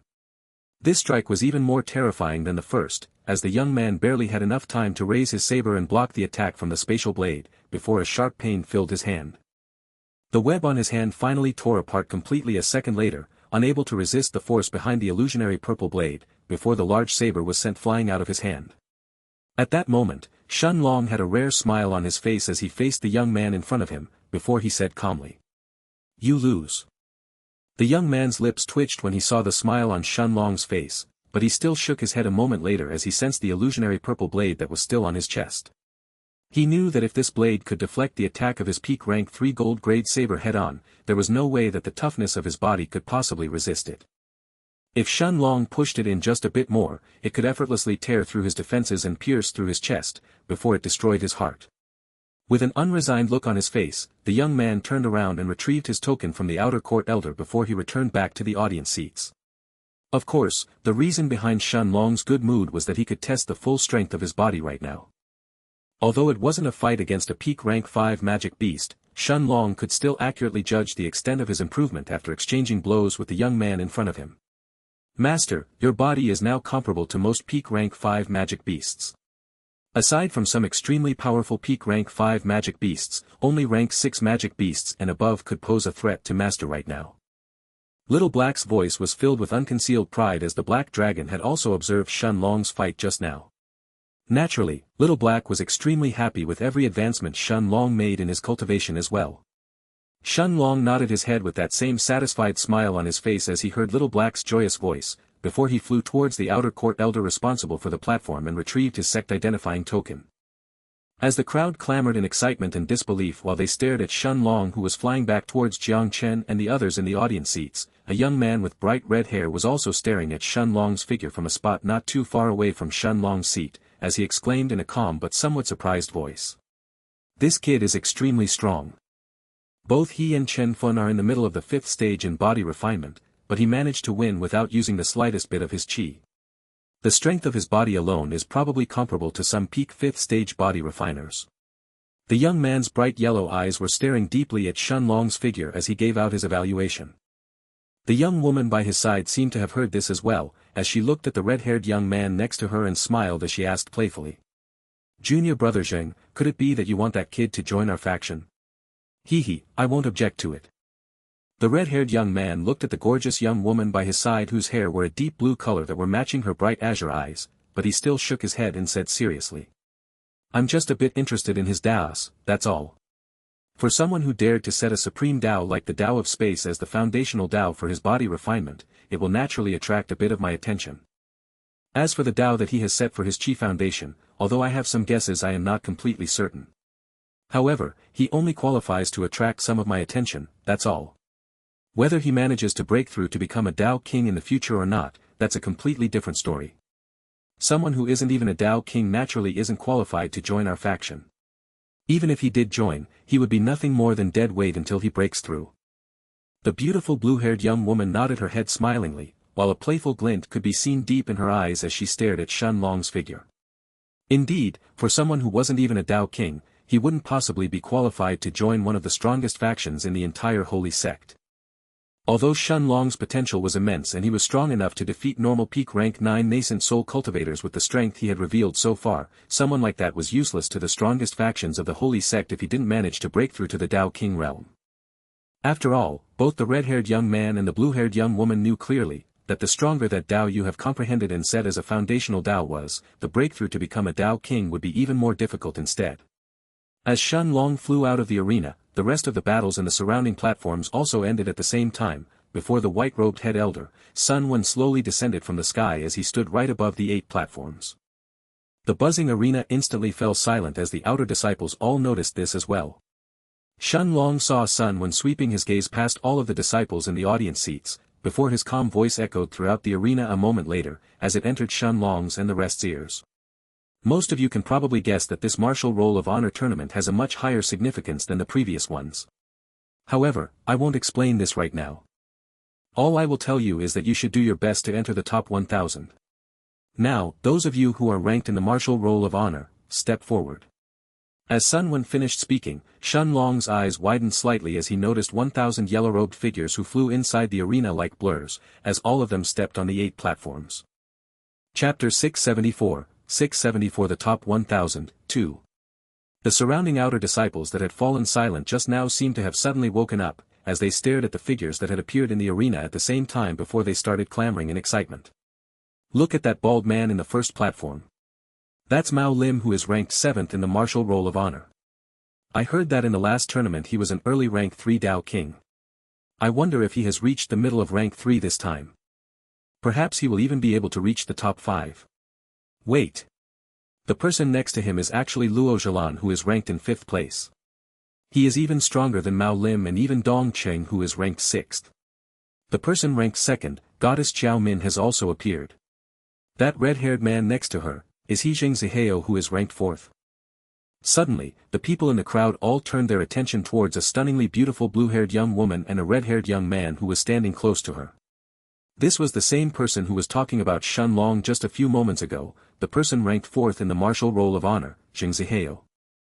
As for the gorgeous blue-haired young woman next to him, she was the faction leader of the second strongest faction within the outer court, the person ranked 2nd in the Martial Roll of Honor, Xiao Min. And yet, the playful look that Xiao Min had in her eyes a few moments ago had vanished, as she stared at the figure of a brown-haired young man not too far away from her. This time, the look in Xiao Min's eyes had turned as cold as an ice block as she looked at this person, but the handsome brown-haired young man who seemed to have sensed her gaze merely smiled as he looked at her. The disciples in the crowd who followed Xiao Min's gaze also noticed this brown-haired young man who was standing in the platform with a smile on his face, before they bursted in excitement barely a moment later. That's the person ranked 1st in the Martial Roll of Honor, the #1 genius of the Yang family, Yang Hui. Even Goddess Xiao Min wasn't strong enough to defeat him the last time. He is truly the strongest person in the outer court. I heard that Yang Hui's power is even comparable to some of the inner court disciples. Yang Hui's talent is said to be even higher than the 2 inner court disciples from the Yang family. Only the strongest family in the sect's territory, the Yang family, would be able to produce 2 inner court disciples and a monster like Yang Hui. Shen Long, Jang Chen, and the others, all heard the discussion of the crowd as well, as they stared at the outer court disciples who had appeared in the arena. Shen Long's eyes in particular landed on the person who was rumored to be the strongest outer disciple in the entire holy sect, Yang Hui. This person was around 1.8 meters, 5.10 feet, tall, with short brown hair and bright red eyes. However, what shocked Shen Long wasn't the fact that Yang Hui's aura was completely retracted, but that the pupils in his eyes were extremely peculiar. The shape of his pupils seemed to have formed a triangle, while the bright red color of his eyes gave others a peculiar feeling.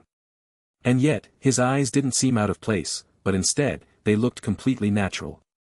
A moment later, Shen Long's lips curved up as he thought to himself. No wonder this guy is ranked first in the martial roll of honor. Just his eyes are enough to let him completely eclipse everyone else around him. Shen Long was about to move his gaze from Yang Hui to the rest of the geniuses in the top 10 of the martial roll of honor, when Sun Wen suddenly took a step forward and said in a serious voice. This time the rules will be the same as the previous years. Those of you who have entered the top 1500 will be allowed to challenge those at the top 1000 and replace them in the martial roll of honor if you win.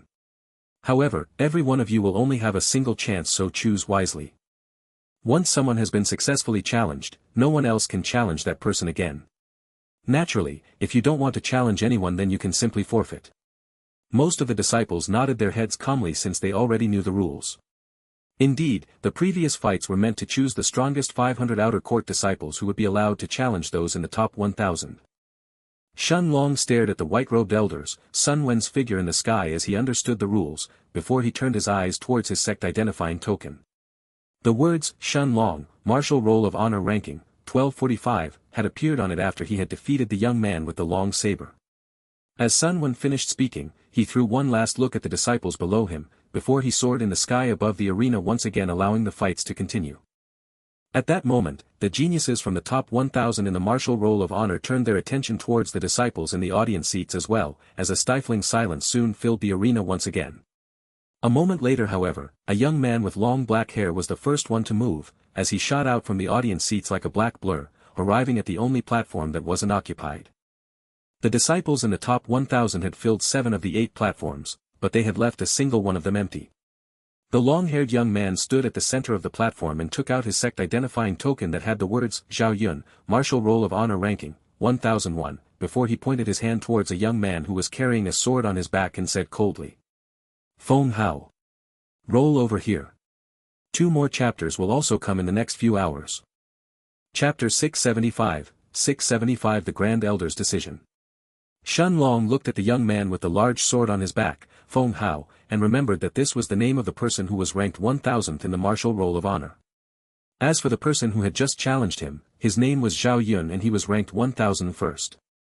Feng Hao snorted when he heard Zhao Yun's voice as he immediately shot to the sky, flying straight towards the empty platform where Zhao Yun was standing on. Shen Long could sense that both Feng Hao and Zhao Yun were at the middle of rank 9 in the nascent soul, just like the young man he had just faced in his last battle, but compared to his previous opponent, he understood that Feng Hao and Zhao Yun were at a completely different level. Just from the aura coming from their bodies, Shen Long could sense that both of them were most likely comparable to most normal peak rank 9 nascent soul cultivators that he had seen in the Night Star continent or in the Holy City. However, this was only natural. How could those geniuses that could be ranked in the top 1000 or were just a step away from the top 1000, be at the same level as most average nascent soul cultivators? As soon as Feng Hao stepped foot on the empty platform, he drew his sword without any hesitation. As his fight with Zhao Yun began. Although none of the two were weak and both of them could be considered to be somewhat on par with each other, the young man with the large sword on his back, Feng Hao, still managed to win the fight in the end. Zhao Yun had a dejected look on his face as his body was filled with countless sword wounds, but most of the pain came from the fact that he failed to enter the top 1000. Feng Hao had an arrogant look on his face as he looked at Zhao Yun, whose body had collapsed on the platform, before he turned around and flew towards one of the other 7 platforms around it. Naturally, since Feng Hao had just won a fight, no one else from the remaining 499 disciples in the top 1500 could challenge him again, and they could only challenge those higher in the rankings than him. Almost as if in tacit understanding, the person who stepped on the platform right after Zhao Yun had finished his challenge was the person ranked 1002nd in the Martial Roll of Honor rankings. He actually chose to challenge a young woman who was ranked 976th, and he even managed to win his fight against her, drawing out mixed cheers and boos from the crowd. After all, the main reason he had challenged that woman and he had even managed to win his fight against her, was mainly because his abilities happened to perfectly counter that young woman's. Of course, to get this far in the rankings, his strength was naturally not too far away from that young woman's to begin with. As the fights in the arena continued, more and more of those disciples who were ranked in the top 1000 stepped on the platform and fought, allowing those around them to gauge their strength. Those ranked in the bottom 1000 are mainly at the middle rank 9 of the nascent soul, but there are some peak rank 9 nascent soul stage cultivators among them as well. However, their actual strength should be even higher than the average peak rank 9 nascent soul stage cultivator.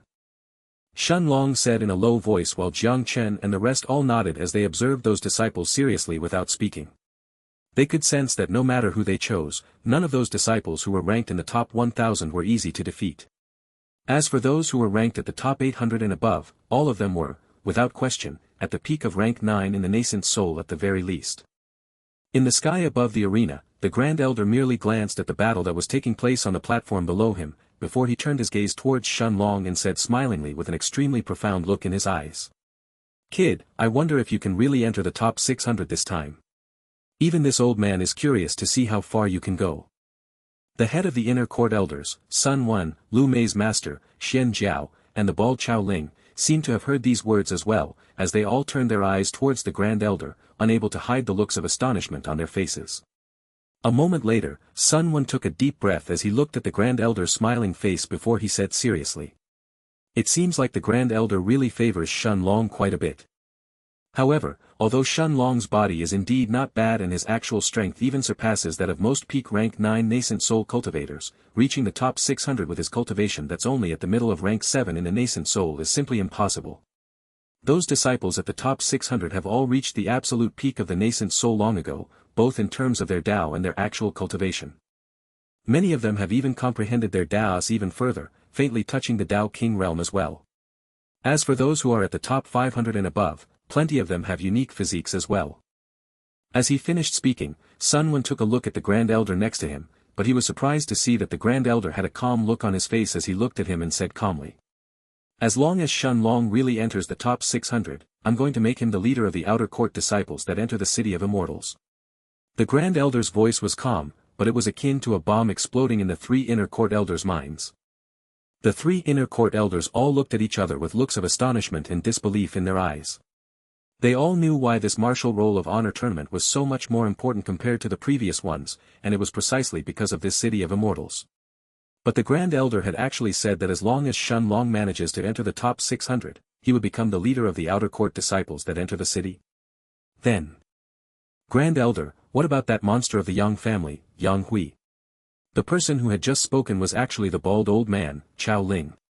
As for Sun Wen and Lu Mei's master, Elder Xian, they both looked at the Grand Elder as they waited for his answer. No matter what, the Grand Elder's decisions in the holy sect were final. Even the sect master wouldn't go against the Grand Elder's choices without a good reason. The Grand Elder snorted when he heard Chao Ling's question, and after turning his eyes to look at the short brown-haired young man with red eyes that were forming a triangle on the platform below him, he then turned his gaze towards Chao Ling and said coldly, "Humph, although that little bastard from the Yang family is indeed talented, he is too vile and he doesn't care about anyone else but himself.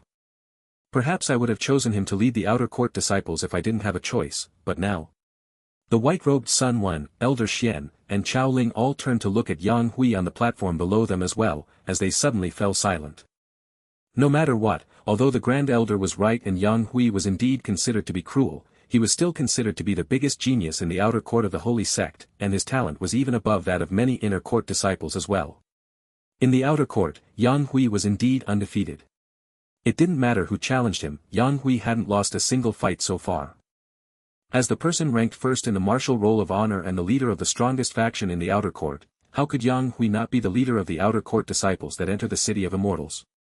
Sun Wen took a deep breath as he looked at the Grand Elder and asked cautiously, "Grand Elder, won't the Yang family be unhappy when they learn this? The position of the leader of the outer court disciples in the city of immortals is too important." Chapter 676 The Grand Elder's Decision, 2. The Grand Elder snorted for the second time, and as he looked at Sun Wen who was standing a few meters away from him, his eyes suddenly narrowed as a cold glint flashed inside them, before he said in a domineering tone. The Yang family will be unhappy. Then let them be unhappy. So what if they are unhappy with my arrangements? If they have a problem, then let that little bastard, Yang Tian, come here so I can give him a good beating instead. Does my holy sect have to please a family like the Yang family? It wasn't just Sun Wen who shivered when he heard the Grand Elder's tone that was turning furious with every passing moment, but even Lu Mei's master, Xianxia, as well as the bald Chao Ling both felt a cold feeling cover their hearts.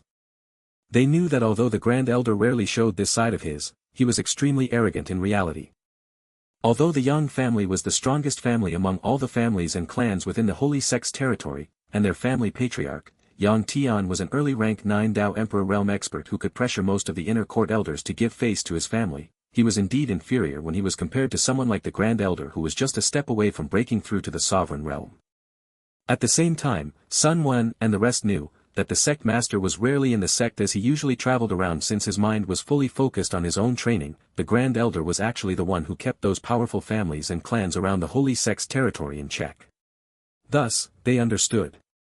Why would the Grand Elder care for the Yang family? Indeed, even if they were displeased, so what? The Grand Elder's strength truly stood at the peak of the Dao Emperor realm. Even when he was compared to other powerful Dao Emperors, he was among the strongest ones. The only ones who were stronger than him were monsters like Xianxia's deceased master who had also comprehended the Dao of Death. As for early rank 9 Dao Emperors like the family patriarch of the Yang family, the Grand Elder had no reason to care about his displeasure, let alone give him any face. The Grand Elder had turned even angrier as he stared at Chao Ling and continued speaking. Could it be that my holy sect has to ask for permission from the Yang family before making a decision about anything? Realizing that things would get out of control if the Grand Elder got truly angry, Sun Wen hurriedly bowed his head and apologized as he said. Grand Elder, Junior Brother Chao didn't mean that. It's simply that the Yang family has too many geniuses within our sect. At the same time, his words were not without merit either.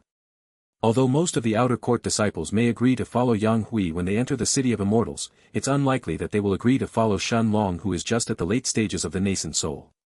Besides, aren't the rules of the City of Immortals such, that nobody below the Dao King realm will be permitted to enter inside? Although Shen Long is extremely talented, the Daos that he has comprehended are both supreme Daos. I don't think that it's possible for him to reach even the peak of the nascent soul stage by then, let alone the Dao King realm. Chao Ling hurriedly nodded his head without speaking any further, as he cast a grateful glance at Sun Wen who had spoken on his behalf. And yet, the Grand Elder simply nodded his head at Sun Wen as he then answered. This is why I'm planning to take Shen Long to the king's palace a year from now. As long as he manages to reach the peak of rank 9 of the nascent soul by then, his chances of breaking through to become a Dao King would be much better. Sun Wen and Xianxia weren't surprised when they heard this. Although it was difficult to reach the peak of rank 9 in the nascent soul from the middle of rank 7 within just a year, it wasn't impossible as long as a disciple had enough resources. The biggest problem was the Dao comprehension itself, as well as the strength of the disciple's soul that needed to have also reached the peak of the nascent soul as well. At the same time, although they knew that the Holy Sect only had 10 spots for the outer court disciples that would enter the king's palace and those spots would go to the 10 strongest outer court disciples who had yet to break through to become Dao Kings, they believed that although Shen Long couldn't possibly match those 10 strongest disciples right now, by the time he reached the peak of the nascent soul, those disciples would most likely not be a match for him. As for Shen Long defeating those disciples right now, they knew that that was pure foolishness. Although Shen Long was extremely strong, enough to even cause those elders to be in awe and even attract the attention of the Grand Elder who wanted to take him as his personal disciple, Sun Wen and Xianxiao both knew that those 10 strongest outer court disciples could even defeat early rank 1 Dao Kings with their cultivation at the peak of rank 9 in the nascent soul. However, it was only natural for the Grand Elder to look this favorably upon Shen Long. After all, once Shen Long reached the peak of rank 9 in the nascent soul or even the Dao King realm, Sun Wen and Xianxiao couldn't estimate how strong he would become by then. The top 100, or... No, forget about the future. They didn't even know what Shen Long's current true strength was. Meanwhile, Shen Long and the rest kept observing the fights in the arena, and more than 100 fights had quickly gone by before Lu Mei's turn finally arrived. In the past 2 hours, Shen Long had noticed that among the disciples who were ranked in the top 1500, nearly a third of them didn't choose to keep challenging those at the top 1000 since they knew that their strength was insufficient right now, while less than half of those who issued their challenges managed to succeed. It had to be known that for those who succeeded, they mainly did so because they could pick their opponents and their abilities mostly countered their opponents. Very few had actually managed to win convincingly. Surprisingly, Shun Long noticed that among those disciples who won their challenges was also the burly young man at the early rank 8 of the nascent soul, Wu Tao. In his fight, Wu Tao had revealed his giant ape unique physique, that turned his body into an enormous giant ape more than 15 meters, 49 feet, tall, as he won against an outer court disciple at the middle of rank 9 in the nascent soul. Finally, as Lu Mei's turn finally came, under the excited eyes of the surrounding outer court disciples in the audience seats, she flew straight towards the empty platform, before her gaze landed on the figure of a young man with long black hair who was calmly standing on one of the 7 surrounding platforms, watching the previous battles with a disinterested look in his eyes. Chapter 677, 677 Lu Mei's Challenge. Feeling Lu Mei's gaze on his body, the long black-haired young man narrowed his eyes as he looked at her, unsure if Lu Mei was indeed planning to challenge him. And yet, his doubt vanished into a cloud of smoke a moment later, as Lu Mei took out her sect-identifying token that had the words, Lu Mei, Martial Roll of Honor Ranking, 1202, and said in a cold voice. Song Yahwe, come here. Indeed, Lu Mei had challenged him without any hesitation. Song Yahwe narrowed his eyes before his cultivation at the middle of rank 9 in the nascent soul burst outwards, as his body turned into a blur as it shot straight towards the arena. So fast. Many of the surrounding outer disciples in the audience seats couldn't help but exclaim in their hearts when they saw Song Yahwe's speed. His speed was indeed extremely fast, even comparable to some of the peak rank 9 nascent soul stage outer disciples who were ranked in the top 800. As for Song Yahwe himself, Shun Long already knew that he was actually ranked 831st in the Martial Roll of Honor. Staring at Lu Mei on the platform in front of him, Song Yahwe had an extremely ugly look on his face as he narrowed his eyes into slits and said in a cautioning tone. Junior Sister Lu, are you sure you want to challenge me? I don't mind giving you some face and let you change your mind before we begin. Although Song Yahwe's words were calm, the anger in his eyes wasn't concealed at all as he looked at Lu Mei's figure in front of him. Indeed, he had offered to take Lu Mei, Jang Chen and the rest in his faction a month ago, when he had met Shun Long and the rest at the Golden Treasures Hall, simply because he looked at their strength and future potential favorably, and because all of them were personal disciples of the inner court elders. Even after they had refused, Song Yahwe wasn't bothered in the slightest by it. They lost the opportunity he had offered them, so be it. But for Lu Mei to dare challenge him today was an entirely different matter. Although Song Yahwe didn't want to offend Elder Xian and be too harsh on Lu Mei, as long as she insisted on fighting him he wasn't going to hold back. No matter what, this was a fight for the top 1000 in the Martial Roll of Honor. Even Elder Xian wouldn't be able to say anything, even if he ended up seriously injuring Lu Mei. Lu Mei simply shook her head coldly as she looked at Song Yahwe, directly rejecting his proposal to change her mind as she said calmly. Change my mind? There is no need. Lu Mei then turned her attention towards the outer court elder responsible for this platform, indicating for him to start the fight. Shun Long shook his head with a smile on his face when he saw Lu Mei choosing Song Yahwe as her opponent, while Jang Chen calmly nodded his head with a cold look in his eyes, his gaze focused on Song Yahwe's body as well. Jang Chen was planning to challenge Song Yahwe himself once his turn to fight came, but unfortunately, Lu Mei's ranking was higher than his in the Martial Roll of Honor since she had defeated the person who was previously ranked 1202nd. Xingyi, who was standing next to Shun Long and was absorbing another top-grade rank 5 Qi replenishing pill, as well as by Long Tian who was still healing the wounds on his body, both opened their eyes when they heard Lu Mei's voice, turning their attention to the fighting platform as well. The outer court elder looked at Lu Mei seriously for a moment, before he nodded his head and declared the start of the fight. Begin. As soon as the outer court elder's voice sounded in her ears, Lu Mei gathered her qi in her hands, creating a large ball of black qi that was hovering in front of her chest. The black ball of qi was oozing with a terrifying aura of death, and a moment later, it slowly fell on the floor of the platform in front of Lu Mei, opening a black hole that was emitting endless amounts of death qi. The black hole wasn't too big in size, but tens of jade-white skeletons stepped out from it with every passing moment, quickly filling the area around Lu Mei. However, Song Yahwe wasn't going to wait for Lu Mei to summon her entire undead army before he fought her. He already knew what Lu Mei was capable of.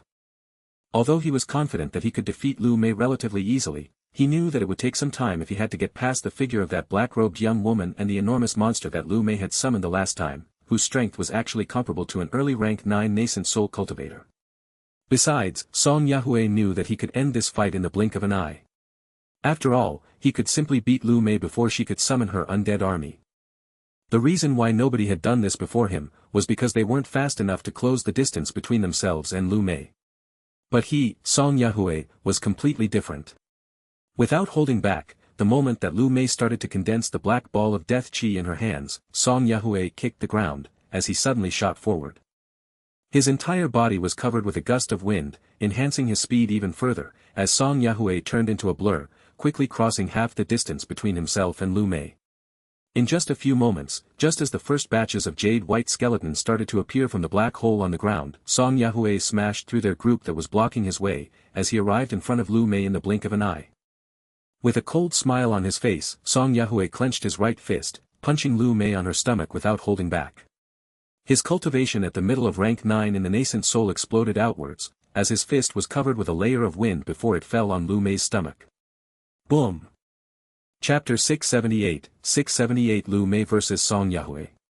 Lu Mei was surprised by Song Yahwe's speed, but even after seeing his sudden attack that was about to hit her stomach, she didn't attempt to defend and instead she closed her eyes, as she kept her full focus on maintaining the black hole open so more of her undead creatures would arrive. Lu Mei knew that if she lost focus even for a while, the black hole would close and her undead creatures would stop pouring out. Of course, it wasn't that Lu Mei didn't want to defend or that she thought that Song Yahwe was weak, but Song Yahwe was simply too fast, causing her to not have enough time to defend. Less than 200 skeletons had come out from the black hole by now, and they had barely managed to slow down Song Yahwe for a single moment before he effortlessly tore through their defenses and arrived in front of Lu Mei to land his attack. Of course, Lu Mei wasn't entirely to blame for this either. After all, this was the first time that someone had managed to cross the distance between them so quickly and managed to land a hit on her ever since she had started training in her Tao of Death. In her previous fights in the martial roll of honor, no one was as fast as Song Yahwe, who seemed to specialize on speed. As for the personal missions that she had completed in the past 5 months, every time that Lu Mei had a target that she wanted to fight, she would summon her undead army before she began the fight. Boom! Shun Long's eyes flashed with a dangerous light the moment he saw Song Yahwe's attack landing on Lu Mei. The moment that Song Yahwe's punch landed on Lu Mei's stomach, a bright light suddenly covered Lu Mei's entire body, before the faint outline of a translucent armor appeared on her body. Runes and patterns lit up as they covered the entire area of the translucent armor in the blink of an eye, before Lu Mei's body was sent flying backwards like a cannonball. Lu Mei could feel a sharp pain on her stomach, but surprisingly, there was no visible wound on her body nor did she cough out any blood. Although the pain was indeed intense, it was still within the limits of what Lu Mei could bear. Shun Long heaved out a sigh of relief when he saw this scene and realized that Lu Mei was truly uninjured, while Lu Mei had a surprised look on her face. She had nearly forgotten about this translucent armor that she was wearing. She remembered that this was the same armor that Shun Long had snatched back from the core region of the Dragon Lord's Villa, in the Night Star continent, a peak 1-star rank armor.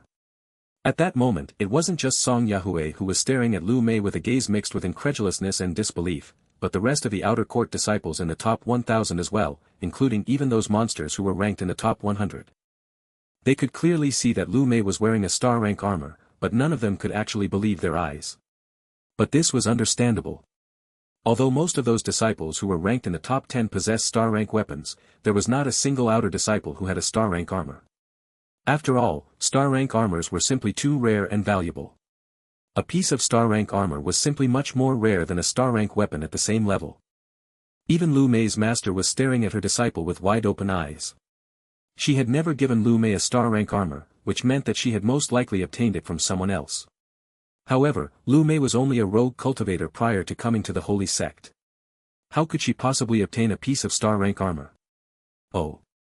This little girl actually has a star rank armor. And it's even at the peak of 1 star. How interesting. The Grand Elder rested his hand on his beard as he stared at the translucent armor on Lu Mei's body that had managed to negate most of the power behind Song Yahwe's attack. Of course, to someone like the Grand Elder, procuring a piece of a 1-star armor, even a peak 1-star like Lu Mei's armor was practically effortless. After all, star rank weapons and armor could only be made by powerful formation masters who were at least rank 6 Dao Emperors. However, although it was easy for the Grand Elder who had lived for countless years and knew many powerful Dao Emperors, for the families in the Holy Sect's territory it was an extremely difficult task. After all, in the central region, star-rank formation masters were at the same level as the powerful star-rank alchemists and star-rank beast tamers. Asking those formation masters to create a piece of a star-rank armor, especially a peak 1 star, was at the same level as asking a powerful star-rank alchemist to create a high-grade or even a top-grade rank 7 pill, and an exceedingly difficult rank 7 pill at that. High-grade and top-grade rank 7 pills were simply too difficult to produce, and the same went for star-rank armors. Song Yahwe stared disbelievingly at his right fist that was now bloodied. The moment that his punch had landed on the translucent armor covering Lu Mei's body, Song Yahwe felt more than half of his energy being negated by the toughness of the armor, while the mysterious runes and patterns on the armor's surface had somehow made 30% of his attack to be directed back to him. Of course, this was the special effect of the translucent armor that Lu Mei was wearing. Although it didn't empower Lu Mei's strength directly, once Lu Mei was struck by a physical attack, it reflected back more than 30% of the attacker's strength back to him. Just this effect was enough for it to be called a peak 1 star armor. Caught completely unprepared, Song Yahwe felt a powerful force assaulting him, especially his attacking right arm that was jerked back violently and was now dripping with blood as it was clearly wounded. And yet, the remaining 20% of his power was still more than enough to send Lu Mei flying back like a cannonball. At that moment, the silence in the arena was suddenly broken, as a furious roar could be heard from the black hole on the floor of the platform, before the figure of an enormous, hideous magic beast more than 30 meters, 100 feet, tall emerged from it, followed by the silhouette of a beautiful young woman in black robes. Chapter 679 Lu Mei's Full Strength. The black-robed young woman who was clearly at the early rank 8 of the nascent soul stood in front of Lu Mei and looked at Song Yahwe with her emotionless eyes, while the Death Eater was emitting an aura of unrestrained hunger and killing intent as it faced the only enemy it could sense on the platform. Lu Mei understood that the Death Eater and her powerful reanimated corpses should be the first ones to come out from the black hole when she summoned her undead creatures from now on. After all, she may not necessarily be fast enough to summon her entire undead army in the future if she summoned her skeletons first, since her opponent may specialize in speed like Song Yahwe and launch a sudden attack right from the start. After the roar of the Death Eater had broken the silence in the arena, the outer court disciples in the audience seats who were previously watching the battle calmly, finally exploded in excitement. Is this really a star rank armor? Don't tell me that Elder Xian gave her disciple a star rank armor. Of course. Who else aside from an inner court elder would be able to obtain this? How many millions of spirit stones would one have to spend to buy something like this? Although some star-rank weapons could occasionally appear in the auctions of the Holy City, I haven't heard of a single star-rank armor appearing in any of the auctions. Look! Song Yahwe is actually injured. His hand is dripping with blood even though he was the one who attacked. At the same time that the crowd burst in discussions, Song Yahwe had a cold look on his face as he stared at his injured right fist, before he took out a high-grade rank 5 healing pill from his spatial ring and placed it in his mouth. He had actually been injured. The wound on his hand started to slowly heal, but it still seemed like it would need some time to heal the internal injuries as well. And yet, Song Yahwe didn't seem to be in a hurry, as he stared at Lu Mei, allowing her to keep summoning more of her undead creatures while he focused on healing the wound on his arm instead. In his eyes, Lu Mei's undead creatures were nothing to him. Healing his injured right fist was much more important. At most, he would need to spend a few more seconds destroying those useless things that blocked his way. Even the Death Eater and the black-robed woman who were comparable to early rank 9 nascent soul stage cultivators in strength when their power was increased by Lu Mei's death chant, could only slightly delay Song Yahwe for a while, but he would only need a bit more time to take care of them. Ha, I didn't expect that you would have a piece of star-rank armor on you, especially one so peculiar as this. It even managed to redirect some of the power behind my attack back to me. It seems that Elder Xian favors you quite a bit, Song Yahwe said calmly as he focused on fully healing his arm, seemingly not in a hurry to make a move right away. Lu Mei stared at the young man in front of her coldly without responding. Although Song Yahwe's tone was calm, Lu Mei could clearly sense the hints of envy in his voice as he stared at her translucent armor. Even the top 10 disciples in the martial roll of honor were now moved by a treasure like this and were staring at Lu Mei seriously, let alone someone like Song Yahwe who was ranked in the bottom of the top 1,000.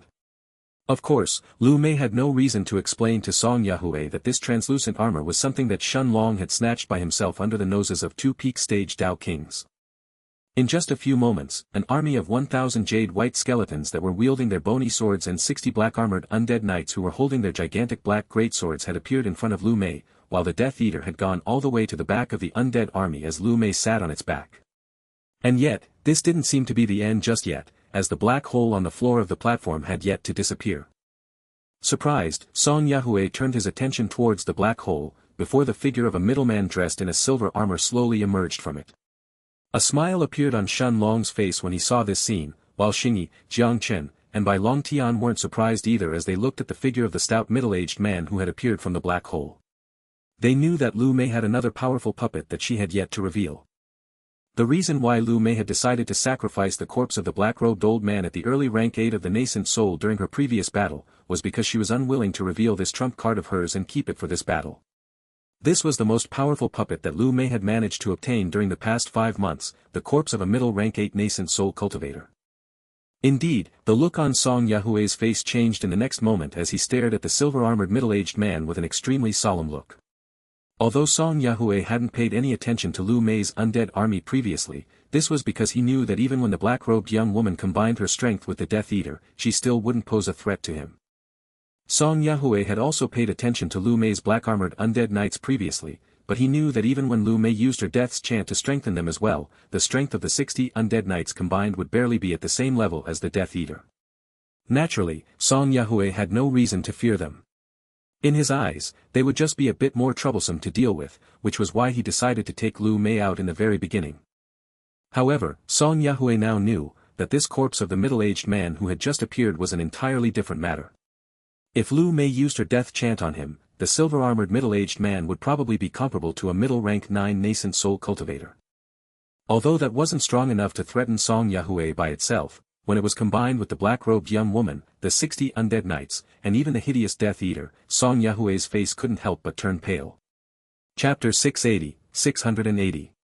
Shen Long stared at Song Yahwe calmly, while in his heart he couldn't help but laugh when he saw his face turn pale.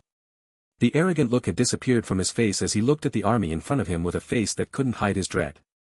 He knew that this battle had suddenly turned extremely difficult for him.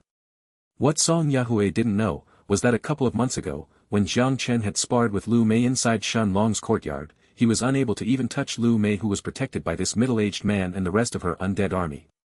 Of course, back then, Jang Chen had yet to consume the 5 Elements Awakening pill, and it was only a spar between them, so neither he nor Lu Mei went all out. However, even after consuming the 5 Elements Awakening pill, Jang Chen wouldn't say for certain that he could defeat Lu Mei's undead army inside his kingdom of darkness.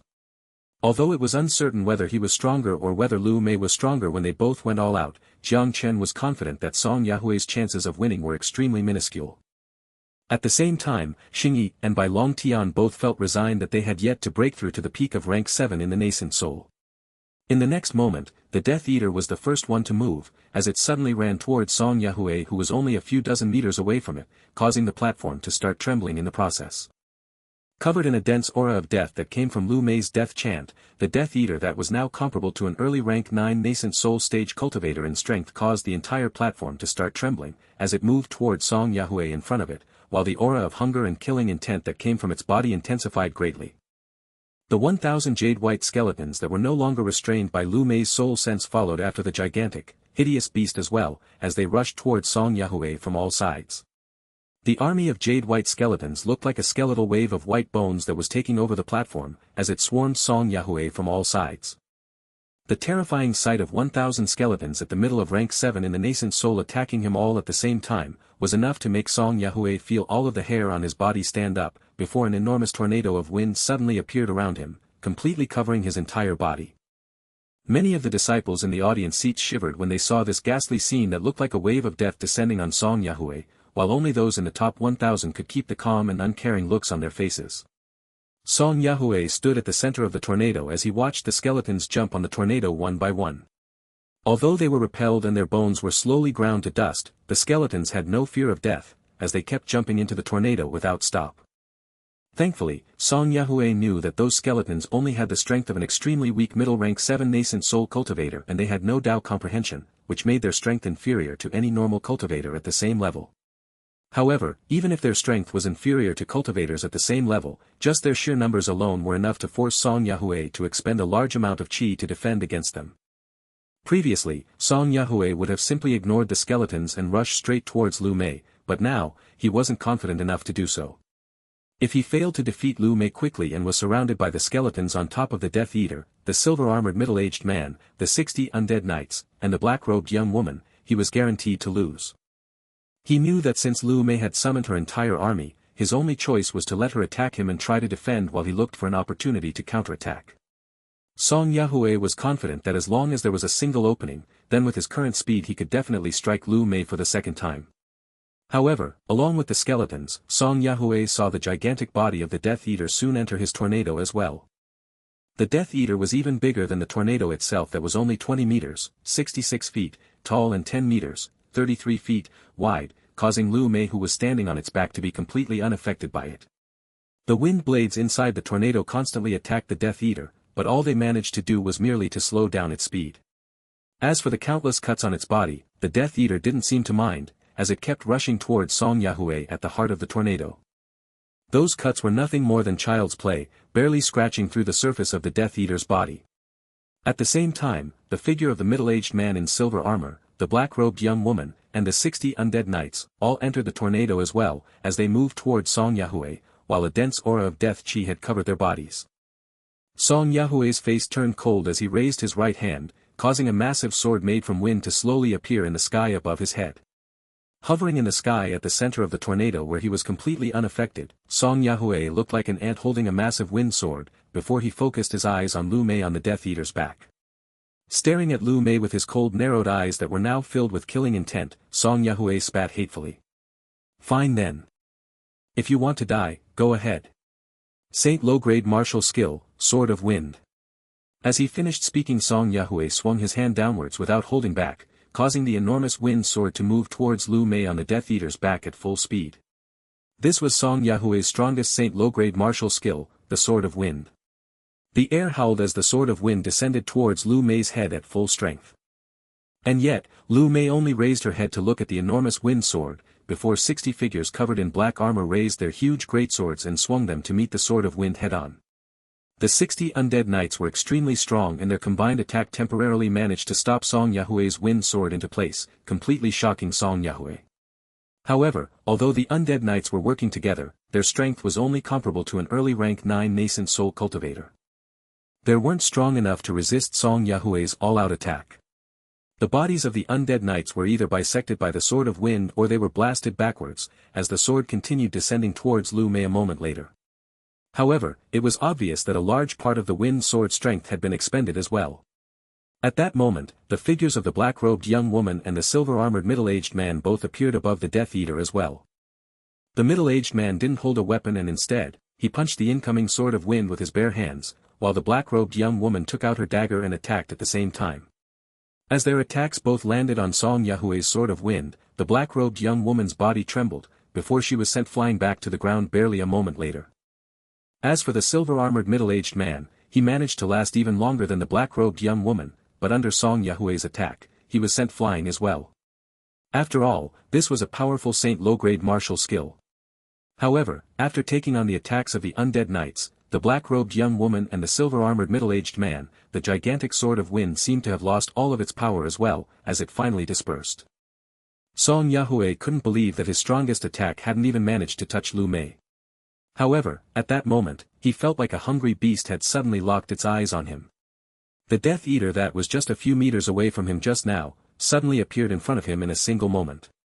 Song Yahwe suddenly felt a bone-chilling sensation in his heart, almost as if a hungry beast had suddenly set its sights on him. However, before he could turn around and flee, Song Yahwe saw the Death Eater that was right in front of him raise its enormous leg that looked like a gigantic horse hoof, before it mercilessly stomped on him. The crowd watched in disbelief as a genius in the top 1,000 in the Martial Roll of Honor rankings was mercilessly stomped by the terrifying black beast, as the sounds of bones breaking resounded throughout the arena. Song Yahwe's cries quickly died down as he lost consciousness before the Death Eater could stomp on him a second time. The outer court elder responsible for the platform heaved out a sigh of relief. He believed that if Lu Mei's beast stepped on Song Yahwe a second time, Song Yahwe would most likely not survive. Lu Mei only threw one last look at Song Yahwe's body, before she had the Death Eater and the rest of her skeletons return back to the black hole, as she then walked towards the outer court elder to receive her sect-identifying token. In the sky above the arena, the head of the inner court elders, Sun Wen had an easygoing smile on his face as he looked at Lu Mei's figure on the platform, before he said calmly. Xian Jiao, your disciple really doesn't show any mercy. I wonder if there is some enmity between her and that Song Yahwe kid. Elder Xian shook her head and said calmly. Senior brother, I'm actually surprised that Mei managed to win. As for showing mercy in this fight, I would be the first to scold her if she did so. However, there were even easier opponents for her to choose from aside from that Song Yahwe, so there is probably some enmity between them. Regardless of why she chose him, it's alright as long as she won. Even if she had lost, it wouldn't have mattered too much either. Sun Wen nodded his head calmly as he agreed with her. At the same time, in the audience seats, Shun Long pulled Lu Mei into a hug who was happy to be praised after winning her fight. Half an hour later, it was Jang Chen's turn to fight. He chose a young man at the middle of rank 9 in the nascent soul, who was roughly at the same level as Song Yahwe. Shun Long saw that Jang Chen's fight wasn't easy either, but he still managed to win once his opponent was dragged in his Kingdom of Darkness. After Jang Chen's fight ended, Xingyi's and Bai Longtian's turn to step on the platform quickly arrived, but after some serious thought, they didn't challenge anyone in the top 1000. Shun Long knew that this was only normal. After all, they weren't in their peak condition yet and were still recuperating. 2 hours later, Shun Long's turn to step on the platform finally arrived. Chapter 681 Shun Long's Choice. As soon as Shun Long stepped on the platform, the lazy look instantly disappeared from the Grand Elder's eyes, as he looked at the young man at the center of the arena with eyes filled with expectations. The head elder, Sun Wen, along with Elder Xian and Chao Ling, were now also staring at the young man who was standing alone at the center of the large empty platform. Even they were curious as to who Shun Long was going to pick as his opponent. Normally, only the weakest 300 outer court disciples in the Martial Roll of Honor would be challenged by those who had reached the top 1500 during the Martial Roll of Honor tournament. After all, more than a third of the other disciples would either be injured from their previous fight, or they wouldn't feel confident enough to challenge the top 1000 just yet, which left around 300 of those disciples fighting against the weakest 300 of the top 1000. And yet, those weak 300 were only weak in comparison to the rest of the geniuses ranked in the Martial Roll of Honor. Normal outer court disciples wouldn't have a chance to even compete against them. In Elder Sun's and the rest's eyes however, Shun Long was probably strong enough to challenge even those in the top 600. Although he wouldn't be able to win, he could probably give those disciples a good fight. Xian Jiao and Elder Sun believed that although Shun Long's strength wasn't enough to get him to the top 600, the top 700 was definitely possible. In these elders' eyes, the top 700 was already extremely high considering that those in the top 800 and above had all reached the peak of rank 9 in the nascent so long ago. As for those at the top 600, nearly every single one of them was only a step away from breaking through to the Dao King realm in their Dao comprehension.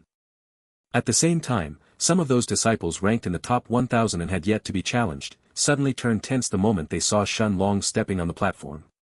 Even the burly Wu Tao who had just won his fight and had also entered the top 1000 was now staring at Shun Long seriously from the audience seats.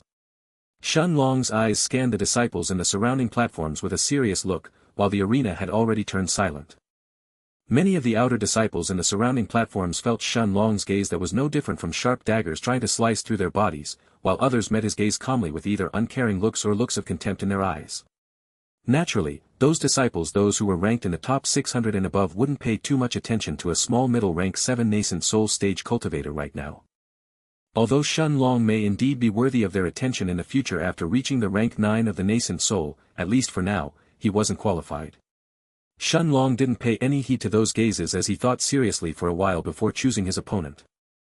No matter what, the main reason he had decided to join the Holy Sect instead of roaming around the central continent by himself and Lu Mei, aside from obtaining resources, was also because he would be able to fight with the best geniuses of the sect. Only by sparring with the strongest disciples and pushing himself to his limits would he be able to become stronger even faster. However, Shun Long also understood that challenging those outer court disciples who were ranked in the top 600 or the top 500 would be extremely difficult even for him. After all, he already understood that every single one of those disciples had already reached the peak of rank 9 in the nascent so long ago, while their Dao comprehension was most likely just a step away from reaching the Dao King realm. As for the strongest among those disciples, Shen Long estimated that even if they weren't able to win, they would be able to fight against average early rank 1 Dao King realm experts without being defeated. As for those at the top 400 and above, without question, every single one of them had already reached the Dao King realm.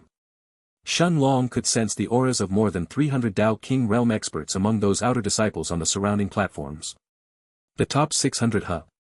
As he mumbled this to himself, a bright smile soon appeared on Shen Long's face, as his gaze finally landed on the figure of a thin young man with short brown hair. Actually, even before coming to the arena today, Shen Long had already thought about whom he wanted to challenge. He then remembered that there was a certain type of cultivators that he had yet to fight even until today, and since information about most of the disciples who were ranked in the top 1,000 rankings of the Martial Roll of Honor was common knowledge inside the sect, Shen Long knew that this young man that he was looking at was precisely the person that he had chosen to challenge this time. The young man frowned when he saw Shen Long's gaze stopping on him before a look of anger clouded his face a moment later. He was clearly angry that Shen Long was even thinking of challenging him. As for the disciples in the audience seats and even those among the top 1,000 around the brown-haired young man, they all stared at Shen Long with disbelieving looks in their eyes. Say. Shen Long wouldn't really dare to challenge senior brother Cho Yun, would he? Probably not. Unless he doesn't know who senior brother Cho is, that is. At this moment, even the person ranked first in the Martial Roll of Honor, Yang Hui, looked at Shen Long with an amused look in his eyes, as he said smilingly.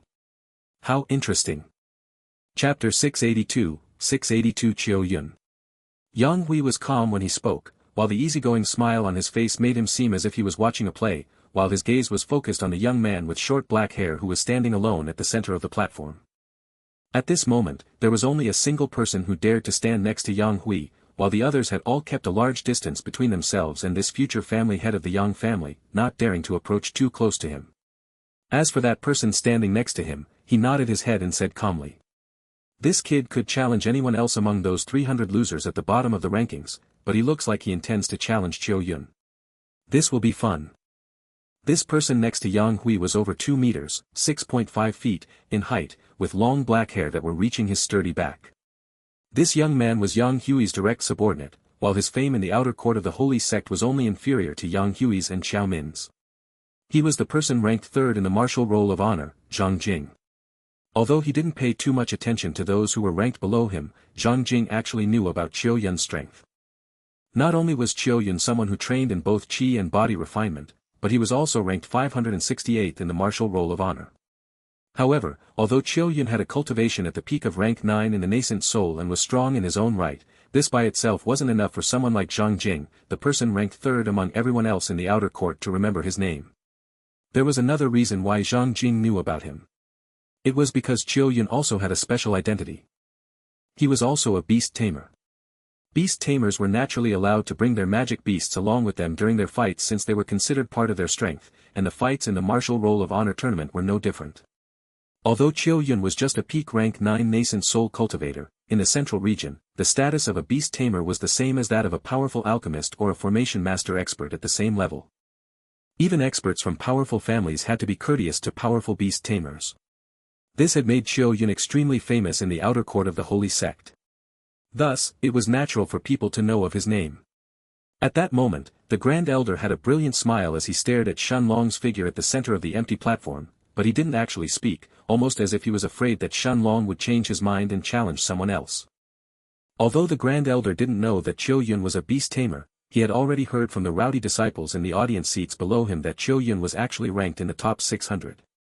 Even though the Grand Elder had said that he would take Shen Long to the king's palace if he managed to defeat a disciple at the top 600 and enter the peak rank 9 of the nascent soul before the next time the palace opens, in reality, the Grand Elder only had a faint hope that Shen Long would really challenge someone in the top 600. Brat, what are you looking at? Don't tell me that you really want to challenge me. Ha ha ha. On the platform opposite to Shen Long's, the thin young man with short brown hair, Cho Yun, looked at Shen Long and burst into laughter as he said the last sentence, but the murderous look in his eyes showed that he was only laughing from fury, while in reality, he truly felt insulted that Shen Long would dare to fight him. Shen Long nodded his head and said calmly. You are Cho Yun, right? Come here then. The look on Cho Yun's face froze, before it turned even uglier a moment later when he heard Shen Long's casual tone, while the disciples in the crowd were filled with excitement since Shen Long confirmed that he was really intending to challenge Cho Yun. Lu Mei, Xingyi, Jang Chen, and Bai Long Tian, all watched calmly as they waited for the battle to begin. They all knew that since Cho Yun was a beast tamer, his actual combat strength would be much stronger than normal peak rank 9 nascent soul stage cultivators. It was also extremely likely that he would have a peak rank 5 magic beast as well. Cho Yun contained the surge of anger that had bubbled inside him as he flew towards the fighting platform. After he handed his sect identifying token to the outer court elder responsible for the arena, Cho Yun smiled coldly as he looked at Shen Long and said, "You knew that I'm a beast tamer and yet you still chose to fight me. Brat, are you crazy? Now even want to see what gave you this confidence?" At this moment, Cho Yun had already realized that since Shen Long already knew of his name, then he must also know that he was a beast tamer. However, not only were beast tamers not weak in terms of their combat strength, but they were actually much stronger than average cultivators at the same level. Thus, the number of people who would willingly challenge a beast tamer were very few. Before the outer court elder had declared for the battle to begin, Cho Yun turned his eyes towards a certain location at the sky above the holy sect and whistled, before a white blur shot towards the arena at an incredible speed that clearly surpassed the speed of most peak nascent soul stage cultivators, arriving in front of Cho Yun in the blink of an eye, as it slowly turned its attention towards Shen Long. Shen Long immediately recognized the magic beast that had appeared in front of Cho Yun. It was a peak rank 5, winged white tiger. Chapter 683, 683 Cho Yun, 2. The winged white tiger was an extremely rare peak rank 5 magic beast that could reach the early rank 6 once it matured and reached adulthood. It was a magic beast that was even stronger than an average silver-winged panther king, like Little Silver, which could normally only reach the peak of rank 5, or in some extremely rare cases the early rank 6. After taking a look at the winged white tiger, Shen Long immediately understood that this tiger had yet to fully mature, and most likely, this Cho Yun in front of him had obtained it while it was still a newborn cub. After all, it was much easier for beast tamers to tame magic beasts while they were still in their infancy state. The bond of the beast tamer and the magic beast would also increase exponentially in that case. Unfortunately, it was far too rare and difficult for even an early-stage Dao King to obtain the cubs of a winged white tiger, let alone someone like Cho Yun who was still a peak rank 9 nascent soul cultivator. Although the winged white tiger would be much weaker after it has given birth to its cubs and its strength would be inferior to normal early-stage Dao Kings, Shen Long knew that a male winged white tiger would also be present to protect its partner. The strength of a male, winged white tiger vastly exceeded that of a female's, making even a group of a few early-stage Dao Kings be unwilling to approach it. Cho Yun had yet to speak, but Shen Long could clearly see the look of pride in his eyes as he stared at his winged white tiger in front of him. Unlike humans, a magic beast like the winged white tiger needed more than 500 years to reach maturity and evolve into an early rank 6 magic beast that was comparable to powerful early-stage Dao Kings. By then, Cho Yun was confident that even if he couldn't reach the top 5 in the martial roll of honor, he would definitely be ranked in the top 10 with an early rank 6 magic beast like the winged white tiger. Although 500 years was a lot to someone like Cho Yun who had yet to reach that age himself, he wasn't impatient in the slightest when he remembered how quickly winged white tigers matured compared to some other magic beasts.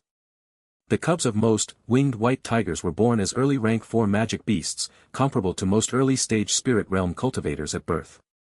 To those magic beasts, reaching the peak of rank 5 and even the early rank 6 was something that was bound to happen naturally, as long as they spend enough time growing. This was after all, part of their natural strength. Cho Yun himself had also obtained this winged white tiger by a stroke of luck when it was still just a newborn cub, long before he joined the holy sect. When he was just a beginner beast tamer, he was adventuring in a massive forest, when he happened to find the corpses of 2 adult early rank 6 winged white tigers along with the enormous corpse of a gigantic beast that looked like a purple centipede. The corpses of the adult winged white tigers were filled with injuries, but they were still protecting their cave and their newborn cub. Cho Yun understood with a single glance that the 2 adult tigers had exchanged their lives to fight against the gigantic centipede that had attacked their territory. Of course, although Cho Yun considered himself extremely lucky to find the corpses of 3 early rank 6 magic beasts lying on the ground, he knew that his biggest gain was still the newborn cub inside the cave. To any beast tamer, a future early rank 6 magic beast was much more valuable than the corpses of even middle rank 6 magic beasts, let alone early stage ones. This was why, even though Cho Yun was only ranked 568th in the martial roll of honor, his true strength was actually nearing the top 500 instead. This was also why many powerful outer court disciples were paying attention to him despite his low ranking. By the time that his winged white tiger had reached maturity, even some of those geniuses in the top 10 who didn't have a star-rank weapon would feel threatened by the white tiger. Combined with Cho Yun's identity as a beast tamer, many powerful families were interested in roping him in. Roar! The winged white tiger let out a roar of anger as it looked at Shen Long, understanding that this was most likely his master's opponent. Seeing this tiger that had appeared in front of him, Shen Long actually smiled a moment later, stunning the surrounding outer court disciples who saw this scene. He was actually smiling. Even some of the female outer disciples felt their hearts skip a beat when they saw that smile. Shen Long had only shown his emotionless or his cruel side during his previous fights, especially when he fought against Dong Ai and mercilessly punched her. Those disciples had never seen such a smile appear on his face before. After all, only those close to Shen Long like Little Black, Lu Mei, and the others, would see him joke and smile with them. As for others, they only regarded him as a complete mystery. They knew nothing about him aside from the fact that he had comprehended 2 supreme Daos and had extreme combat power, while he was also rumored to have an immortal-grade bloodline. Naturally, the reason why Shen Long had suddenly smiled, was because he could see how the winged white tiger was positioning itself between him and Cho Yun. This was precisely the reason why Shen Long had decided to challenge Cho Yun in the first place. To take a look at how beast tamers like him normally fought. The outer court elder responsible for the platform raised his hand a moment later, before he said in a loud voice. Begin. Before the echo of his words could even dissipate, the peak rank 5, winged white tiger spread its wings, as it shot like a blur towards Shen Long. Chapter 684 Shen Long vs. Cho Yun. The tiger's speed was at the peak of its rank, surpassing that of most other peak rank 5 beasts as well, as it managed to cross the distance between itself and Shen Long in the blink of an eye. As soon as it arrived in front of him, Shen Long saw the winged white tiger raising its right paw, before it sent out a claw attack towards him. Shen Long narrowed his eyes when he saw the white tiger's astonishing speed that had already reached its peak after spreading its wings. He could clearly sense that this claw attack was strong enough to heavily wound him, even if it couldn't outright kill him.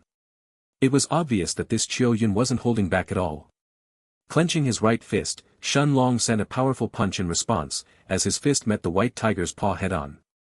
Cho Yun smirked coldly when he saw that Shen Long was intending to meet his winged white tiger's claws with his bare fist. Even he, a peak 5th stage body refiner, wouldn't dare to take the white tiger's attack with his bare hands like that. And yet, the grin on his face suddenly froze in the next moment, as Cho Yun saw the scene that followed. Shen Long only felt a small sting in his hand when his fist met the white tiger's sharp claws, before both he and the peak rank 5, winged white tiger, stumbled back a few steps. Cho Yun couldn't believe what he was seeing. He knew better than anyone else how sharp his winged white tiger's claws were. If he was the one to take on its attack, even if he hadn't lost his entire arm, Cho Yun knew that his fist would be severely hurt at the very least. And yet, Shen Long was actually fine after taking the tiger's attack head-on like that. Not only was his own fist that had punched the tiger not crippled, but the tiger's sharp claws had barely managed to get past Shen Long's defenses as they sliced his skin open, creating nothing more but a small wound. Blood had started to drip from Shen Long's hand, but it was obvious that the attack hadn't even reached his bones, before Shen Long used the energy of his Monarch's eternal body to quickly heal this small wound on his fist. Shen Long only took a single look at his fist that was already restored back in perfect condition barely a moment later, before he turned his attention towards the white tiger in front of him. He actually knew that the winged white tiger's claws were only the second strongest part of its body. The strongest part was without a doubt its sharp fangs that could effortlessly tear through the bodies of other peak rank 5 magic beasts without any issue.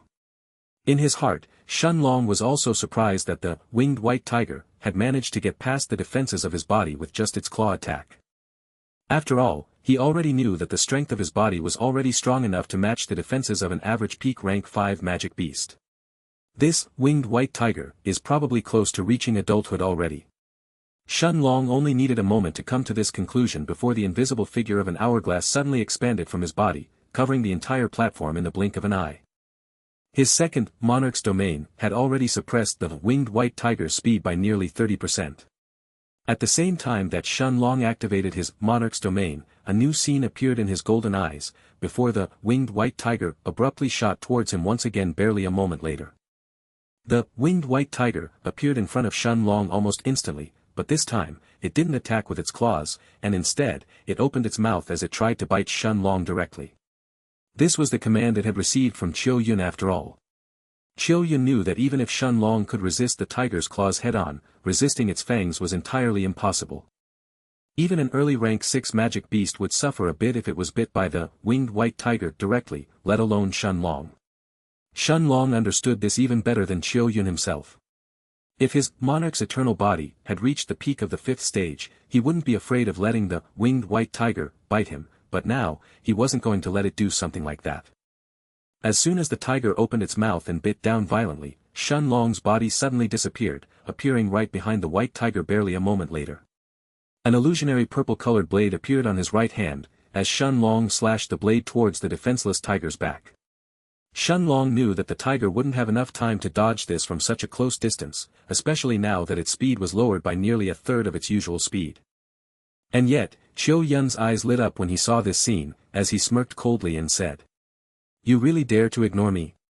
At the same time that his voice rang out, sharp rocks suddenly emerged from the ground beneath Shen Long at an astonishing speed, all shooting towards him at the same time. The rocks came from every direction, and although they were affected by Shen Long's monarch's domain, causing their speed to be less than half of their original, they still blocked Shen Long's path towards the white tiger, as well as his path of retreat.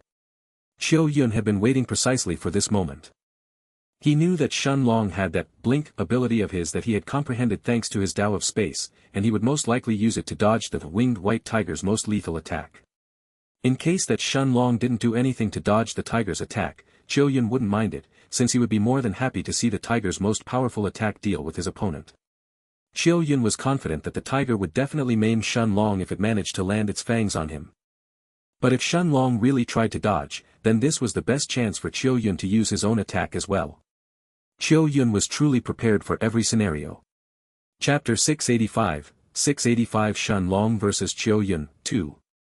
Shen Long's golden eyes suddenly lit up, while he could also feel a sense of lethal danger coming from the sharp rocks beneath him, before he immediately abandoned his attack towards the winged white tiger without a second thought. Shen Long could tell that if he really continued, the sharp rocks would pierce through his body the moment that his spatial blade landed on the white tiger's body as well. Turning his gaze towards the sharp rocks coming from the ground below him, Shen Long's body was then covered with a bright blue light as he activated his second monarch's domain, augmenting his speed even further. Cho Yun was surprised when he saw the explosive increase in his opponent's speed the moment that Shen Long's body was covered with that bright blue light, but he still smirked coldly a moment later. Shen Long had already fallen into his trap and he wouldn't escape from it that easily. At this moment, Shen Long didn't pay any attention to Cho Yun, as his entire attention was fully focused on the countless rocks coming from the earth below him. The sharp rocks attacked him from every possible angle even after he had shot backwards and opened up the distance between himself and the winged white tiger. These rocks were even faster than arrows, as they bombarded Shen Long from every direction, not giving him any chance to leave their radius. Shen Long's body moved between the rocks' bombardment evading their attacks, while the purple-colored spatial blade in his hands flashed repeatedly as it hacked those rocks that he couldn't avoid. And yet, even with his golden eyes that were predicting the trajectory of every single rock, Shen Long still had to go all out, as he hacked the illusionary purple blade in his right hand without stop. There were simply too many of those rocks, instantly trapping Shen Long in their midst. "Huh, brat, do you regret challenging me now? Too bad that it's too late. This is how a real beast tamer fights. Did you think that you only had to deal with a single magic beast and a normal peak rank 9 nascent soul cultivator if you challenged me? Ha ha ha." Cho Yun started to laugh madly while his gaze was still focused on Shen Long who was trapped inside his rock array. Cho Yun kept using his chi without any restraint in order to keep Shen Long trapped inside, not planning to give him even a single chance to escape. As soon as the rock array appeared it had immediately started to expand, and in just a few moments, it had actually covered nearly the entire platform. Even if Shen Long used blink for the second time, he would still be in the radius of the rock array, unless he arrived in the area right in front of Cho Yun. This was the terrifying might of a complete Saint low-grade martial skill, the 1,000 Rocks Array. Shen Long's body flashed repeatedly as he dodged the rock's attacks. He understood from the power of this rock array, that Cho Yun had not only mastered it, but he most likely had used the Tao of Earth as his foundational Tao as well, otherwise this 1,000 Rocks Array wouldn't be so strong. At the same time, Shen Long also realized Cho Yun's battle plan. It was a simple but extremely effective plan. Cho Yun was planning to have his winged white tiger entangle his opponent before he trapped him inside his 1,000 Rocks Array. Cho Yun was confident that the number of outer court disciples below the Dao King realm who could escape his 1,000 rocks array once they were trapped inside was definitely less than 10. This was why although Cho Yun was only ranked in the top 600, this time he was confident enough to enter the top 500 of the martial roll of honor instead. Shen Long doesn't have a chance. Who would expect that senior brother Cho Yun would have mastered the third form of the 1,000 rocks array as well? Even without the array, his winged white tiger is simply too strong. Now that he also has the array and a peak rank 5 magic beast to protect him, he is nearly invincible below the Dao King realm. Most of the disciples in the crowd shook their heads, as if the battle was already over. They could see that even if Shen Long tried to resort to a sneak attack against Cho Yun to break his focus and disrupt the 1,000 rocks array, the winged white tiger would definitely interfere and block it. Even the Grand Elder in the sky frowned when he saw the perilous position that Shen Long was in. Is this his limit? The Grand Elder mumbled to himself with furrowed eyebrows. Lu Mei, Xingyi, Jang Chen, and Bai Long Tian also looked worried as they stared at Shen Long who was utterly trapped inside the rock array. They could see that although Shen Long wasn't injured, he didn't have a chance to counterattack unless he managed to somehow break the array. However, with the winged white tiger standing at the edge of the array as it protected its master, unless Shen Long used the power of his bloodline, it would most likely be impossible for him to win. Shen Long however wasn't planning on using his bloodline.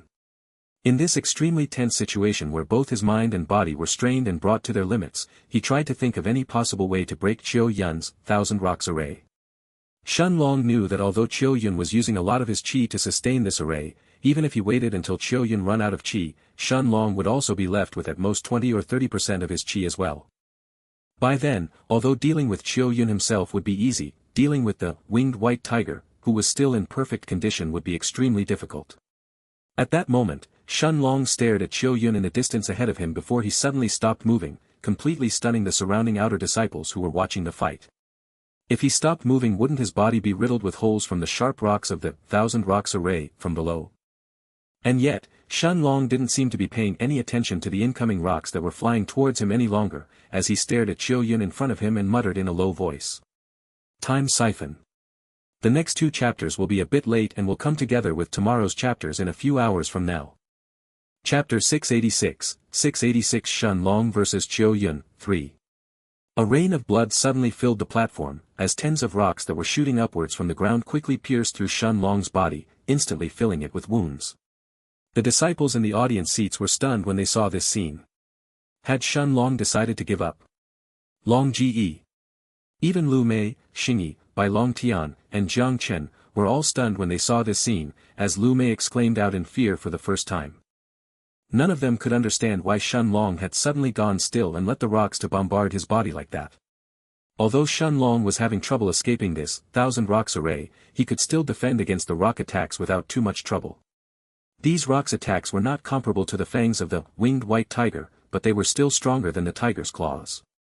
Additionally, there were hundreds of rocks, and tens of them had instantly pierced through Shen Long's body. The Grand Elder in the sky squinted his eyes as if he couldn't understand what was going on either. However, unlike Lu Mei and the others, the Grand Elder noticed something that made his expression change into one of shock barely a moment later. Although Shen Long had indeed been injured, and his arms, legs, and even his chest were now filled with wounds from the rocks' attacks, not a single one of the rocks had landed on a vital spot. It was almost as if the rocks that had landed on Shen Long's body had just happened to miss all of his vitals instead. Shen Long didn't have the time to pay attention to the crowd. At the same time that he had gone still, his entire body suddenly emitted a bright blue light as he used his time siphon. Surprisingly, the blue light shot towards Cho Yun at a speed so fast, that even the peak rank 5, winged white tiger, didn't have enough time to react, before the light had completely enveloped its master's body in the blink of an eye. Cho Yun suddenly shivered as a horrified expression appeared on his face. A feeling of dread and terror had filled his heart when he sensed the irresistible power coming from this blue light around him. Without any hesitation, Cho Yun decisively abandoned his 1,000 rocks array as he stopped infusing his qi to sustain it, before an earth armor quickly covered his entire body in the next moment. And yet, Cho Yun's face turned pale when he saw that his earth armor was actually disappearing at a speed visible to the naked eye, while the blue light was about to touch his body directly. Cho Yun could only grit his teeth as he injected more and more of his qi into his earth armor to reinforce his armor's power. He could feel the scent of death coming from this blue light around his body and wasn't willing to let it touch him. At the same time, Shen Long could sense the thousand rocks array around him disappear since it was no longer sustained by Cho Yun's qi. Although his body was now bleeding heavily after taking on the attacks of tens of rocks, the pain was still within the limits of what he could handle. Shen Long knew that once he had gotten trapped into Cho Yun's thousand rocks array, it was extremely difficult to escape from it since the array's range covered the entire platform. Even if Shen Long wanted to attack him while he kept injecting his qi into the array, even if he used his Thunderbolt Finger or even the Thunder God Slash to disrupt Cho Yun's focus, the winged white tiger would probably take the attack for its master. This is why Shen Long decided to first use his golden eyes and allow those rocks that would miss his vital spots to hit him, while he focused on activating his time siphon. The disadvantage of the time siphon was that Shen Long had to put his full focus on it in order to use it. This is why he had no other choice but to let those rocks land on his body. However, the effects of the time siphon proved to be lethal even to a peak rank 9 nascent soul cultivator like Cho Yun. As Cho Yun focused on defending himself using his qi to create even more layers of his earth armor to slow down the time siphon, the peak rank 5 winged white tiger roared angrily before it shot towards Shen Long once again. As a magic beast that was just a step away from the Dao King realm, the winged white tiger's intelligence wasn't any lower than that of a human's. It knew that the reason why its master was in a dangerous spot and had to place his full focus on defending himself was because of this blue light that was coming from his enemy's body. Thus, without any hesitation, the winged white tiger spread its wings and flew towards Shen Long once again. Opening its mouth, the white tiger used the sharpest and most destructive part of its body to attack Shen Long, its fangs.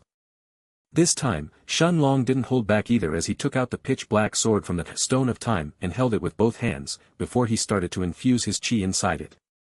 The mysterious runes and patterns on the sword's surface intertwined with each other, as they all lit up at the same time, before sparks of lightning started to crackle around the sword's surface. Roar! Shen Long's eyes narrowed dangerously as he saw the powerful peak rank 5 magic beast arriving in front of him in the blink of an eye, as it opened its mouth and bit directly at his head. The killing intent coming from the white tiger's body was almost palpable, making even Little Black inside the Stone of Time open his eyes and stare at the tiger, as the black dragon started to emit a dangerous aura. Little Black could sense that this attack could indeed pose a danger to Shen Long's life. Slashing his sword horizontally, Shen Long didn't hold back in the slightest as a black sword slash that was crackling with sparks of lightning met the tiger's fangs head-on. Thunder God Slash. Chapter 687 Shen Long vs. Cho Yun, 4. The moment that his black sword met the white tiger's all-out attack, Shen Long's hand instantly started to bleed as the black sword was nearly sent flying away from his hand. The force behind the tiger's attack was truly terrifying. At the same time however, the tiger's large body was sent flying back uncontrollably barely a moment later. The arena had fallen completely silent and even Cho Yun who had barely managed to defend himself against Shen Long's time siphon, stared at the scene in front of him with eyes filled with shock and incredulity. Shen Long had actually overpowered his winged white tiger. His tiger was a peak rank 5 magic beast, one that stood almost at the peak even among other peak rank 5 magic beasts as far as he was concerned. Once it matured fully and reached the early rank 6, its potential was enough to compete even with some middle rank 6 magic beasts. And yet, it had actually been overpowered by Shen Long's attack. Although Cho Yun didn't want to accept it, he knew that he couldn't space out, as he prepared himself to activate his Thousand Rocks Array for the second time. At that moment however, Cho Yun saw Shen Long's body suddenly vanish, before a sense of danger came from his side a moment later, making all the hair on his body stand on edge.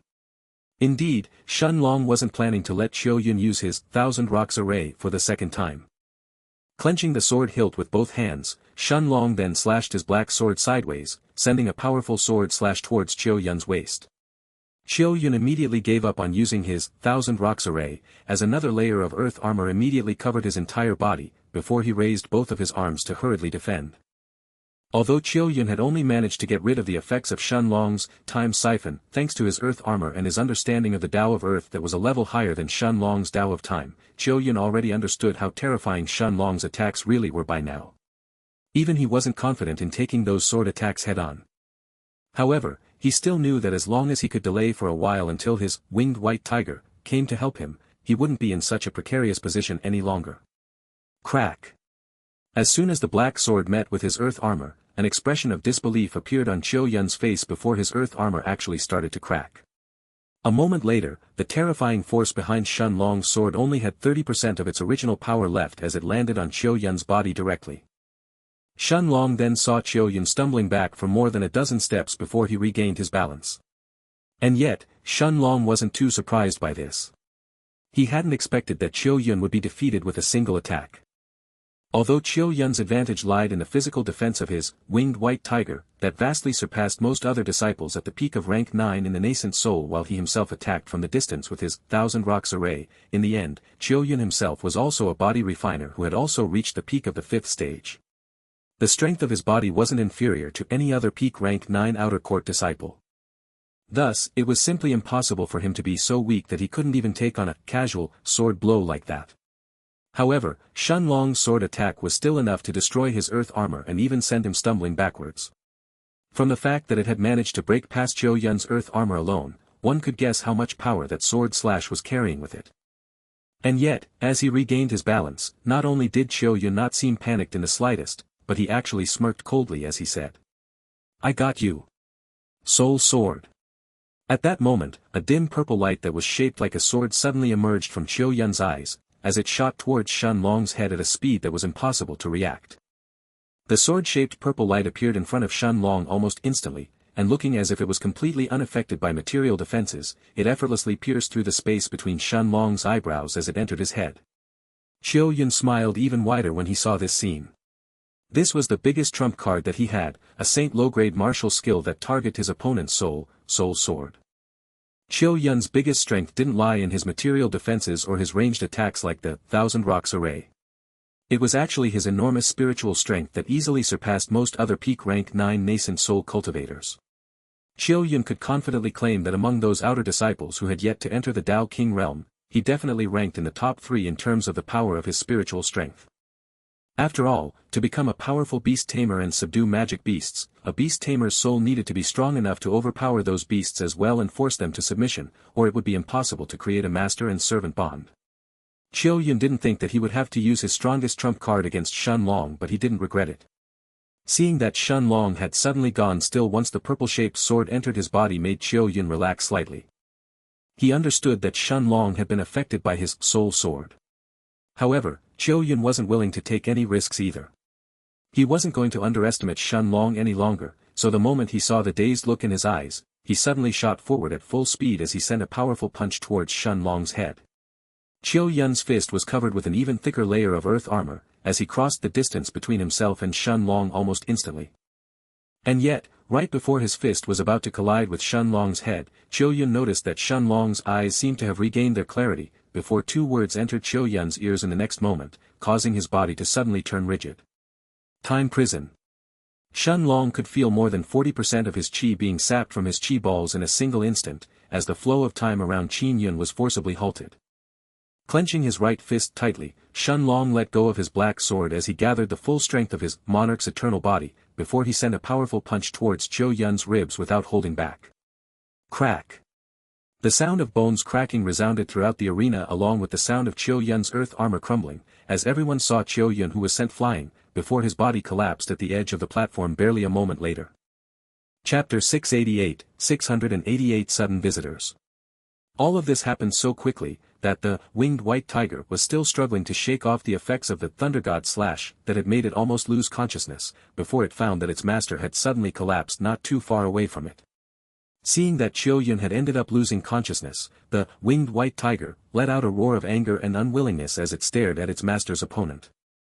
Considering that its intelligence wasn't any lower than that of a human's and its mind was also connected with Cho Yun's through a master and servant contract, the tiger could clearly understand that its master had lost the fight.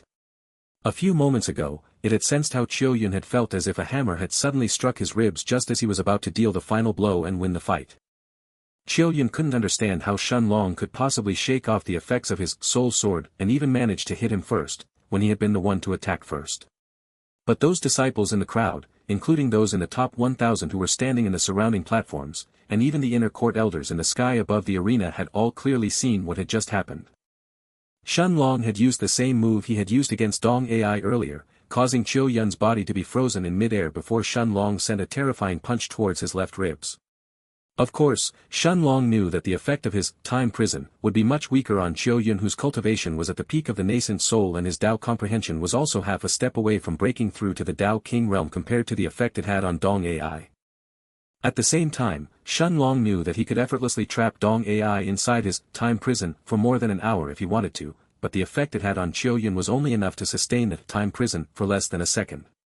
However, that 1 second was enough to judge the entire fight. Am I dreaming? Cho Yun actually lost. I don't believe it either. How can his soul sword fail to have any effect? That Shen Long didn't seem to be affected by it at all. Even I am not capable of resisting that attack from Cho Yun without suffering any after effects. This time, it was the disciples among the top 1,000, and even some of the disciples who were ranked in the top 600 and the top 500 who felt bewildered at the scene they had just witnessed. Most of those disciples were already familiar with Cho Yun and knew that his spiritual strength was definitely ranked among the top 3 of the outer court disciples who had yet to break through to the Dao King realm.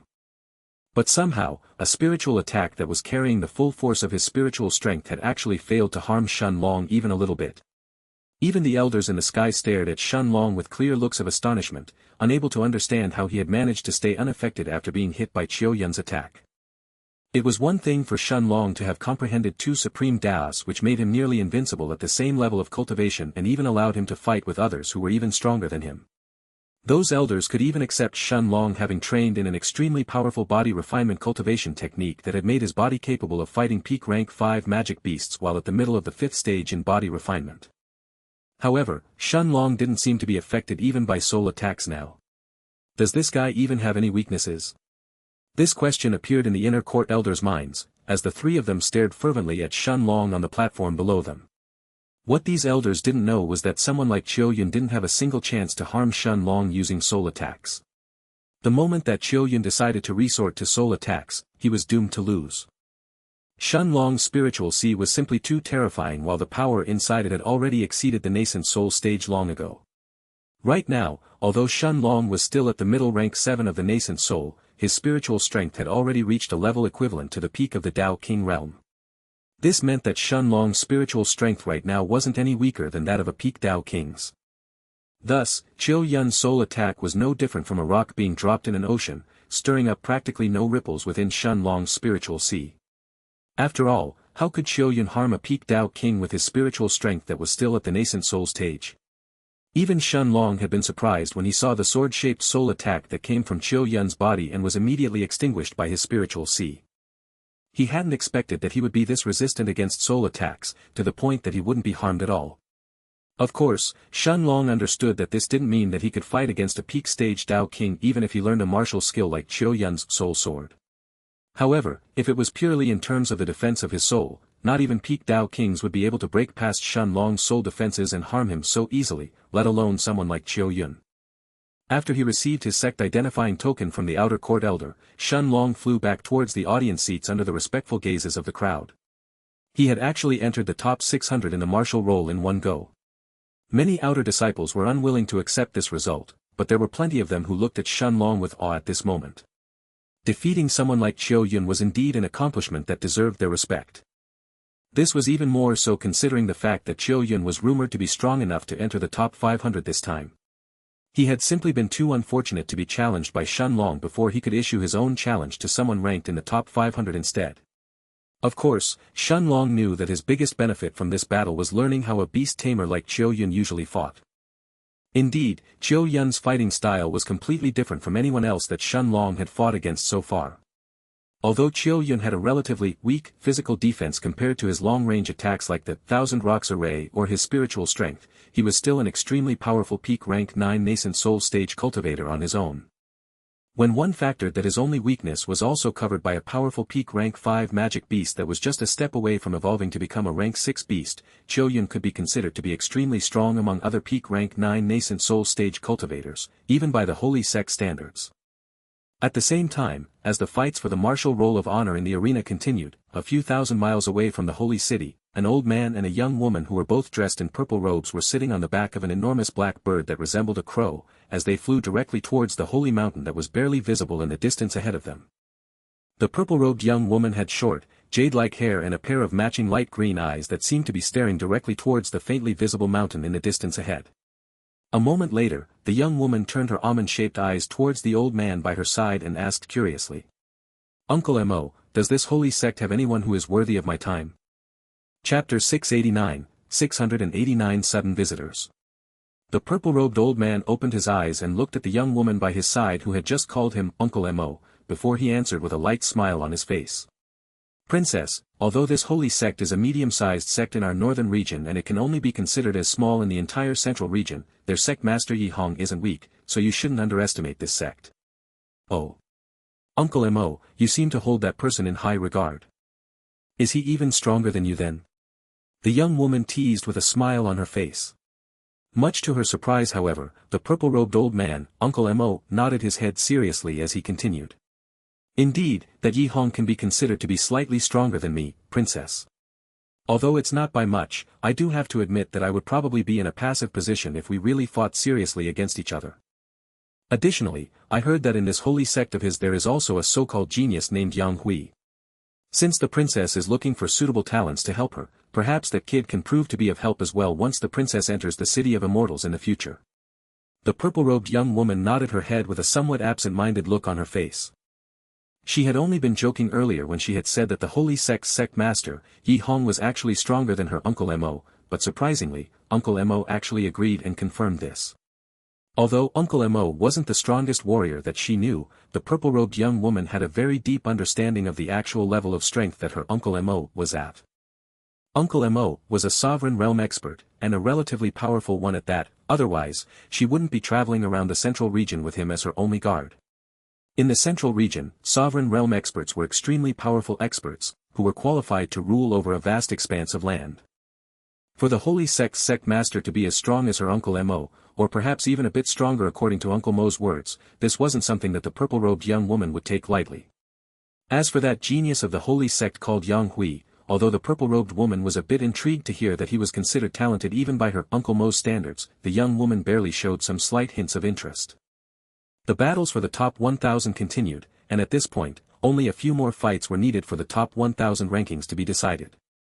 At that moment however, the Grand Elder who was leisurely sitting cross-legged in the sky above the arena suddenly narrowed his eyes, as he abruptly turned his gaze towards the south. Sun Wen, Xianxia, and the bald old man, Chao Ling, seemed to have also sensed something as well, as they turned their eyes towards the south barely a moment later. The figure of a black crow that was more than 100 meters, 328 feet, tall appeared in the sky above the holy sect, before a terrifying aura erupted from the crow's body which was clearly felt by every single person inside the holy sect. It wasn't just the outer court disciples who felt suffocated upon sensing the horrifying aura of the black crow. Even Sun Wen, Xianxiao, and Chao Ling were clearly under a lot of pressure as the expressions on their faces had changed into ones of horror. Even though they had failed to identify what kind of magic beast this crow was, they could clearly sense that the aura of this black crow was even stronger than their own auras. Although Chao Ling was only an early-stage Dao Emperor, Elder Sun Wen and Xianxiao were both late-stage Dao Emperors. For a magic beast to be even stronger than the two of them, there was only one explanation. It had to be a peak rank 7 magic beast.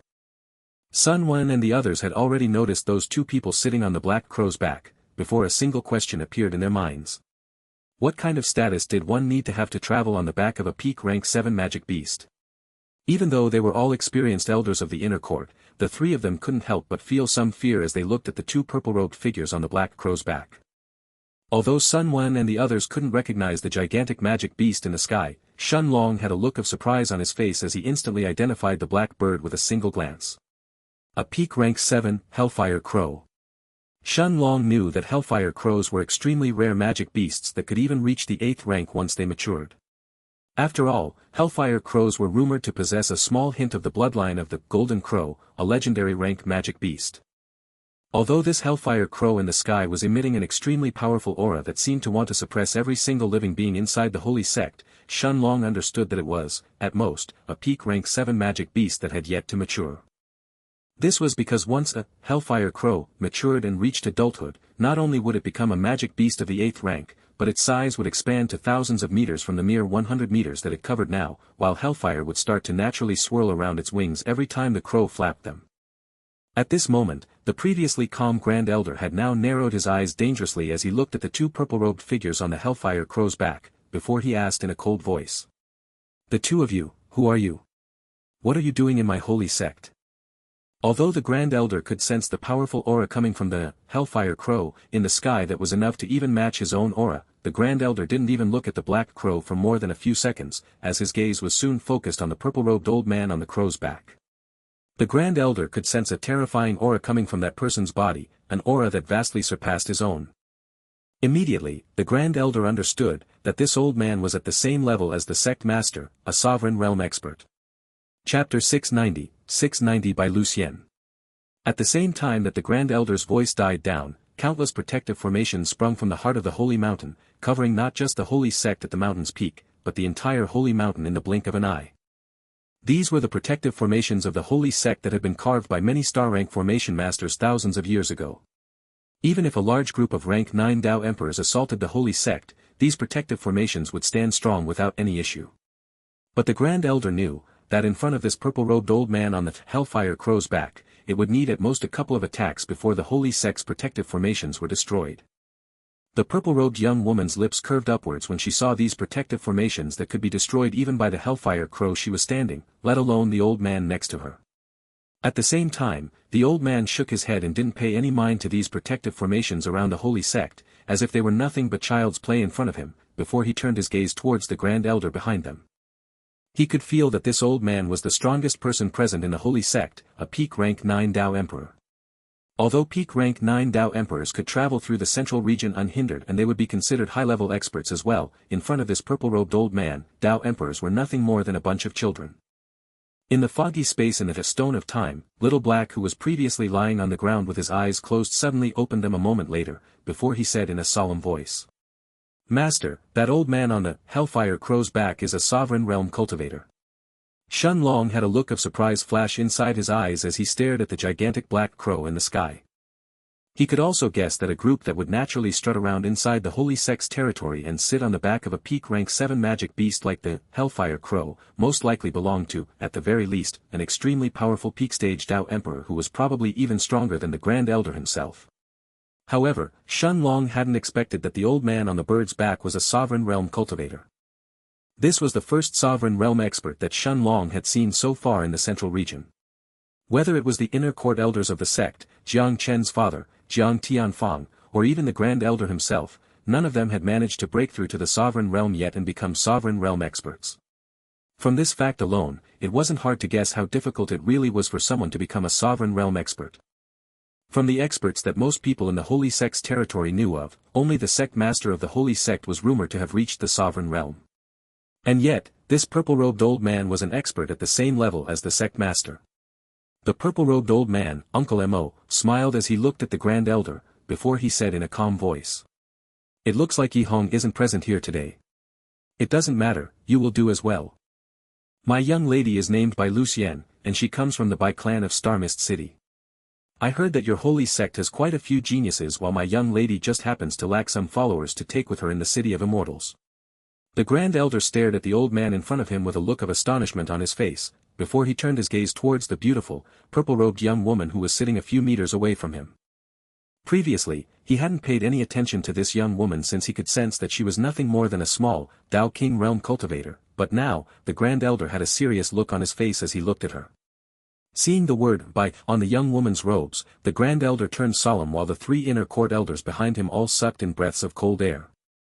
Naturally, the Grand Elder wasn't surprised that someone like this purple-robed old man would know of the sect master's actual name. After all, the Grand Elder had already verified that this old man in front of him was also a sovereign realm expert. But the words, "Bai clan," were enough to make the Grand Elder look especially solemn. The surname, Bai, wasn't too uncommon within the central region, and it was common for plenty of families and clans to share the same surname. However, the Grand Elder knew that there was only a single Bai clan in Star Mist City. It was one of the oldest, richest, and most powerful clans in the entire central region. The Bai clan was one of the true superpowers in the central region. Even sovereign realm experts wouldn't dare to go against this clan. It wasn't a power that the Holy Sect could compare to. The Grand Elder didn't know Bai Liuxian's status within the Bai clan, but from the fact that she had a sovereign realm expert following behind her, he knew that she wasn't someone that others would want to offend unless there was a serious reason. Bai Lucien didn't pay much attention to the Grand Elder, as she turned her head to look at the holy sect below her and noticed that nearly every single disciple within the sect was gathered in the arena in the outer court. It seems that there is something going on in your holy sect today. The Grand Elder nodded his head as he looked at this purple-robed young woman, but the ugly look on his face indicated that he understood that Bai Liuxian's visit today was most likely going to be bad news. Chapter 691. Waving his hand, the Grand Elder lowered the protective formations around the sect, allowing the Hellfire Crow to enter inside, before he looked at the purple-robed Bai Liuxian and answered. There is a tournament going on to select the top 1,000 outer disciples. If you want to, you are free to come and spectate, but the tournament is nearing its end already. The purple-robed old man, Uncle Mo, smiled as he looked at Bai Liuxian and said. Princess, since we are already here, why don't we have a look? Perhaps there will be someone who can prove to be of use to you. Bai Liuxian nodded in response before she stood up and patted the back of the Hellfire Crow gently a moment later. The enormous bird that was more than 100 meters long let out an intimidating cry towards the Grand Elder and the disciples of the holy sect below it, before it shot to the distance a moment later, leaving Bai Liuxian and Uncle Mo behind. The three inner court elders all had complicated looks on their faces when they heard that Bai Liuxian was looking for followers who would help her in the city of immortals. They didn't particularly mind that the disciples of the holy sect would have a chance to follow someone from a powerful clan like Bai Liuxian. Instead, that could prove to be a boon to some of those disciples. The problem was the influence of the Bai clan itself. They were afraid that the balance of the sect would be disrupted if Bai Liuxian happened to take an interest in an outer court disciple coming from the powerful families and clans around the holy sect's territory. After all, if one of those powerful families and clans happened to obtain the backing of the Bai clan, then they would have no reason to fear the holy sect any longer. Even the sect master of the holy sect wouldn't want to offend the Bai clan and would most likely be forced to look the other way. Seeing the Grand Elder and the three inner court elders behind him escort Bai Liuxian and the purple-robed Uncle Mo towards the arena, the disciples in the audience seats who had already noticed the eye-catching sight of the Hellfire Crow arriving earlier, all started discussing in low voices. Who are these people? Even the Grand Elder is escorting them personally. That woman is so beautiful, but I have never seen her before. She probably doesn't belong to a power within our holy sect's territory. I wonder which family she belongs to. They definitely come from some extremely powerful family or clan. Didn't you see that the Grand Elder activated the protective formations around the sect earlier? They are probably strong enough to pose a threat even to the Grand Elder, or the Grand Elder wouldn't have activated them. Right. The aura coming from that black bird also made me shiver when it let out that cry earlier. Even Elder Sun Wen's aura isn't this terrifying. It wasn't just the disciples in the audience seats who were paying attention to the two newcomers, but even those who had entered the top 1,000 in the martial roll of honor and were standing in the surrounding platforms, as they had now turned their eyes towards Bai Liuxian and the purple-robed old man in the sky. The Grand Elder seemed to have noticed this change, as he snorted angrily and he said in a displeased tone. What are you brats looking at? These two guests are here to have a look at the martial roll of honor. Who told you to stop the tournament? The outer court disciple whose turn was to step on the fighting platform and challenge someone, as well as the outer court elder responsible for the platform, both started to sweat as they continued the fights without any delay. They could sense the Grand Elder's anger and they didn't want to be the ones whom the Grand Elder would vent his frustration on. The fights in the arena continued and they seemed to be even more heated than before. Although the outer court disciples didn't know the reason behind those people's visit since they couldn't hear the conversation between the purple-robed old man and the Grand Elder just now, they could sense that this peculiar visit made this martial roll of honor tournament different from the previous ones. This, along with the increased rewards for the top 1,000, made the disciples in the arena fight with even more fervor than before.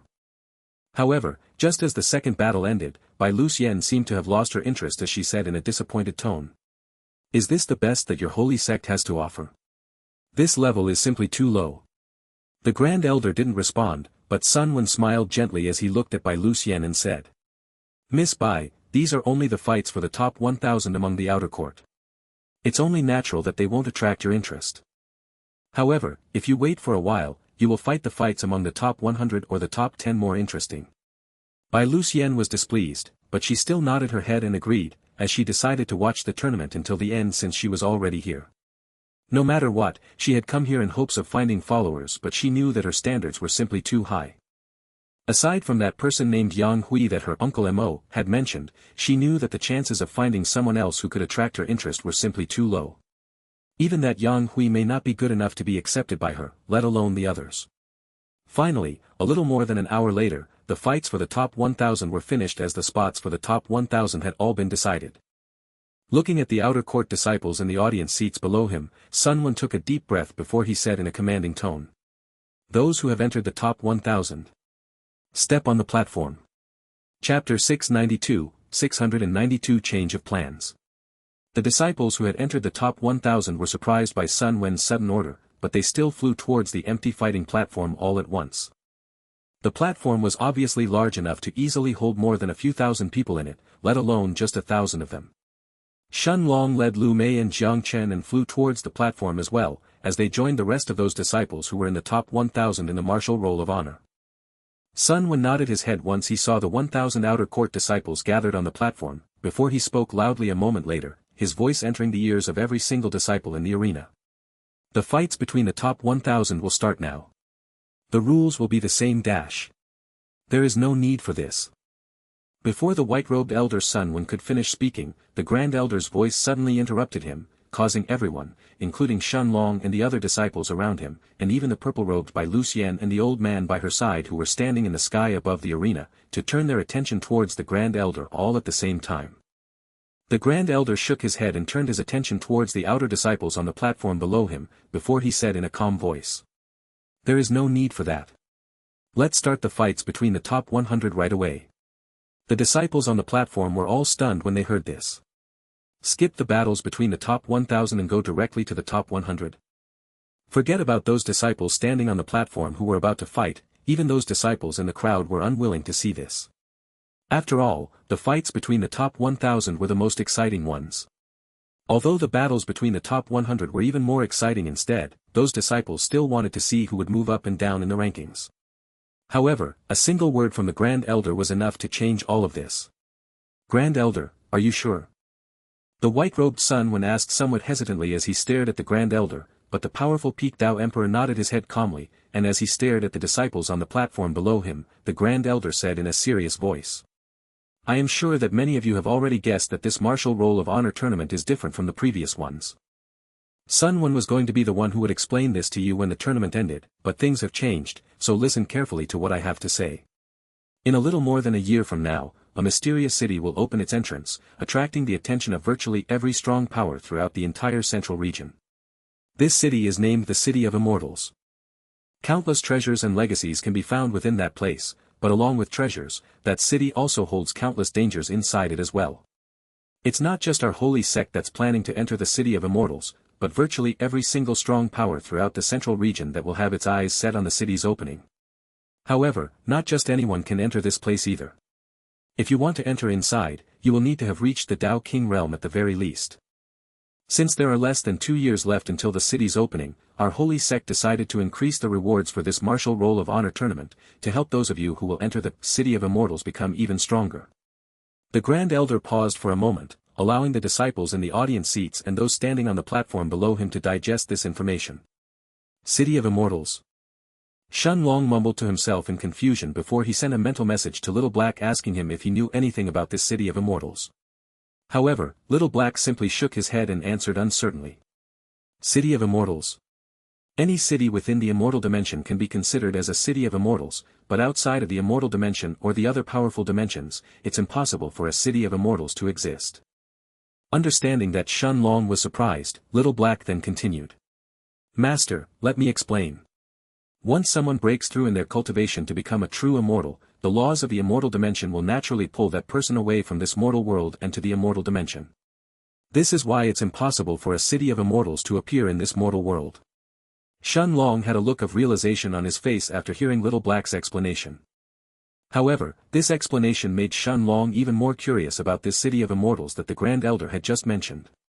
At the same time, it wasn't just Shen Long and his group who were confused and surprised by the Grand Elder's words. Even geniuses who were ranked in the top 100 in the martial roll of honor seemed to have been confused and surprised when they heard the Grand Elder's words.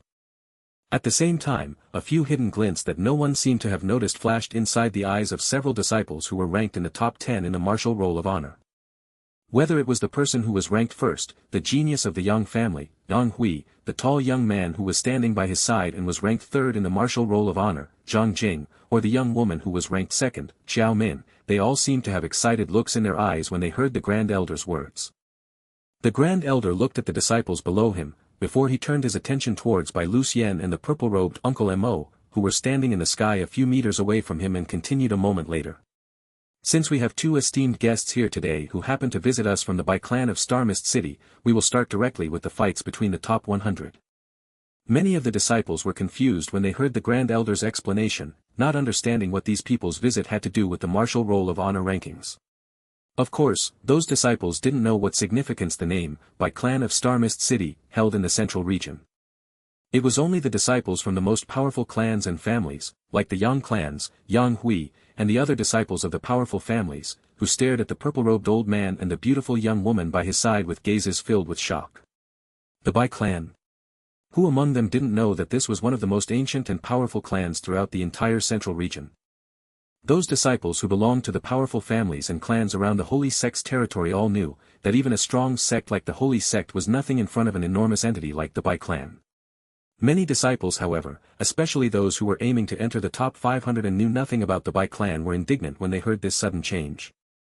If only the top 100 fought amongst themselves, then wouldn't that mean that those disciples in the top 1000 would lose their chance to challenge those in the top 500? After all, the rewards between the top 500 and the top 1000 were completely different. A young man couldn't help but grit his teeth and raise his head to look at the Grand Elder when he thought of this, before he asked after a moment of hesitation. Grand Elder, then what about those who are ranked in the top 1000? Will they lose their chances to challenge those in the top 500? The Grand Elder snorted as he looked at the young man who had asked this question, before he shook his head and answered coldly a moment later. Since I have changed the rules, the rewards for the top 1000 and the top 500 will change as well. Everyone among the top 1000 will also obtain 1000 high-grade spirit stones. How could the Grand Elder not understand that many of those disciples in the top 1000 would drool over the 1000 high-grade spirit stones that the top 500 would obtain? The young man lowered his head when he heard this, but he was still satisfied in his heart. Of course, the only thing that mattered were the rewards. As for the ranking, he could challenge someone at the top 500 anytime he wanted as long as he came to the arena. Bai Lucian, who was standing next to the Grand Elder, wasn't surprised when she heard that the fights between the top 1000 would be skipped and the top 100 would start directly. She understood that the Grand Elder was most likely giving her face so she wouldn't have to watch more of those boring fights between those weaklings. It was only natural that the most talented ones were those who were ranked the highest. No one had managed to notice the hidden glance that the Grand Elder had shot towards a certain person in the arena below him before he came to this decision. Chapter 693 Seen Through. Sun Wen seemed to have also realized what the Grand Elder's intentions were, but just as he was about to declare the start of the fights between the top 100, the purple-robed old man next to Bai Lucian frowned and said coldly. Wait. Sun Wen, the Grand Elder, and Lu Mei's master, all turned their gazes towards him, before Bai Lucian asked curiously in the next moment. Uncle Mo, what's wrong? The purple-robed old man threw a look at the disciples on the platform below him before he answered seriously.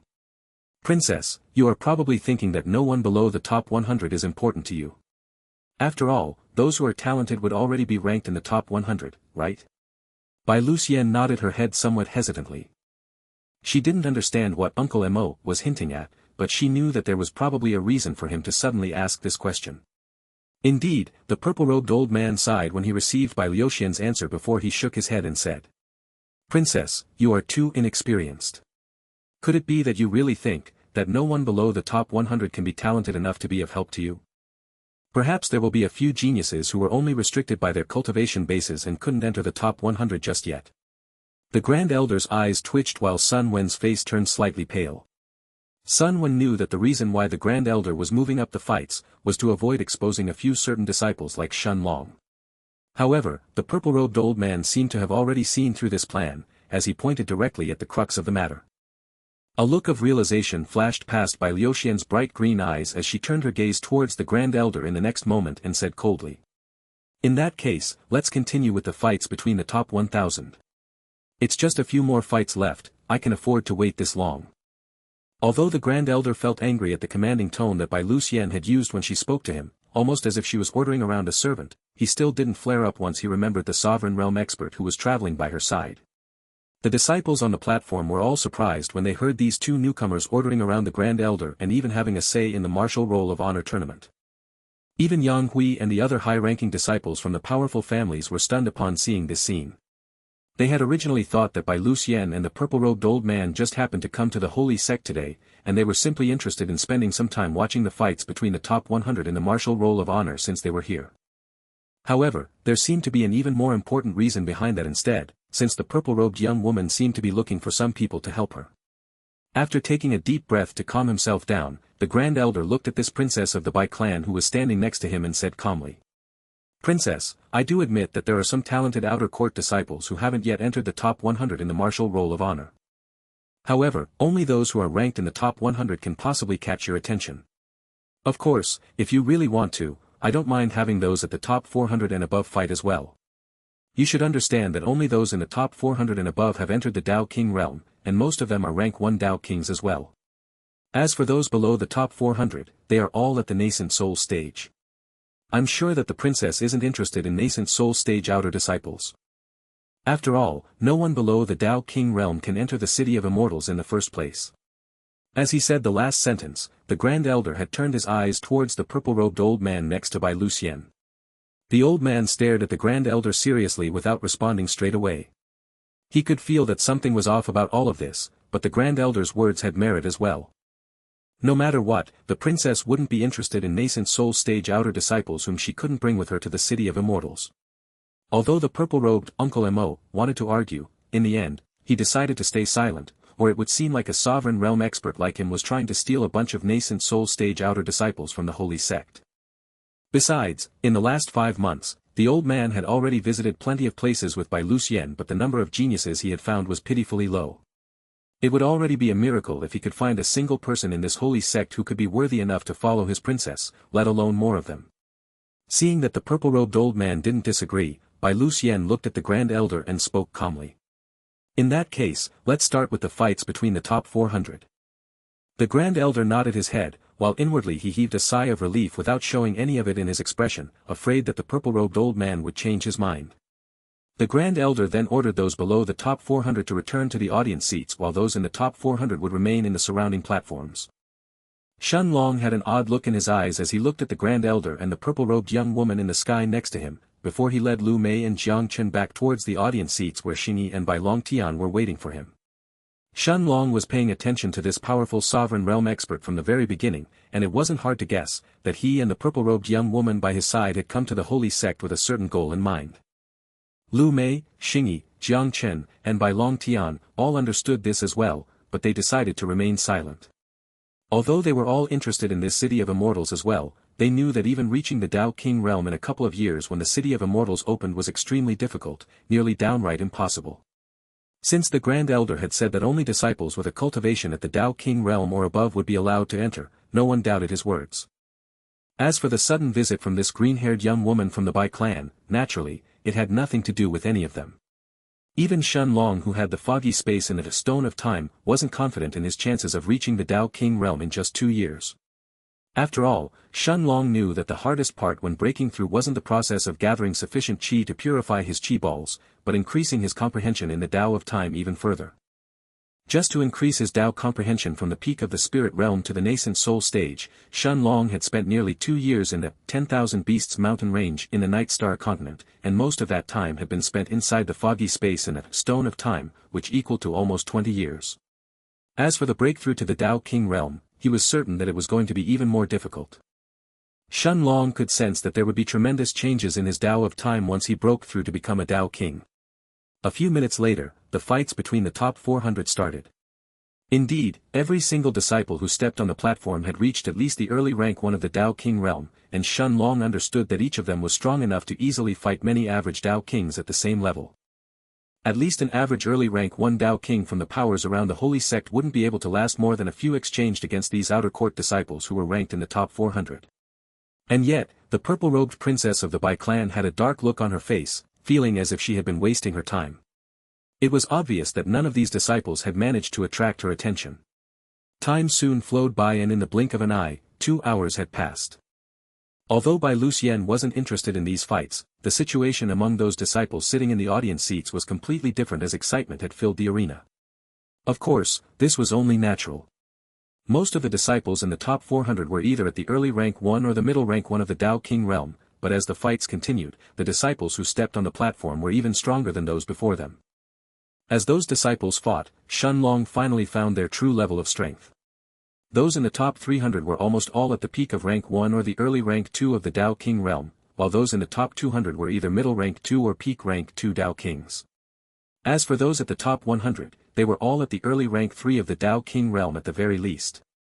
Even when the top 50 stepped on the platform, Bai Luxian was still uninterested and unmoving, as if she was a block of ice.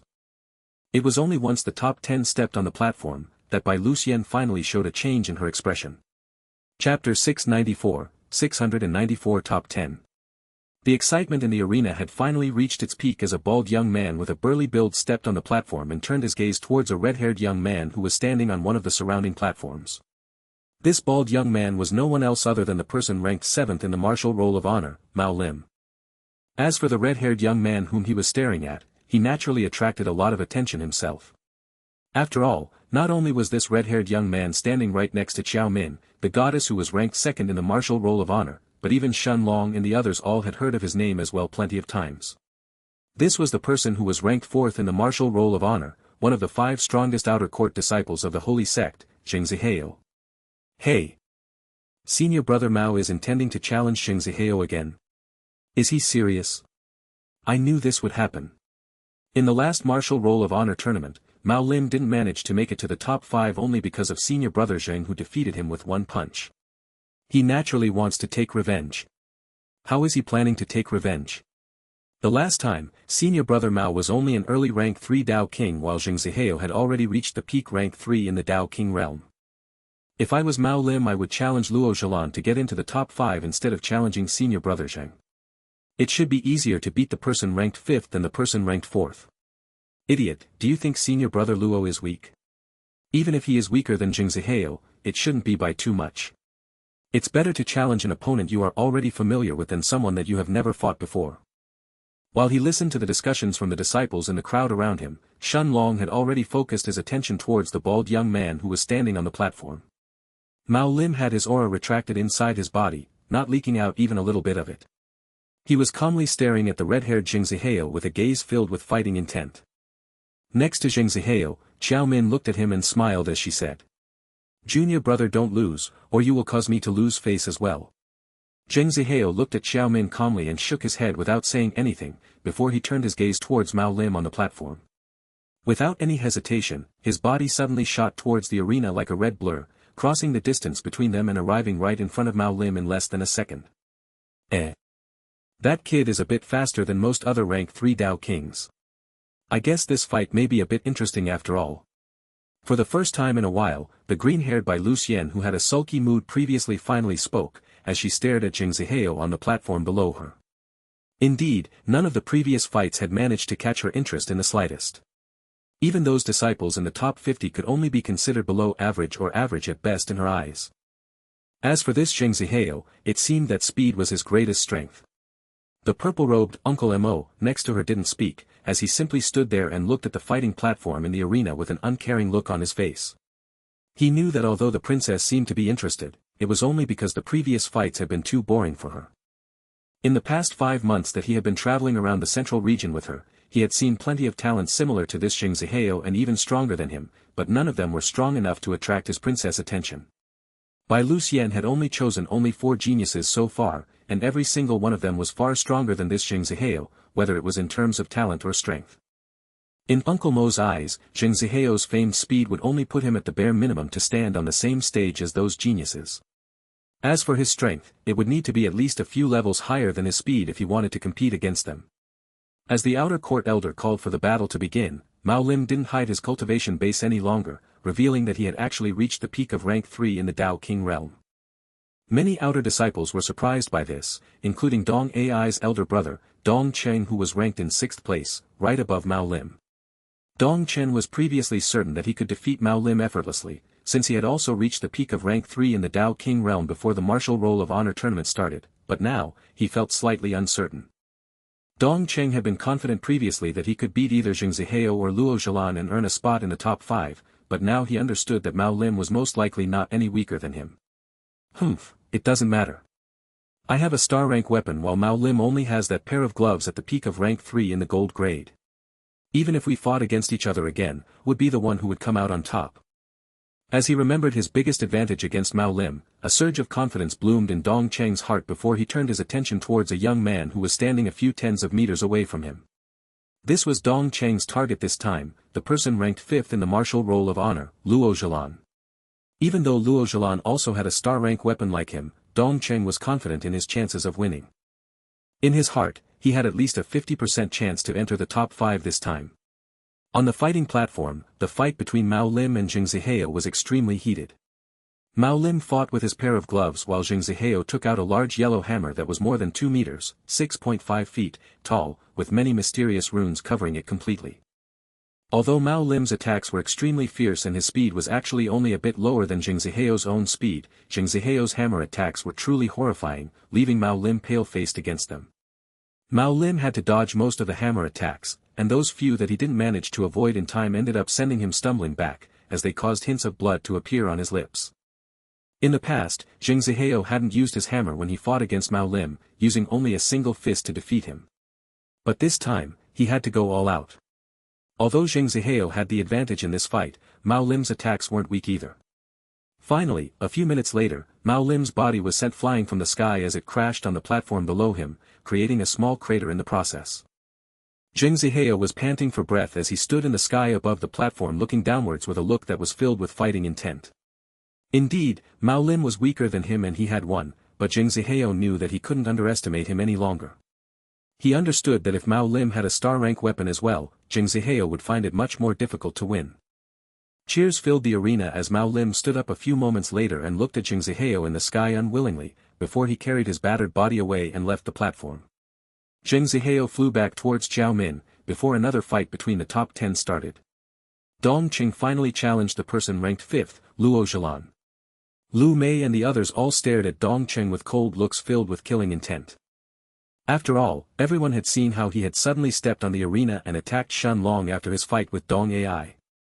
Although Dong Qing hadn't tried to kill Shen Long since the elders of the sect would have definitely punished him heavily and even killed him for killing another disciple openly like that, his attack had been strong enough to heavily injure any normal peak rank 9 nascent soul cultivator. Luo Zhelan faced Dong Qing calmly, before he took out a huge silver sword that he held in front of his chest with both hands. This was Luo Zhelan's weapon, a star rank heavy sword. Dong Qing had been confident that he could win the fight since he had already fought with Luo Zhelan in the last martial roll of honor tournament as well, but once the fight actually started, Dong Qing was stunned when he clashed with Luo Zhelan head-on for the first time. The moment that his black saber collided with Luo Zhelan's heavy sword, Dong Qing stumbled back for more than a few steps until he regained his balance. The web on his hand that was holding his saber almost tore apart as Dong Qing realized that Luo Zhelan's attacks were much stronger than the last time. Dong Qing, who was most confident in his own offense, finally understood that Luo Zhelan wasn't any weaker than him either in this regard. As for his defense, it was actually much weaker than Luo Zhelan's. Although Dong Qing was slightly faster and could hold his own, he was unable to hold on for too long and was defeated. Surprisingly, after this fight ended, the person ranked 3rd in the martial roll of honor, Zhang Jing, didn't step forward. Instead, silence filled the arena, as a beautiful young woman with blue hair and a pair of sapphire-like eyes stepped on the empty platform and turned her gaze towards the strongest outer disciple on the outer court, the person ranked 1st in the martial roll of honor, Yang Hui. Chapter 695, 695 Yang Hui's Strength. Yang Hui smiled as he looked at Xiao Min, and under the eager and excited gazes of the disciples in the crowd, he took a step forward as he appeared above the fighting platform almost instantly. Many outer disciples gasped at this speed. Even Jing Zihao, who was ranked 4th in the martial roll of honor and was famed for his speed, narrowed his eyes when he saw this scene. He knew that Yang Hui was even faster than he himself was. Yang Hui's body was engulfed in orange flames as he stood in the sky above the platform, his eyes peering down on Xiao Min, who was waiting for him in silence. "Uncle Mo, is this the kid you were talking about?" Indeed, his speed at least can be considered above average even among peak rank 4 Dao Kings. However, just this isn't enough to allow him to follow after me in the City of Immortals. If that's all he has, then I will be disappointed by this holy sect. The purple-robed old man nodded his head without saying anything, while the Grand Elder's eyes twitched when he heard Bai Liuxian's words. One of the things that the Grand Elder didn't want to see was the Yang clan striking up a relationship with the Bai clan. The Yang clan was already the undisputable strongest clan among the powerful families and clans in the Holy Sect's territory. If Yang Hui really followed by Lu Xian, then once the Yang clan obtained the protection of the Bai clan, even the sect master would have to think twice about offending them. However, the Grand Elder knew that there was nothing he could do about this either, so he could only remain silent. With a smile on his face, Yang Hui looked at Xiao Min and said a moment later, with that same unchanging smile on his face. Junior Sister Qiao, do you really intend to challenge me again? I thought you learned your lesson the last time. Xiao Min snorted as she looked at Yang Hui in the sky, who was arrogantly looking down on her as if he was a flame god who could easily decide her life and death, before she answered coldly.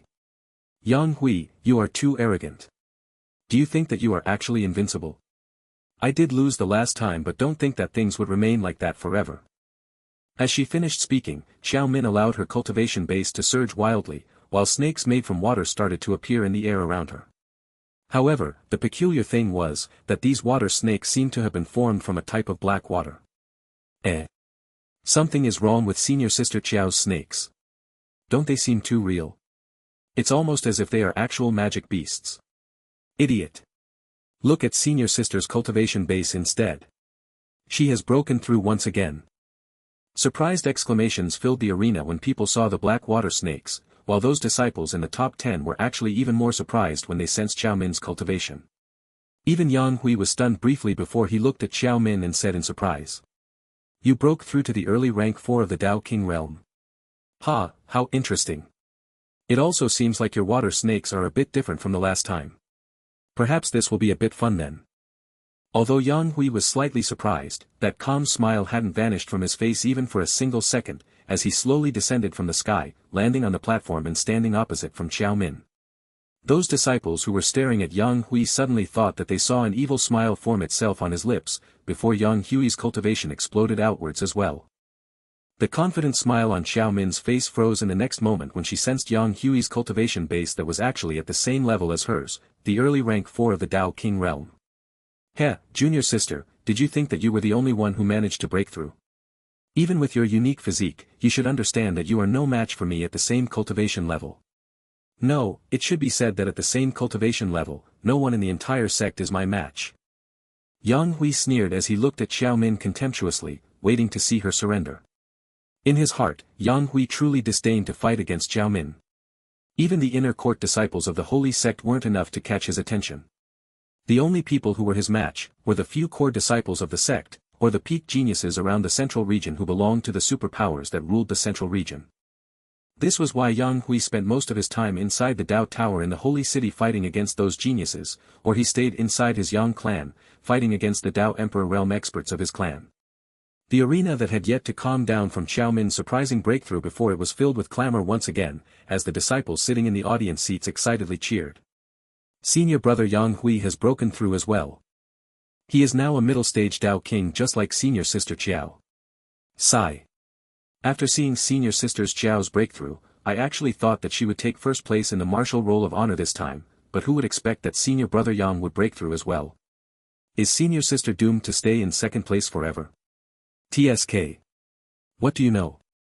Senior Sister Qiao is only 40 years old and she is already a middle-stage Dao King. She even became a Dao King when she was just 35 years old. Her talent is truly at the top of the entire sect, and perhaps even when it's compared to the central region as a whole. Even if there are stronger geniuses out there, I doubt that they will be faster in their cultivation speed by much. As for Senior brother Yang, he is already 70 years old. Although he is very fast as well and he is extremely young, he is much older than Senior Sister Qiao herself. In the future, Senior Sister will definitely be the strongest person in the sect. Some disciples nodded while others fell silent when they heard this. There were many disciples in the sect who debated whether Yang Hui or Xiao Min was more talented. Without a doubt, Xiao Min's cultivation speed was faster than Yang Hui's, but in the last martial roll of honor tournament, both Xiao Min and Yang Hui were at the peak of rank 3 in the Dao King realm, and yet Yang Hui had effortlessly defeated her. This time, things didn't seem to go any different, since both of them were at the same cultivation level again. Few people believed that the result would actually change. Shun Long shook his head when he heard the discussions of the crowd around him, while Jang Chen simply snorted coldly when Yang Hui arrogantly said that he is invincible at the same level of cultivation. Just wait until we reach the middle stages of the Dao King realm as well. We will then see if that guy is really invincible at the same level of cultivation. Xingyi then turned her bright emerald eyes towards Shen Long and asked curiously. Brother Long, is there something special about that Yang Hui? Lu Mei and the others all looked at Shen Long curiously. They could see that he had a look of interest in his eyes as he stared at Yang Hui. Shen Long nodded his head and answered with a calm smile on his face. That guy is strong. Both he and Xiao Min are at the same level of cultivation, but even though Xiao Min has consumed a 5 Elements Awakening pill to increase the strength of her unique physique even further, she still isn't a match for Yang Hui just yet. Bai Longtian and the others were stunned briefly when they heard this, but they still regained their bearings soon after. Although they were surprised that Shen Long would be able to see through something like Xiao Min consuming a 5 Elements Awakening pill, they knew that it wasn't too crazy considering his level of talent in alchemy. In their eyes, since Shen Long was able to concoct top-grade rank 6 pills like the 5 Elements Awakening pill, that even star-rank alchemists only had a 40% chance to concoct successfully, his level of talent probably exceeded that of a star-rank alchemist already. If it wasn't because Shen Long was still a nascent soul-stage cultivator, Bai Longtian and the others all believed that Shen Long would even be able to concoct rank 7 pills if his spiritual strength was strong enough. Since Shen Long had been able to see through Jang Chen's and Bai Longtian's unique physiques when they were intentionally hiding them, it was only natural in their eyes that he would be able to see through Xiao Min's secret of consuming as 5 Elements Awakening pill as well. With a deep look in his eyes, Shen Long stared seriously at Yang Hui and Xiao Min who were both about to fight, before he continued. Although Xiao Min's unique physique isn't weak, it's different compared to Jang Chen's, Xingyi's, or Longtian's unique physiques. Her unique physique is called the Blackwater Unique Physique and it doesn't enhance her combat strength as much. Instead, it allows her to cultivate more quickly. As for that Yang Hui, he is strong because of that pair of triangle-shaped eyes of his. After all, those eyes come from a mythic rank magic beast, the Fire Qilin. Chapter 696, 696 Fire Qilin's Eyes. The Fire Qilin. Stunned looks appeared on Jiang Chen's and the rest's faces when they heard the words, mythic rank magic beast. They had already heard from Shen Long about the classification of magic beasts in the immortal dimension, so they all had a general idea of how rare a mythic rank magic beast was considered to be, even in the immortal dimension. Virtually every single magic beast in the cultivation world was considered a common rank magic beast, with an exceedingly low number of rare rank beasts existing among them. As for elite rank magic beasts, these magic beasts were rare even in the immortal dimension, and most of them were exceedingly difficult to capture. Even high-leveled experts in the immortal dimension would have a hard time getting their hands on an elite rank magic beast. As for mythic rank magic beasts, those were top-rate magic beasts at the same level as the demonic crow of darkness where Jiang Chen's bloodline originated from.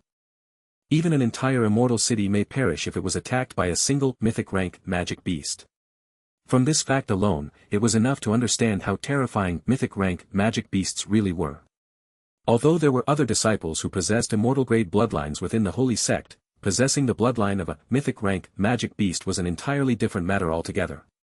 After all, it wasn't just the bloodlines of magic beasts that cultivators could inherit. There were other types of immortal-grade bloodlines as well.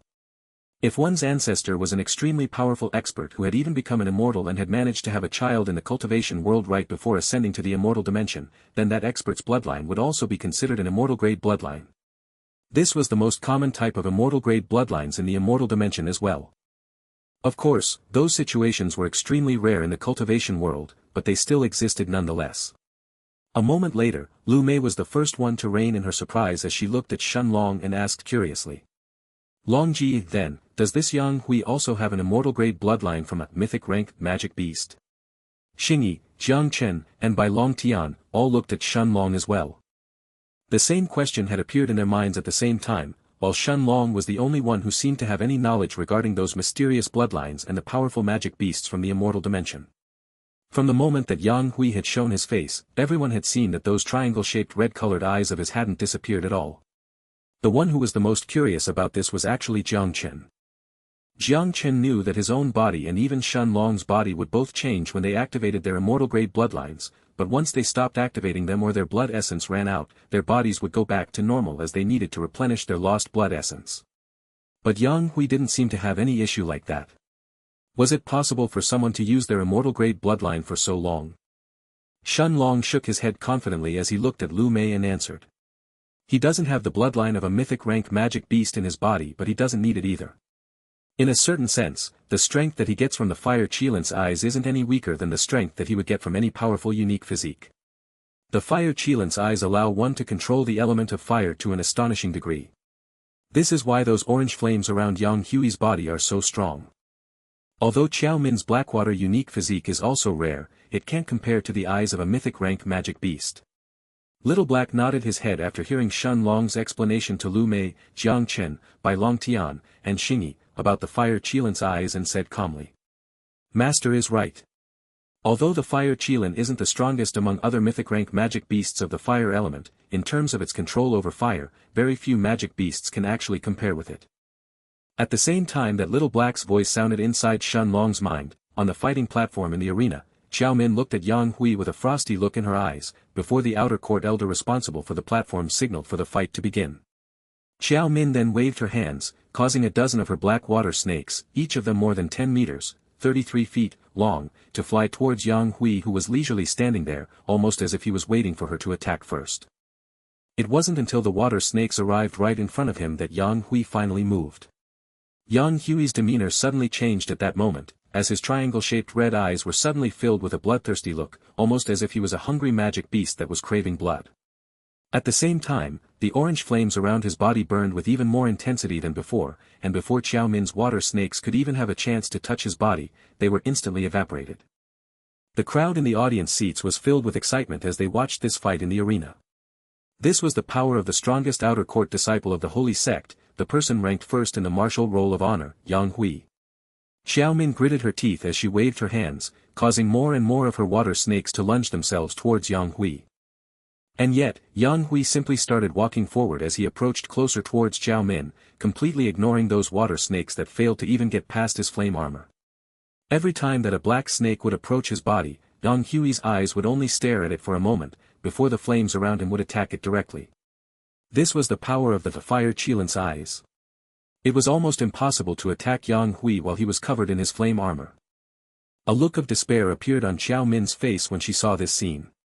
She knew that each one of her water snakes that was created through her Blackwater unique physique was enough to severely injure and even kill an average early rank 4 Dao King Realm cultivator, and yet a dozen of those snakes weren't enough to even break past Yang Hui's defenses. Just as Xiao Min decided to grit her teeth and give up, Yang Hui's body suddenly blurred, arriving in front of her almost instantly, and before Xiao Min could even respond, a violent look flashed inside Yang Hui's eyes as he chopped his right arm downwards without holding back. Blood spurted through the air like a fountain, as Xiao Min's left arm was severed from her body under her disbelieving gaze. A deathly silence filled the arena in the next moment, as everyone watched Yang Hui clutch Xiao Min's throat and raise her in the air with his left hand, before he spoke with a bloodthirsty smile on his face that was filled with killing intent. "Junior sister, you are not qualified to stand in front of me. The first time I gave you face and simply injured you, while today, I only took an arm as a punishment. However, if you dare to fight against me again in the future, I will definitely take your life then." Chapter 697 by Liuxian's offer. Xiao Min shivered while cold sweat drenched her back when she saw the cruel look inside Yang Hui's eyes. At this moment, Yang Hui didn't look like a human but like a hungry magic beast that could barely restrain itself. Without waiting for a response, Yang Hui flung Xiao Min to the side, as he sent her flying, and completely ignoring his right hand that was still dripping with the blood from Xiao Min's severed arm, Yang Hui raised his head to look at the inner court elders in the sky above the platform. The Grand Elder snorted inwardly, but he didn't say anything about Yang Hui severing Xiao Min's left arm. According to the rules, as long as one didn't kill or cripple his opponent, the Grand Elder wouldn't say anything.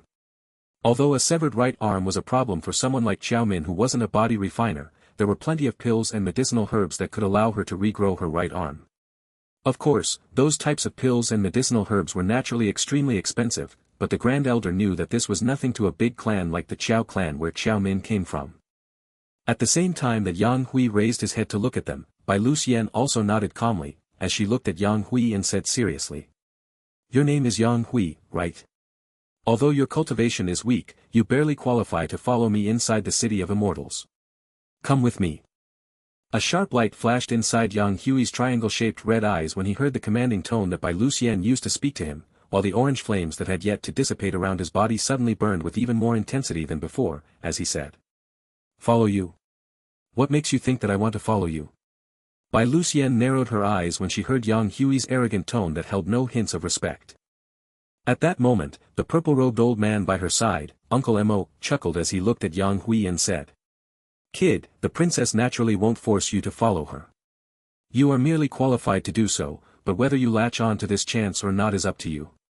Yang Hui toned down his arrogance when he saw that this powerful expert, that even the Grand Elder was wary of, spoke to him, but he didn't answer straight away.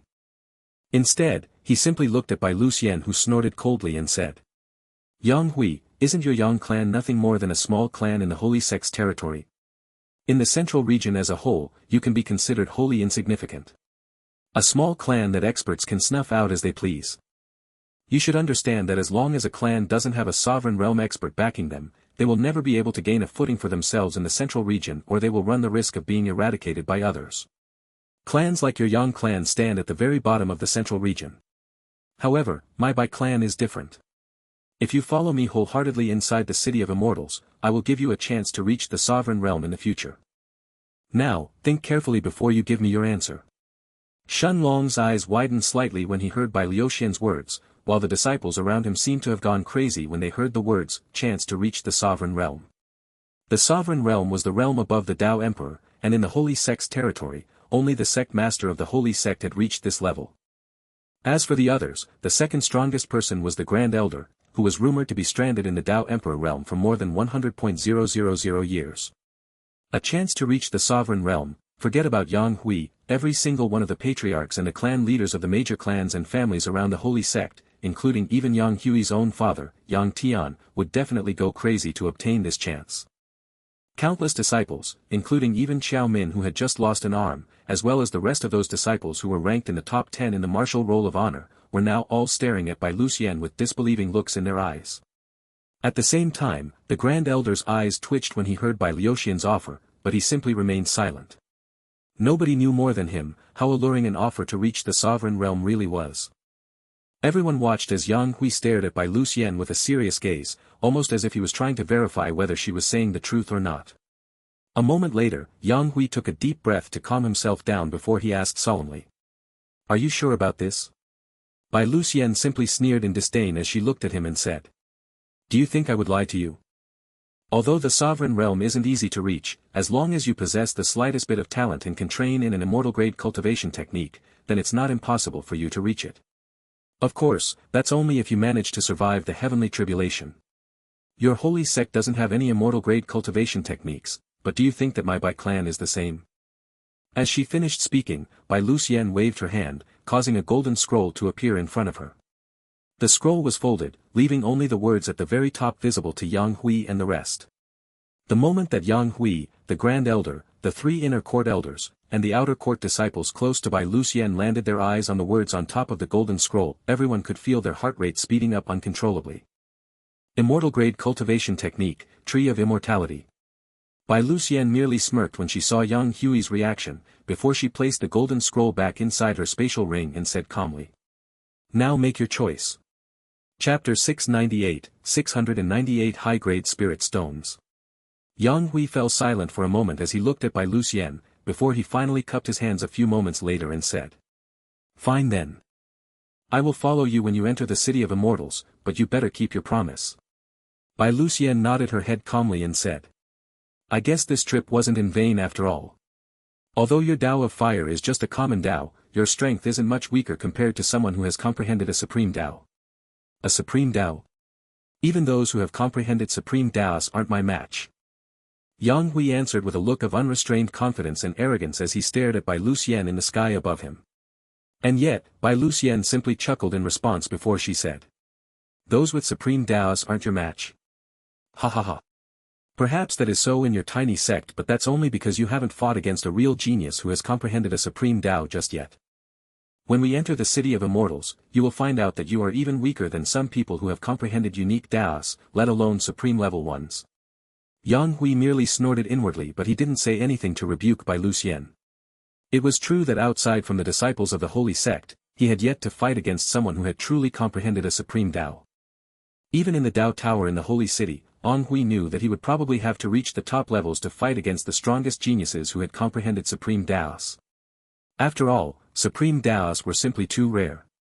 Even unique level Daos were rare in the holy sect, let alone supreme level ones. As for those who had comprehended supreme Daos, in the entire outer court of the holy sect, there were less than 10 of those disciples. After all, becoming a Dao king through a supreme level Dao was extremely difficult. The more powerful one's Dao was, the more difficult it would be to survive the heavenly tribulation upon breaking through to the Dao king realm. Bai Luxian then turned to look at the purple-robed old man next to her and said calmly, "Uncle Mo, let's go." "Yes, princess." The purple-robed old man nodded his head with a gentle expression on his face, before he turned his gaze towards Yang Hui and said coldly, "Brat, come here." The enormous silhouette of a bird that was more than 100 meters, 328 feet, long blotted out the sky above the arena in the next moment, as it appeared above the holy sect for the second time. Sitting on the back of the peak rank 7, Hellfire Crow with the purple-robed old man sitting next to her and Yang Hui sitting behind him, Bai Luxian threw one last look at the holy sect below her, before the enormous silhouette of the Hellfire Crow suddenly shot into the distance, as it disappeared from everyone's eyes. The Grand Elder wasn't angry that Bai Luxian didn't pay him any attention, and instead, he simply heaved a sigh of relief in his heart, before he shot a covert glance towards a certain group of disciples in the audience seats. Although it was a disaster for the holy sect to have Yang Hui strike up a relationship with Bai Luxian, the Grand Elder knew that this wasn't something that could be avoided either way. Instead, the Grand Elder was afraid that Bai Luxian would also take a fancy to Shun Long and would forcefully take him from the holy sect. If that sovereign realm expert intended to do something like that, even the Grand Elder would be powerless to resist him. In the Grand Elder's eyes, Shun Long's importance was much higher than Yang Hui's. After all, Yang Hui came from one of the vassal powers of the holy sect, and his Yang clan would always hope to usurp power and replace the holy sect as the strongest power in this region. But Shun Long didn't belong to any of the powerful families and clans around the holy sect's territory. Additionally, the Grand Elder knew that Shun Long had comprehended 2 supreme Daos, and one of them had never been seen before in the entire central region. The Grand Elder believed that if Bai Luxian knew about this, then she would definitely do everything in her power to take Shun Long away from the holy sect, even if she had to bribe him or use force against the holy sect. Even if Shun Long couldn't enter the city of immortals with her, the Bai clan would do everything they could to steal him away from the holy sect. After all, even in the central region, the number of geniuses who had comprehended 2 supreme Daos was almost non-existent. The Grand Elder only knew of one more genius who had done so, and he belonged to one of the absolute strongest powers of the central region, a power that was even stronger than Bai Luxian's Bai clan. Even if there were others who had comprehended 2 supreme Daos aside from that person, the Grand Elder knew that those people could be counted on the fingers of 2 hands. For a genius who had comprehended 2 supreme Daos, his talent would definitely place him in the top 10 of the younger generation throughout the entire central region. Since his holy sect was lucky enough to get someone like Shun Long, the Grand Elder wasn't going to hand him over to Bai Luxian no matter what. Of course, the Grand Elder also knew that Bai Luxian would be extremely dissatisfied with his holy sect as well, since it was only a matter of time until word spread about Shun Long having comprehended 2 supreme Daos. After all, Shun Long had just fought in front of 200,000 outer disciples. Even if the Grand Elder wanted to keep this news hidden, there was no way that he could do so. "I hope Yi Hong comes back quickly or we will be in trouble." While countless thoughts flashed inside the Grand Elder's mind at this moment, Shun Long, who was the main cause of those thoughts, was completely oblivious to all of it, as he instead stared at the head of the inner court elders, Sun Wan, who led Elder Xian and Chao Ling on the platform below him. On this platform, Xiao Min was sitting cross-legged, with her severed arm lying right next to her. She had already consumed the healing pill the moment that her fight with Yang Hui ended, and she was now trying to absorb the pill's energy to heal herself. However, Sun Wan didn't care too much about this young woman who was ranked 2nd in the martial roll of honor. His mood was already extremely foul after seeing Bai Luxian take Yang Hui away. He knew that in the near future, and perhaps even before Yang Hui returned from the City of Immortals, the Holy Sect would have to suppress the Yang clan once again. A Yang clan that had the support of the Bai clan. Sun Wan didn't know if the Holy Sect would be able to deal with their clan without the sect master present. Shun Long had also noticed the sudden change in the attitudes of the 3 inner court elders, along with everyone else in the audience seats who had also noticed it, but Shun Long didn't care about it either. Instead, he was looking forward to the 1,000 high-grade spirit stones that he would be getting now. Although he didn't know how much his cultivation speed would increase after he started to cultivate using high-grade spirit stones, Shun Long was certain that the effects would be incomparable to when he used middle-grade spirit stones. Indeed, Sun Wen then called the outer court disciples who had made it to the top 1,000 and started to distribute their rewards. Shen Long noticed that Sun Wen seemed to have a peculiar look in his eyes as he looked at him, before he handed him a yellow-colored spatial ring. Of course, Shen Long wasn't too surprised by this either. He knew that the inner court elders would probably start paying attention to him now that he had revealed his Tao of Time along with his Tao of Space. Sending his soul sense inside the spatial ring, Shen Long noticed the 1,000 pure white spirit stones that formed a small mound. Each of these spirit stones was more than 10 times bigger than a normal middle-grade spirit stone. High-grade spirit stones. Shen Long could feel his heart rate rising when he saw these high-grade spirit stones. To any nascent soul stage cultivator, high-grade spirit stones were priceless treasures. After throwing a few more looks at the 1,000 pure white, high-grade spirit stones, Shen Long turned his gaze towards a golden token that was placed right next to them inside the spatial ring. He understood that this was the token that he could use to enter the Tao Tower inside the holy city without paying any middle-grade spirit stones. As for the complete saint low-grade cultivation technique or martial skill that he could also choose, Shen Long decided to wait until he visited the second floor of the Golden Treasures Hall first. Chapter 699 The Grand Elder's Visit. Shen Long was about to take Lu Mei and the rest and leave the arena, but just as he stepped past the arena's entrance, the figure of a tall, white-robed old man with long white hair suddenly appeared in front of him. Shen Long and the others were all surprised to see the Grand Elder appear in front of them like this, but the Grand Elder simply smiled as he looked at Shen Long and said in an amiable tone, "Kid, come with me a bit." The Grand Elder then stretched out his right hand, opening up a large space tear. Shen Long could feel an irresistible force coming from the space tear in front of him, one that he couldn't even resist with his Tao of Time or his own Tao of Space. The Grand Elder's attainments in the Tao of Space don't seem to be low either. As he reached this conclusion, Shen Long didn't try to resist this pulling force, allowing his body to step inside the space tear. Lu Mei, Jang Chen, Bai Long Tian, and Xingyi, all closed their eyes as well, as they allowed the pulling force of the space tear to pull them inside, before their bodies all disappeared from the arena's entrance. Surprisingly, as he opened his eyes, Shen Long found himself inside a familiar courtyard. There were even stalks of dragon blood grass on the ground that Little Silver usually ate.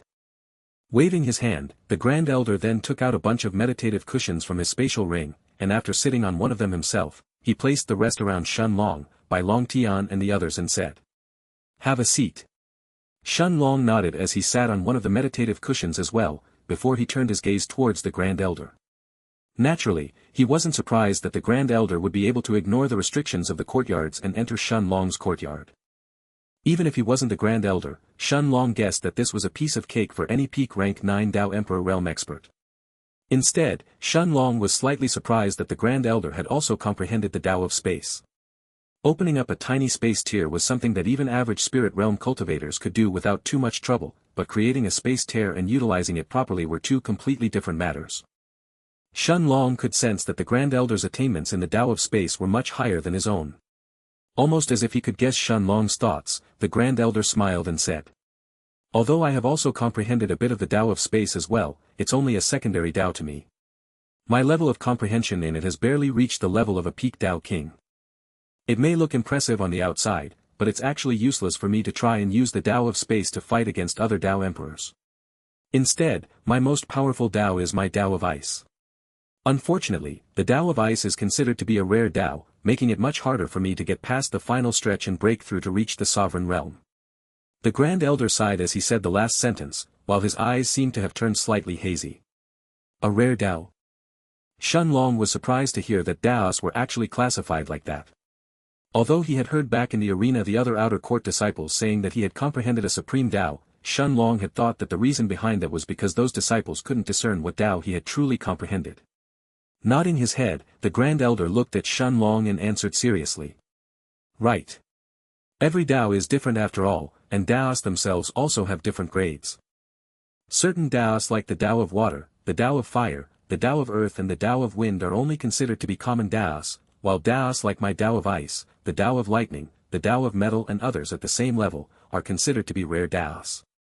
Above rare Taos are the unique Taos, like the Tao of Destruction, the Demonic Tao, the Tao of Darkness, the Tao of Shadows and others, while even higher than the unique Taos are the Supreme Grade Taos. Supreme Taos like the Tao of Life, the Tao of Death, the Tao of Space and others, are extremely powerful Daos that very few geniuses manage to comprehend in their lives.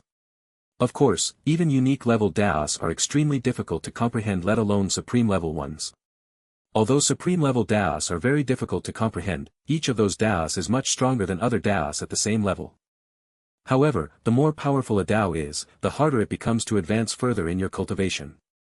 As for my Dao of Ice, it's just a rare Dao, and yet I have been stuck to the peak of the Dao Emperor realm because of it, for almost 100,000 years. This is why cultivation techniques that belong to the same element as one's foundational Dao are important. If only I had an immortal grade cultivation technique, especially one that used the Dao of Ice, this old man would have been able to break through to the sovereign realm long ago. The Grand Elder was vexed as he said the last words.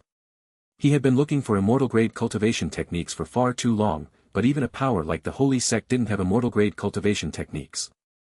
In the entire Holy Sect, there was only a single core disciple who was said to possess an immortal grade cultivation technique, and that disciple had only managed to obtain that technique after he obtained the legacy of a powerful expert who had died long ago. As for that immortal grade cultivation technique, it was one that was recorded inside a high-grade memory jade, and it could only be taught to a single person before the memory jade turned to dust. Once that disciple learned the cultivation technique, the memory jade was destroyed. This was actually the most common way that experts used to pass down their legacies. The memory jade that Shun Long had obtained from the Dragon Lord's villa that Huo Wui had created was the same as well. And yet, as soon as the Grand Elder finished explaining the classification of the Daos to Shun Long, Little Black, who was drinking another barrel of wine, snorted before his voice sounded inside Shun Long's mind in the next moment. Master, that old man isn't wrong, but he isn't right either. The countless Daos are much more complicated than that. In reality, every Dao can be considered just as strong as the others.